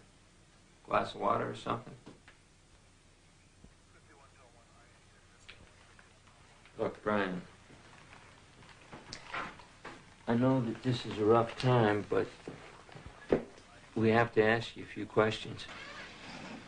You see, we got all this paperwork we got to fill out, and you're the only one that can help us. So I just need for you to tell us what happened. Brian?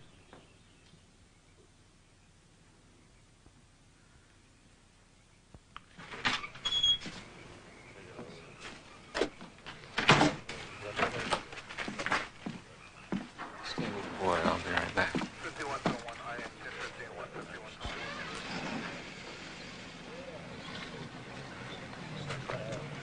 We have to take the boy with us. It's just routine.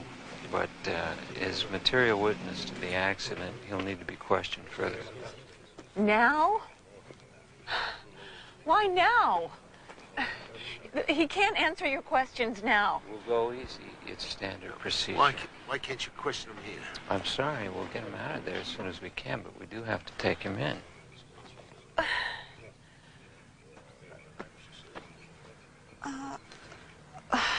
One of us should stay. I'll go.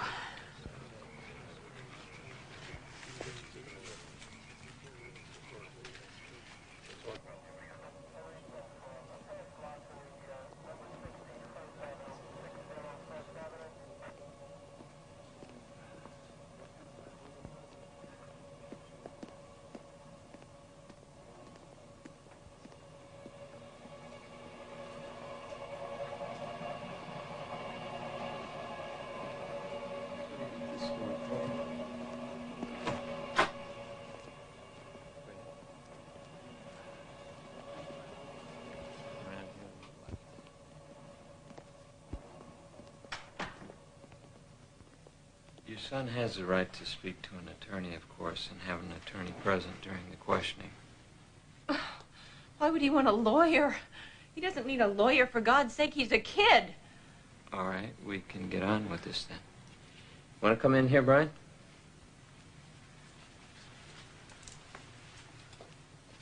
I'm sorry, Mrs. Williams. You'll have to wait here.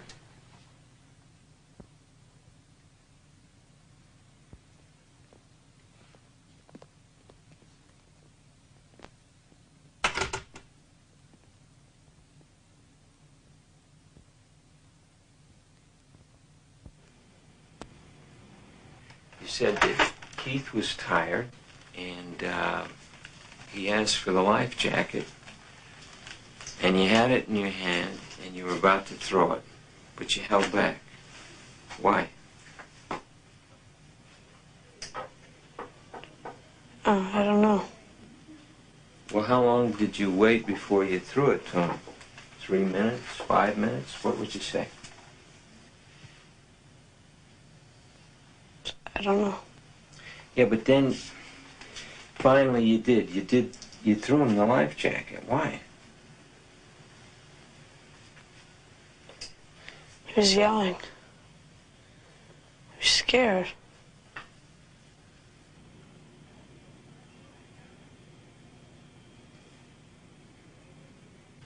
You waited until he was drowning, and then you threw him the life jacket, but it was too late?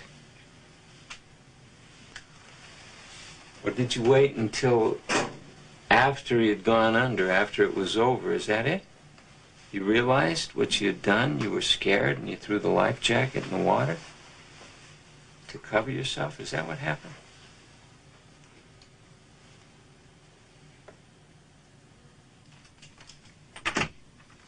Mrs. Williams.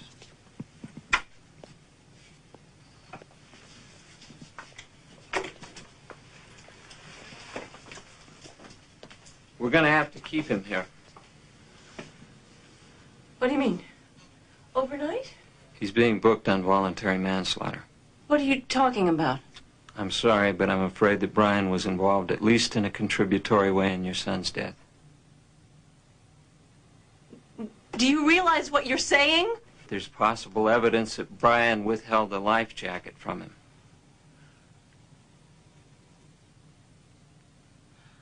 I don't have to listen to this. Come on, Brian, let's go. But your son can't be released. He's got to be held in custody until the detention hearing. Mrs. Williams, I'm sorry, but your son's being charged with his brother's death.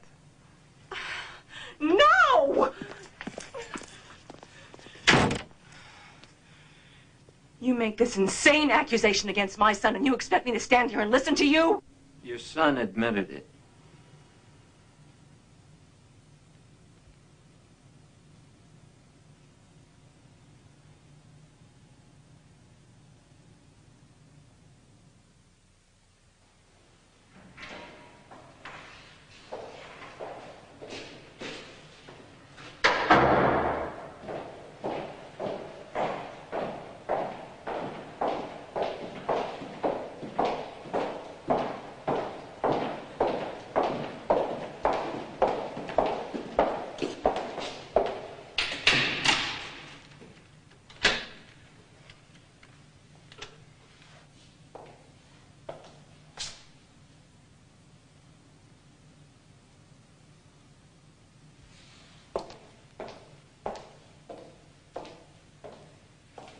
Hi. I'm Sarah Burke. I'm your lawyer. Brian, I'm sorry they put you in this awful place. And I'm going to get you out of here as soon as I can. But first, I read the sheriff's report about what you told him. And Brian, you said some things that could be very hurtful. I want you to promise me that you won't talk to anyone again about what happened. Not anyone. Without my presence. Okay?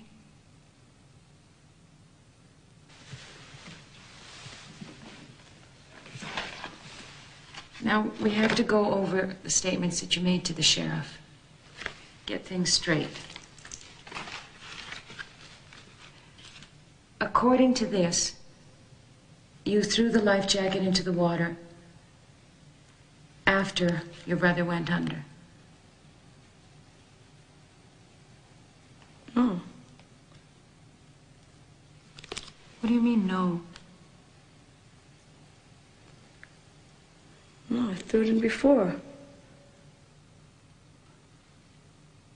Well, Brian, why did you make this statement to the sheriff?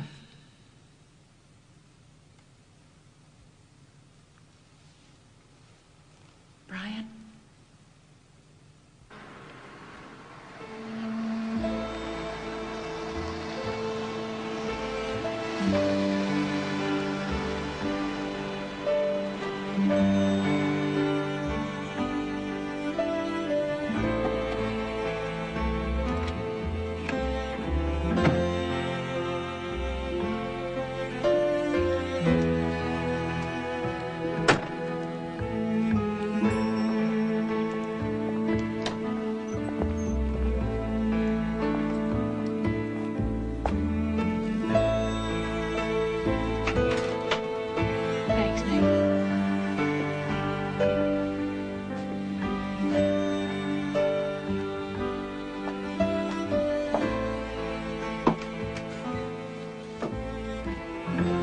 I don't want you talking to the neighbors anymore.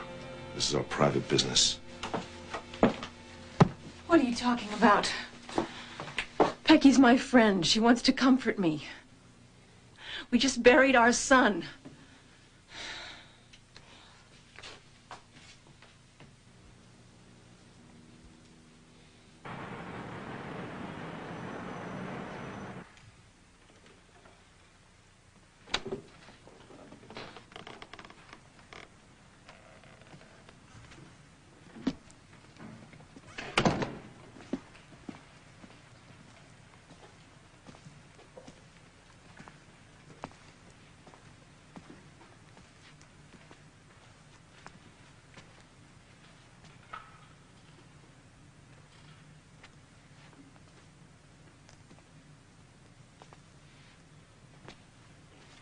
There seems to be sufficient evidence to move onward with this case. The court will set a trial date for August 30. The minor will be detained until such... Your Honor, counsel would like to move that the minor be released into the custody of his parents. This is a serious crime, Counselor. We can assure the court that controls and protections will be set up so that he does not disobey the law. It has nothing to do with breaking the law. The boy has been accused of contributing to the death of another boy. In this case, his brother. The boy has no history of previous crimes, and he has a protective environment he can go to.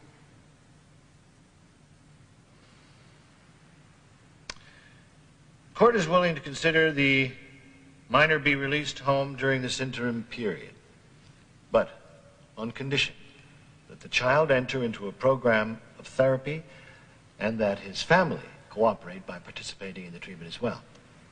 If either of these conditions is not met, I'll be forced to bring the boy back and detain him. No. I'll be damned if I'm seeing a psychologist. Mr. Williams, if you don't, your son will be returned to police custody, placed in a juvenile hall, along with some of the most violent kids in the county. Is that what you want for him? What happens now?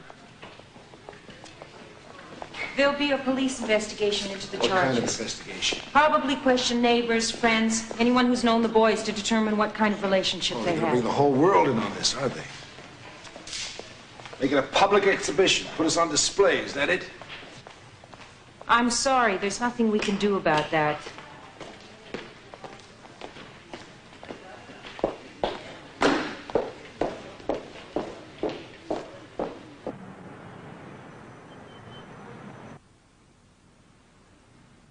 I'm Dr. Hamilton.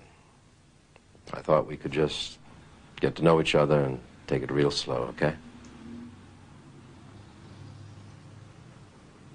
Do you know why you're here?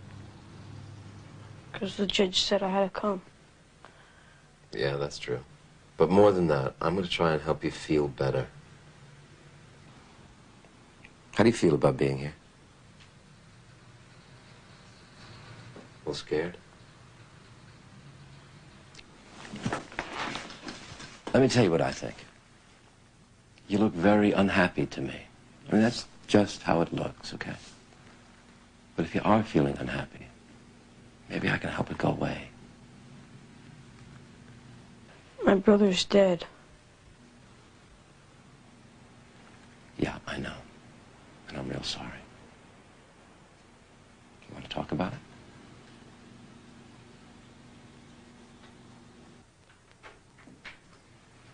Just wait out here for a minute, okay? Come on inside.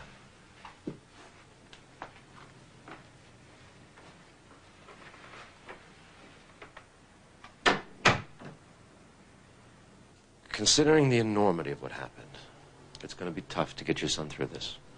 He's holding in a tremendous amount of guilt. Because he's afraid we'll think he wanted to harm his brother. Because he knows he wanted to harm him. Why? That's what we're going to try and get at. What's going on? What are you thinking? I'm confused.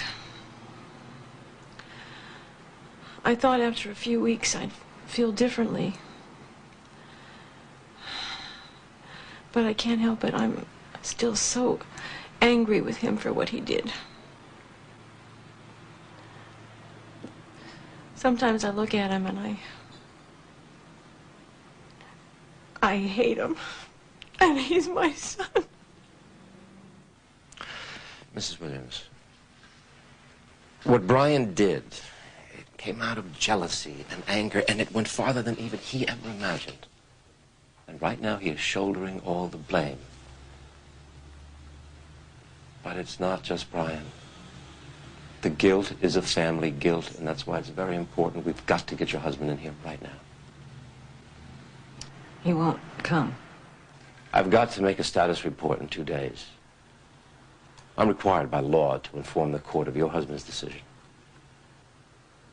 I can tell you right now, when the judge reads it, He's going to send your son to juvenile hall.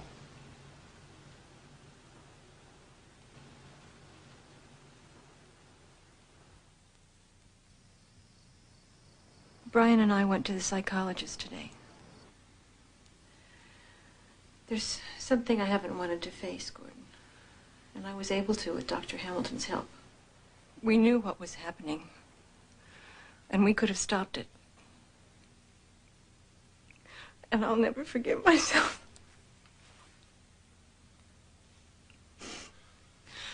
Gordon, you have to see him. You have to.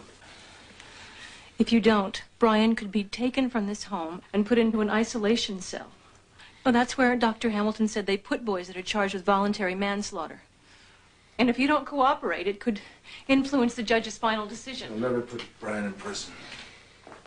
Gordon, Brian told Hamilton about the rabbit, that he killed it in a very deliberate act. The district attorney and the judge don't know that yet, but they will find out.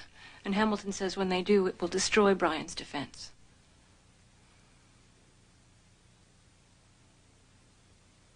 I've been running this through my head over and over. And I think there's only one way to go that's in Brian's best interest.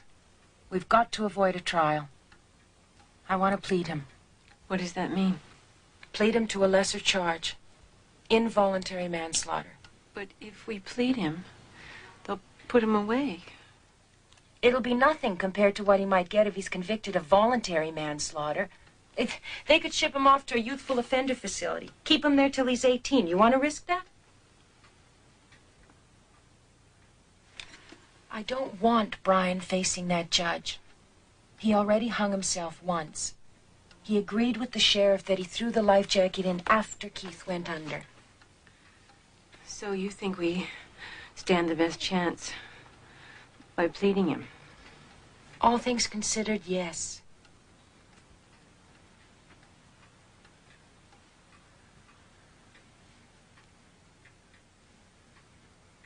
Maybe it is the best way to go. The probation officer called today. The judge will be getting the status report in the morning.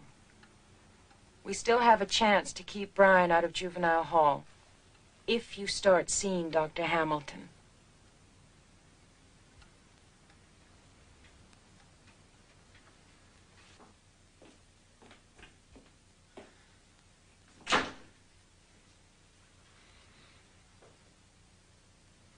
But what is some shrink going to say to me? What the hell am I going to tell him that's going to make any difference? Do it for Brian. Damn it! He's your son, too. His brother's dead. He took him out in the boat and he let him drown. I can't forgive him for that. Then we have no life together. What are you talking about? If you believe that, there's nowhere we can go. This marriage is over. What? I can't order you out of the house, but for Brian's sake, I hope you'll leave. Cake. If you don't, I will. I want you out of here as soon as you find someplace else, but I want you to go. Come on. Don't touch me. Oh, God. What did I do? How did I let this happen?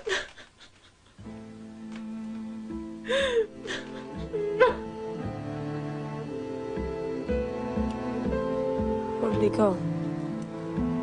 I don't know. Is he coming back? I don't think so. Dad left because of me. No, Brian, this is something that's been coming for a long time. No, he wouldn't have left if Keith was still alive. I didn't want him to die. I know that.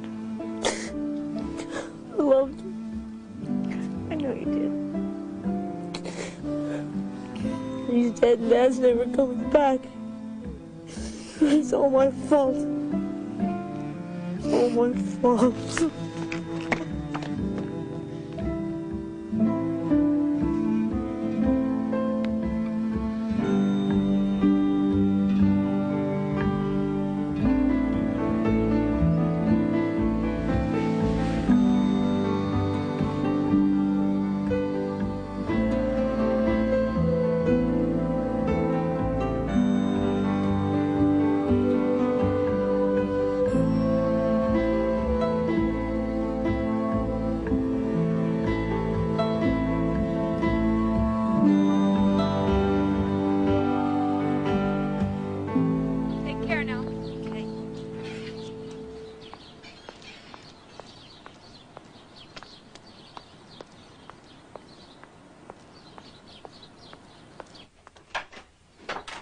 Brian, Peggy baked a chocolate cake. Double Dutch chocolate, your favorite. I brought you a big piece. You awake, honey? Come on, Brian, you can't sleep.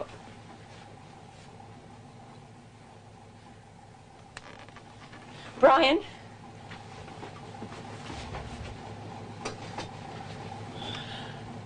Oh, my God.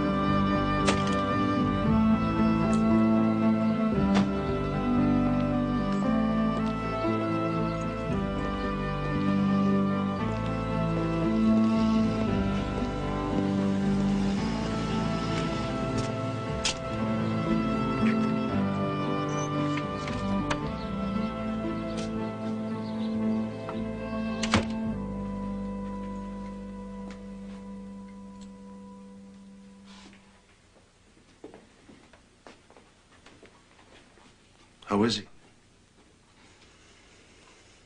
He'll make it. His body's had a terrible shock, but they say he'll be all right. It's upstairs.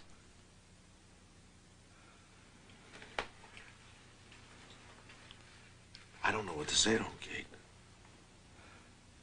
For starters, you can tell him you're sorry he tried to kill himself. Why did he do it? You're angry with him, aren't you?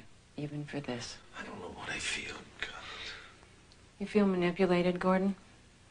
Feel like he's saying, here, I've done this terrible thing to myself, now I want you to forgive me and love me for it. That's it. That's exactly what he's saying.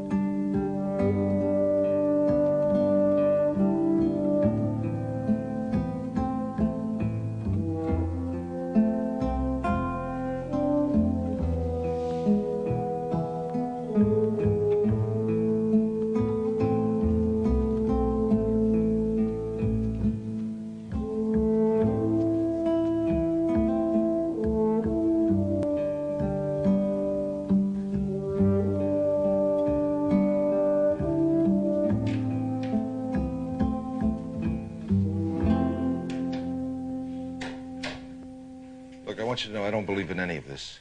I don't think it solves anything. Just want you to know that from the outset, okay? Okay.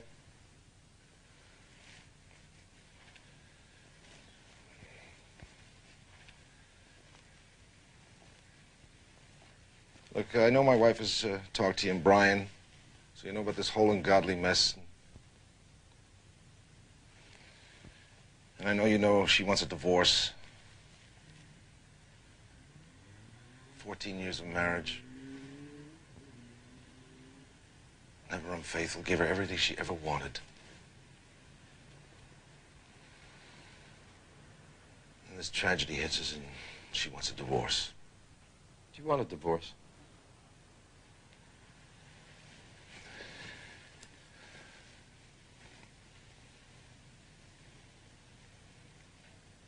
No.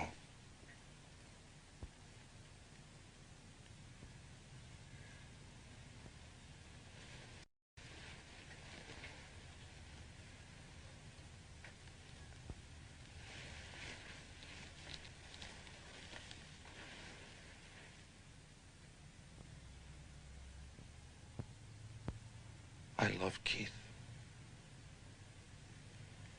If you had known him, he's always pleasing people, trying to fit in. And Brian? Brian always fought me. I don't know why. I tried. When I think about my brother, I'm not jealous of him anymore. I mean, it's not his fault that I liked him better. Nothing I said ever got through to him. He was always in his own world. We never connected.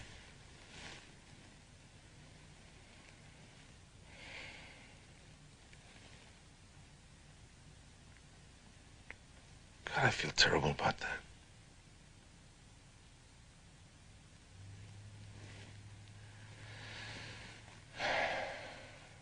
Suppose you don't believe that. How do you feel about your father now? Do you love him? I want to. You want him to love you? Yeah. You think he does? Do you think he wants to? I don't know. But I want him to. You know the thing with children that sometimes we lose sight of? They're not here to please us. No matter how they turn out. Sometimes it's an accident. You can give them everything you have. That doesn't make them turn out the way you want them to. You see, with Brian, he never gave you back the thing you really wanted. And that can cause a lot of resentment. And on top of that, there's Keith's death.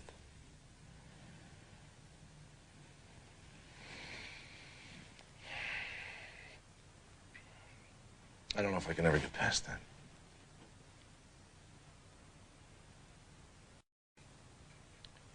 Not enough to forgive Brian?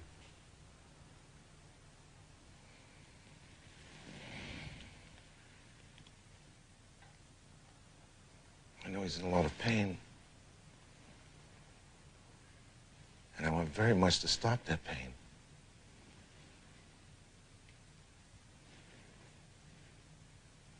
I don't know how. Tell him.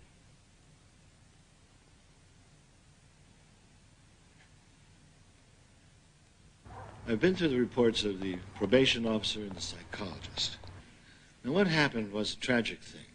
Crime was committed, and a life was lost. And that, unfortunately, cannot be reversed. But to submit the minor to any prolonged period of detention would, in fact, be another crime. It would not serve him or the community. Therefore, I am sentencing you, Brian, to a 1-year rehabilitative period of detention and training at the State Youth Authority. And I'm suspending that order, placing you on probation, with the requirement that you remain in treatment and with 90-day reports to this court by your probation officer. It is so ordered.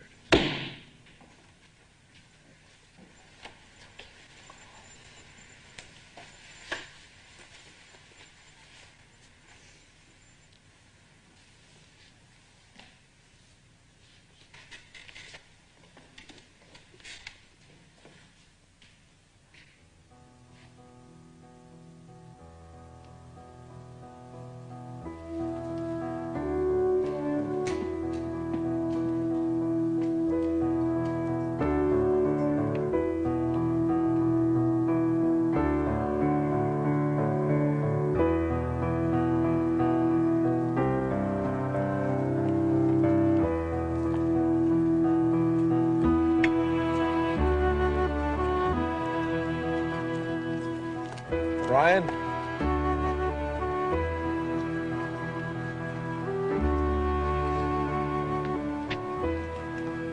I'm sorry, son. And I don't blame you for anything.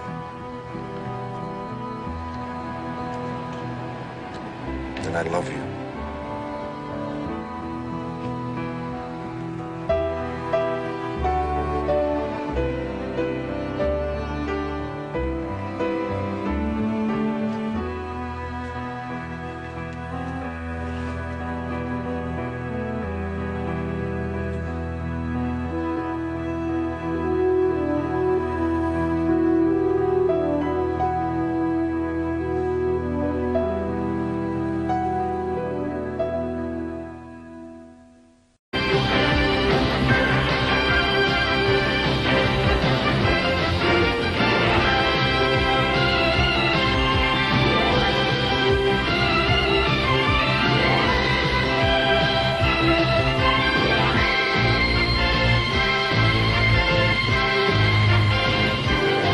Tonight on the CBS Saturday Movie. CBS, oh yes. This is CBS. Shaky start for week 2 on Wall Street. Coming up at 11, the second worst drop in market history. Traders are calling it Black and Blue Monday. Financial pressures lead to murder in Miami. An investor kills his broker. And the government star witness has the defense claiming victory in the Howard Beach case. New York City police looking for a missing 6-year-old boy tonight. Will an extra lane cause extra headaches for Lincoln Tunnel commuters? And is the royal honeymoon really over for Charles and Di? Warner with some rough action on the ice. Frank Field with the forecast. Channel 2 News at 11 is next. Now, Michelle Marsh, Mike Schneider, Warner Wolf, Dr. Frank Field, and the Channel 2 News team. This is Channel 2 News at 11. Everything you need to know, because anything can happen in New York. Hello, Michelle Marsh has this night off. Bree Walker is joining us. A brand new week, the same old problem on Wall Street. Losses, big losses. The market got off to a very shaky start today with investors losing millions. Complete coverage of the Dow's dilemma, plus the tragic consequences. Murder in Miami, an investor who lost millions and all hope. We'll find out how the president and congressional leaders hope to turn things around. And we begin with the end. It came 2 hours early and not a moment too soon. The closing bell ending the second worst day in Wall Street history. The Dow Jones Industrial Average plunging more than 156 points, closing at 1793. This is one of those days that they refer to as across-the-board losses. Losers exceeded winners here on Wall Street by a 13-to-1 margin at the New York Stock Exchange. The trouble in New York apparently was triggered by big declines in the overseas stock markets. Hong Kong's exchange, closed for 4 days last week, plunged 33% today. Tokyo and London were way down, too. The major stocks in this country are traded around the world 24 hours a day. Technology's made that possible. Dealers around the world don't want to sit with the stocks. So if they get hit in Tokyo, they pass it on to London and then Australia, wherever the hell they're open. Just get me out. Even so, some analysts see a silver lining. Well, I feel encouraged myself, my own opinion, because I feel that people are waiting to see what the response is going to be from the government. I feel the government's going to help us. But others are frightened by the parallels between this market decline and the crash of '29, wondering if we're heading where they went. Doomsday was definitely on the mind of one evangelist outside the New York market today. I'm here for one reason, to tell you that God loves you. And while some put their faith in the Almighty, others put their money in bonds, which are considered safer than stocks right now. This is the storm cellar, where people can wait until the storm of a stock market decline blows over. At any rate, the New York Stock Exchange will continue to close 2 hours early for the rest of this week, trying to cope with all those sell orders. Bree? The pressures of Wall Street boiled over into violence in Miami. An investor, distraught over losing millions in the market, went to talk to his broker today. He brought a gun with him. He killed one vice president, seriously wounded another, then turned the gun on himself. Correspondent John Crane reports from Miami. The shock of market losses has new meaning. Wall Street's bloodbath has now gone from paper to human life. 53-year-old investor Arthur Kane snapped after he reportedly lost everything. Kane now leaves a human debt. His broken dreams taken out on advisors. But people at this brokerage house say he was no amateur. He knew his business, he knew the market, he understood it perfectly. He knew what he was doing. But Kane's family knew nothing of his fatal plans. He was distraught when he suffered these great losses, but other than that, there would have been no indication. Regular traders here at Merrill Lynch say Kane always appeared to be a hyperactive, high-energy trader. They say he became even more so with last week's fall of the stock market. He had a taste of desperation about him. Brett Goldstein says Kane told him of the mounting pressure. In his words, everything I do is turning out wrong. Whatever I do, the opposite is the effect. If I buy, I should have sold. If I sold short, then I should have bought. But should-haves in this case bring new meaning to dangerous trading. The worst day in the market history, as far as I'm concerned. Just nothing could be worse than what happened here today. Nothing. A human toll has now been added to the market's woes. Some say it was just a matter of time. John Crane, Channel 2 News, Miami, Florida. Meanwhile, at least one big brokerage firm has told its branch offices to increase security if they feel there is a need. Other brokerage houses are expected to follow suit. What's happening on Wall Street and what will happen to the nation's economy? President Reagan met with congressional leaders today to try to come up with a game plan. The talk, the massive deficit and how to trim it. But that talk may not be cheap. As Channel 2's Reggie Harris found out tonight, taxes may not be far away. This photo session is supposed to symbolize harmony between the president and bipartisan congressional leaders. Harmony both sides say is necessary to agree on how to reduce the budget deficit by at least $23 billion, the amount of cutting required by the Graham-Rudman balanced budget law. This morning, I think we were all agreed that we want to seek an answer to this problem. Tonight, New York Senator Alphonse D'Amato said he favors a combination of across-the-board military and domestic spending cuts, coupled with increased consumption tax increases. Secondly, I think we raise the tax on gasoline, the tax on home heating oil, the tax on some of the other uses, and again, use that money not for new spending, but for additional deficit reduction. We put those two things together, and I'll tell you, we'll turn the economy around. Many Democrats gathered on the East Side tonight for a Senate campaign fundraiser at the home of former Ambassador Ann Cox Chambers. 13 Democratic senators were here tonight, each of them with a different view of where and how to cut the deficit. Tax revenues are going to be raised primarily through excise taxes and through closing some of the loopholes. I do not believe we're going to have an increase in either personal or corporate income tax rates. Is it possible to cut more than $23 billion? It's possible to cut the deficit more. What we ought to do is think of a sort of 3-year agreement, an honest agreement, to bring that down by about $120 billion. Well, oil import tax, gasoline tax, at some point we may have to consider value-added tax, but I think the important thing now is not to do things that damage the economy. Tomorrow, the tough meetings begin with a tough group of negotiators, 3 each from the White House, both major political parties, and both houses of Congress. They have less than a month to agree on deficit reduction, or the cuts will come automatically across the board from the Graham-Rudman law. In Manhattan, Reggie Harris, Channel 2 News. Stepping up the pressure on Iran, President Reagan today imposed a broad trade embargo in response to Iranian attacks in the Persian Gulf. The presidential order cuts off imports of oil and other goods from Iran. It also stops exports of U.S. machinery that could be used in Iran's war against Iraq. Renewed violence tonight in El Salvador following the murder of Herbert Anaya, a prominent human rights activist. Inmates seized a prison headquarters and mobs burned cars in the capital to protest Anaya's killing. He was an outspoken critic of the Salvadoran government, and some activists blame government forces for Anaya's death. They are mourning at the White House tonight for the mother of the First Lady. Nancy Reagan's mother, Edith Davis, died today of a stroke at her home in Phoenix. She was 91 years old. We're told the First family will fly to Phoenix tomorrow to make the funeral arrangements. The death of her mother comes just 9 days, of course, after Nancy Reagan's operation for breast cancer. There's still a lot more news ahead on Channel 2 News at 11. I'm going to tell you why the government's key witness had defense lawyers applauding at the Howard Beach trial. Time saver or headache, a new plan for the Lincoln Tunnel gets mixed reviews. And will the storybook romance end unhappily ever after for Charles and Di? All when Channel 2 News at 11 continues. He was the star witness for the prosecution in the Howard Beach trial. But a defense lawyer says the testimony's backfired. Robert Riley is cooperating with authorities in exchange for leniency. He was with the 4 defendants the night they allegedly chased a black man to his death. Well, today, defense attorney Stephen Murphy blasted Riley on the stand during cross-examination.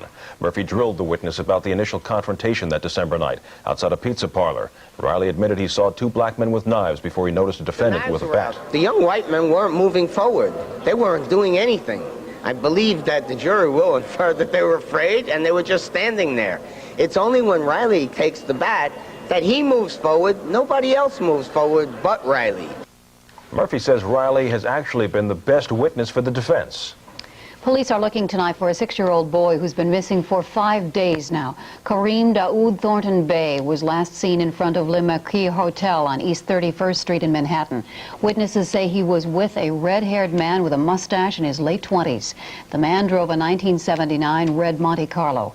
Police are urging anyone with any information to call the Midtown South Precinct. Mayor Koch says he's throwing in the towel in a battle with a priest over a Manhattan building. The debate was over the National Maritime Union building in Chelsea. That's where the mayor wanted to house work-release prisoners and homeless men. But Father Bruce Ritter, the director of Covenant House, wanted to turn the building into a shelter for runaways. The city had bid $27 million for the site, but Father Ritter offered $30 million. You know, the golden rule, which we all should live by, which is do unto others as thou would have others do unto you, was not observed by Father Ritter. He's using all the enormous power and authority of his office and of the city of New York to intimidate a private citizen. The mayor says he conceded because he's a pragmatist and knows when he can and cannot win. Thousands of commuters use the Lincoln Tunnel each and every day, and a new plan is going to make the ride a little bit easier, but depending upon where you sit. Officials wanted to add an extra lane that'll make the bus ride 15 minutes shorter, but the commute by car 15 minutes longer. And Channel 2's Jane Velez-Mitchell reports now on this tunnel tug of war. Night and day, back and forth, they're warriors in a turf battle. That turf, a tiny spot in a lane on a congested highway. So New Jersey to New York commuters are understandably angry over a plan to ban cars from one entire lane on the New Jersey approach to the Lincoln Tunnel. The idea is to make more room for city-bound buses by taking space away from cars during the morning commute into the city. I'm against it. Why? Absolutely. Well, because it's jammed now with the cars going in with the 1 bus lane. So with 2 bus lanes, it'll be just that much worse. Having a tough enough time getting through here as it is, the cars. Another bus lane, it would be a hazard for us. Now, those folks who want a second bus lane point out a little-known fact. About 3/4 of all the people who ride into the Lincoln Tunnel every day do so on a bus. But those buses are restricted to only about 1/4 of all the driving space. Now, bus riders say that's just not fair. Hence, this plan to add an extra New York City-bound lane for buses only along Route 3 in the mornings. It will run from the Meadowlands to the juncture where Route 3, the Turnpike, and 495 meet. Then, going into the tunnel itself, that extra bus lane keeps going, while New York City-bound cars lose one of their 3 lanes. Well, if the car owners lose and the new bus lane is approved, expect to start seeing it sometime next year. Even its most fervent supporters admit it's just another stopgap measure in the traffic crisis. At the Lincoln Tunnel, Jane Velez-Mitchell, Channel 2 News. Still ahead, are the Yankees making a move in court to move out of the Bronx? I'll have that story and the action turning ugly at the Garden. Warner with Rangers highlights and all the sports when we continue. Senators, of course, the twins in disguise. But if you, too, grew up in Washington, D.C., living in the beer garden, you would have picked the Senate. Confidence all the way. That was it. There was no question about it. Meanwhile, at the Garden tonight, the Rangers and Flyers 2-2 tie, a great game, unfortunately spoiled by Dave Brown. 40 saves for Van Beesbrook, 39 saves for Hextall. Let's go to the videotape. Second period, no score. Watch Jan Eriksson, 55-footer inside the blue line, off the glove of Hextall. It's 1-0 Rangers. Now, Larry Melnick, 6 feet 180, takes on Brown, who's 6'4", 215, outweighed by 45 pounds. Melnick holds his own. Now, third period 1-1, 5-minute major to Hal. James Patrick scores 2-1 Rangers. But here is the boo of the week. Watch Dave Brown, number 21, and boom! Clobbers Hextall, Sandstrom high stick, cheap shot. Watch it again. And Brown receives a major and match penalty. Ought to suspend him. Sandstrom's swollen jaw x-rays. Game ends in a 2-2 tie. Only one other game, the Flames 2 goals in the third period, beat the Canadians 5-3. Well, we were talking about the series last, but he is called out by umpire Dave Phillips. Then, of course, it's Tommy Herr, caught in the rundown. Forget the possible interference by Herbeck. Watch Herr's left foot. And again, Herr, this man is safe, but he's called out by Lee Wire. Come on, videotape. Each winning Twins share $85,000. The losing Cardinals $56,000. By the way, the Cardinals, in a nice gesture, you know they were hurt all year, voted a half a share to the team's orthopedic surgeon. I'm sure he didn't need it, but you know. And 12 players have filed for free agency, including Dave Righetti.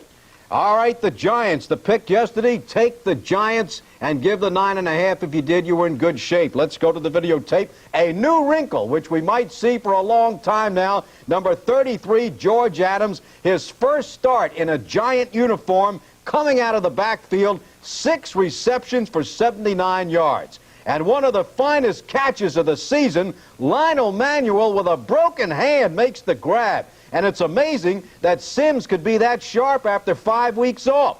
And it's also a good thing it wasn't a home game for the Cardinals. Otherwise, they would have been calling for the replacements. Look at Earl Farrell. They call him Wrong Way Earl. And Vi Sikahima on the punt return is tackled by the Phantom.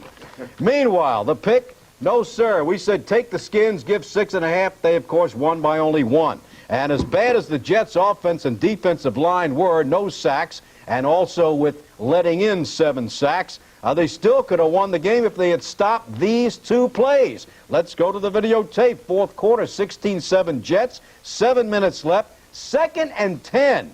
And it was Schrader to Kelvin Bryant.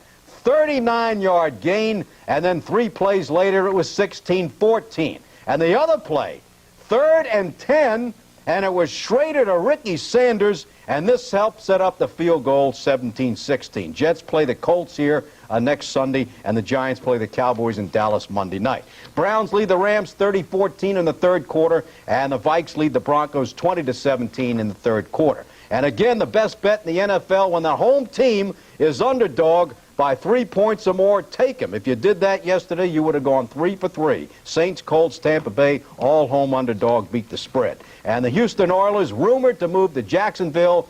No, sir, it's over. They have signed a new lease and will stay in Houston. This is Warner Wolf. Michael? Was it my imagination, or was there something missing? It was your missing? imagination. Probably that, too. What was that? No Gatorade at the end of the win last night for the Giants. You might not see that at all. That's right. You know, when I looked at Parcells, he looked like a man who said, I've had it, I'm disillusioned, and I may retire. That's the expression I saw on Parcells' face. Never seen a grimmer face in victory before. You're right. You know the look. Yeah, we don't want to see it around here. Thank you, Warner. Still ahead, goodbye to the sun, hello to the rain. Dr. Frank Field with a wet forecast. And is a gray cloud hanging over the royal marriage? Stay tuned. You're watching Channel 2 News at 11. Judge New York's best newscast by United Press International. Well, we had a great weekend, so I guess it can rain now. Oh, all right. If it's all right with you, it's all right with the folks out there, if it's all right with Warner, that's what you're going to get. Right now in the Midtown area, we have generally fair skies. It's 46 degrees. Enjoyed a high today of 59. If you're out in the sun with light winds, it felt even warmer than that. 33 degrees at Islip. A little chilly there. It's also that way at Poughkeepsie. Winds calm at the moment. Barometers falling. That means the change is on its way. Fair skies covering all of the Atlantic seaboard, as you can see today. This is the area of clouds that's beginning to shift in our direction. We have 2 elements that are beginning to move this way. First, the line of scattered showers along the cool front. This is rather chilly air back over the plain states. Another, an area of low pressure that's beginning to develop down in the lower Mississippi Valley. The 2 systems will kind of come together right on top of us.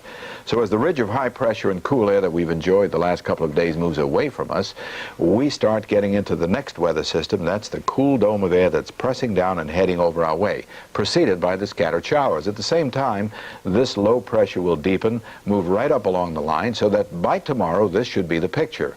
The cool front moving eastward, the low hacking right on to that cool front moving up the coast. The timing is such that the front will pass across tomorrow night at the same time that the low moves up the coast, and that means rain tomorrow night into Wednesday. Then a clearing trend on Thursday and Friday. The forecast for the metropolitan area, mostly clear skies tonight. On the chilly side, southeasterly winds. For tomorrow, starting out with sunshine, increasing clouds in the afternoon, showers, and then rain moving in tomorrow evening and tomorrow night. And the 5-day forecast, that wet weather will linger into Wednesday. A gradual improvement Wednesday afternoon. A mixture of sunshine and clouds on Thursday, some nice weather Friday and Saturday, but then that cool air will be sitting on top of us. And just a reminder that if you stay tuned right after this broadcast, you don't have to watch Johnny Carson. It's a repeat, right? Sure, don't watch him. Get Out Alive tonight with Dr. Frank Field. Hundreds of people die because of fires in our metropolitan area. I think you'll learn something if you do watch. Very important stuff. Glad we're airing that again. Thank you. Yeah. It's a good show. You don't have to knock Carson to get people to watch it. He's a friend. He doesn't mind. Thank you, Frank. Yeah, he's watching it himself. Are they closing the book on a fairy tale romance? That's the big question in Britain these days. Seems that Prince Charles and Princess Diana have been living apart ever since September. The prince has been vacationing in Scotland, the princess back in London. The British press is having a field day speculating about their futures. Separate? We don't know. Last week, though, Charles and Diana toured flood-stricken Wales. It's one of their few appearances together recently, and reporters say they barely looked at each other. Well, maybe the rumors are true. Maybe they are headed for Splitsville. And again, maybe it's kind of tough to be romantic in the middle of a disaster zone. Yeah, or a fishbowl. Absolutely. That's it for Channel 2 News at 11. I'm Bree Walker. I'm Mike Schneider. Our coverage continues tomorrow with the CBS Morning News and then on Channel 2 News at noon. Till then, good night.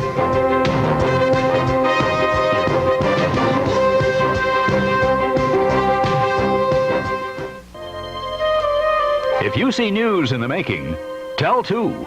Call the Channel 2 News toll-free hotline, 1-800-CH2-NEWS.